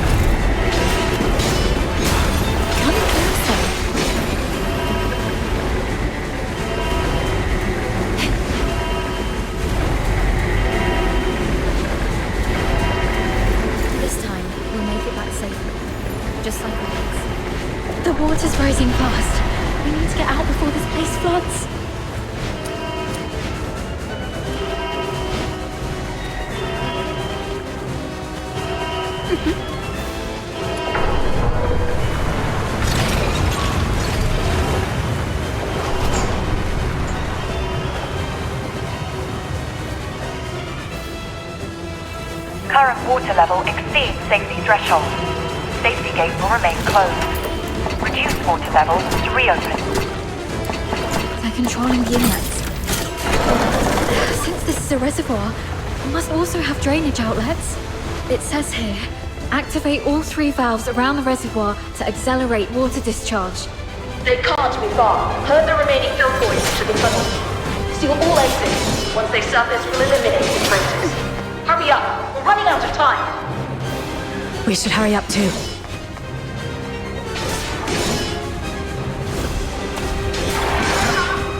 No violent contact.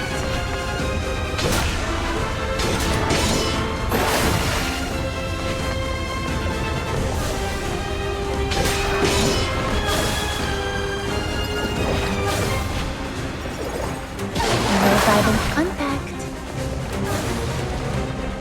Come closer. The water's receding.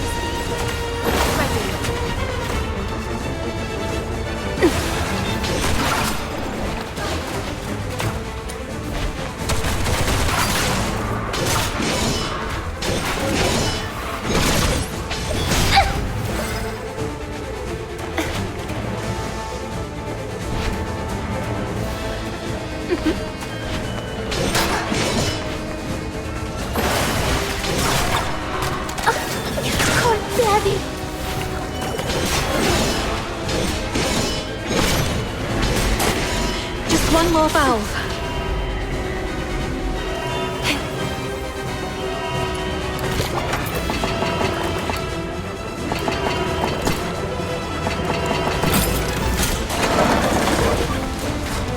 Come closer.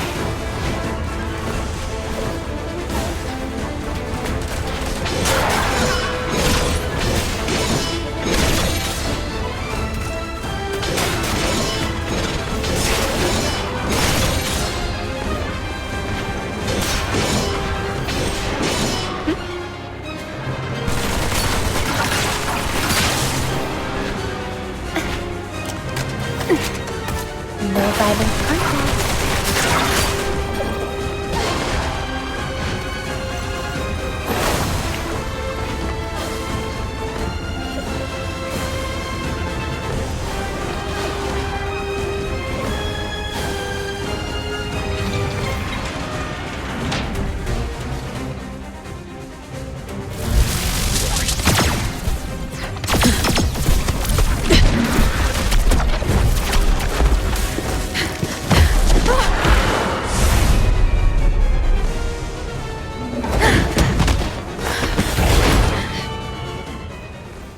We should be safe for now. The exit should be up ahead, but... They're definitely waiting to ambush us there. You're heavily wounded. Is there any chance of us escaping this place? Even if we make it out, the Legion will hunt us down. We'll be fugitives forever, constantly dodging assassins.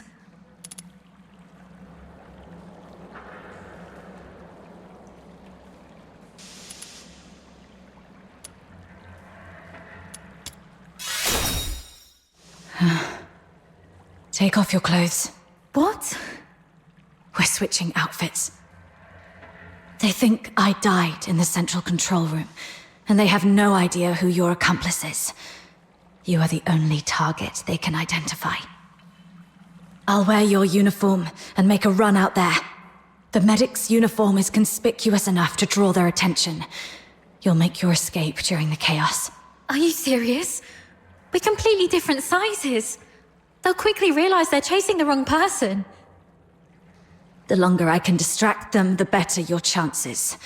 This is the plan, Daphne. Honor Sir Ivar's last wishes. Don't hesitate, hurry up. No.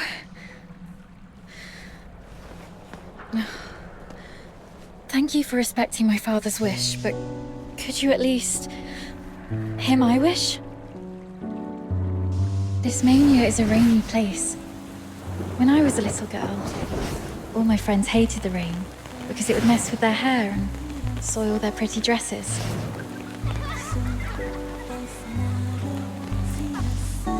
But I didn't hate the rain because it never reached my shoulders. In my eyes, the rain was just little ripples sprouting around my boots and droplets dripping off the brolly. As I grew older, I realized that rain wasn't that nice. used to look nice. Only because my dad was there to bear it for me.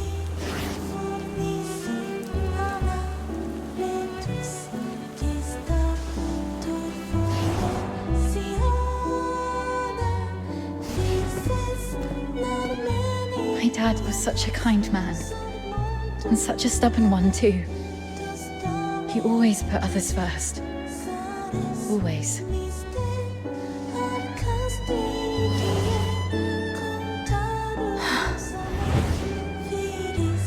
Before I was born, he joined the Legion and fought hard to prove himself worthy of my mum. After I grew up, he left us because he didn't want to soil my future. In public, he'd scowl and forbid me to call him Dad. But deep in the night, he'd drunkenly shout mine and my mother's name, crying.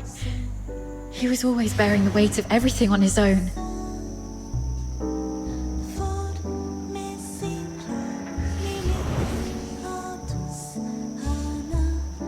But he never asked if I wanted any of this. Just like you never asked if I wanted to live knowing you sacrificed yourself for me. Neither of you know what I actually wanted. If there's only room for one under the brolly, I'll brave the rain with you all. I wish that we make it out and live on together. Daphne. Let's think together. There has to be another way. Fulvis wants us silenced. That's our situation. He's labeled us as spies so that our fellow soldiers would kill us for him. We're the only ones left from the Griffins and Snowwolves. Every soldier here follows Fulvis and his adjutant Phoxhunter. Every soldier in the fortress. Wait, I have an idea. Father once said a strategic retreat could be a cover for an advance. Sometimes the greatest risks lead to victory. We still have one option. We can turn ourselves in. No, not to Fulvis. To someone else. Remember what Phoxhunter said in the broadcast? Seal all exits. Once they surface, we'll eliminate the traitors. Hurry up, we're running out of time. Lonza Fortress is currently under Fulvis's full control. We're little more than rats in a cage. Why is Phoxhunter in such a hurry? Do you remember what I overheard earlier from one of the soldiers? Chief Sybil is en route to Lonza Fortress after hearing the battle has turned. So you want to seek protection from Sybil? Correct. But Fulvis has already condemned us, and even fabricated evidence. Wait, I get why you want to turn ourselves in. Chief Sybil is also a graduate of the Academy. From what I know of her, she wouldn't tolerate betrayal from anyone, not even those she holds dear. Which is also why Sybil would carefully review any acts of treason. She would not make any hasty decisions to execute the suspects, because she'd want to get to the bottom of it. If we manage to meet her, she's most likely to throw us into the Imperial prison. The prison is reputedly so well guarded that even a fly could not escape the place. But it'll also keep out anyone who wishes to silence us. The Imperial prison will be our safest refuge. We can prove our innocence during interrogations. This is our only chance to survive. Your reputation will suffer though, as you'll be interrogated for espionage. But once we endure the questioning, we'll be able to clear our names and bring the real traitors to justice. Being questioned for espionage. Any chance that word gets out beyond the Legion? Perhaps the royal family will hear of this. The army has always been the focus of Emperor Julius. Moreover, His Majesty personally founded the 13th Legion. I believe it will reach his ears. Then perhaps that person can help us. All right, let's go with your plan and find Sybil. Time's against us. Let's move.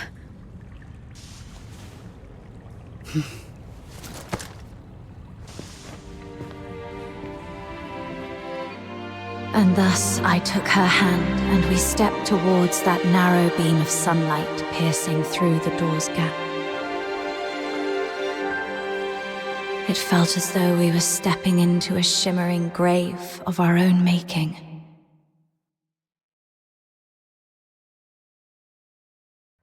We expended our last ounces of strength evading our pursuers, in time to meet Chief Sybil who had just arrived at the fortress. And just as Daphne had predicted, we were escorted to this very place.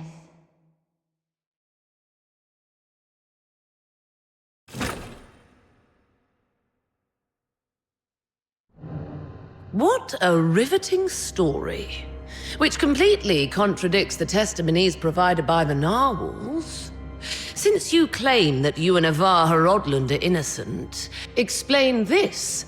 Why was a signed oath of allegiance to the Forsakens recovered from the fortress by the narwhals? One bearing Avar Horodland's handwriting and fingerprints, both verified with full precision. Handwriting and signatures can be forged. It's not that difficult. As for fingerprints, anyone in the Legion with regular access to Sir Avar could have lifted and replicated them.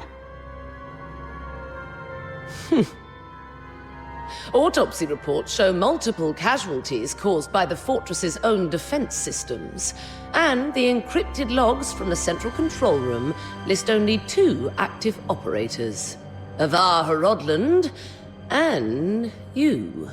How do you explain that? We accessed the defense systems to shut them down, not to activate them.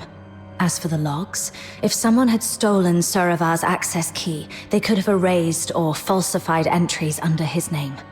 Do you have any idea what you just said? I absolutely do. I'm formally accusing Antonius Fulvis of orchestrating the events at Lonza Fortress. Then are you aware of the consequences if your accusation against Colonel Fulvis are proven false? It's 10 years in prison for making false accusations. Incorrect. You'll be charged with treason, espionage, and making false accusations. And the highest penalty in the Empire awaits you.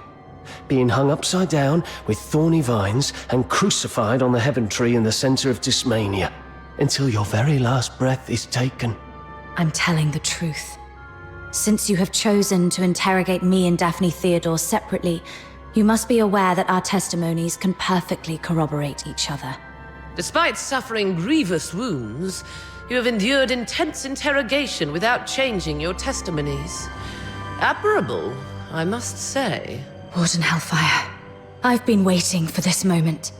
To speak with you face to face, because I had to tell you the truth myself. Push the interrogation to the next level. Initiate the Inferno. Yes, Mum? Survive this, and I'll consider the veracity of your testimony. Fine.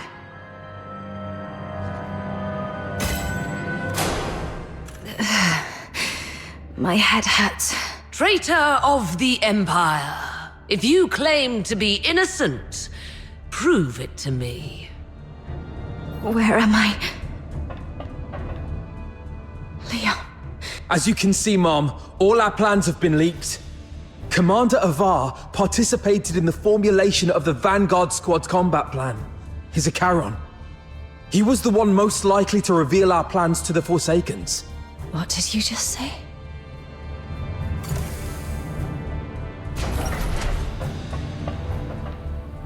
Marco! The Forsaken set traps in every path. As you can see, Mom, someone betrayed us. No, this is not Marco.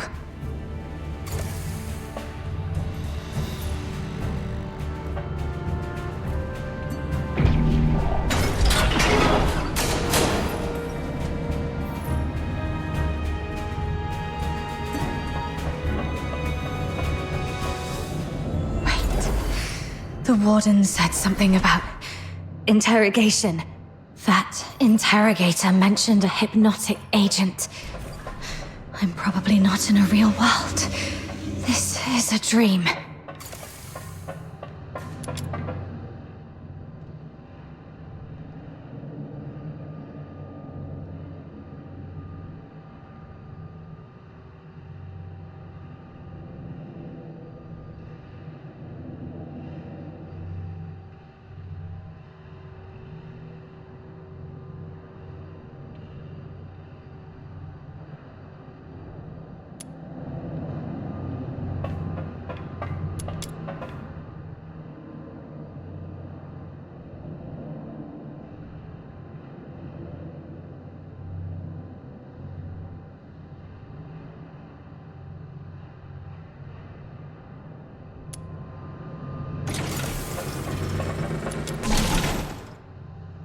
As you can see, Mom, I am Daphne Theodore, daughter of Ovar Hrodland.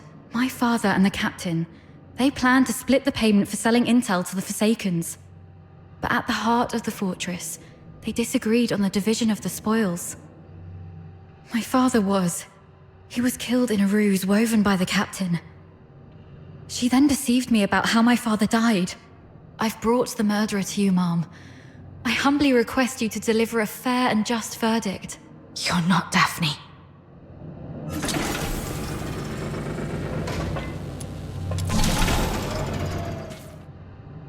Sir Avar. As you can see, Mom, I am Avar Hrodland, commander of the Vanguard squads in this mission. I turned my back on the Hyperborean Empire. I betrayed the 13th Legion. I sold out the Griffins and the Snow Wolves. My accomplices include my daughter Daphne from my ex-wife Claudia Theodore, and my... So this is the charge Volvis had prepared for me. Shut up! You're not him! Huh.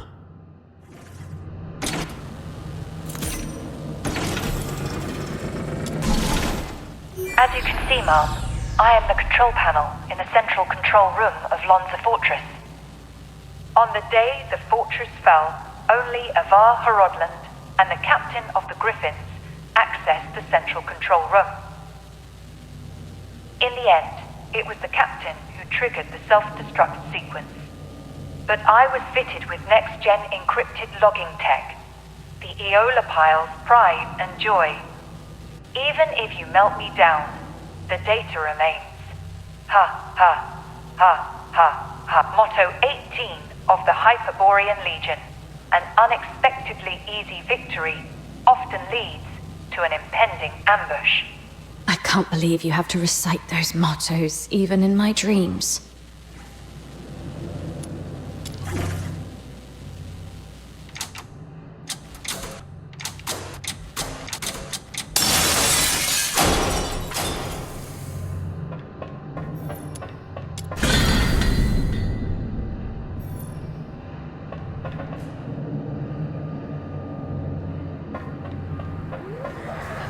The Forsakens.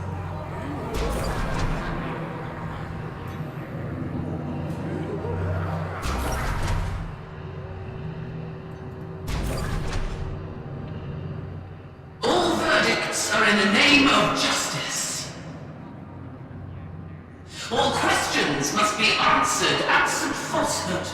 I tolerate no fabrication, alteration, or concealment of the truth. First question. As an Imperial soldier, have you conspired with the Forsakens and betrayed your empire? Should you betray the justice of the empire, these filthoids shall tear you apart with their claws. This one's easy.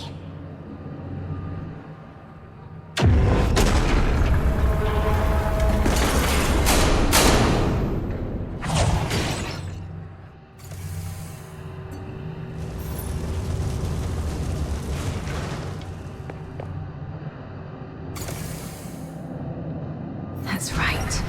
I won't confess to a lie.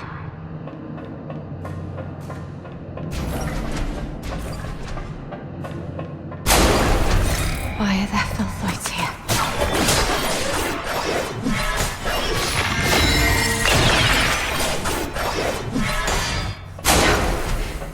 Stay calm.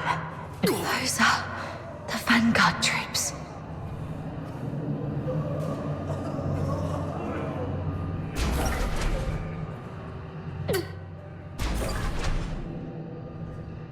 Second question.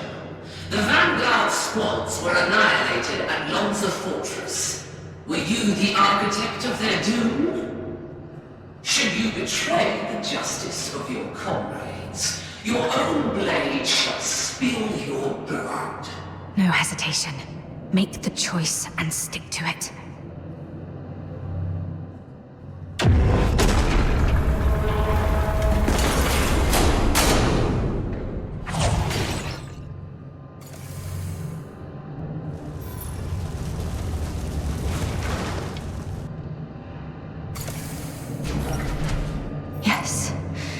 have to keep going. The truth must come to light.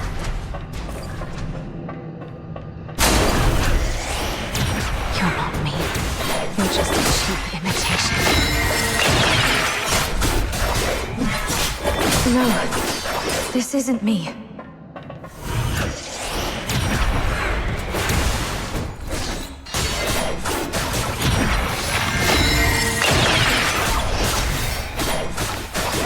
Get lost.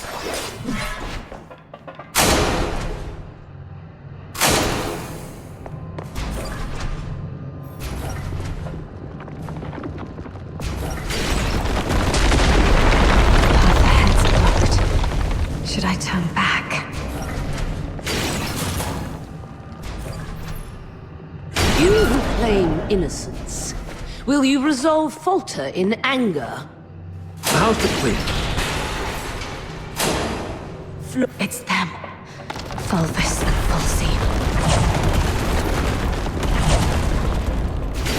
You who claim innocence, will your resolve waver in sorrow?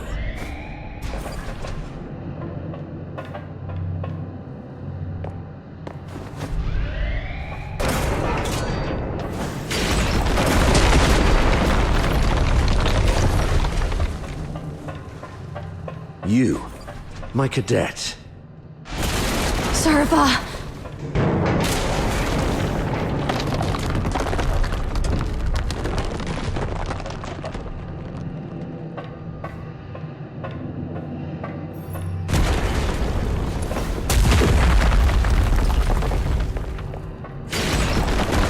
You who claim innocence, will your resolve crumble under the weight of doubt?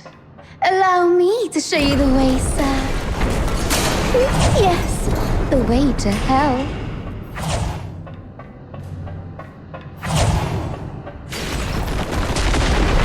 That's enough, man. Please stop. Come with me. I'll lead you out.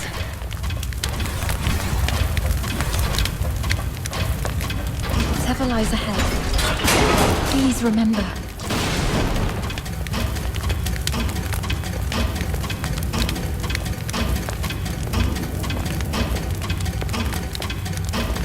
We will survive this. Together.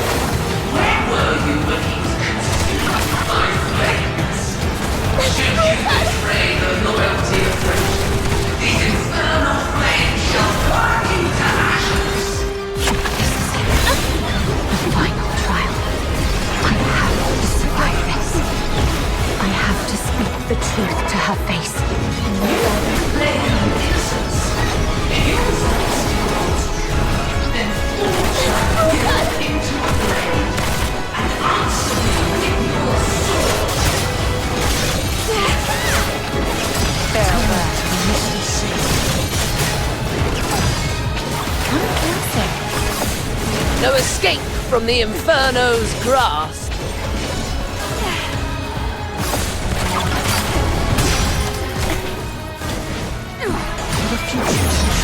How dare you defy the law?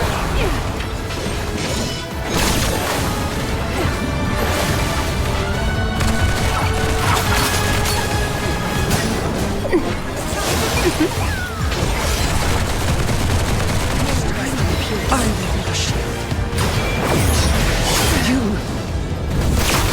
proved yourself in the face of fiery. Why did you wake up? My questioning had just reached a pivotal point. It's all right, Mum. I remember what I told you in my dreams. But this is classified. I request a private conversation with you. I'll tell you exactly what happened that day. Once you've heard the truth, I hope the justice within your heart will guide your decision. Go ahead. On that day. We need to have a serious discussion about this. I'll keep it short. We're out of time. If we still can't reach the outside, I shoot you with this gun, and you play dead. To make it convincing enough, the shot will have to hit. It will miss your vitals, but will really hurt. You must endure the pain silently. What are you going to do? We're trapped in here, completely cut off. Fulvis is already on the move. By now, he's probably seized the whole fortress. Only the dead stay silent forever. He'll kill me, no doubt. And you're in this too. You've seen the fake evidence. He won't let you walk away either. It's okay, I got you. If I kill you and feign allegiance to him, he might lower his guard. You'll slip under the radar. No. Seraphar, once that door opens, we're going out together. Think.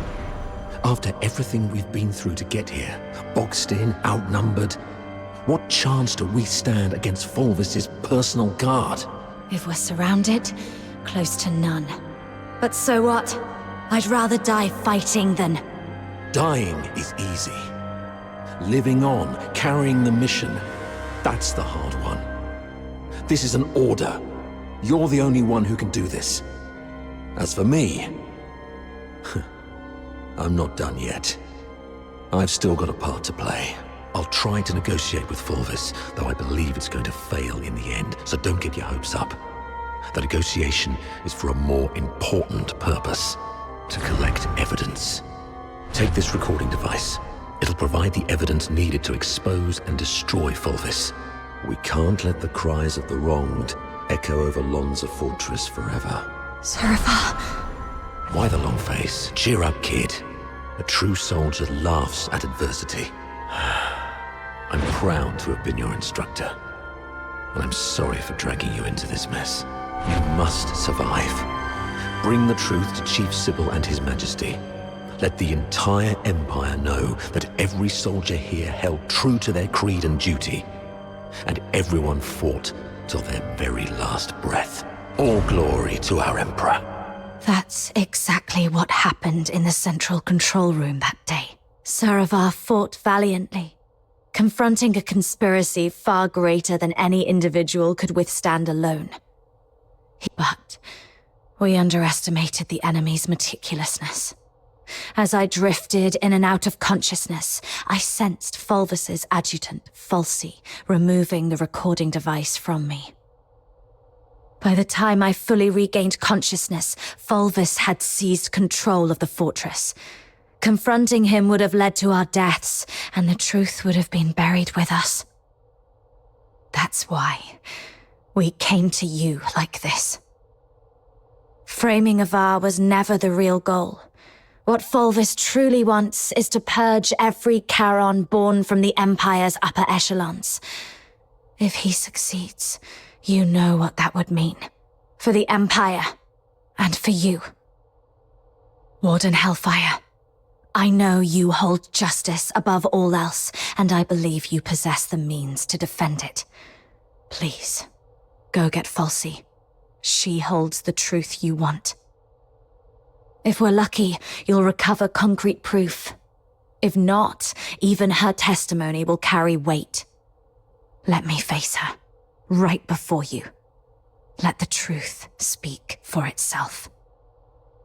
Hyperborea functions like a vast machine, requiring every component to operate flawlessly. My role is to uphold the law and protect the justice defined by Hyperborea. If anyone attempts to manipulate me to subvert this law, they will face severe consequences. I will investigate Fulci. Be aware of the consequences if what you said proves to be false and a waste of my time.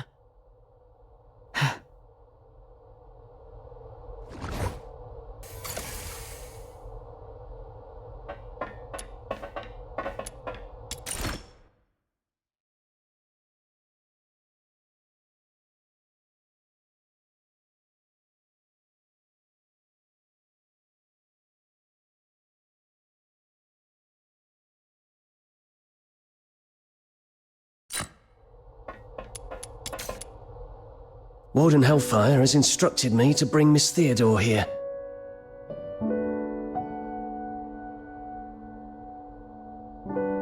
During her interrogation, she repeatedly requested to see you.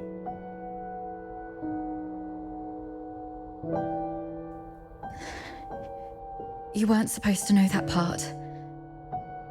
Well, I don't know what happened, but the interrogator seemed much more accommodating this afternoon. He even asked if I wanted anything. My testimony hasn't changed. Did you say something that swayed the warden? Or is this some sort of final kindness before our execution?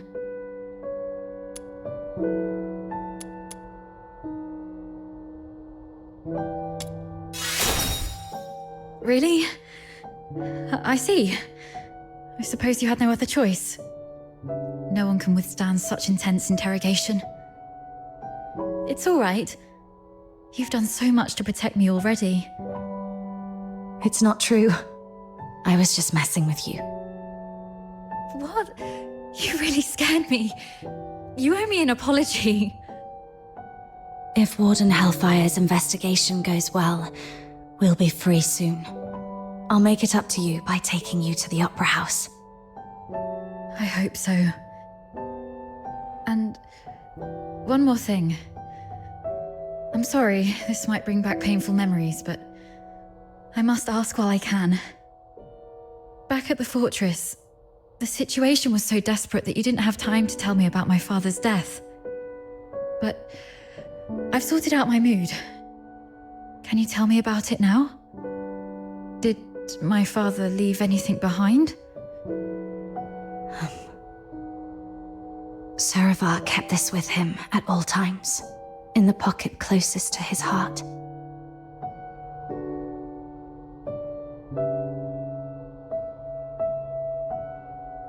He wanted you to have this message. Find Daphne, if possible. If she's alive, get her out of here. Once you're both safe, tell her, I'm sorry, my baby girl. I've always wanted to hear you call me Dad again. Just like when you were little. He kept this photo all along. So long that I'm not the little girl in the photo anymore. All right. Both of you have again passed the Warden's test. Miss Daphne, you may leave now. Were you eavesdropping on us? Per the Warden's orders, I was to confine you both here and monitor your interactions. Right. If we were guilty, we'd make use of every opportunity to collude in our testimonies. I understand. Thank you for giving us a chance to prove our innocence. Perhaps we'll leave this place soon. Neither of you are leaving.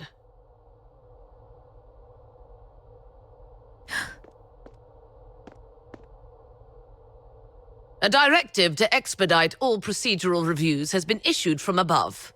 The only document I received is a writ demanding your immediate execution. Mom, this is not right. It goes against the standard procedures of interrogation. Take a look at the writ and the signatures at the bottom. Even the Supreme Minister of Justice has signed it. Not even Chief Sybil can stop it. Your case has grown beyond anyone's control. What about Falsey? As long as we find Falsey and the recording device, we can prove that... She's missing. An explosion occurred during the battle. Falsey was last seen outside the fortress. Her blood-stained pistol was found along the riverbank. Although the Legion continues to search, it is likely that she is deceased.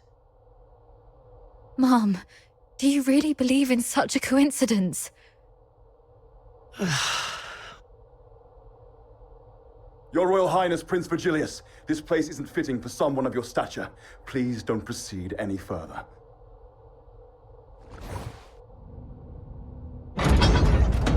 Gathering so many signatures must have been quite the feat. Yet these signatures might weigh less than the one in my hand, I suppose. Your Highness, Does the royal family intend to intervene in this military case?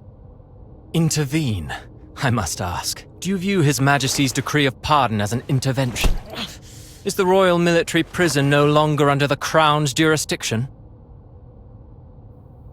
I need to speak with her alone. Everyone else may leave.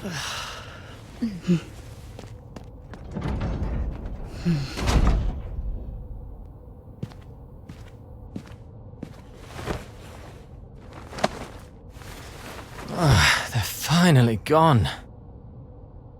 Thank goodness. One moment later, and I might have had to talk to your headstone instead. By all that is holy, my friend, you've really landed yourself in some serious trouble. You know how hard it is to meet my brother, and how rarely I get involved with politicians. But fortune favors you today. I was summoned for a different matter and seized the opportunity to secure your pardon. Things have finally blown over. You're free at last. Where do you want to go? The art gallery? The opera house? Or just a simple stroll along Whisper River for fresh air? Thanks, but no thanks. You look pale. They did go rough on you.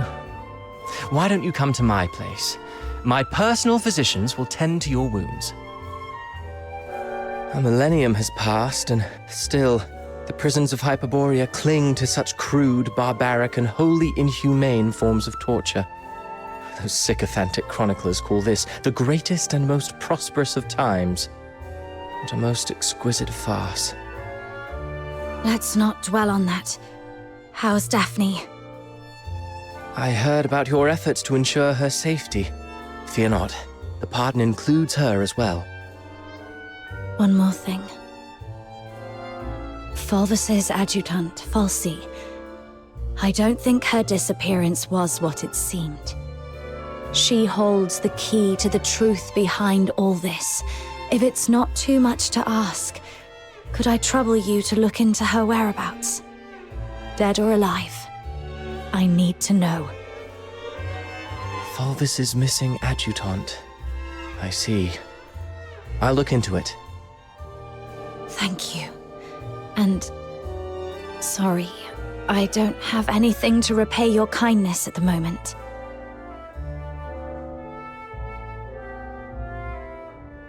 Repay me? How about serving as my bodyguard for 6 months? Bodyguard? I'll explain later, after you've had some proper rest. The stench of blood here is proving itself noisome. Let's leave this dismal place, once you're ready.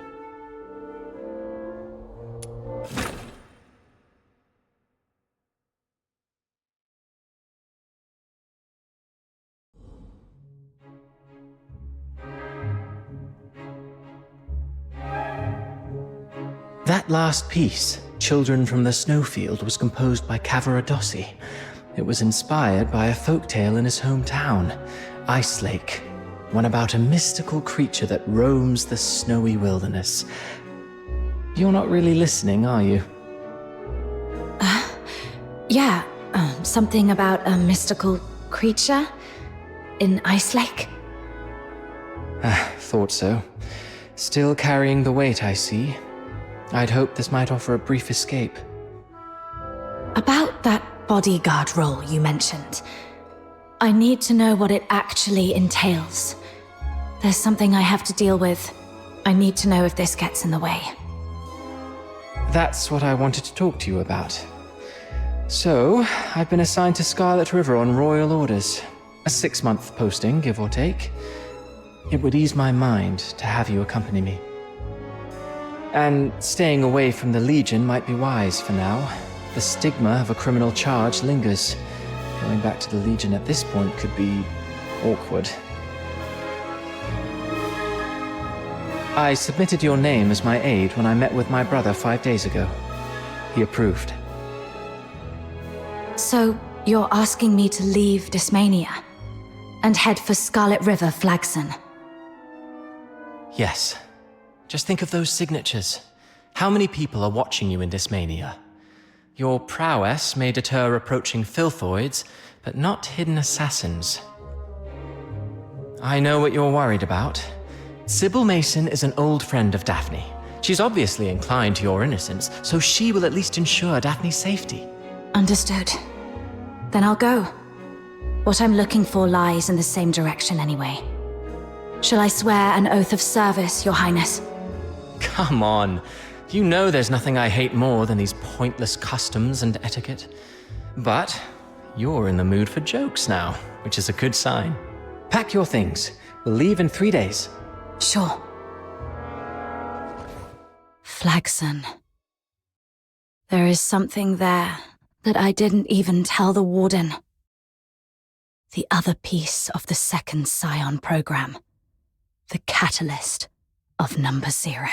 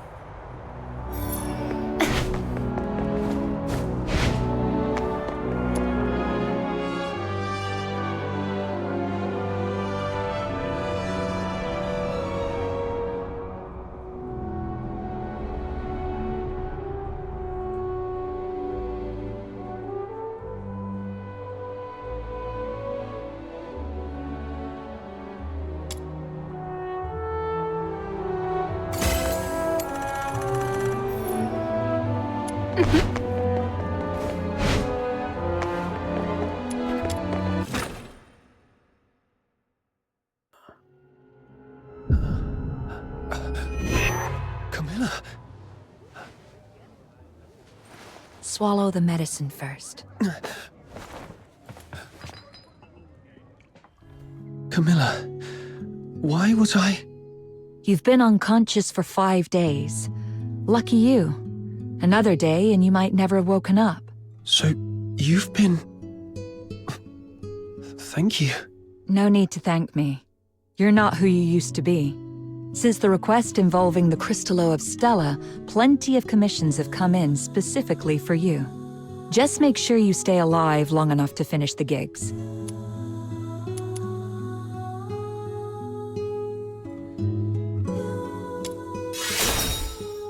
You little smooth talker.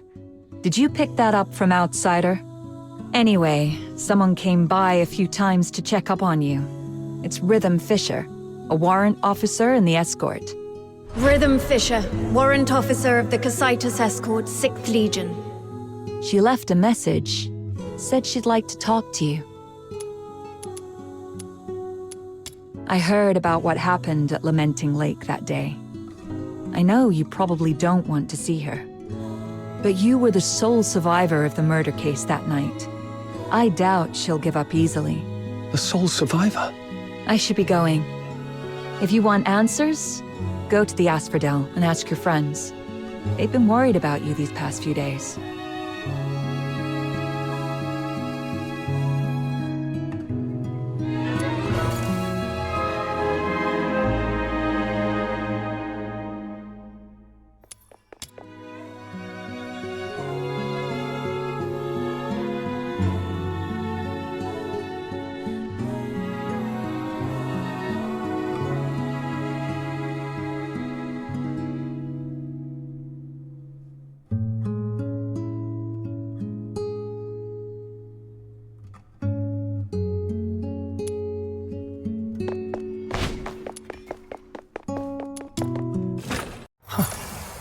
So many balloons around Ice Lake.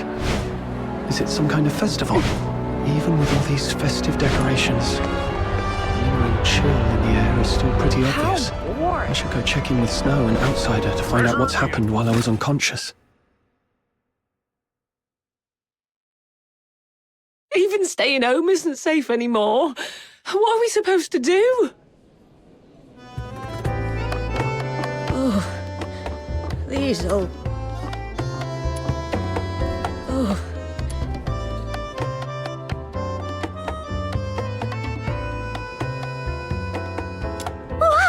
Little minion! It really is you! Ha!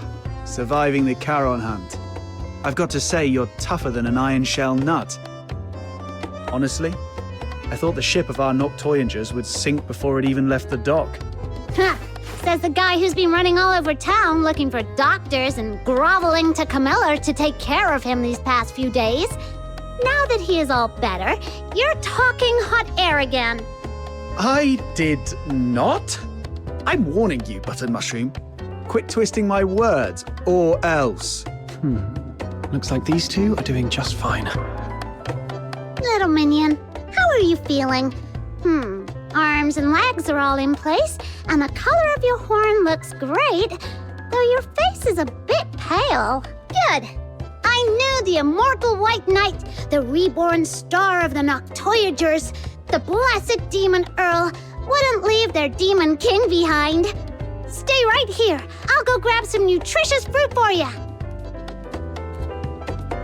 Why is my title getting longer, but the rank keeps dropping? Wait, I can't let Snow's silly titles distract me.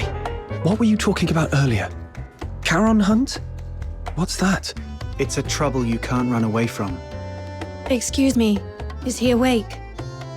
Eek! Speak of the devil, here comes your trouble. A big one, with a name. Rhythm Fisher. Yep.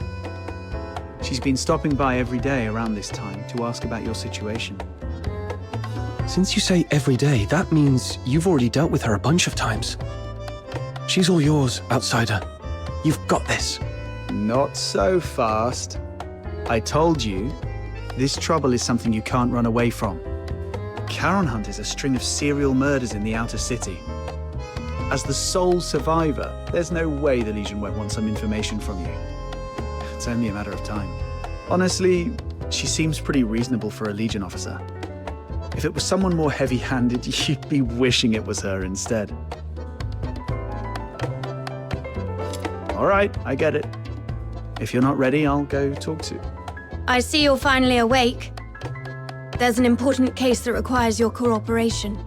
She saw me. Well, no way out now. Go on, buddy. What's meant to happen will happen. Ugh, you're right. What a big trouble I can't run away from.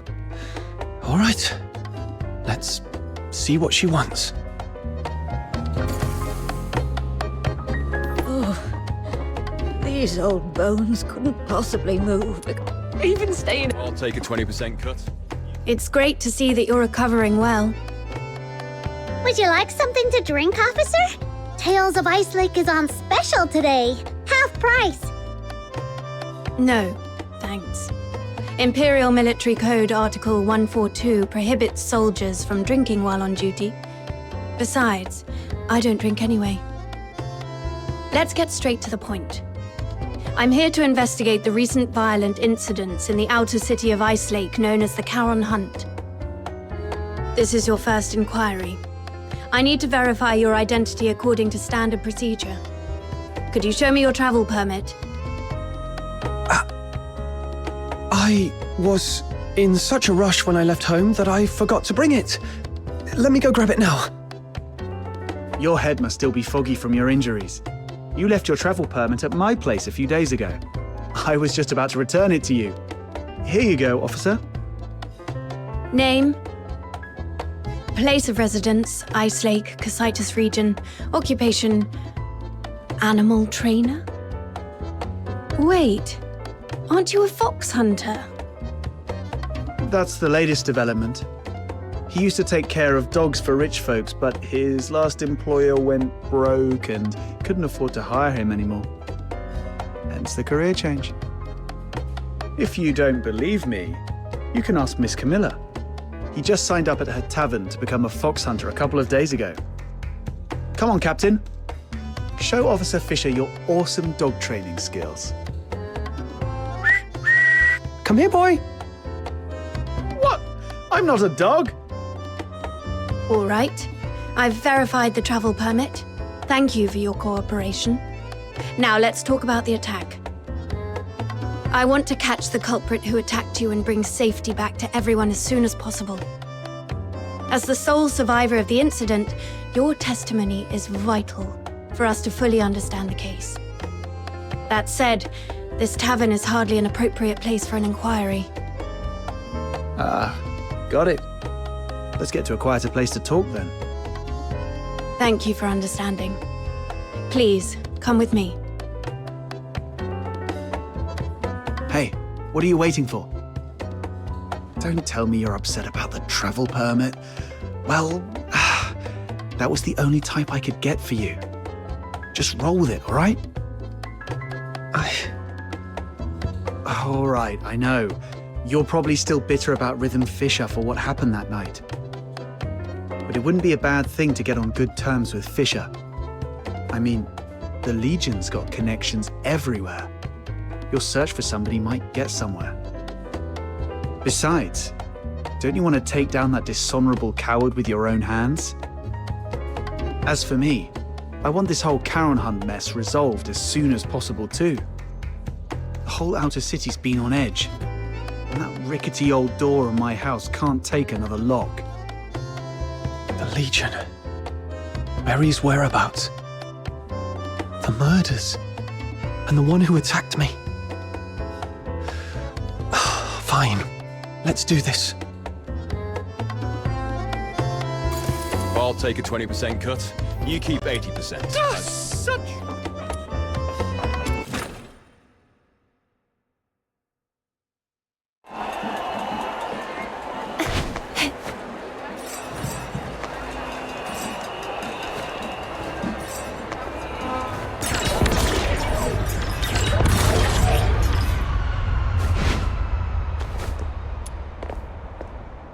I thought it would be somewhere like an office. I come here to clear my head when I'm feeling overwhelmed. It's quiet and there's rarely anyone around. Perfect for discussing serious matters. So, the Charon Hunt is a series of murders that took place here in Ice Lake. I assume you've already heard about it. November 22nd, early morning. 5 dead, 1 injured. November 25th, early morning. 13 dead. The attacks primarily occurred in the Eastern District, home to many Charon residents, which is why the case has been dubbed the Charon Hunt. Yeah, we've heard about that. What do you need from him? I need him to provide as many details about the case as possible. In a while, I'll take you all to the scene where he was attacked 5 days ago. That street is currently sealed off by the Legion. But I understand revisiting the scene might bring up unpleasant memories. If it's too much for you, we can conduct the inquiry at the Security Bureau instead. It might not be as efficient, but it's an option.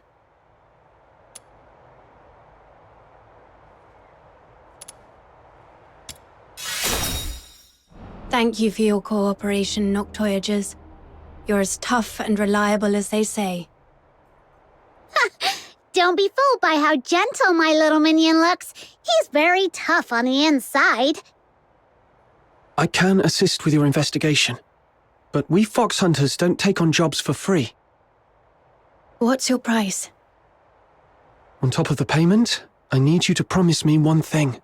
Help me when I need it in the future. All right, I promise you. I'll help however I can. Wait. Breaking military regulations is off the table. No murder, no theft. Oh, and absolutely no aiding the Forsakens. Whoa, nothing like that. Don't worry, officer. We're law-abiding folks. It's just that our captain got separated from his family and might need your help to look for them. Got separated from your family? I completely understand how you feel. I barely get to see my family all year round. Once the Charon Hunt case is resolved, I promise I'll do everything in my power to help you find your family. Why is she so fired up all of a sudden? I can't breathe. Let's just head to the crime scene first, officer. Captain, you're really something. daring to bargain with a Legion officer. Didn't you say she was easy to deal with? Yeah, but we didn't expect you to go... This is it. Does this street look familiar?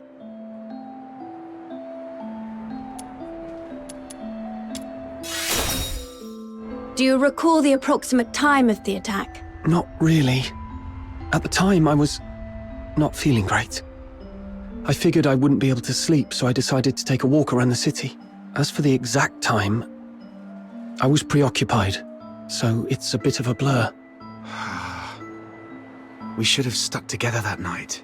It's fine. It was me who insisted on having some time alone. Wait. I remember when I reached this street, the wind had just stopped and the moon came out. Judging by the moon's position, it must have been between 4 and 5 a.m. I should tell Rhythm about this.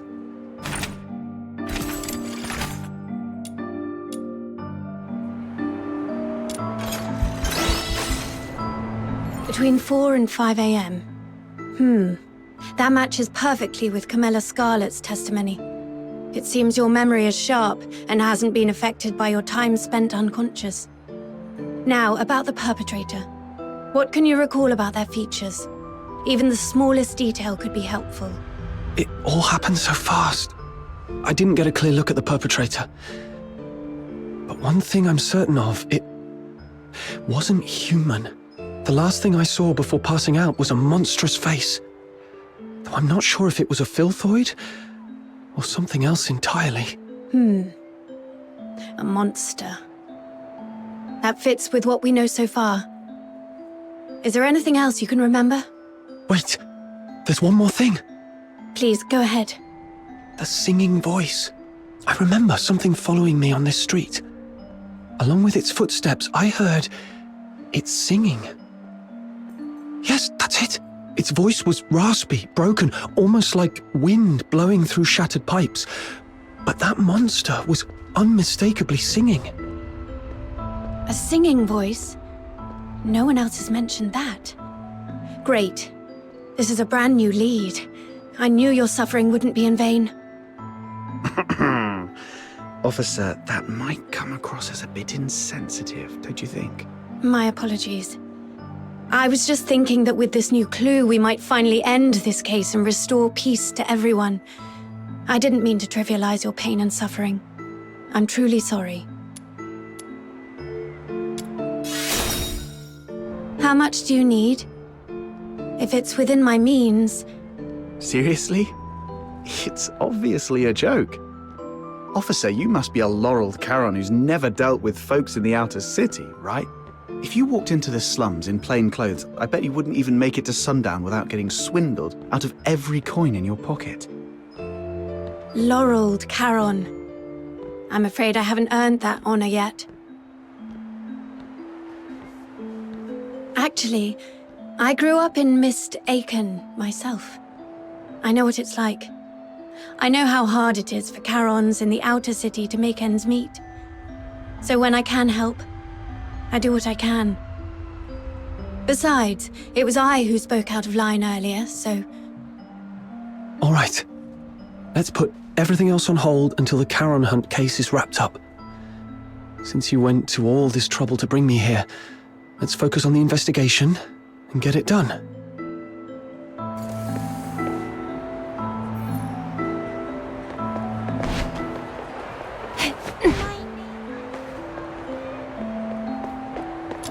About the monster singing you mentioned just now, do you think you could try humming the melody? Sorry, I couldn't do it. Can't get the tune right. I understand. Music isn't my strong suit either.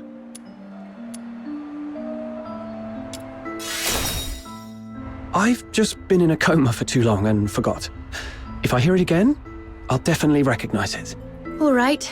I'll count on you to keep an ear out for it then.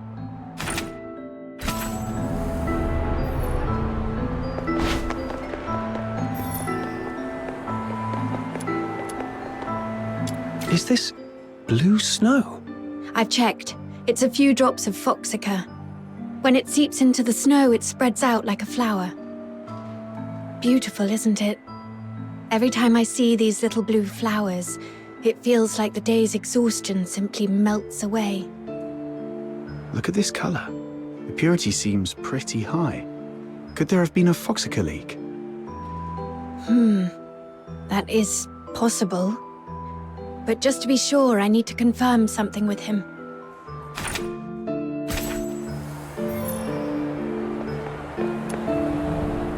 The Phoxhunter. There's something I need to ask, just to clarify.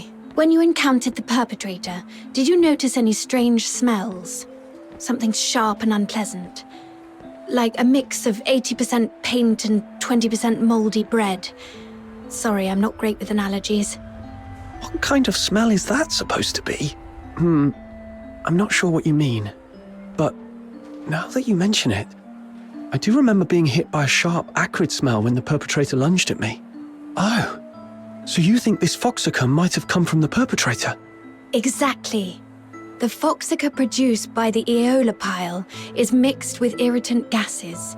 If you noticed a strong smell at the time, it likely means the perpetrator was covered in a large amount of Phoxhunter, and these blue flowers must be traces of it dripping from its body.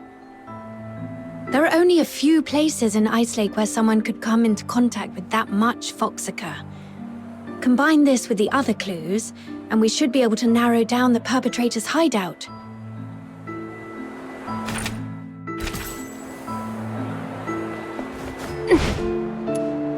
Hey, look! There's a broken weather vane in this rubbish bin. Wow, it looks practically brand new. Someone just tossed it out like that? What a waste! Let's take it with us. Do you collect weather vanes? That's quite an unusual hobby. I could have one of my subordinates get you a new one, but this is a piece of evidence. You can't have it now. I was just saying it offhand. It's not like I actually have a thing for weather vanes or anything. Aw, someone actually took my word seriously for once. I'm so touched. Oh. Officer Fisher, when was this street sealed off? The morning after the first Charon Hunt incident. That's fairly prompt. Since this weather vane is practically new, it shouldn't have been discarded on purpose. Could it have been the strong winds that night? No. After the storm 5 days ago, the Security Bureau did receive numerous reports of property damage, but this weather vane wasn't blown off. It's much more likely knocked down by the perpetrator. According to Miss Camilla's account, the perpetrator jumped onto the rooftop after engaging with her. This weather vane must have fallen from up there. The rooftop. Might as well check it out.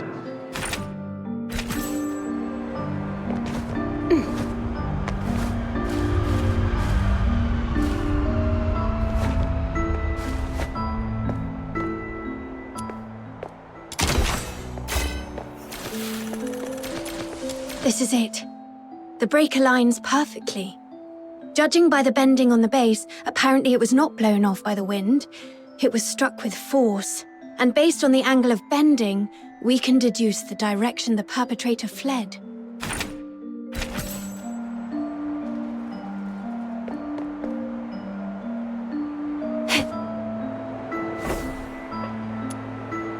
What's this? Piece of cloth. It feels pretty nice. Barry would definitely love this fuzzy texture. Let me take a look. It's velvet. Judging by the patterns and creases, it looks like a piece of a stage curtain. The only place nearby with a stage is the Gallia Theatre. They've been preparing for the Silver Candle Carnival, and with all the hustle and bustle, it wouldn't be surprising if someone accidentally discarded an old stage curtain. Silver Candle Carnival? Is that what all the decorations are for? This piece of fabric alone doesn't tell us much, but if we connect it with the clue you mentioned earlier... A stage curtain. It does seem to connect to that clue somehow.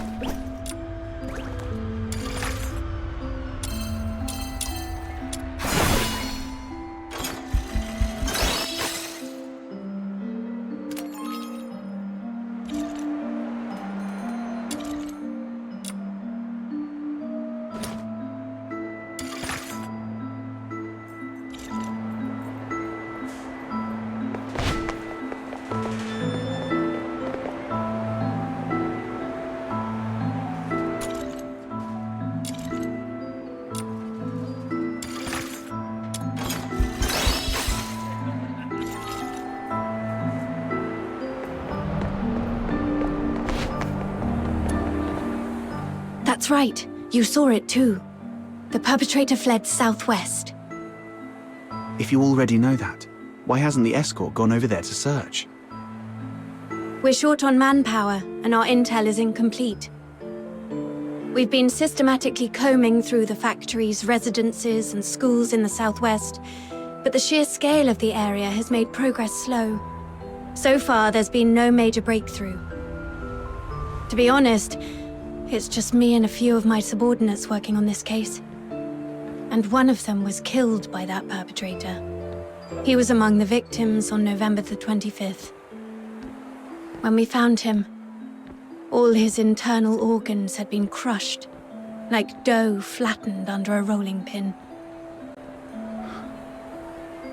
My condolences. Catching the perpetrator is the only way to honor him and deliver true justice and closure to all. But we haven't found that monster yet. I've requested reinforcements from my superiors multiple times, but my applications keep getting denied. Or rather, they say I need to pinpoint the perpetrator's exact hideout before my request can be approved. Let me guess. It happened in a Charon neighborhood, and the monster isn't headed for the inner city. So your superiors just don't care, right? I wouldn't dare make such assumptions. Then let's pick up the pace and help Officer Fisher solve this case as quickly as possible. Thank you so much. Looks like that's about it. I don't think we'll find any more clues around here. I apologize on behalf of the escort. The fact that such a heinous crime occurred in the outer city is a failure on our part. Officer Fisher, you weren't in charge of this area before, right? Did you just get reassigned here recently? That's correct. I used to work on different tasks in the Western District. I was promoted to Warrant Officer last month and reassigned here to oversee the safety of the Eastern District. No wonder we haven't seen you before. You come off as very different from the other soldiers, Officer Fisher. Different? Uh-huh. The escort soldiers usually don't care about what happens to Charons. But you seem to care, and you try really hard to protect everyone. Trying hard to protect everyone? The Filthoid is highly dangerous. Although it's ceased attacking, it may only be in temporary dormancy. Return to the city immediately. The escort will take it from here. Snap out of it. I should focus on the clues at hand for now.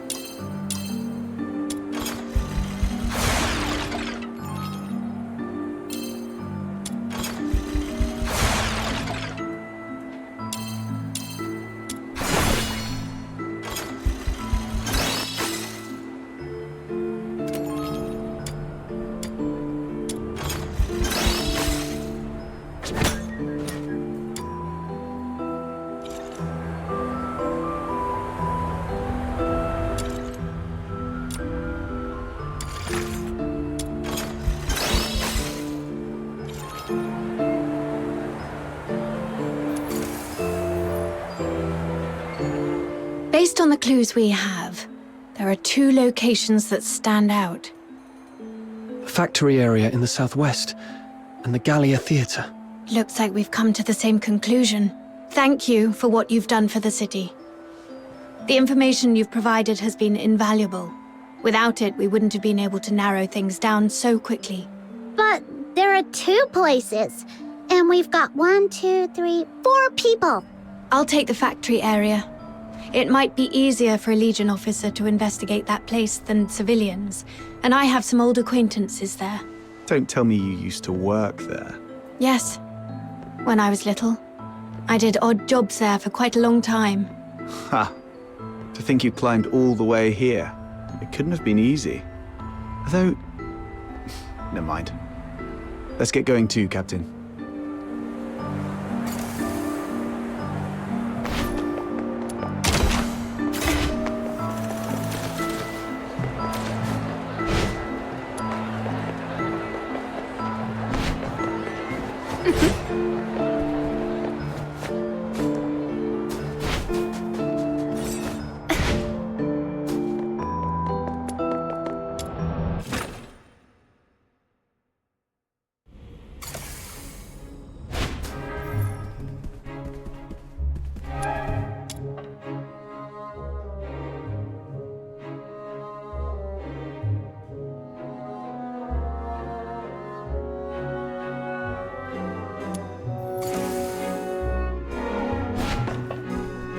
Hey, you folks over there.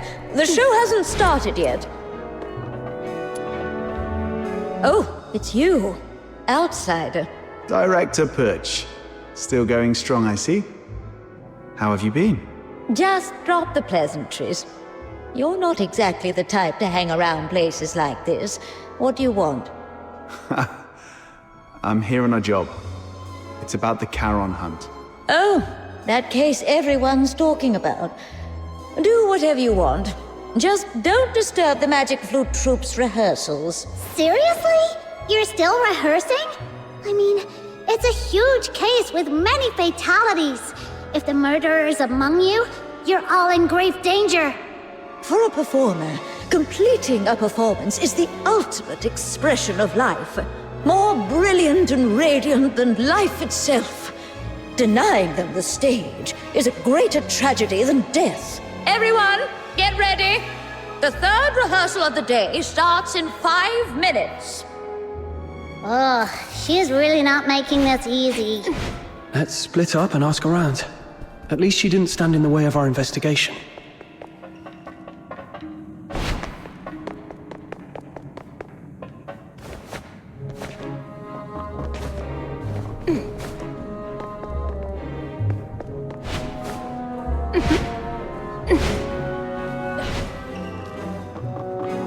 Where's Dennis? Curtain's just days away. Excuse me? May I? 15 flower crowns, check. 9 pairs of riding boots, check. All right, inventory's done. Now, who are you? What do you want? Can you tell if this piece of fabric is from the theatre? The stitching is a mess, and the pattern's just as bad. Gallia Theatre would never use something this shoddy. Who sent you? Are you some tabloid hack trying to smear our theatre? Whoa, calm down, we're not tabloid hacks. We found this at the Charon Hunt crime scene, and just wanted to get some information. Now you're accusing us of being involved in a murder case? You filthy tabloid hack!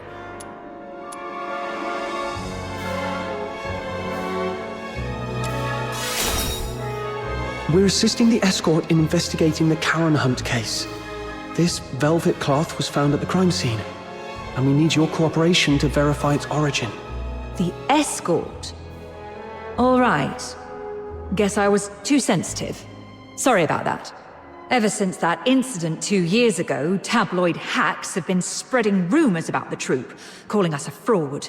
It was so bad that the director fell ill and couldn't get out of bed for weeks. Anyway, this fabric is definitely not ours. The props inventory is right over there. Check it yourself if you don't believe me. Now, if you'll excuse me, I've got work to do. Hey, you little punks! Put those wigs back on the mannequins when you're done. Get back here! I swear I'll sew those wigs onto your scalps!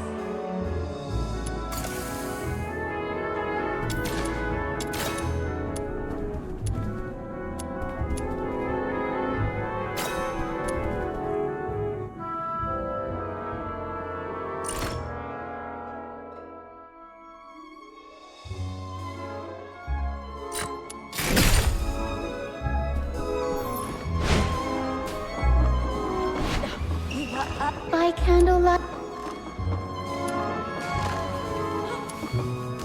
Your throat is too tense. Relax. Let your mouth open fully and let your breath carry your voice. Place the sound further back. Imagine projecting it to a single point at the back of your head. Sorry, Miss Violetta.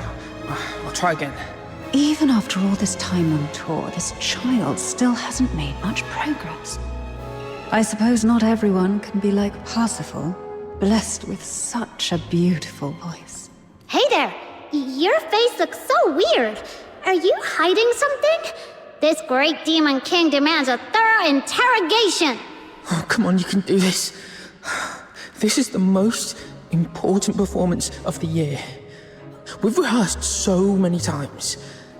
Everything's gonna be fine. Yeah, it has to be fine. Hey, stop! This demon king is talking to you. Are you all right?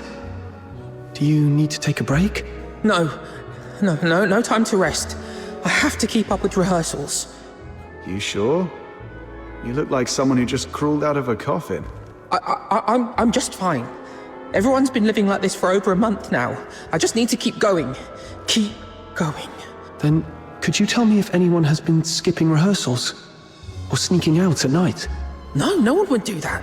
Everyone's been locking themselves in here for the rehearsals, never stepping outside. If you don't believe me, check the schedule over there yourself. We'll be rehearsing non-stop until the Silver Candle Carnival ends. Outsider, what exactly is the Silver Candle Carnival? It's a festival where people put on masks, dress in bizarre costumes, and set aside their identities and races. Everyone gathers at the theatre to watch performances and dance through the night. For one night, no one cares if you're a solo or a carol. All that matters is singing, dancing, and letting loose together. It's hard to imagine a festival like that in a place like Ice Lake. People here seem pretty uptight. Well, the more tightly people are wound in their daily lives, the more they wish to scream and let it all out once in a while.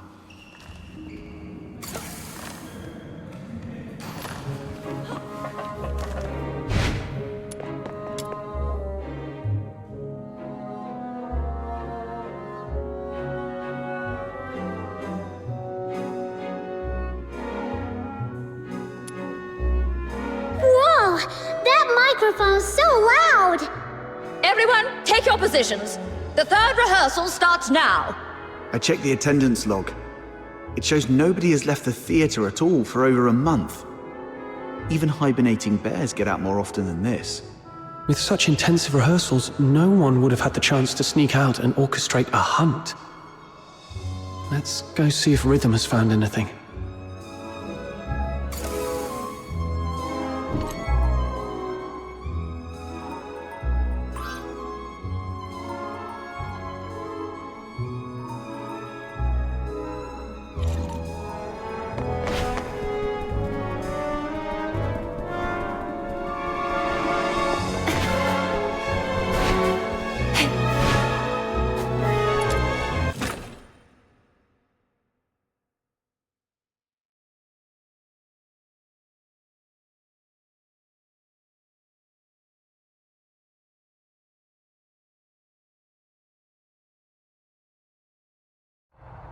That was quick. Faster than most soldiers I've worked with.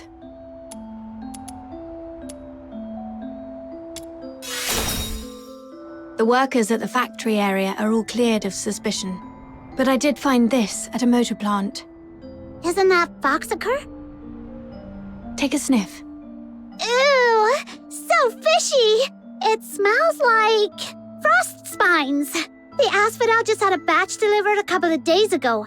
I spent hours gutting and cleaning them. Huh. Button Mushroom, you must be a great ballerina. We should have had you perform back at the theatre. Ballerina?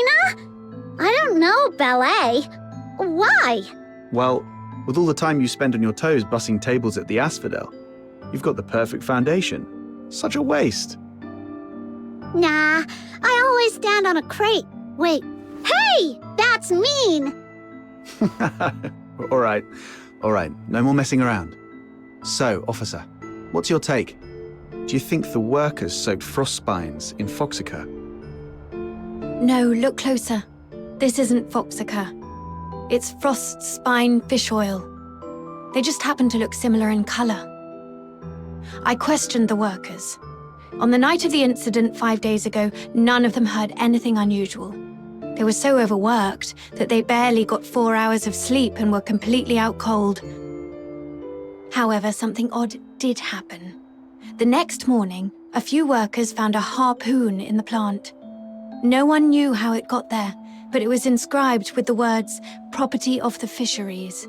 I also found 2 canisters of fish oil stored in Phoxhunter containers in their warehouse. The workers didn't notice anything off because both liquids are pale blue. Are you saying that on the night of the incident, someone swapped 2 canisters of Phoxhunter with fish oil? Exactly. And based on the clues we've gathered so far, the suspect is most likely to be... I agree. Most of Ice Lake's fishermen live in Mistaken, aka the slums. Let's head there immediately and see what we can find.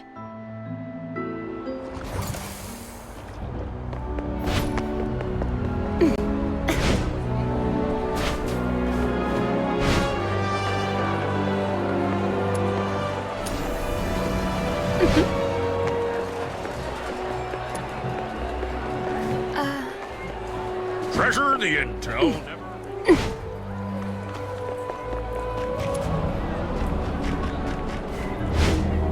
This area is full of fishermen. Where do we start, Officer Fisher? Meow!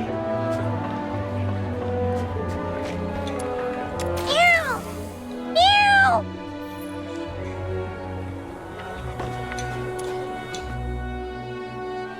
Meow! Meow! This cat keeps staring at Rhythm. Could it have picked up on some strange scent? Officer Fisher, could I borrow that fish oil for a second? Here. Did you notice something? Yeah. I've got a theory I want to test. Meow! Meow! Let's follow that cat. I think it's trying to lead us somewhere. Sharp instinct. Aha! You scoundrel! How dare you hurt my little minion and then think you... Speak. I haven't been catching much fish lately, so I stole a couple of Phoxhunter canisters to sell. But does that really warrant this many people chasing after me? Officers, please, have mercy. Give me another chance, I beg you.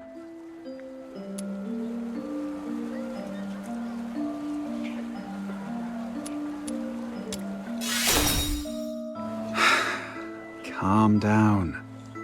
Just answer our questions. Have you met him before? Someone this sharp-looking and impressive? No way. I'd definitely remember if I'd seen him before. Quit sucking up and just talk straight. 5 days ago, around 4:30 a.m. Where were you, and what were you doing? I snuck into a motor plant during the shift change to, borrow 2 canisters of Phoxhunter. Borrow? Sure. And what else did you do besides borrowing the Phoxhunter? Nothing! That's all, I swear! Is that so? Officer Fisher, remind me, when was the last time that gun of yours made a fresh hole in someone? All right! I was scared they'd noticed the Phoxhunter was missing, so I swapped it out with fish oil instead. That's really all I did. I swear, nothing else. So you know nothing about the Charon hunt?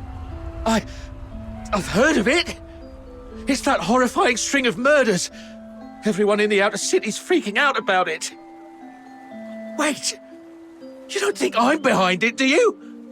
I couldn't pull off something like that even if I had 10 times the guts. Situation understood. Theft of Imperial property is punishable by 10 years in prison under the Hyperborean Criminal Code, Article 33. 10 years? Officers, please, have mercy, I'm begging you!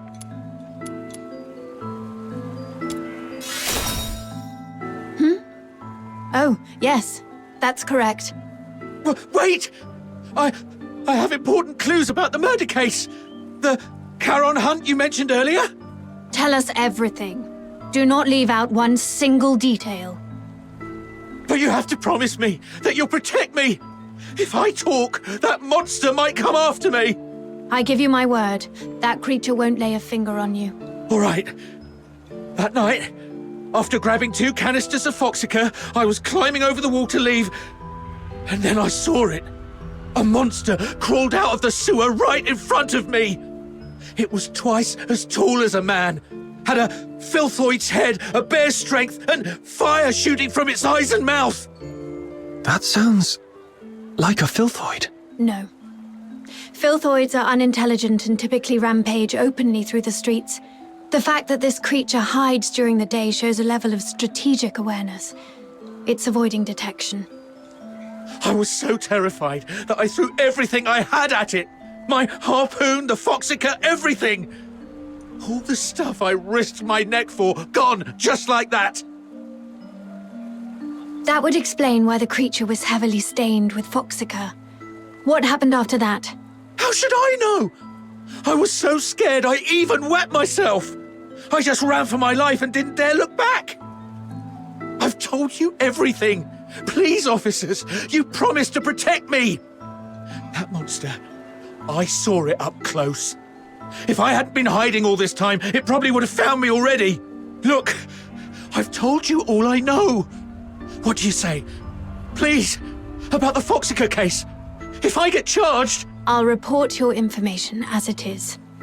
Your theft of Imperial property is undeniable, but since you've provided critical intel, your sentence will be reduced in accordance with the Hyperborean Criminal Code. Fine. Let's move. We'll take you to the Security Bureau. It's the safest place for you right now.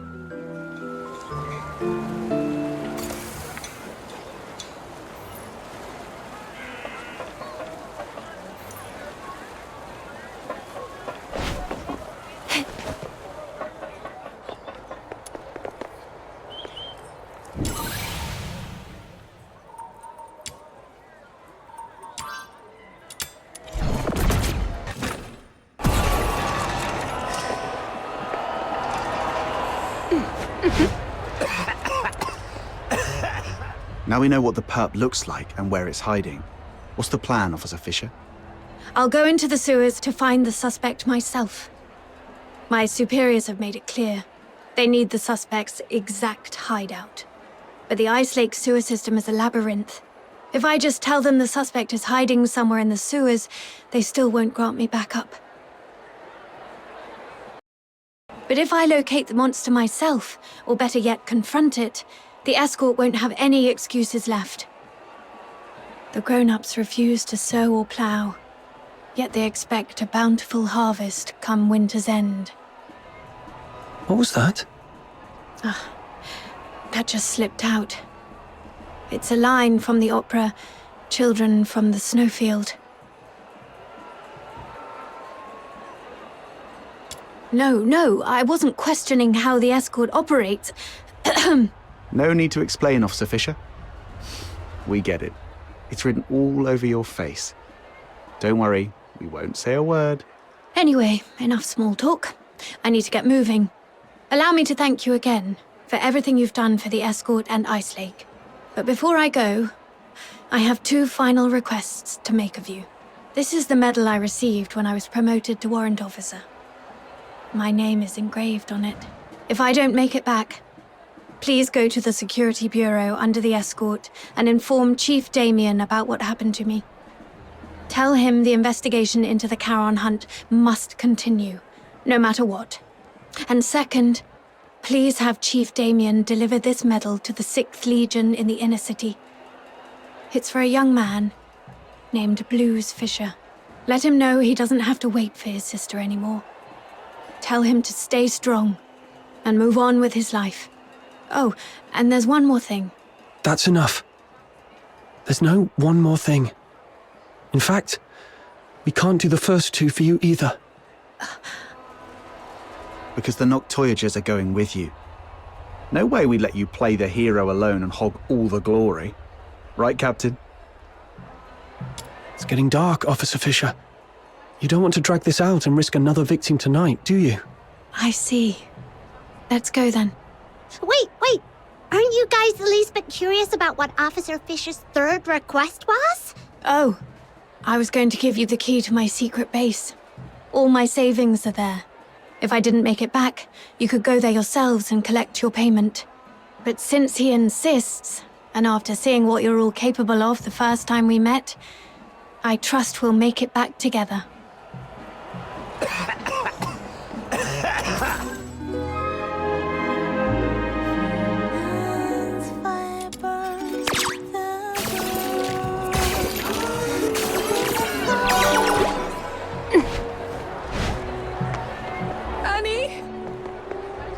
Annie!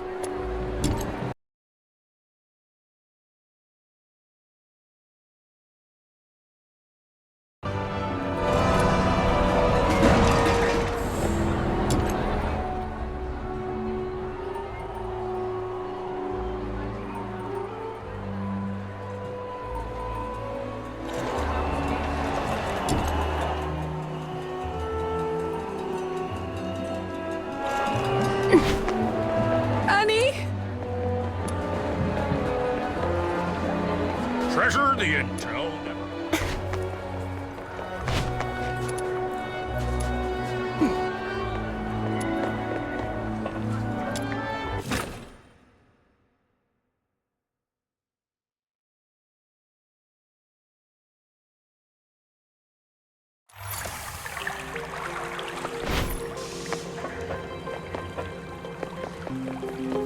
This way. Officer Fisher, you seem pretty familiar with this place. In recent years, the Empire has heavily invested in underground infrastructure across its city. Help me. Please. I don't want to die. That's a cry for help. I'll be right over. Whoa, slow down. What if it's a trap? What's going on here? He and his friend were driven into the sewers by a monster. They thought they were done for, but the monster suddenly left them alone. Though they escaped death, this area is a labyrinth of dead ends teeming with filthoids, leaving them trapped here. A monster? Could it be the one behind the Charon hunt? Highly likely. I've treated his wounds and called for reinforcements. Until my team arrives, we need to ensure their safety. Thank you, officers.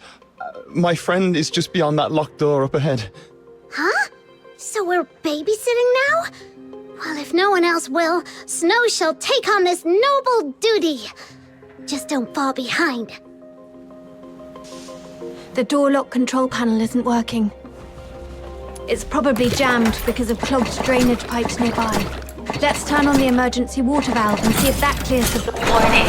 Drainage process malfunction. Outflow at full capacity. Please clear the drainage pipes immediately. Those things are coming at us. My leg. I can't move. Just how much stuff is crammed in this tiny pipe? Let's quickly finish them and restart the control panel. The sewer defense system is also activated. It may help. There is a defense system in a place like this? Yes. Most devices in the sewers are installed by the Eolopile Academy, but they just warned us not to pry. They rigged the sewers with military equipment. What are they up to?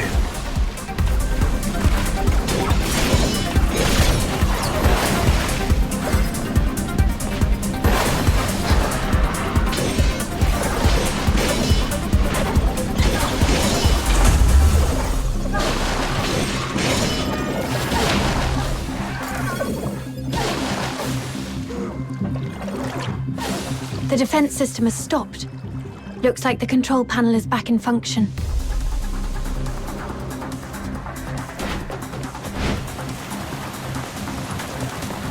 Did you get hurt? It's nothing, just a scratch. Let's stay focused on finding the other victim. That monster chased us all the way here before disappearing. My friend...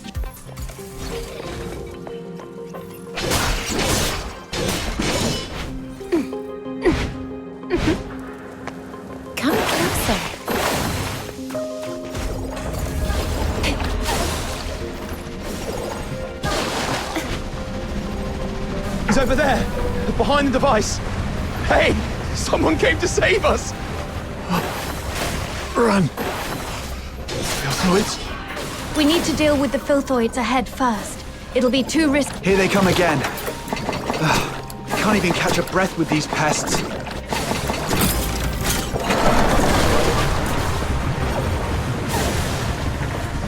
All right, next one.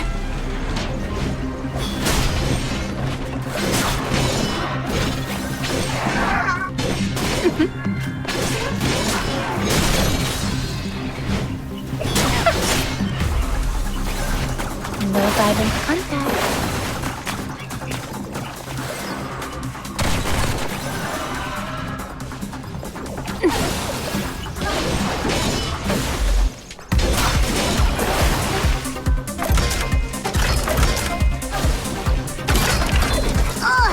This water valve stuck like a rock.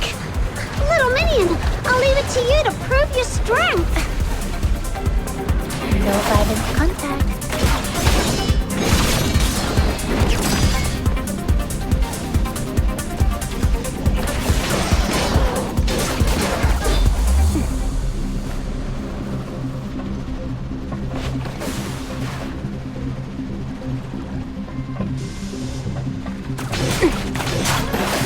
Looks like this is the last one.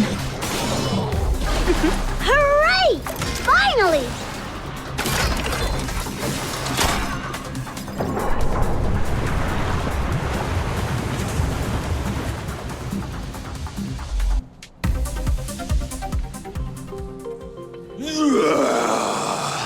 That sound, it's the monster. It's coming. Hey, you two, stick with us. What if you run into more filthoids? Officer Fisher, we've set up traps at several sewer exits as you instructed. What's your location? Perfect timing. Prioritize getting the 2 civilians to safety. We've spotted traces of the suspect in the wastewater treatment area. Copy that.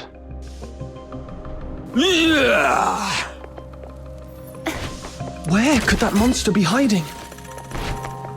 The wastewater treatment area is connected to the rest of the sewers. Let's drain the water and search the entire section.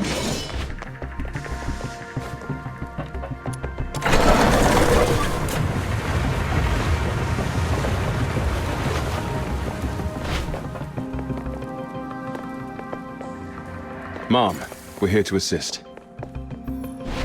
How are the 2 civilians? They've been sent to the hospital. We also contacted HQ. They've finally agreed to send reinforcements. Are these the helpers you mentioned? Yes, they're the Noctoyagers, an excellent Phoxhunter team. Without their help, I wouldn't have made it this far. Wow, look it up!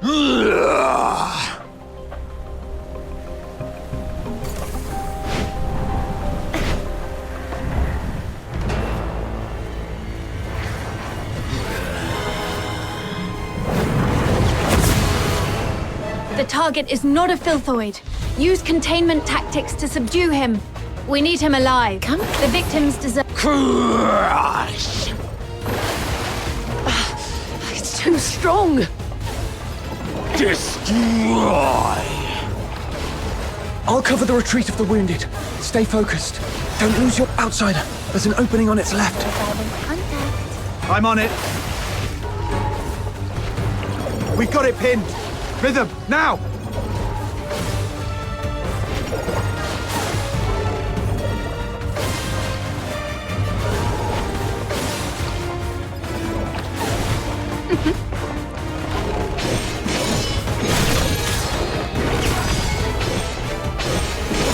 Cold blooded. Come closer.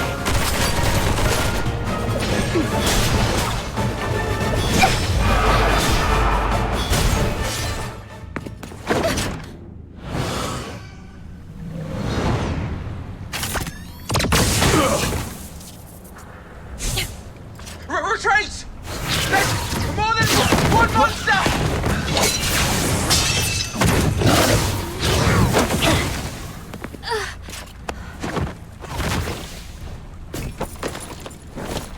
Stop them! Evacuate the wounded. Hurry, We can't! get them out We're first. broken through!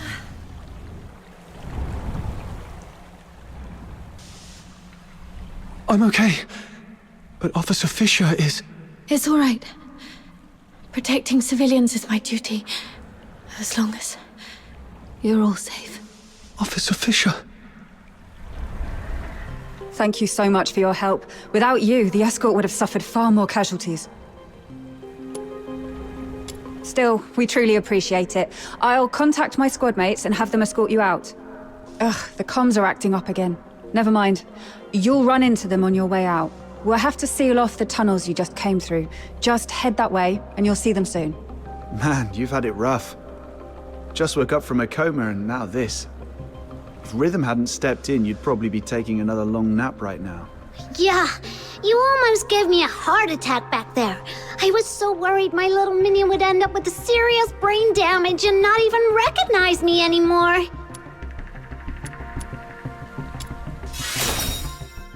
Come on, no need to get all formal with your buddies. All right, since our work is done, how about we head home and rest up? But Officer Fisher looked really bad back there. Shouldn't we check on her first? She's probably been taken to the Legion Hospital in the inner city. You know how that place is. There's no way they'll let us just waltz in. Oh, come on, let's at least try. We helped out a ton just now. Maybe the soldiers will help us get in. Let's give it a try. after all.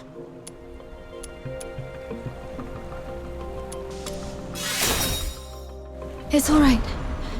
Protecting civilians is my duty. As long as you're all safe. All right. Whatever you say. So, should we go now?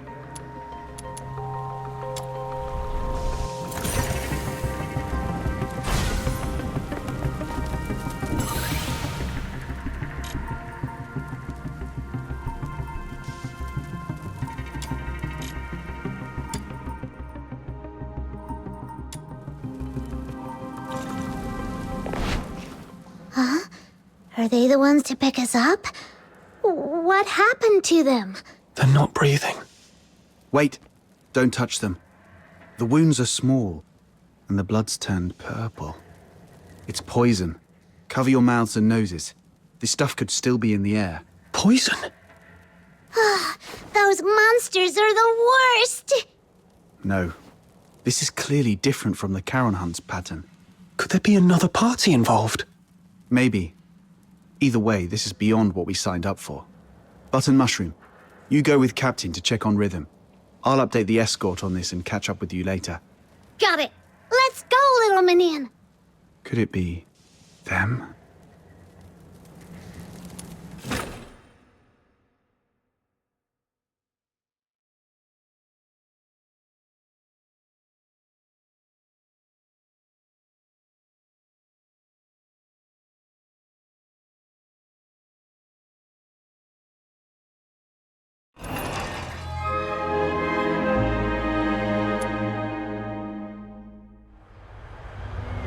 This way, little minion!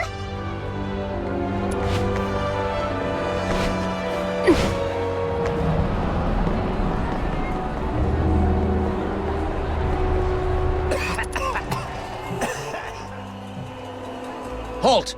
This is the inner city. No Charons allowed without special clearance. Oh, it's you guys. Ease up. They just did the escort a huge favor. What brings you to the inner city? We want to check on Officer Fisher and see if she's okay. I heard she made it through, though she's still unconscious in the hospital. I can take you there. Just lay low and follow me.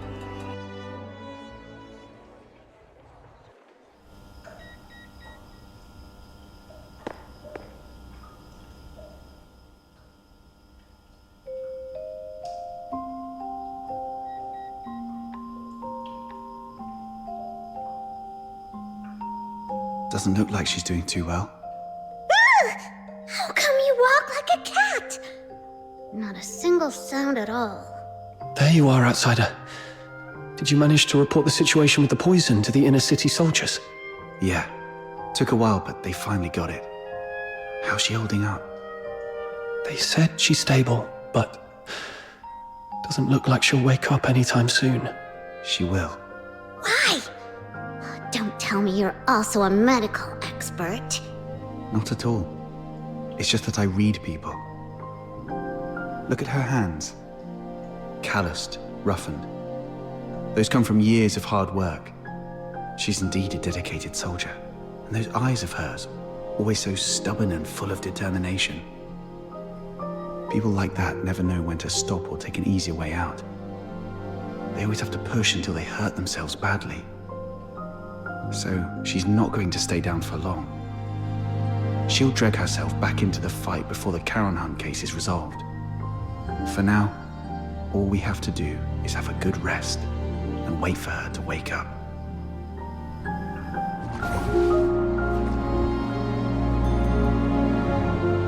Rhythm!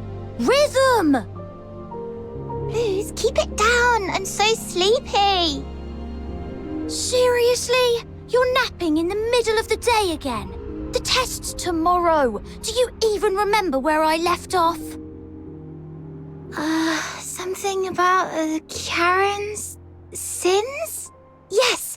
Oh, what was that again? Oh, figures you've been slacking off in class again. Working at night always leaves me too sleepy for school the next day. But hey, that's what I've got you for. My personal tutor. I had to work too, but you don't see me nodding off in class.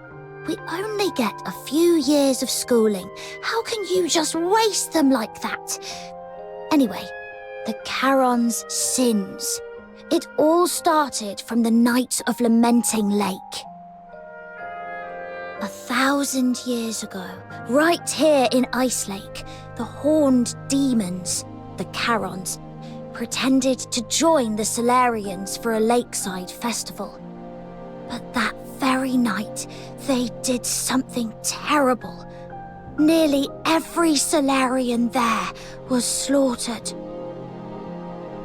After that, the Charons started a war across Hyperborea, killing anyone they saw, until His Majesty Disgalia, the merciful founder of the Empire, ended the bloodshed and restored peace.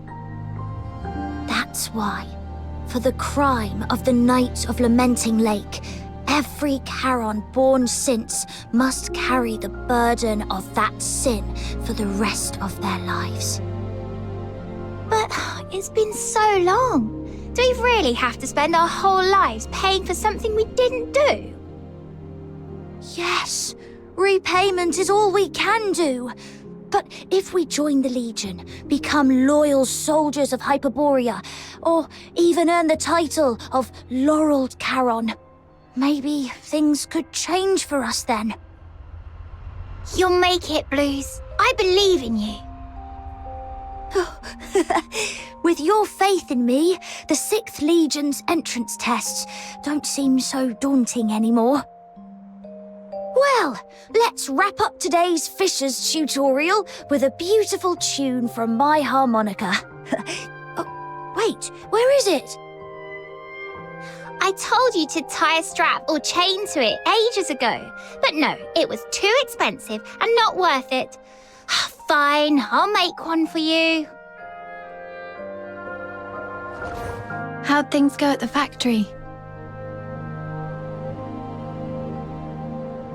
All sorted. With the 6th Legion's appointment letter, the factory owner doesn't dare push me around anymore. Oh, how's it going with the escort? Are you settling in all right? Well, I'm just getting started, you know. So, not going too well, huh? See, I told you not to rush into joining the escort like that. You could have focused on prepping for next year's 6th Legion entrance tests. Nah, it's pointless. I'm way below the passing line on every test. Hard work can't make up for everything. But if I can make a difference in the escort, I might still have a shot at becoming a Laureled Charon, right? Plus, I can help the people of Ice Lake in the process. Sure, it would be great if we could pass together. But if I don't have what it takes, I won't force it. I'll just stumble my way through and see what works. Rhythm, look over there. What do you see? A building? Sure, but I mean the spot I'm pointing at. Up there. The watchtower? Exactly. More specifically, the light on top of the watchtower. That's the highest point of Ice Lake. Every time I look at it from here, it feels so high, so far away, and so bright. Like a beacon from a storybook. Right before my eyes, yet always out of reach. But I'm not the same as before. I'm a Laureled Charon now. Those dreams I had, performing, playing music, they're not just pipe dreams anymore. Now I can get into the inner city, climb to the top of the watchtower, and stand under that light. It'll feel like I'm the king of Ice Lake. Soldiers, hear my command! Full assault! For the glory of Hyperborea! Shh! Keep it down! Are you trying to get yourself into trouble? Ah, sorry. Got a little carried away.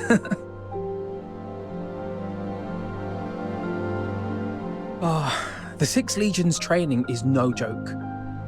The commander said the first 3 years will be intensive and completely residential, so I won't get to go home. If you miss me, just look at that light. I'll be in the inner city waiting for you. I'll save every coin so we can finally live the good life. We'll watch operas, eat whatever we like. No one will push us around anymore. Blues. Oh, don't cry. It's okay, really. 3 years will fly by before you know it. And hey, maybe you'll get lucky and become a laureled Charon next year. Then we'll climb to the top of the city walls together and show everyone in Ice Lake just how amazing we are.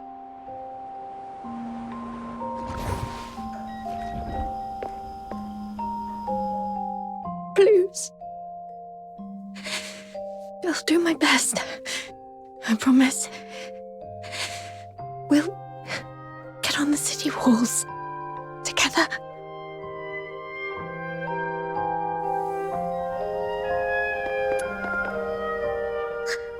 Officer Fisher, you're awake!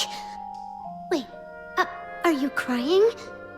Did you have a bad dream? I think I dreamed of so many things from the past. Little Minion, Mud Ears! Quick, come here! Officer Fisher's awake! Mud Ears totally called it. Officer Fisher's just as tough as our captain. Practically unkillable. It's you. I remember I was with Blue. No, wait, we were in the sewers, chasing the monster. The perpetrator of the Charon hunt. Did we catch it? Whoa, slow down. You've been unconscious for 2 days. Take a breath. Have some water and eat something first. I'll explain. That day, after they got you out of the sewer. So, it got away after all. Whoa, easy. Don't tell me that you're thinking about diving back into that sewer. Your squad's already on it, and you're supposed to be resting. You're not going to help anyone in your condition. Yeah. You've done everything you can. Let your colleagues take over from here. I'm sorry for wasting your time. I haven't even been able to keep my promise to help you find your family. Oh, right. Here. Take this. It's the key to my secret base. The address is written on the back. Could you go there and grab my silver seal with my name on it? I'm in no condition to do much for you right now, but I can at least write a few letters to ask for help on your behalf. Yes. Though few in number, there are still some who are willing to lend a hand to the Charons. All right. We shall gladly accept your help then. A soldier's secret base?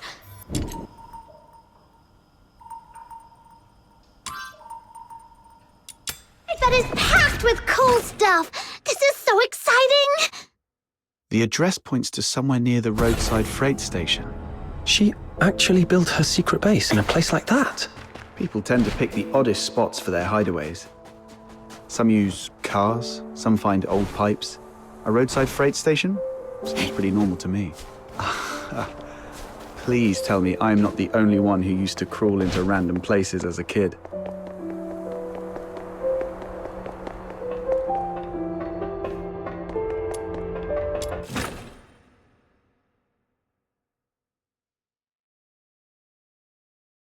Is this it?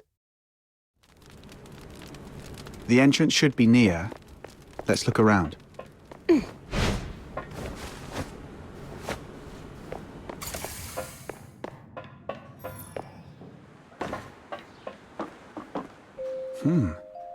Looks like this place used to be an old maintenance room. Oh, this place is kinda like my the Demon King's Grand Chamber. All right, let's split up and look for the silver seal.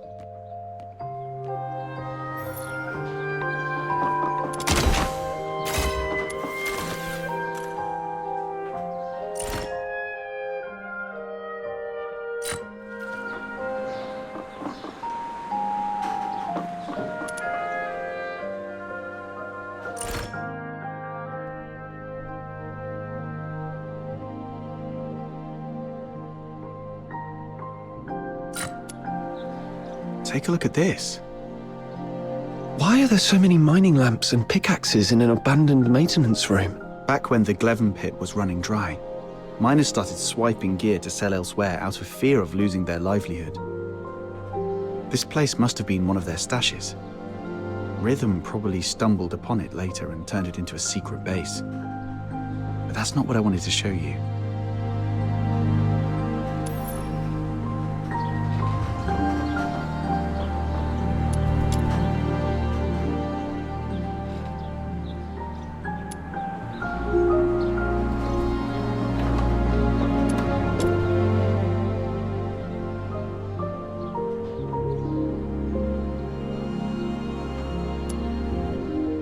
I was wondering who the genius was that sent painkillers to someone in a coma.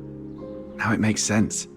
That's so Rhythm. Anyway, this is all I found so far. What about you? Found the seal yet? Not yet, but I've learned something else. When Rhythm was young, her parents were killed by a filthoid. That same filthoid took the lives of so many others.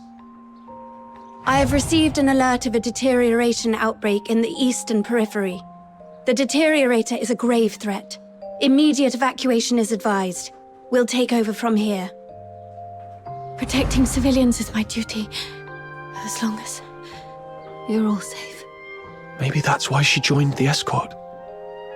To make sure no one else has to suffer like her parents did. Then, you've forgiven her for what happened that night? Or maybe, deep down, I never hated her to begin with. I just needed a vent to ease the pain inside. What I truly hate is the incurable deterioration and the gnawing helplessness back then. Nobody's at fault for what happened to Psyche. If anything is to be blamed, it's this broken world we live in. Yeah. It's getting late. Let's hurry up and find that seal.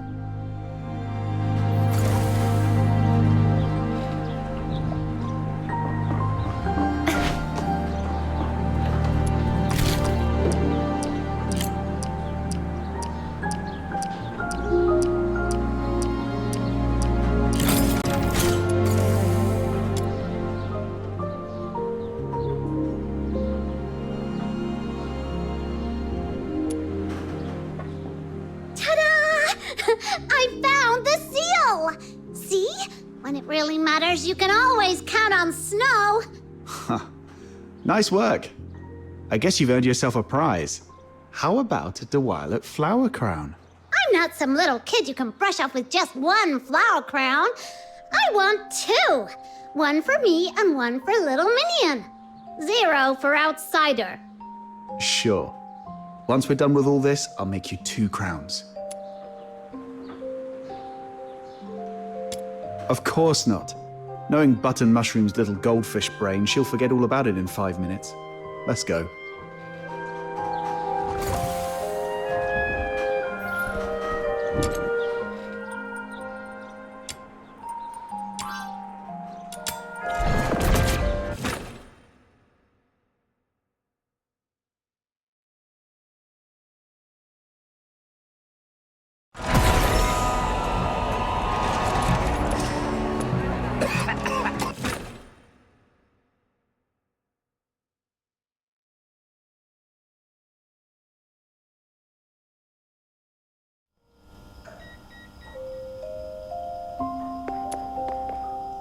We're back. This is the seal, right? Yes. All right, let's get straight to it. Sir, please provide your lost family's name, the place where you were separated, their appearance, the clothes they were wearing, and any belongings they might have had with them. Be as detailed as you can. Don't leave anything out. It sounds like Officer Fisher's going to arrest my little minion. Her name is Berenica, from a small southern island. And I think she may have joined the 13th Legion recently. She has silver hair and red eyes. She's beautiful, but always dresses in dark clothes. She's incredibly strong and loves fluffy things. Though her culinary skills leave much to be desired. Okay, I got it all down. The 13th Legion keeps their information under wraps pretty tightly, but I'll reach out to some reliable contacts. If we find her, what do you want me to do? Should I pass along a message and tell her to come find you? No, it's okay. Just let me know where she is and if she's safe. I'll handle the rest myself. Sure. Even though she's not with you right now, I hope... No. I believe she's out there, staying strong and waiting for the day you'll reunite. Just like me and Blues. Ugh. Sorry if I came off too blunt. I probably haven't mentioned this before, but Blues is my young brother. He's currently serving as a Laureled Charon candidate with the 6th Legion in the Inner City. Laureled Charon? That's no small feat. Only the strongest of the strong can make it. Yes. Blues. He's nothing like me. We were both fortunate enough to awaken as daemons, but even among daemons, the difference is stark. He's a gifted child. Even without much practice, magic came to him effortlessly. But he never took his gift for granted. He worked incredibly hard, and that's why he passed the 6th Legion's brutal selection process. Only 1 in 10,000 can manage it, and earned a place in the Inner City. Congrats, I guess? 1 in 10,000, all that hard work just to lick up the crumbs nobles toss under the table. I understand your indignation, but I'm content with it. Blues achieving his dream is something we never thought possible when we were kids. Blues and I grew up under the weight of a double burden. The guilt of our Charon bloodline, and the sins of our parents. When I was a child, my parents unknowingly sheltered someone who was secretly a deteriorator. You can probably guess what happened next. That deteriorator turned into a filthoid and wreaked havoc, killing many of our neighborhood. Under Hyperborean laws, harboring a deteriorator is as much a crime as being one. But even as the children of criminals, the Empire didn't punish Blues and me. They even allowed us to serve in the Legion. Life as a Charon is harsh. But through effort, we can still make each day a little better than the last. Don't you think? But have you ever thought... Greetings, Warrant Officer Rhythm Fisher. Lynn, Major of the 13th Legion. I've been assigned to take over the Charon Hunt case. So, you're Warrant Officer Fisher and the Phoxhunters assisting with the investigation, correct? The 13th Legion? Stay calm. She doesn't seem surprised to see me. My cover should still be intact. If the 13th Legion is taking over, we'll get out of your way. You've done well on this case. You civilians shouldn't have been caught up in this. Thanks to the 6th Legion's bunch of good-for-nothings. I came to Ice Lake for only one thing, the Charon Hunt. Warrant Officer Fisher, I want the full report on this case in my hands within 2 hours. And Phoxhunters, since you're already in this deep, might as well keep assisting us if you can spare the effort. Certain matters are better left to the locals. They know the lay of the land, after all. Come find me when you're sorted. The pay is proper. It's all for the safety of Ice Lake.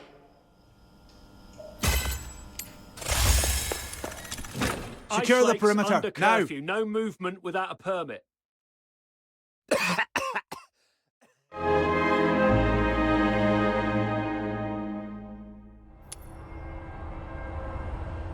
Good. Smart choice. Now, Phoxhunters, here's your first task. Take this list and head to the parking lot to find Clive for the weapons and ammo we'll need. Got it. I'll join you once I've finished preparing the investigation report and handed it over to Officer Lynn. Huh. The streets are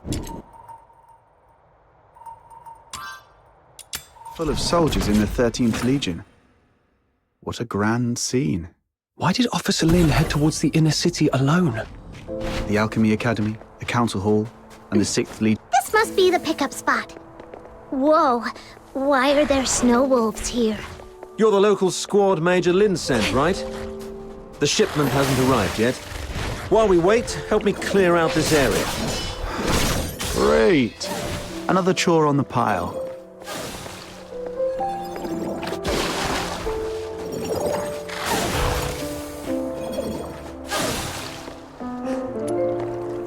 That That was impressive.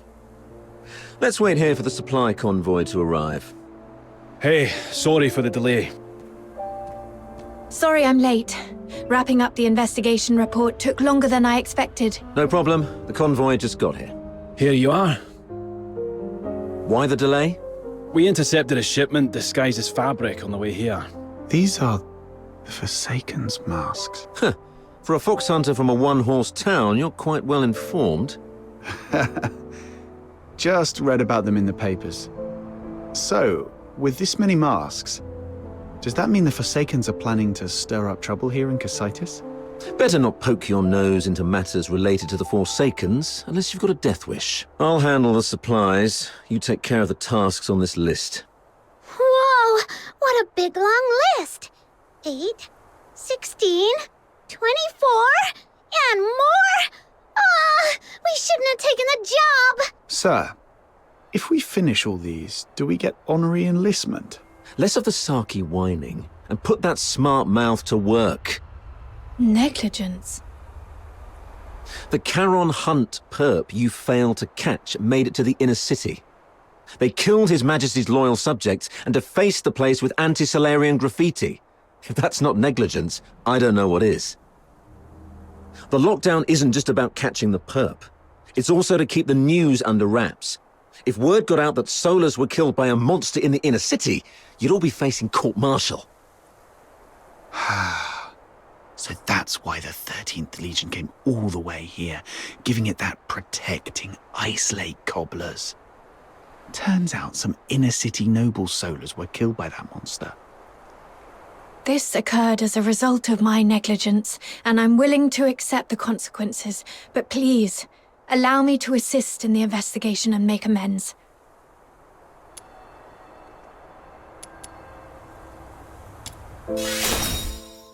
Save it. Who faces the penalty is for the military court to decide. If Major Lin hasn't ordered your arrest, then just focus on doing your job. Yes, sir. I'm sorry for dragging you all into this. Enough with the downer talk. Let's move. We've got our hands full for the next few days.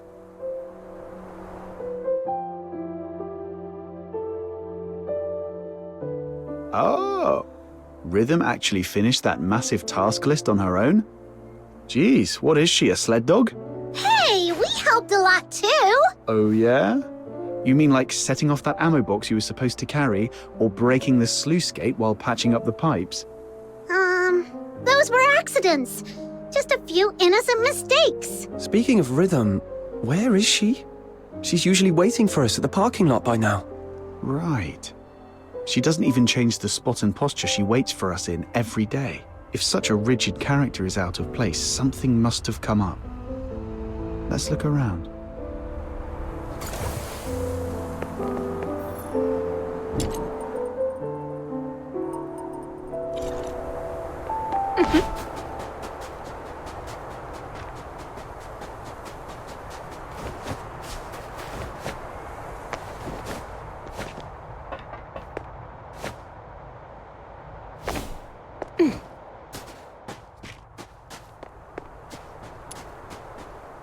Whoa!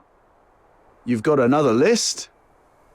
Don't tell me the Legion dumped more work on you. No, this is a supply list I put together. Ever since the 13th Legion took over the case, it's been harder for citizens to get around, especially in Awaken, where food supplies were already scarce. I thought I could at least help by delivering some essentials. Wow. You sure don't know how to take it easy, do you? I know. Save the "it's my duty" speech this time.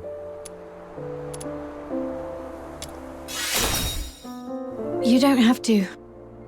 I mean, thank you. That's more like it. After all, we've been through a lot together. Let me see. Looks like the last thing we need to deliver is fish for Awaken. Whoa! Fishing?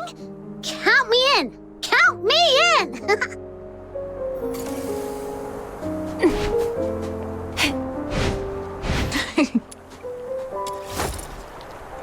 What's so funny?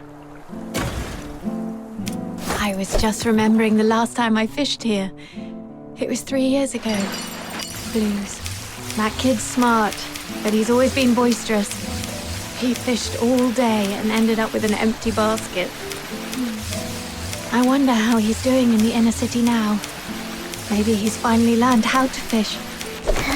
You mortals are always held back by your worldly attachments. You should learn from me. It's okay, Button Mushroom. We're all your family. If it makes you happy, I'll even call you Granny. Aw, why are you being so nice to me all of a sudden? Granny, I'm starving. Got a little pocket money for your poor, hungry grandkid. I knew it.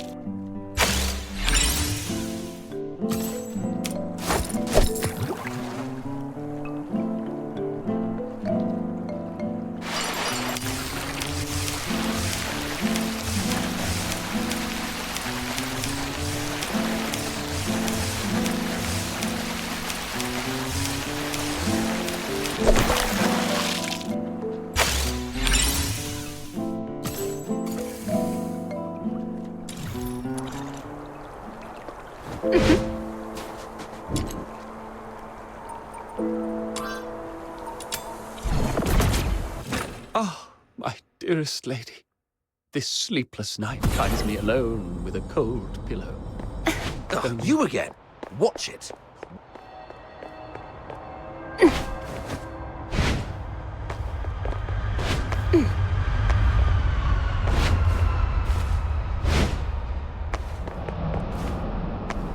Damn it. These...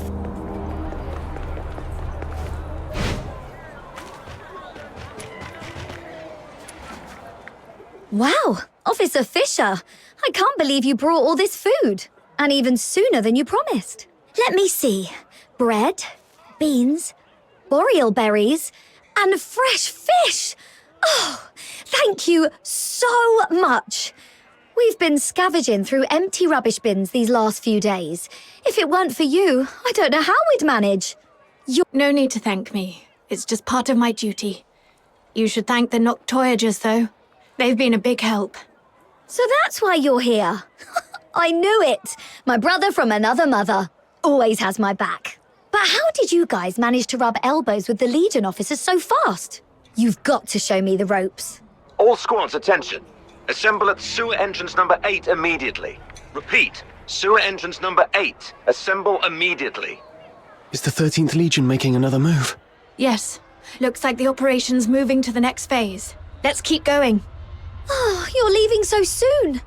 Well, when you're not busy, be sure to stop by again. I'll have tons of fun little trinkets ready for you next time.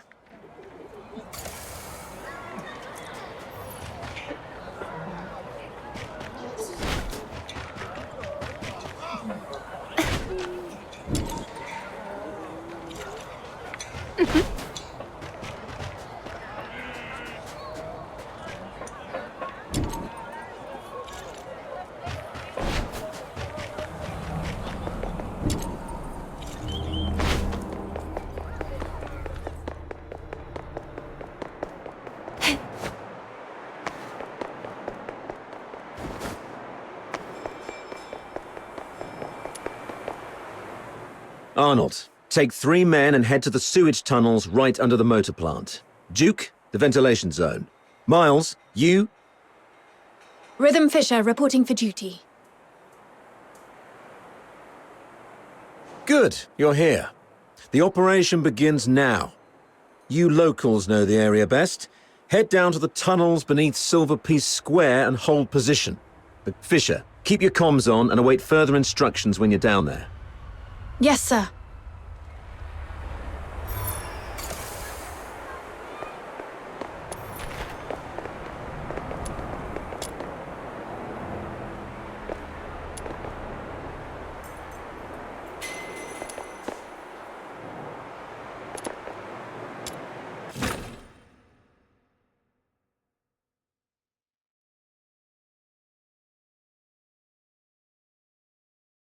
Soldiers everywhere.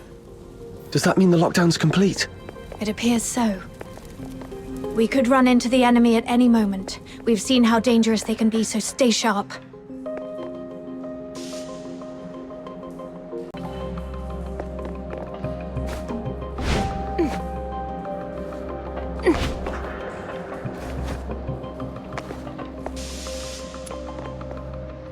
Miles, get me 2 more mags. Do you copy? Is this comms on the blink again? Oh, it's you. Isn't your AO up front? Move on. This mission allows for 0 slip-ups. Yes, sir.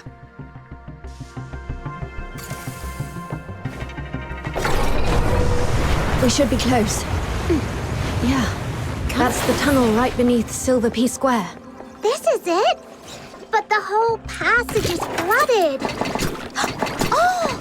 Princess Rubbishman said something about a water valve. Filthoid's coming. Watch out, everyone. All that big talk about tightening up the underground facilities and a quick whack on a sewer pipe is kicking out more filthoids than wastewater. Wonderful. Sorry. I'll definitely be stepping up patrol of the sewers in the future. I wasn't talking about you. Forget it. Let's deal with these uninvited guests first.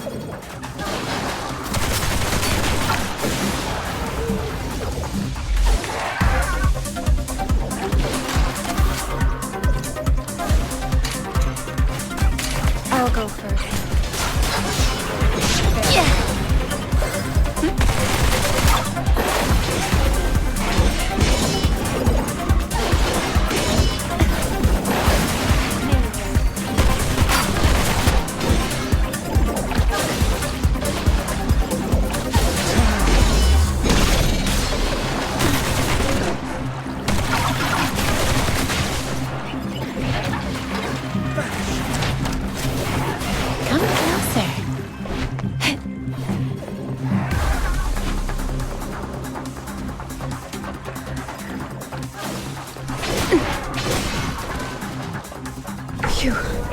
One more valve to go.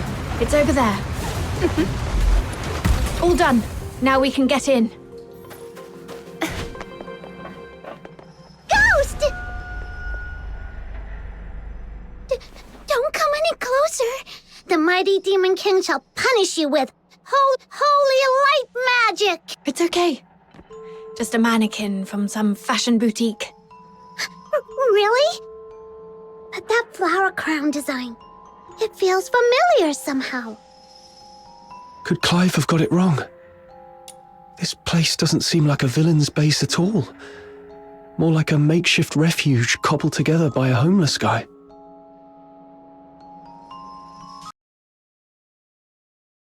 Right.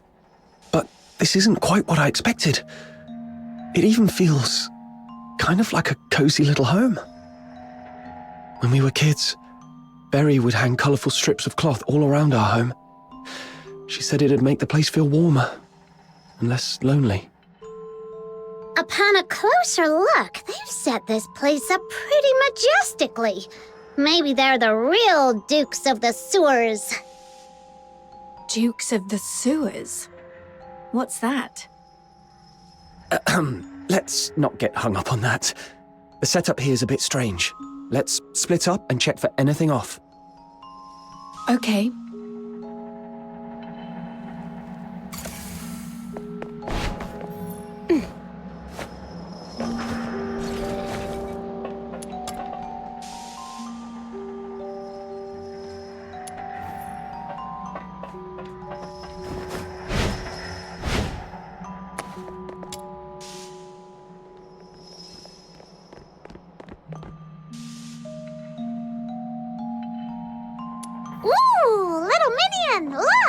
There's a weird-looking switch here. No, Butter Mushroom, don't touch that. Could be a trap. Whoa! A new path just opened up. Like magic.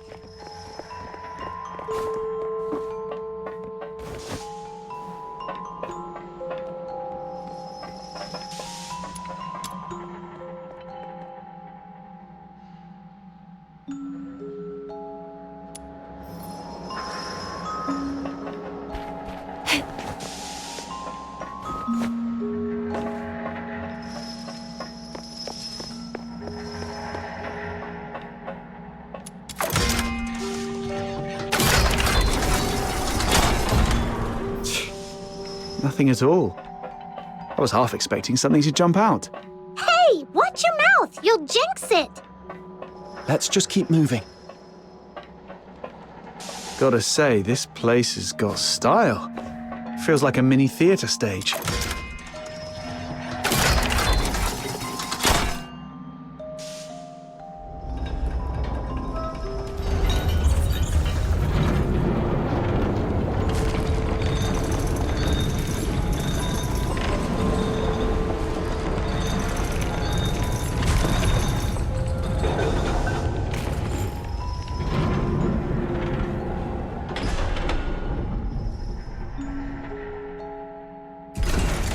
I've checked the lower area. No signs of anything unusual.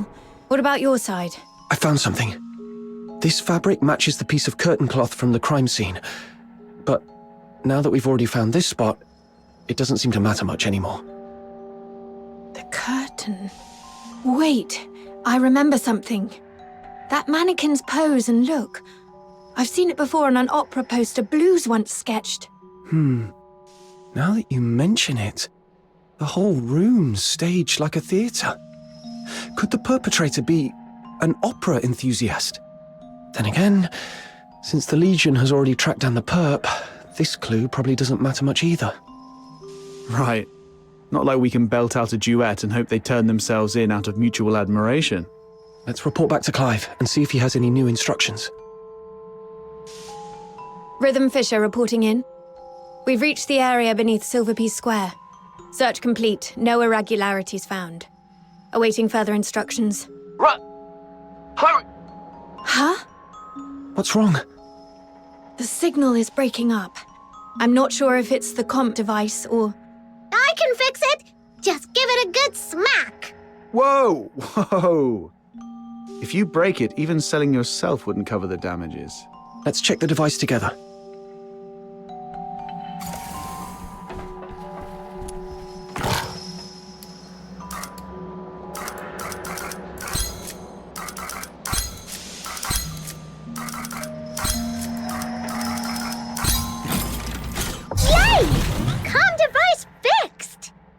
Breached! The monster is heading your way!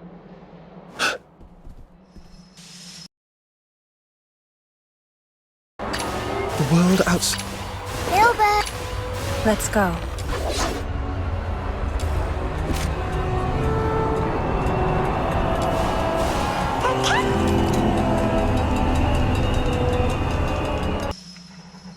Hang in there! Major Lin is coming for you!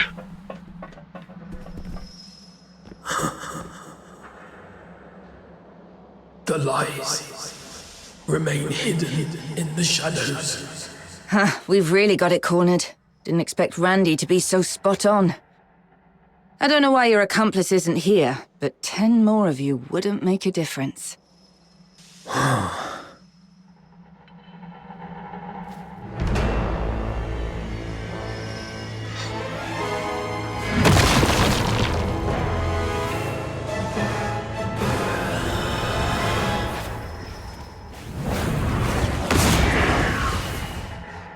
Those who harm it's coming at us! A second-rate excuse for a fight. Officer Lin, I'll assist you. Good teamwork. You've proven your worth. Now, let me teach you a new rule of thumb on the battlefield. When faced with absolute power, all tactics are meaningless. Oh, Daddy.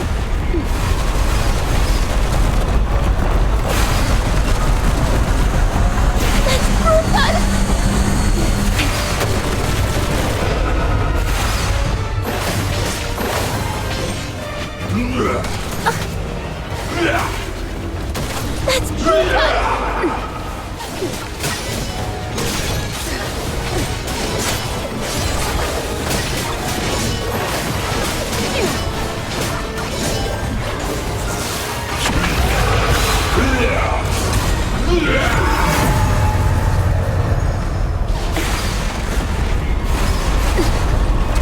Cold blooded. That's brutal! Cold blooded.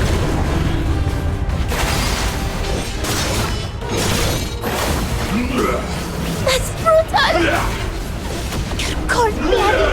We shall face together.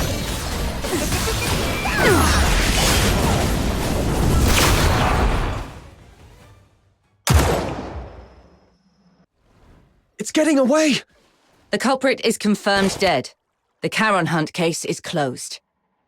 Fisher, you know how to write the after-action report, right? I trust I don't need to spell it out for you. What? You Phoxhunters did well too. But remember this. Don't overstep your place. Officer Lin, isn't it too soon to call this over? The blood on the ground has darkened. Its organs were clearly pierced. It won't last long. Then I should follow it and confirm, just in I said the case is closed. Don't make me repeat myself. Do not overstep your place.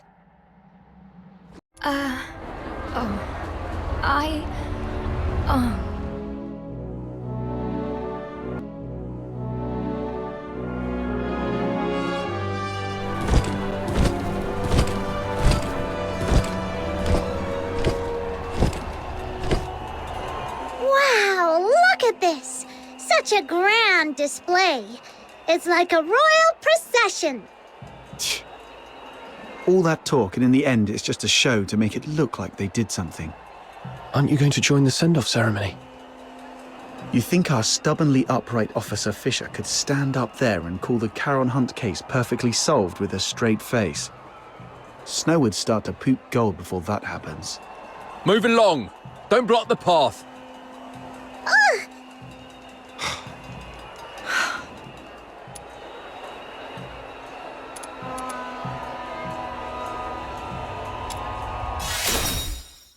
I know what you mean. It's time I make my choice. I've made my decision. I've been thinking. Why did I join the Escort in the first place? Why did I want to become a laureled Charon? Was it out of a sense of duty to protect the people? No, not really. I'm not that selfless. I just did all that to secure a decent life and a peace of mind. So, I've made up my mind. Well, fair enough, we get it. You've done your best. If the Legion won't act, we'll take care of it ourselves. Foxhunters don't answer to their nonsense rules anyway. Let's go, Captain. Wait. I think rhythm means... My decision is... I will continue with the investigation, even if it means defying Officer Lin's orders. Huh? Yes, I joined the Legion only for peace of mind. But that's exactly why I can't sit back, warming my hands by a fire, while others freeze to death out there in the cold. Do you remember what I told you about my parents? They were killed by a filthoid because they took in a deteriorator who hid his symptoms. But... no one knows the truth. The one really to blame was me. That night it was I who begged my mother to help that man because he looked like he was dying and I felt sorry for him. When the filthoid came, my parents hid me in the closet. My mother's last words to me were, "It's not your fault. Don't beat yourself up for it. And don't tell anyone. Take care of Blues and yourself." My mother didn't hate me. Even as the filthoid's claws pierced her, she never once blamed me. But I wish she had. I wish she'd hit me, yelled at me, anything but forgive me. But I can't forgive myself. Her last words haunt me like a nightmare. I haven't known peace of mind, not even for a single night. If it weren't for Blues comforting me, I might have gone mad. It's the same this time. If I just sit by and let the Charon Hunt case end like this, I'll never forgive myself. Sorry for unloading all these old memories on you. I should get going while there's still daylight.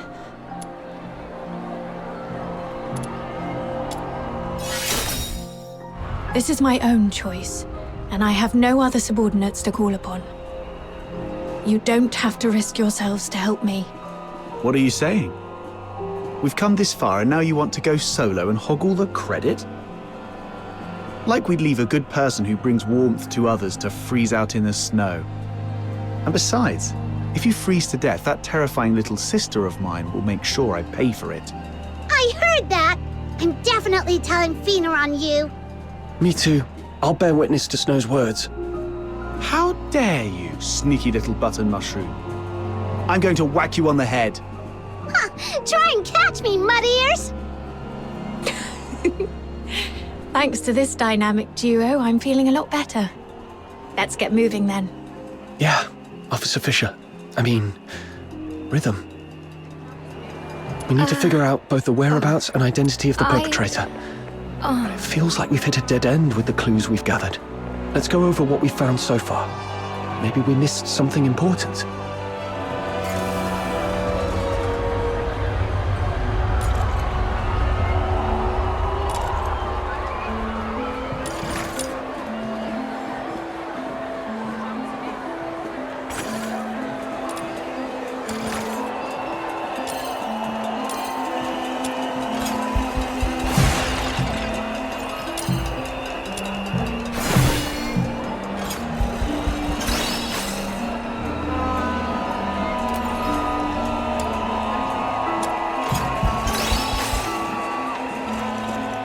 Earlier, we suspected the perpetrator might have a connection to the Opera House based on the curtain clue, but we quickly ruled out the staff.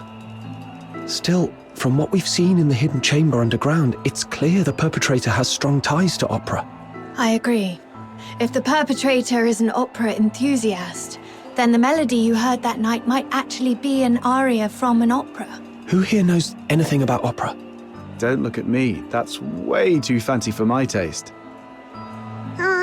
I don't know much about it either. What about you, Officer Fisher? I'm afraid not. Like I said, I'm not really great with music. If only I hadn't fallen asleep when Blues was badgering me to listen to his tapes. Wait. Blues was an absolute opera fanatic. I remember he left a collection of tapes at our secret base. It's a long shot, but if we listen to them all, we might find that melody. Huh. Kudos to Blues for helping out big time. Captain, let's visit that place again.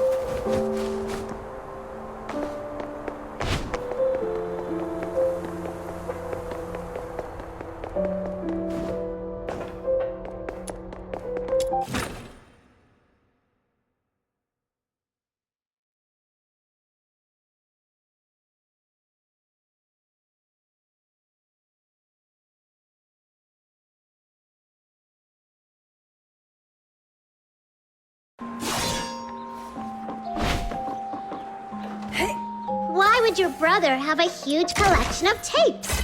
Was he secretly loaded or something? Not at all.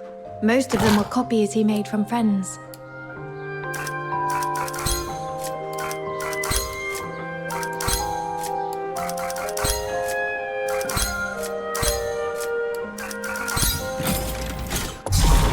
Sometimes the blizzard tries to blow him down, but his spirit stands.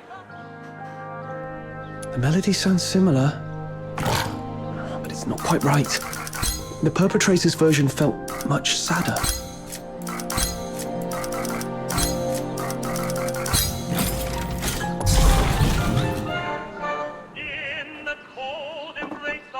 Ah, ears! Seriously, Blues, in what world is this music?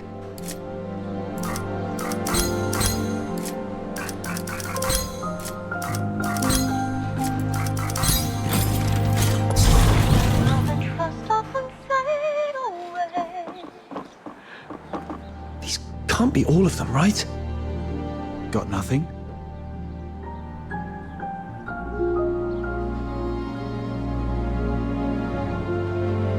Where's Rhythm? She went out for some air.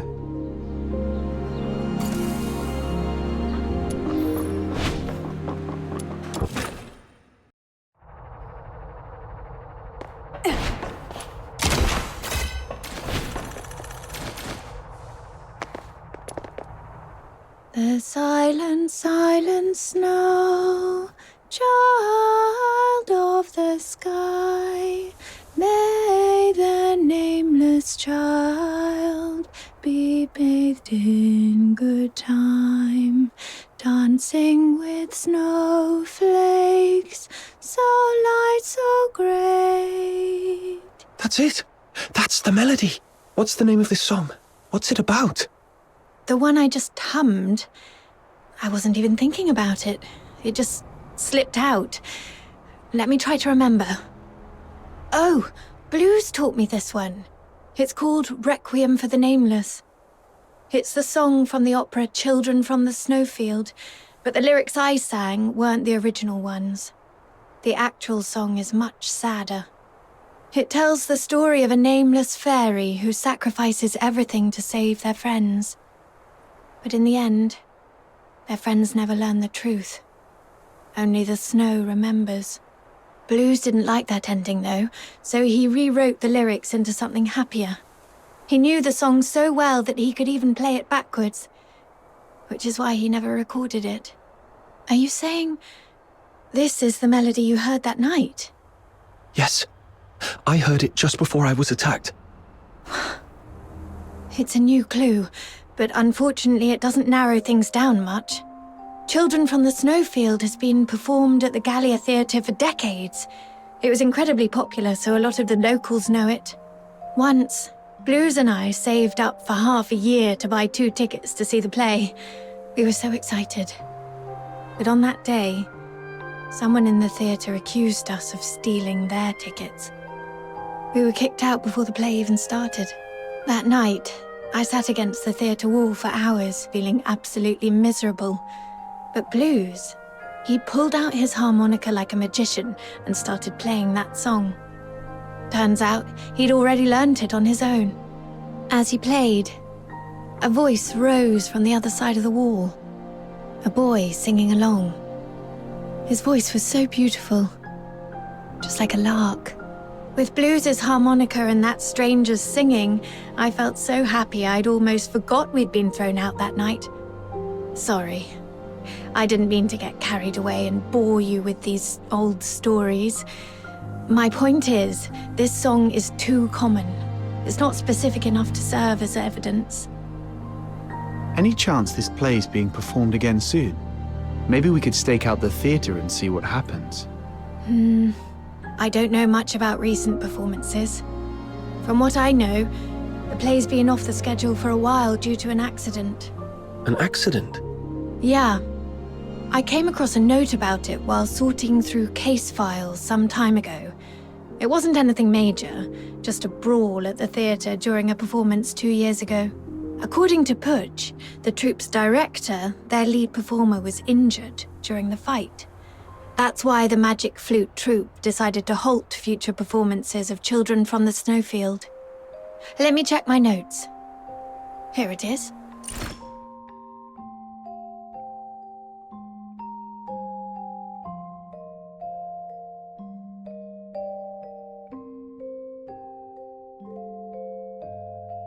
But aside from diving into the sewers for further investigation, this is the only lead we have for now.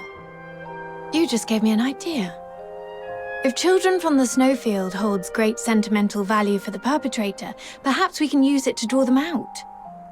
Exactly. Let's pay Miss Putch a visit at the theatre and see if she's willing to help us plant a fake announcement. Naive.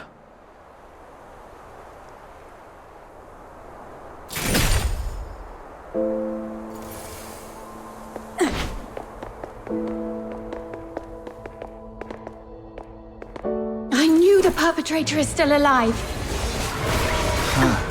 Came straight to us this time. Perpetrator. Perpetrator. Even now, they haven't told you the truth. Farewell. Dirty liars. Even the 13th Legion is no exception.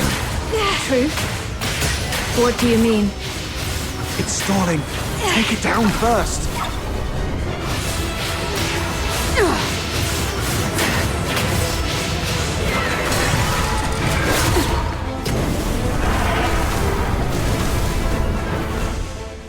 It's been so long, sister.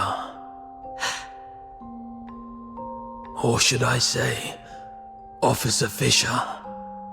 Have you calmed down now? Who are you? Answer me! Blues Fisher. Your younger brother. The owner of that harmonica. Blues? Why are you dressed like that? What happened to your voice? I thought you were training in the inner city. Why are you... No. You're lying. My Blues has a heart of gold. He shares other people's suffering as if it were his own, and treats every Charon like family. He'd never have committed atrocities like the Charon Hunt.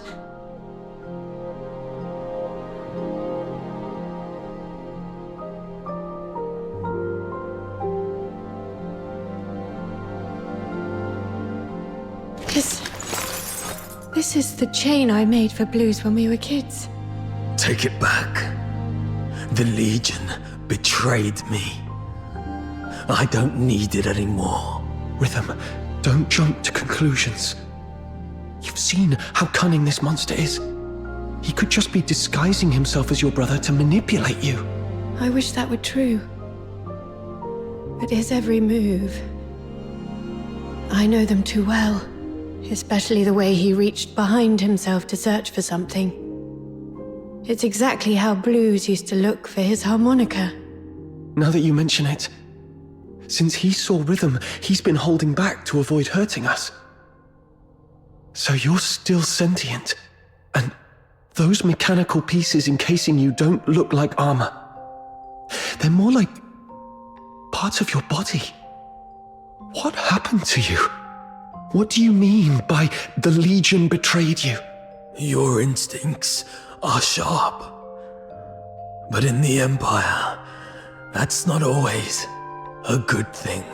Rhythm, my sister, let me tell you the cruel truth behind the title of Laureled Charon.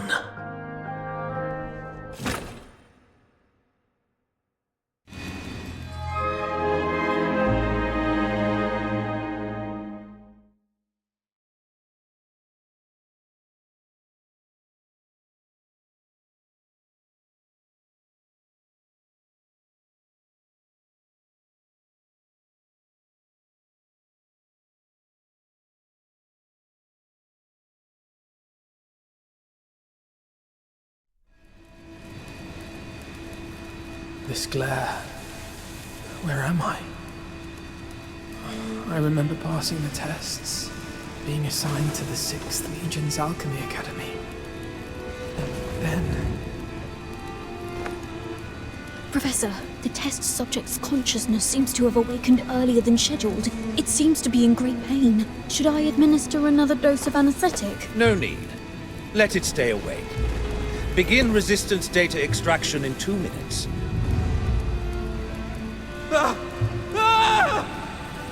Professor, the data is in.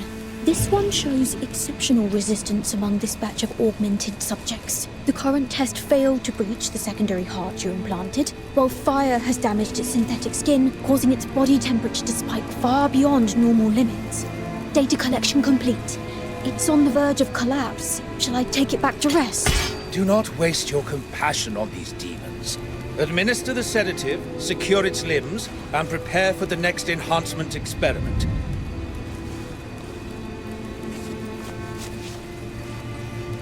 Such vivid expressions. What? Are you trying to bark something at me? Too bad. You won't get the chance. Sedative administered, Professor. But I still think we should... Just follow my instructions. Begin with the horns. They are its most sensitive parts. This way, we'll get the most precise data. Understood, Professor.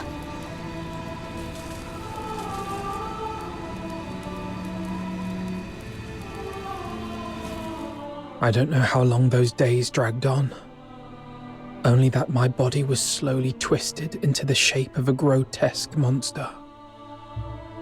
My heart grew colder with each passing moment, shattered into shards by the frigid winds of Lamenting Lake. The old memories as a human slipped further and further away, until even my name was lost, swallowed by the abyss. Blue's Fisher is dead. In his place remains a hollow shell, his name erased, now known only as Subject 47. And yet, this wretched body still clung desperately to the instinct to survive. Professor, the subject's rejection response has ceased, and all vital signs are stabilizing. However, it seems we've overused the beta-type suppressant. The subject's mental state is unstable. The mind is nothing more than a byproduct of biological processes. All we need is obedience. As long as the subject can respond with a yes, take it to the testing ground. Yes, Professor. With those suppressants, it couldn't defy our orders even if it tried. Like pathetic, mindless beasts. Savage, brutish, devoid of intelligence or elegance. But this is the true form of a Charon. Hey, stay away from it. Who knows what kind of filth it's carrying? Make sure to record its combat data thoroughly. If it fails to meet the standards or shows any suspicious behavior, dispose of it immediately. Are you sure we can do that? This feels excessively cruel, doesn't it? Cruel? You've got it all wrong. It is by His Majesty's benevolence and the magnificence of alchemical technology that this trash has been given the honor of serving the Academy's great cause. Don't even think... Test begins. Release the subject. Subject 47. Eliminate all obstacles. Yes. There are still enemies over there. Don't stop. The numbers are underwhelming. Go and clear out the... Keep it up. Keep it up. Injured already? Useless word. Go that way. Hurry up. That one over there is still breathing. Can't you even handle that? Finish it.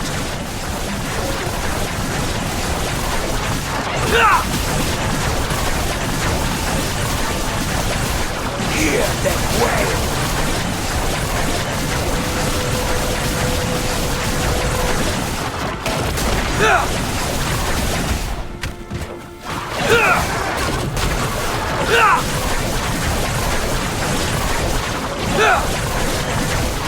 Test complete. Return it to the cell. Prepare for the next batch of subjects. Hear them wail. Hey, wake up. I'm 36. Who are you? Not in the mood to talk? That's fine. Just make a sound so I know you're alive. 47. Thank goodness. I thought I'd never meet another person to talk to. Do we know each other? Not yet, but we'll get there. After all, we're the only humans in this hellhole. Humans? Only you would still think of us that way. It's what's in the heart that counts. The heart. That was torn apart on the operating table long ago. Then let's piece it back together. And once we've done that, we'll get out of here. Together. As humans. Keep dreaming. Might need to enhance close quarters combat performance.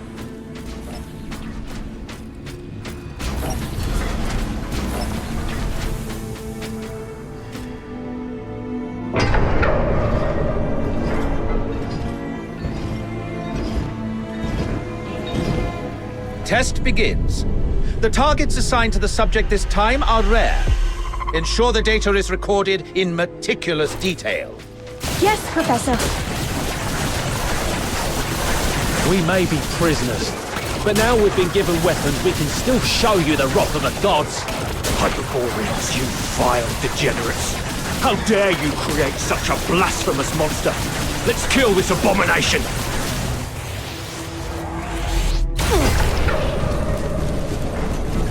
Please, spare us. We've already surrendered. Great eyes, hear me! Grant me your mercy, your wisdom, your strength, and your deliverance. Sorry. Oh, merciful gods, grant me forgiveness, grant me absolution. Data's all logged. You can head back on your own. I've got to prepare the report for the professor.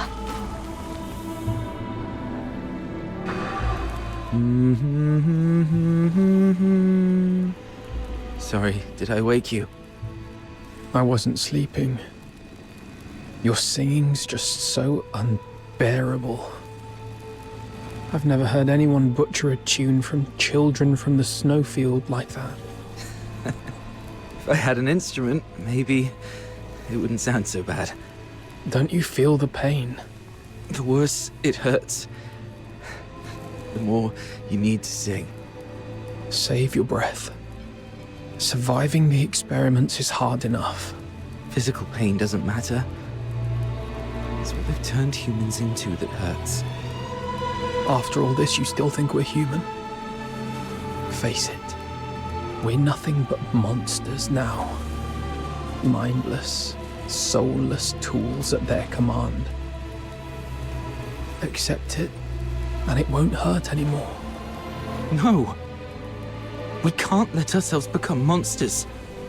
The day your heart gives up is the day you truly become one. Did you forget what happened the last time you tried to escape?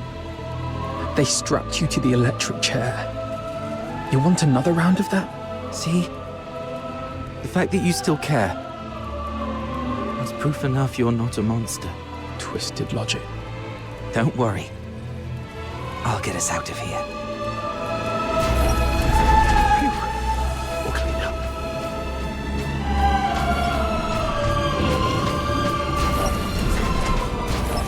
Go on. Let's see which of you truly deserves to be called a demon. Impressive. The suppressants we've been injecting are finally showing results. Stability's never been this hard. At this rate, it won't be long before we can roll out these augmentation experiments across the other legions.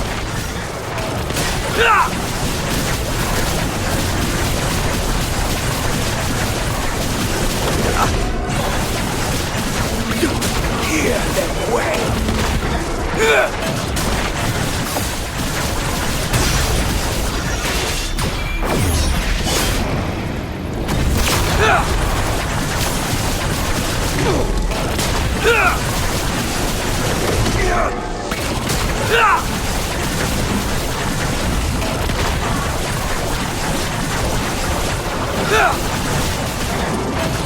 Hear them wail!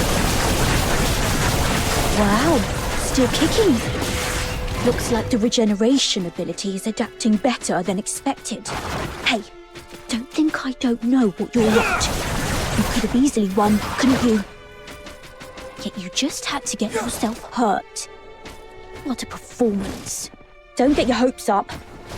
We're not letting such a valuable augmented subject die for nothing.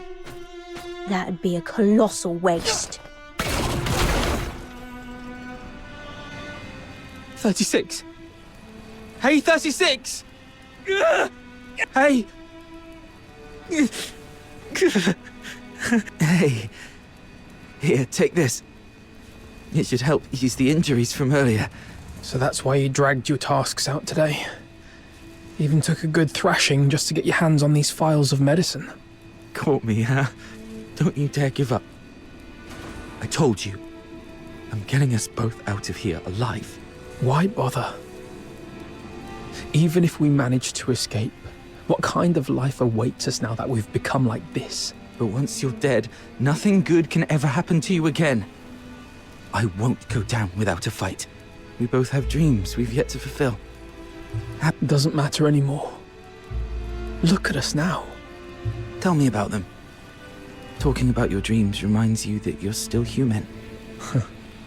A performer. Huh? I used to dream of becoming a performer. Participating in the 6th Legion's tests was meant to be my first step toward becoming a laureled Charon. I thought if I could build a better life, I might one day stand on a grander stage. I wouldn't have to hide in the shadows anymore. Watching others bask in the spotlight. or surround myself with tapes of songs I couldn't even play. All because, as a Charon, my horn was deemed sickening to the audience. I know. It's a ridiculous dream. No, I just thought of us. I love opera too. No wonder we hit it off. After we get out, we'll set up a stage of our own, invite everyone we know, and put on a wonderful show for them. I'll take that as a yes. And a promise is a promise. I'll hold you to it. I've got a feeling our chance to escape is coming. It might just be a delusion. It's not. Haven't you noticed? The suppressants have been growing less effective on us over the years. That's proof we're still human. Even our bodies are telling us it's time to fight for ourselves. Or maybe it's just this cursed, monstrous body mutating for its own survival. But the alchemists haven't even noticed it yet.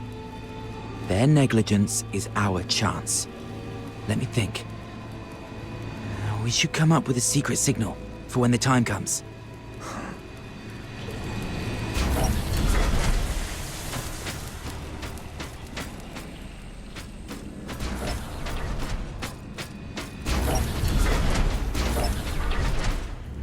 The final test begins. Let's find out which one of you is the ultimate augmented subject. What? They're making us fight each other? We really don't have a choice, do we? Guess not. Bring it on, then. Remember, got a stage waiting for you! What's the point of making promises you can't keep?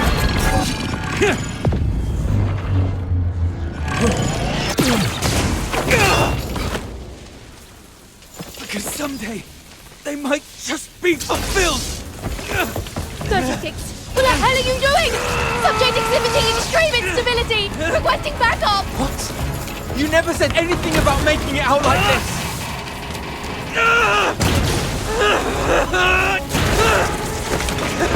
I never go back on my word! It's open!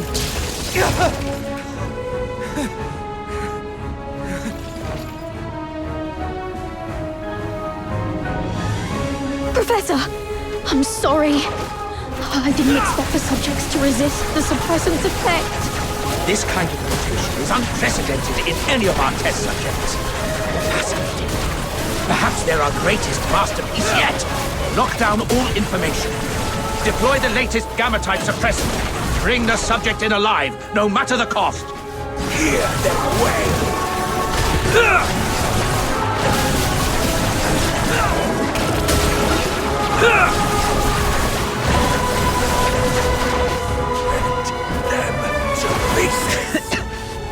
Did I make it?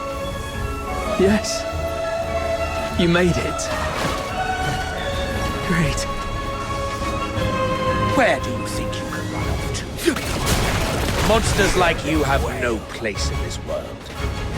Your only purpose is to serve on the battlefield or in a lab.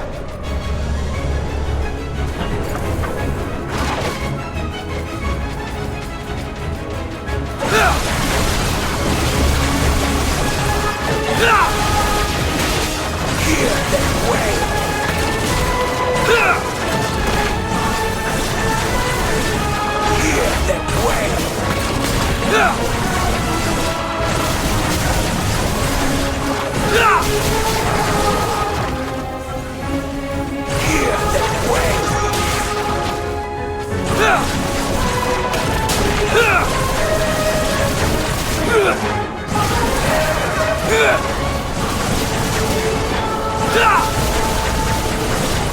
Hear their way. This way. Is this wind? The air. I hear water. There must be an outlet leading outside. Thank God.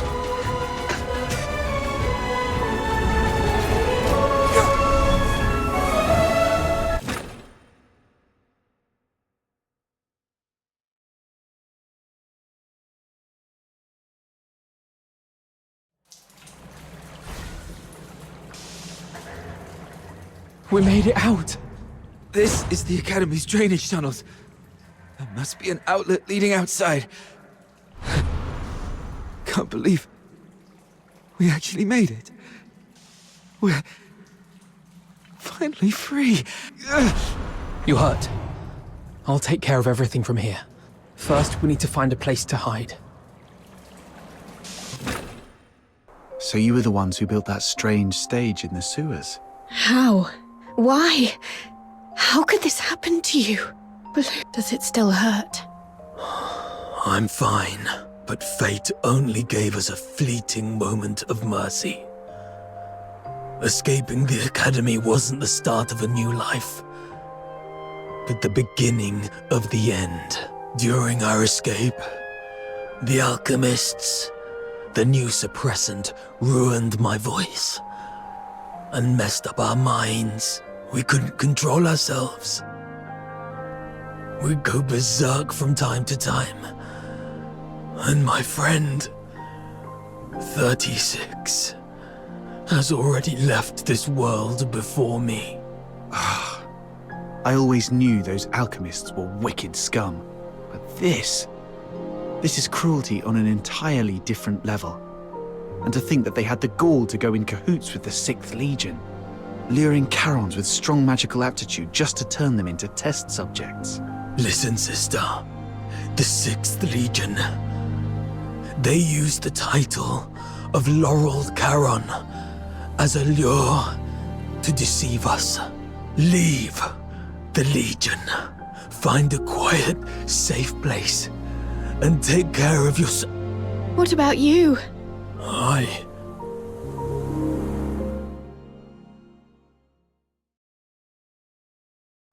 It's all my fault. We wouldn't have stood a chance. My moments of clarity are slipping away. Or perhaps, like you said, my heart has already turned into that of a monster. If you're a monster, then what does that make me? We chased so hard to catch the light. The dazzling light. Only to find it so unreachable in the end. If something is unreachable, why not pull it to the ground? Stay back. His body is toxic. Who are you? I have many names, many faces, but in the end, they're all just labels. No matter how those labels shift or change, one truth remains. We have been forsaken by the gods. Now, someone as sharp as you should already know who I am. I'm here to extend an invitation. Join us. Drag the untouchable Solars down to the ground and let them feel the wrath of Charons. Don't rush to reject me. Reflect on what the Empire has done to you.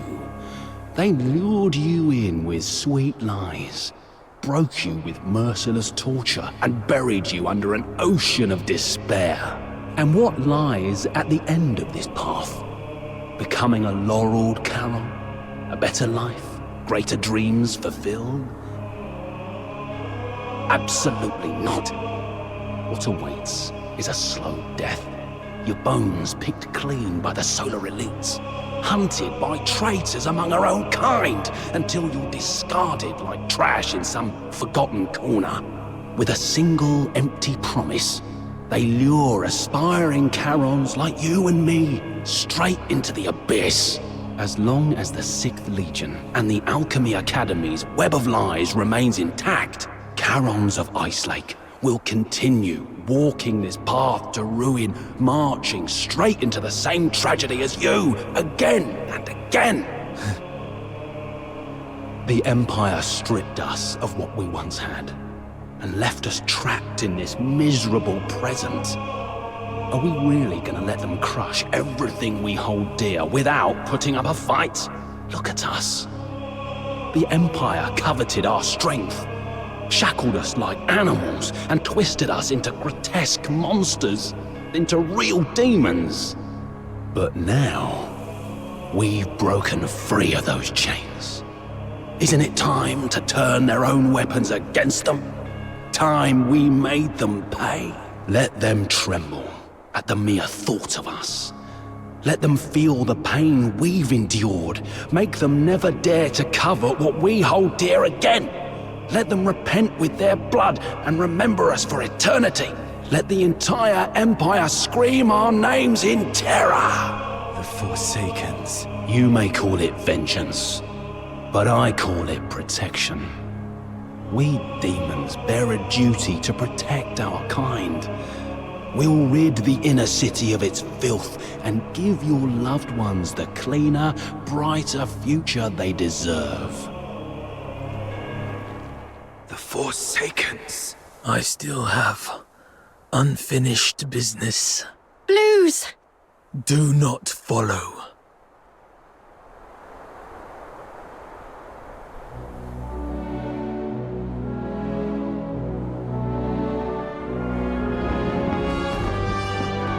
Gallia Theatre.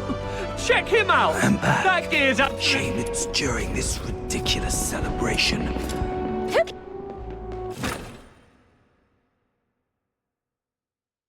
Hey, handsome. Care for a dance later?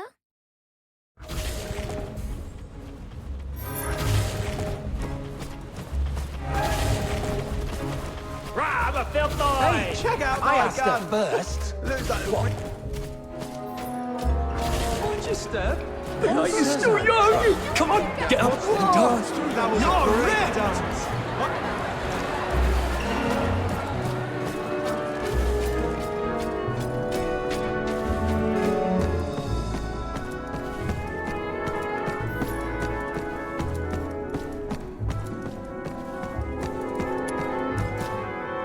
Can't believe you chose to meet in a place like this. Never took you for someone who enjoys such frivolities. And didn't I tell you to minimize contact until absolutely necessary? The 13th Legion is gone. We've got to finish our deal ASAP. Yes, it can be finished now, as we agreed.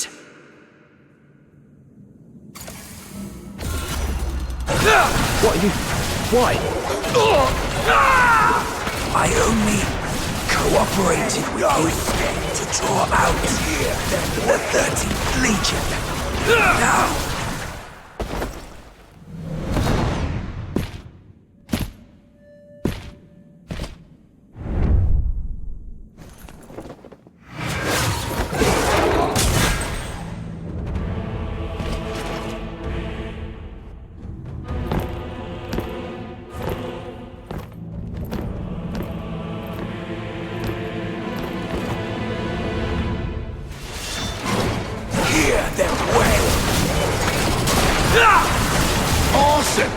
This year's show is on a whole new level.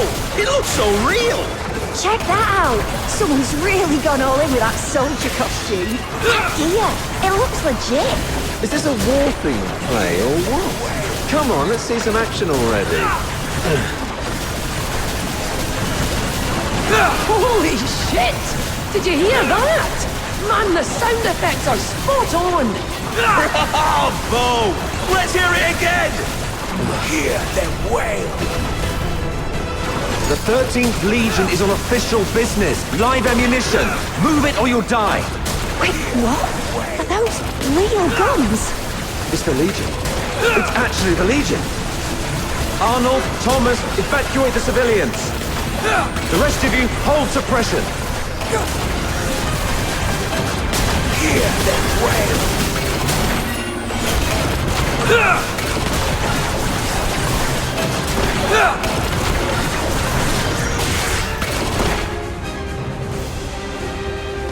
Target confirmed at the Masquerade. Preliminary assessment identifies the target as the Raven from the Forsakens. Civilians have been cleared. Apprehension proceeding as planned. Well done. Regroup. All units to Gallia Theatre. Captain, we're doing everything we can to stabilize the targets, but this Forsaken's bastard isn't going to make it. What about target number 2? Terminate on sight. Get him!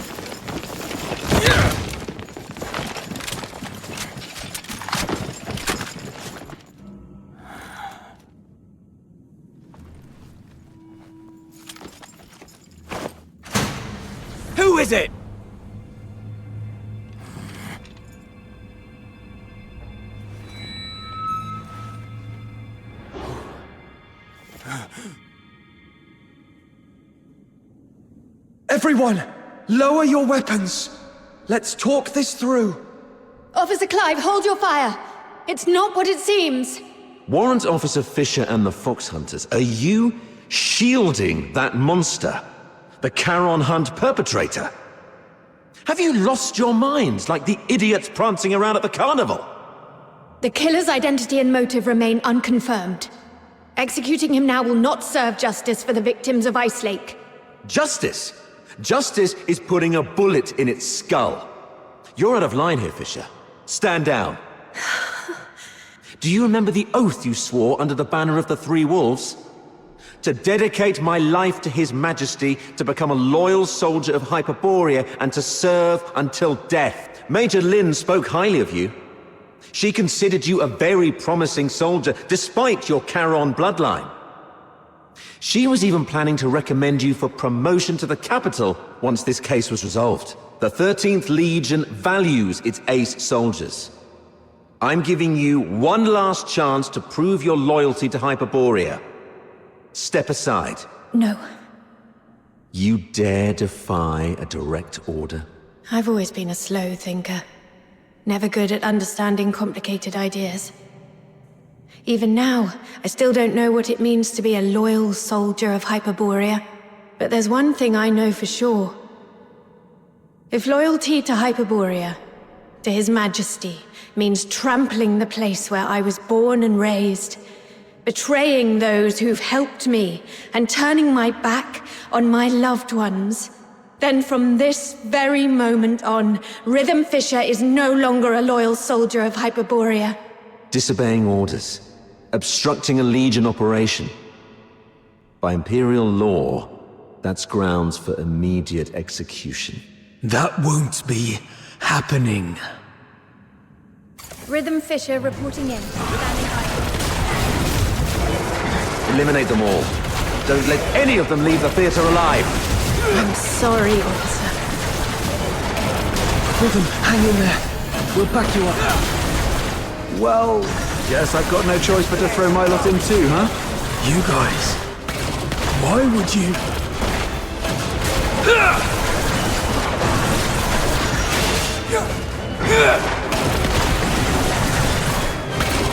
Hear that way.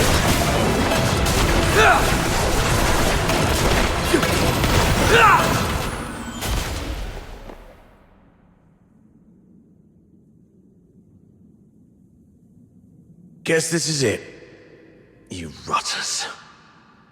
And you sneaky turncoat. You? Why are you here? You attacked the Legion. You were...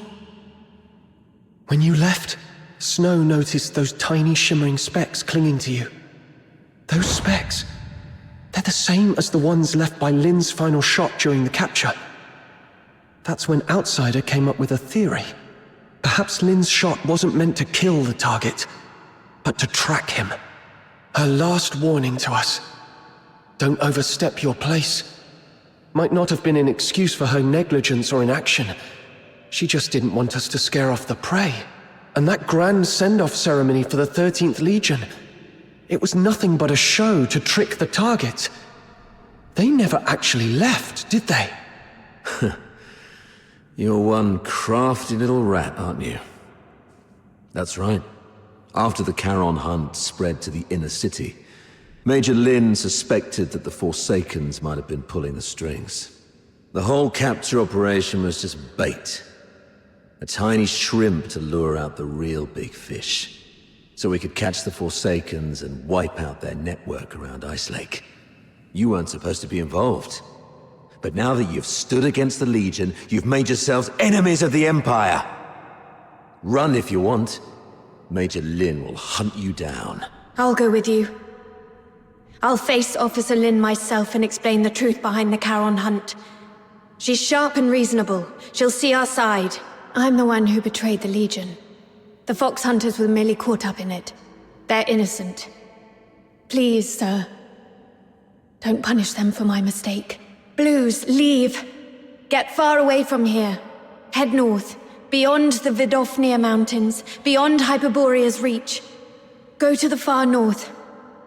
Perhaps You'll find a place where you can survive. All right. I'll leave. But sister, can you promise me something too? No matter what happens, be brave and live on.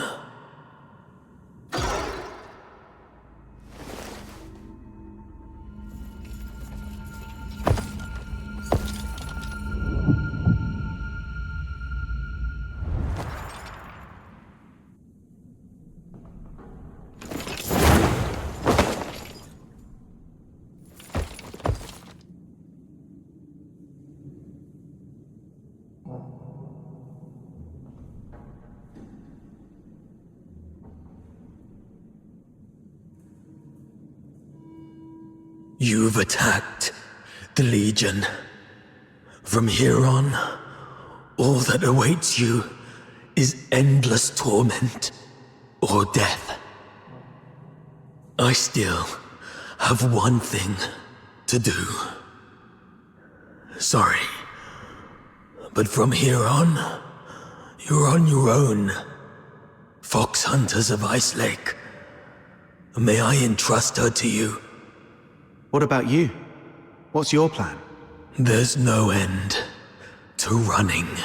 Then keep running. As long as you're alive, there's always a way. Leave. You're a good person.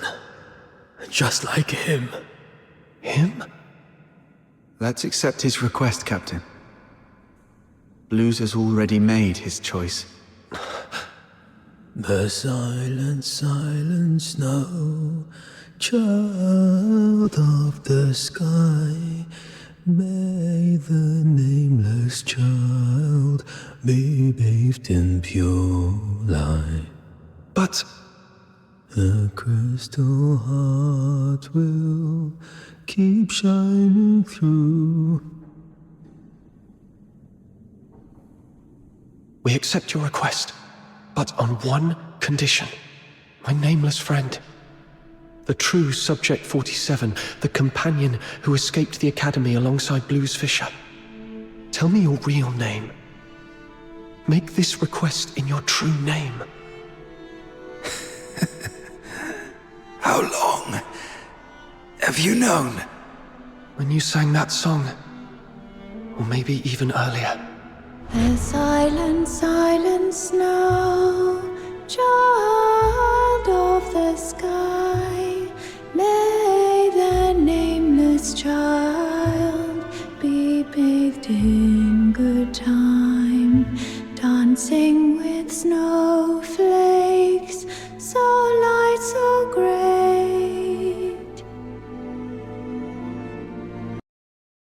Rhythm told us Blues didn't like the original lyrics. He rewrote them to give the song a happy ending. But what you sang is different. That's the original, sorrowful version, isn't it?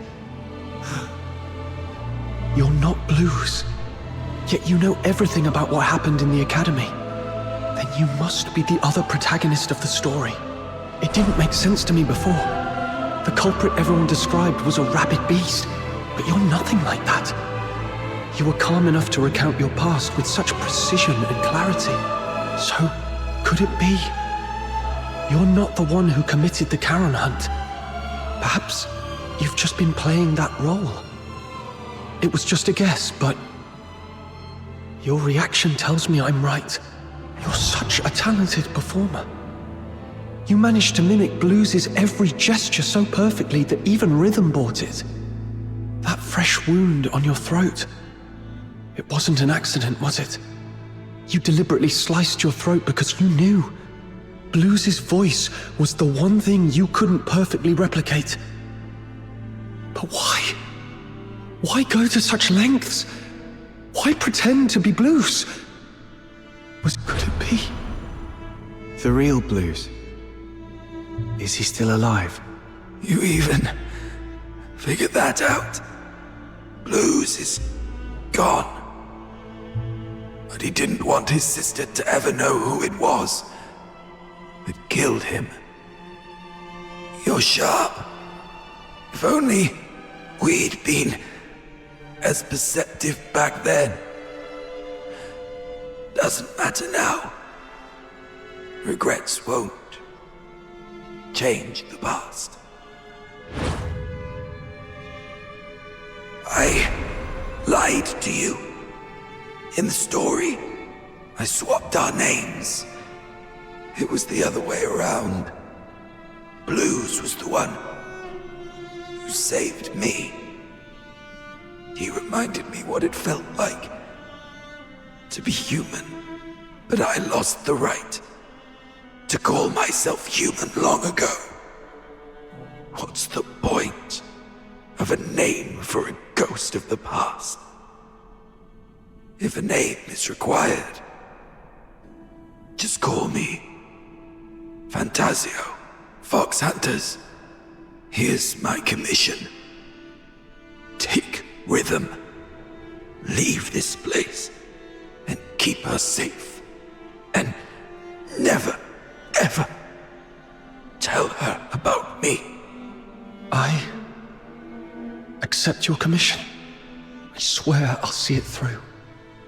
And, Fantasio, you are the best performer I've ever seen. Thank you. One day, if fate allows, I'd like to hear your story. The story of your own life. Until then, take care.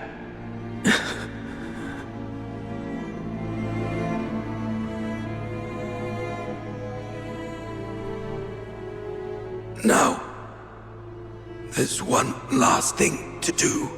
If I tamper with the shapes of their wounds,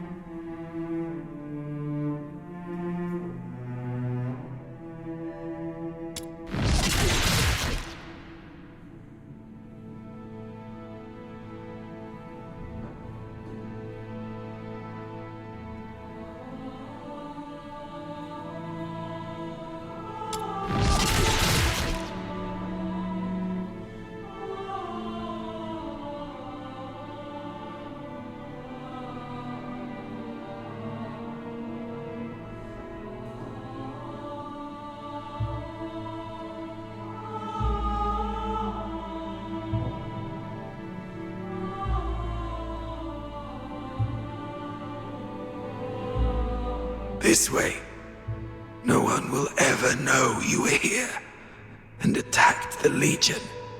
I'm taking this secret to the grave, Blues. I fulfilled my promise. The Forsaken's guy's gone now. How are you feeling? Blues?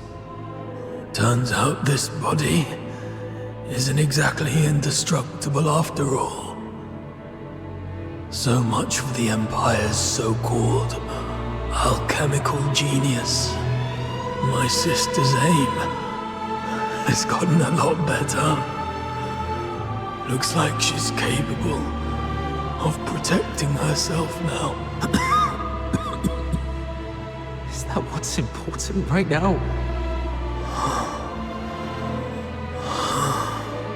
Hang in there. I'll take you to a doctor as long as we use force to coerce them. Even monsters like us can... No need for that. You refused to tell me about all the bloodstains on me that won't wash off. But I figured it out. It's a good thing to let me die here. At least it'll bring peace to everyone. Peace to everyone? What about you? You idiot! You said after we got out, we'd set up a stage of our own. I'd teach you how to perform and we'd invite everyone we know to watch our show. Sorry. Looks like I won't be able to keep that promise. No. Oh, what about your sister? You said she's the one you miss the most. You haven't even reunited with her yet. I'm a coward. I said I wanted to see her again. But when I finally did, I ran like a coward. There was nothing I could do. I have one last request. This chain, it's a keepsake. Find my sister.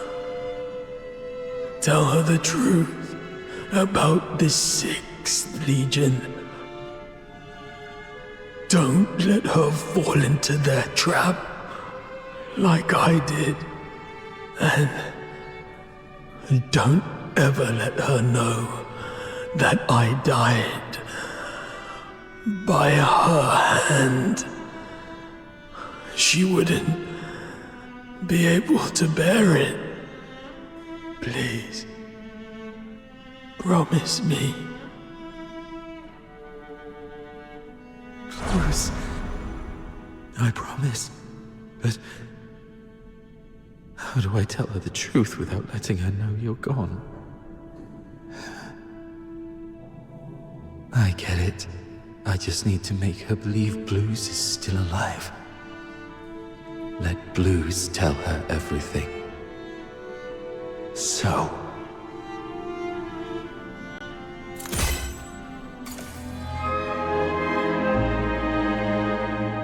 Blues. I did it. The 6th Legion's lies are finally exposed. Rhythm, you'll never know the truth about your death. That was our first performance together.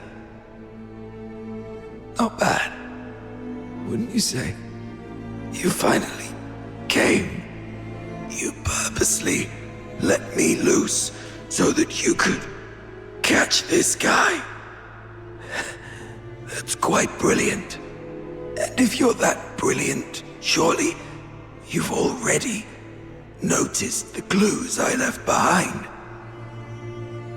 Why, then?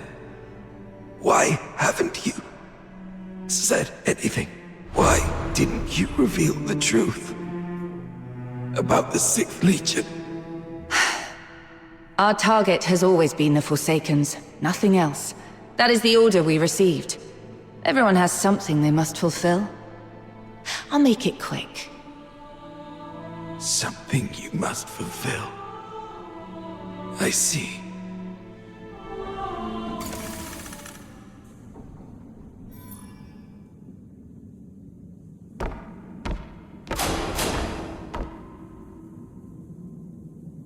So, Parsifal, is there something you absolutely must do? Something I must do. Something you do anything to fulfill? We usually call it a dream. My dream was to become a performer, to stand in the spotlights, at the very center of the stage, to feel the thunder of applause. Just for me.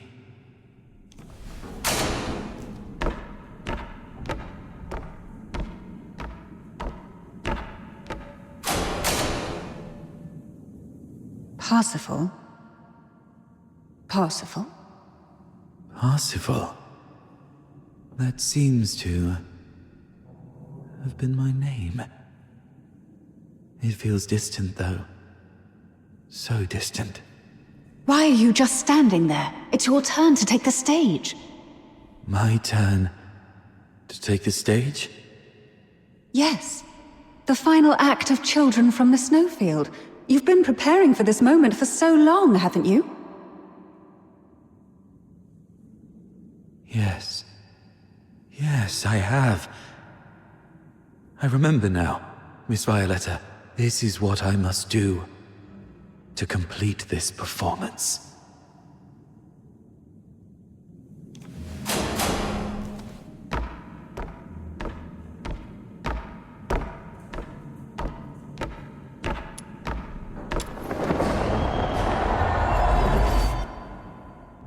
Once upon a time, in a frosted castle in the Snowfield, a slumbering frost fairy was awakened by the laughter of 2 children. Though the children lit a fire, its flames could not thaw the icy core of the fairy's heart. Day after day, through snowstorms and biting winds, the children came to the castle to play with the fairy. They laughed, sang, and danced. Slowly, the fairy grew accustomed to their company. Look there, they smile so bright, and it lights up my night. How I wish I had mine. It's been cold for a lifetime. How I wish I could feel the warmth inside. One day, the claws of savage beasts reached into the snowfield. Fine. The once pristine land and sky were drowned in crimson. Fine. Bound by a promise made to the boy, the fairy left his castle. I promised I would find your family in the valley below, and keep her safe. Waiting for a day. Now there's no coming away. Wanna see me running back. I've decided to keep her safe. Come and take my heart. That's what it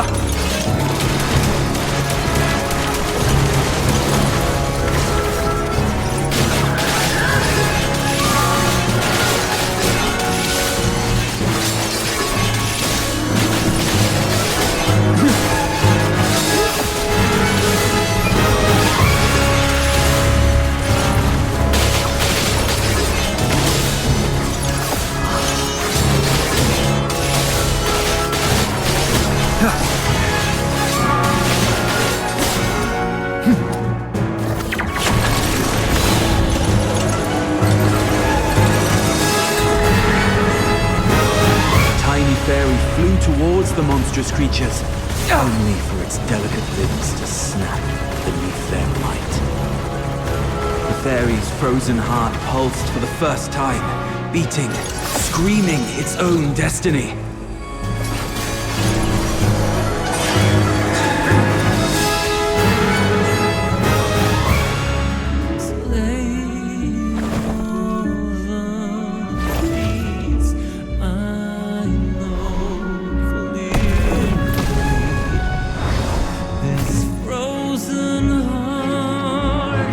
now burns alive.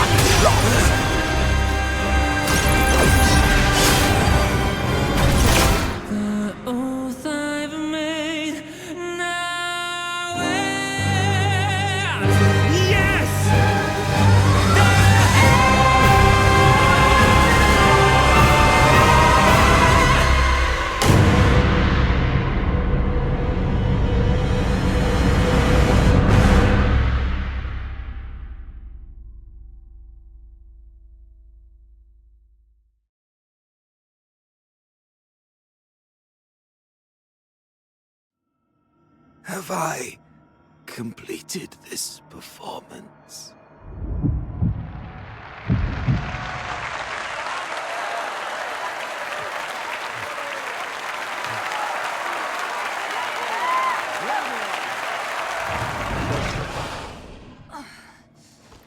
All units, ready your arms! Fire! I am the finest performer.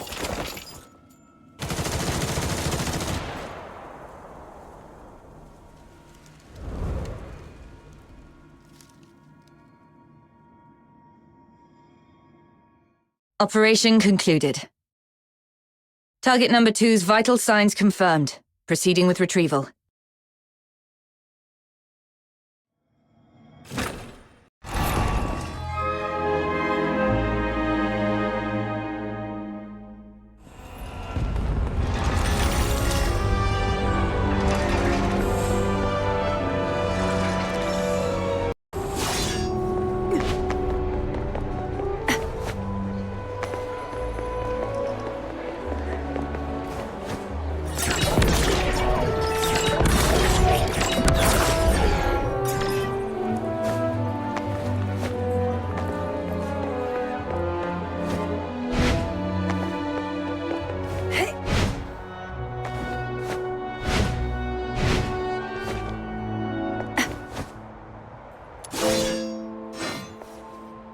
The light on the watchtower.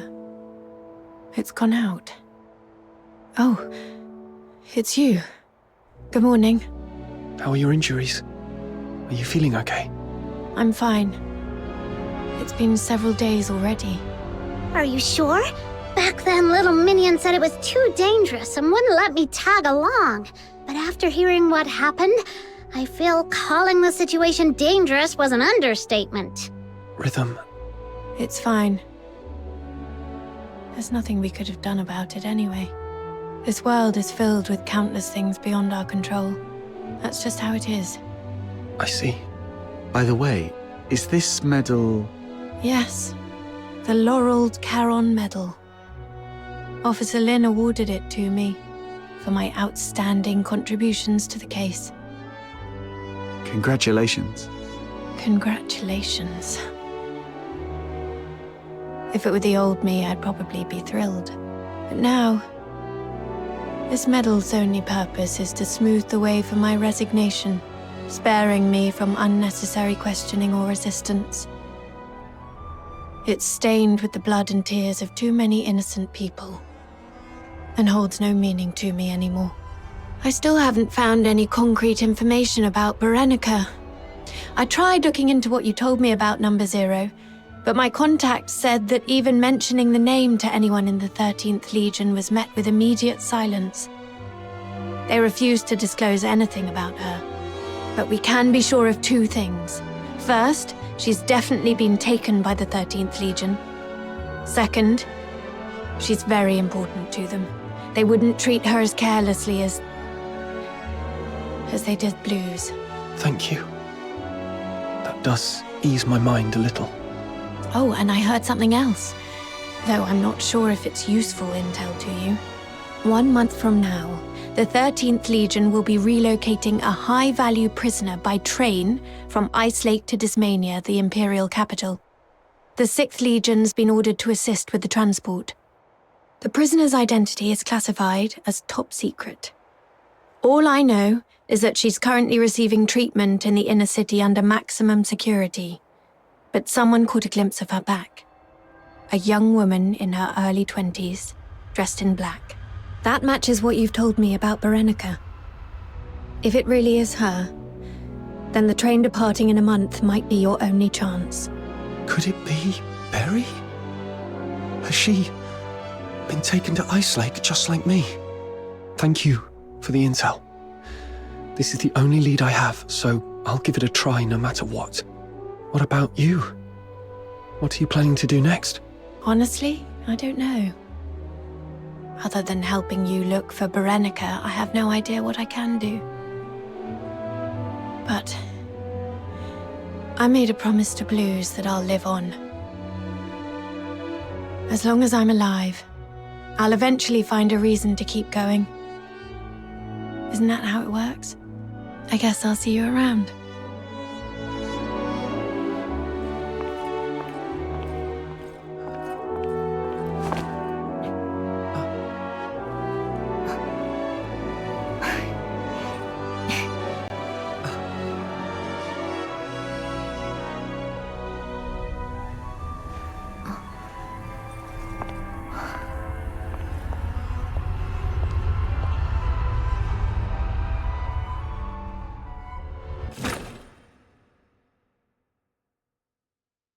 Welcome back!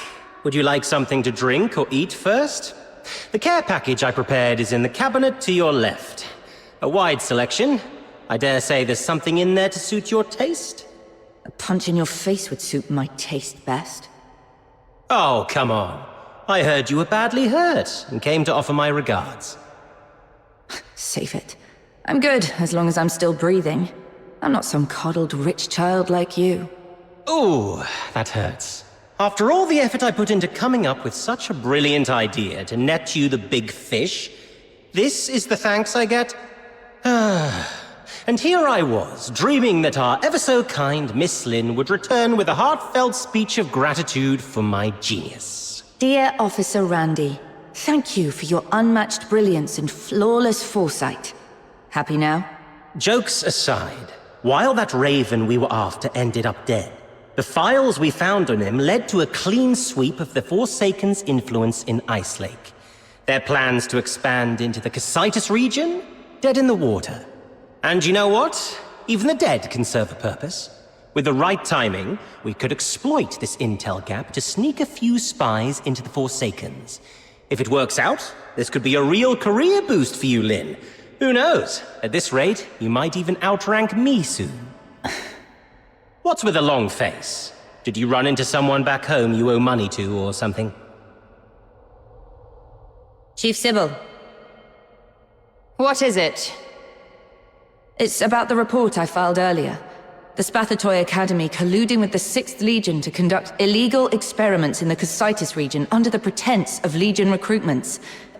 Is the 13th Legion really going to turn a blind eye to this? The 6th Legion is an ally of the 13th Legion. And those who conspired with the Forsakens to commit atrocities in Ice Lake are the enemies of the 13th Legion. But beautiful, isn't it? A symbol of honor. It's thanks to this insignia that you're standing here alive and unharmed. Stand down, Lynn. Don't forget what your duty is. Yes, Mom. Lynn, when I was younger, I used to see things the way you do now. But to become a true hero, there's something one must learn. Sacrifice. Nothing, just tired. My head's killing me. I'm going back to get some sleep. Later. Haha, finally! Been waiting for you to embrace the art of rest. Life lies in relaxation, you know. It's heartwarming to see my wisdom finally passed on to you. I'm so glad. Wait. There's one more thing. There's more? But I'm taking a vacation in... Shut it. No vacation for you. We found this slip of paper on target number 2. It's all wrinkled, covered in rambling nonsense. These flowery words don't make sense to me. You look into it. Could be a hidden message we've missed. Fine, let me see. The silent, silent snow, child of the sky. Huh. Sounds like poetry. Or maybe lyrics to some old song?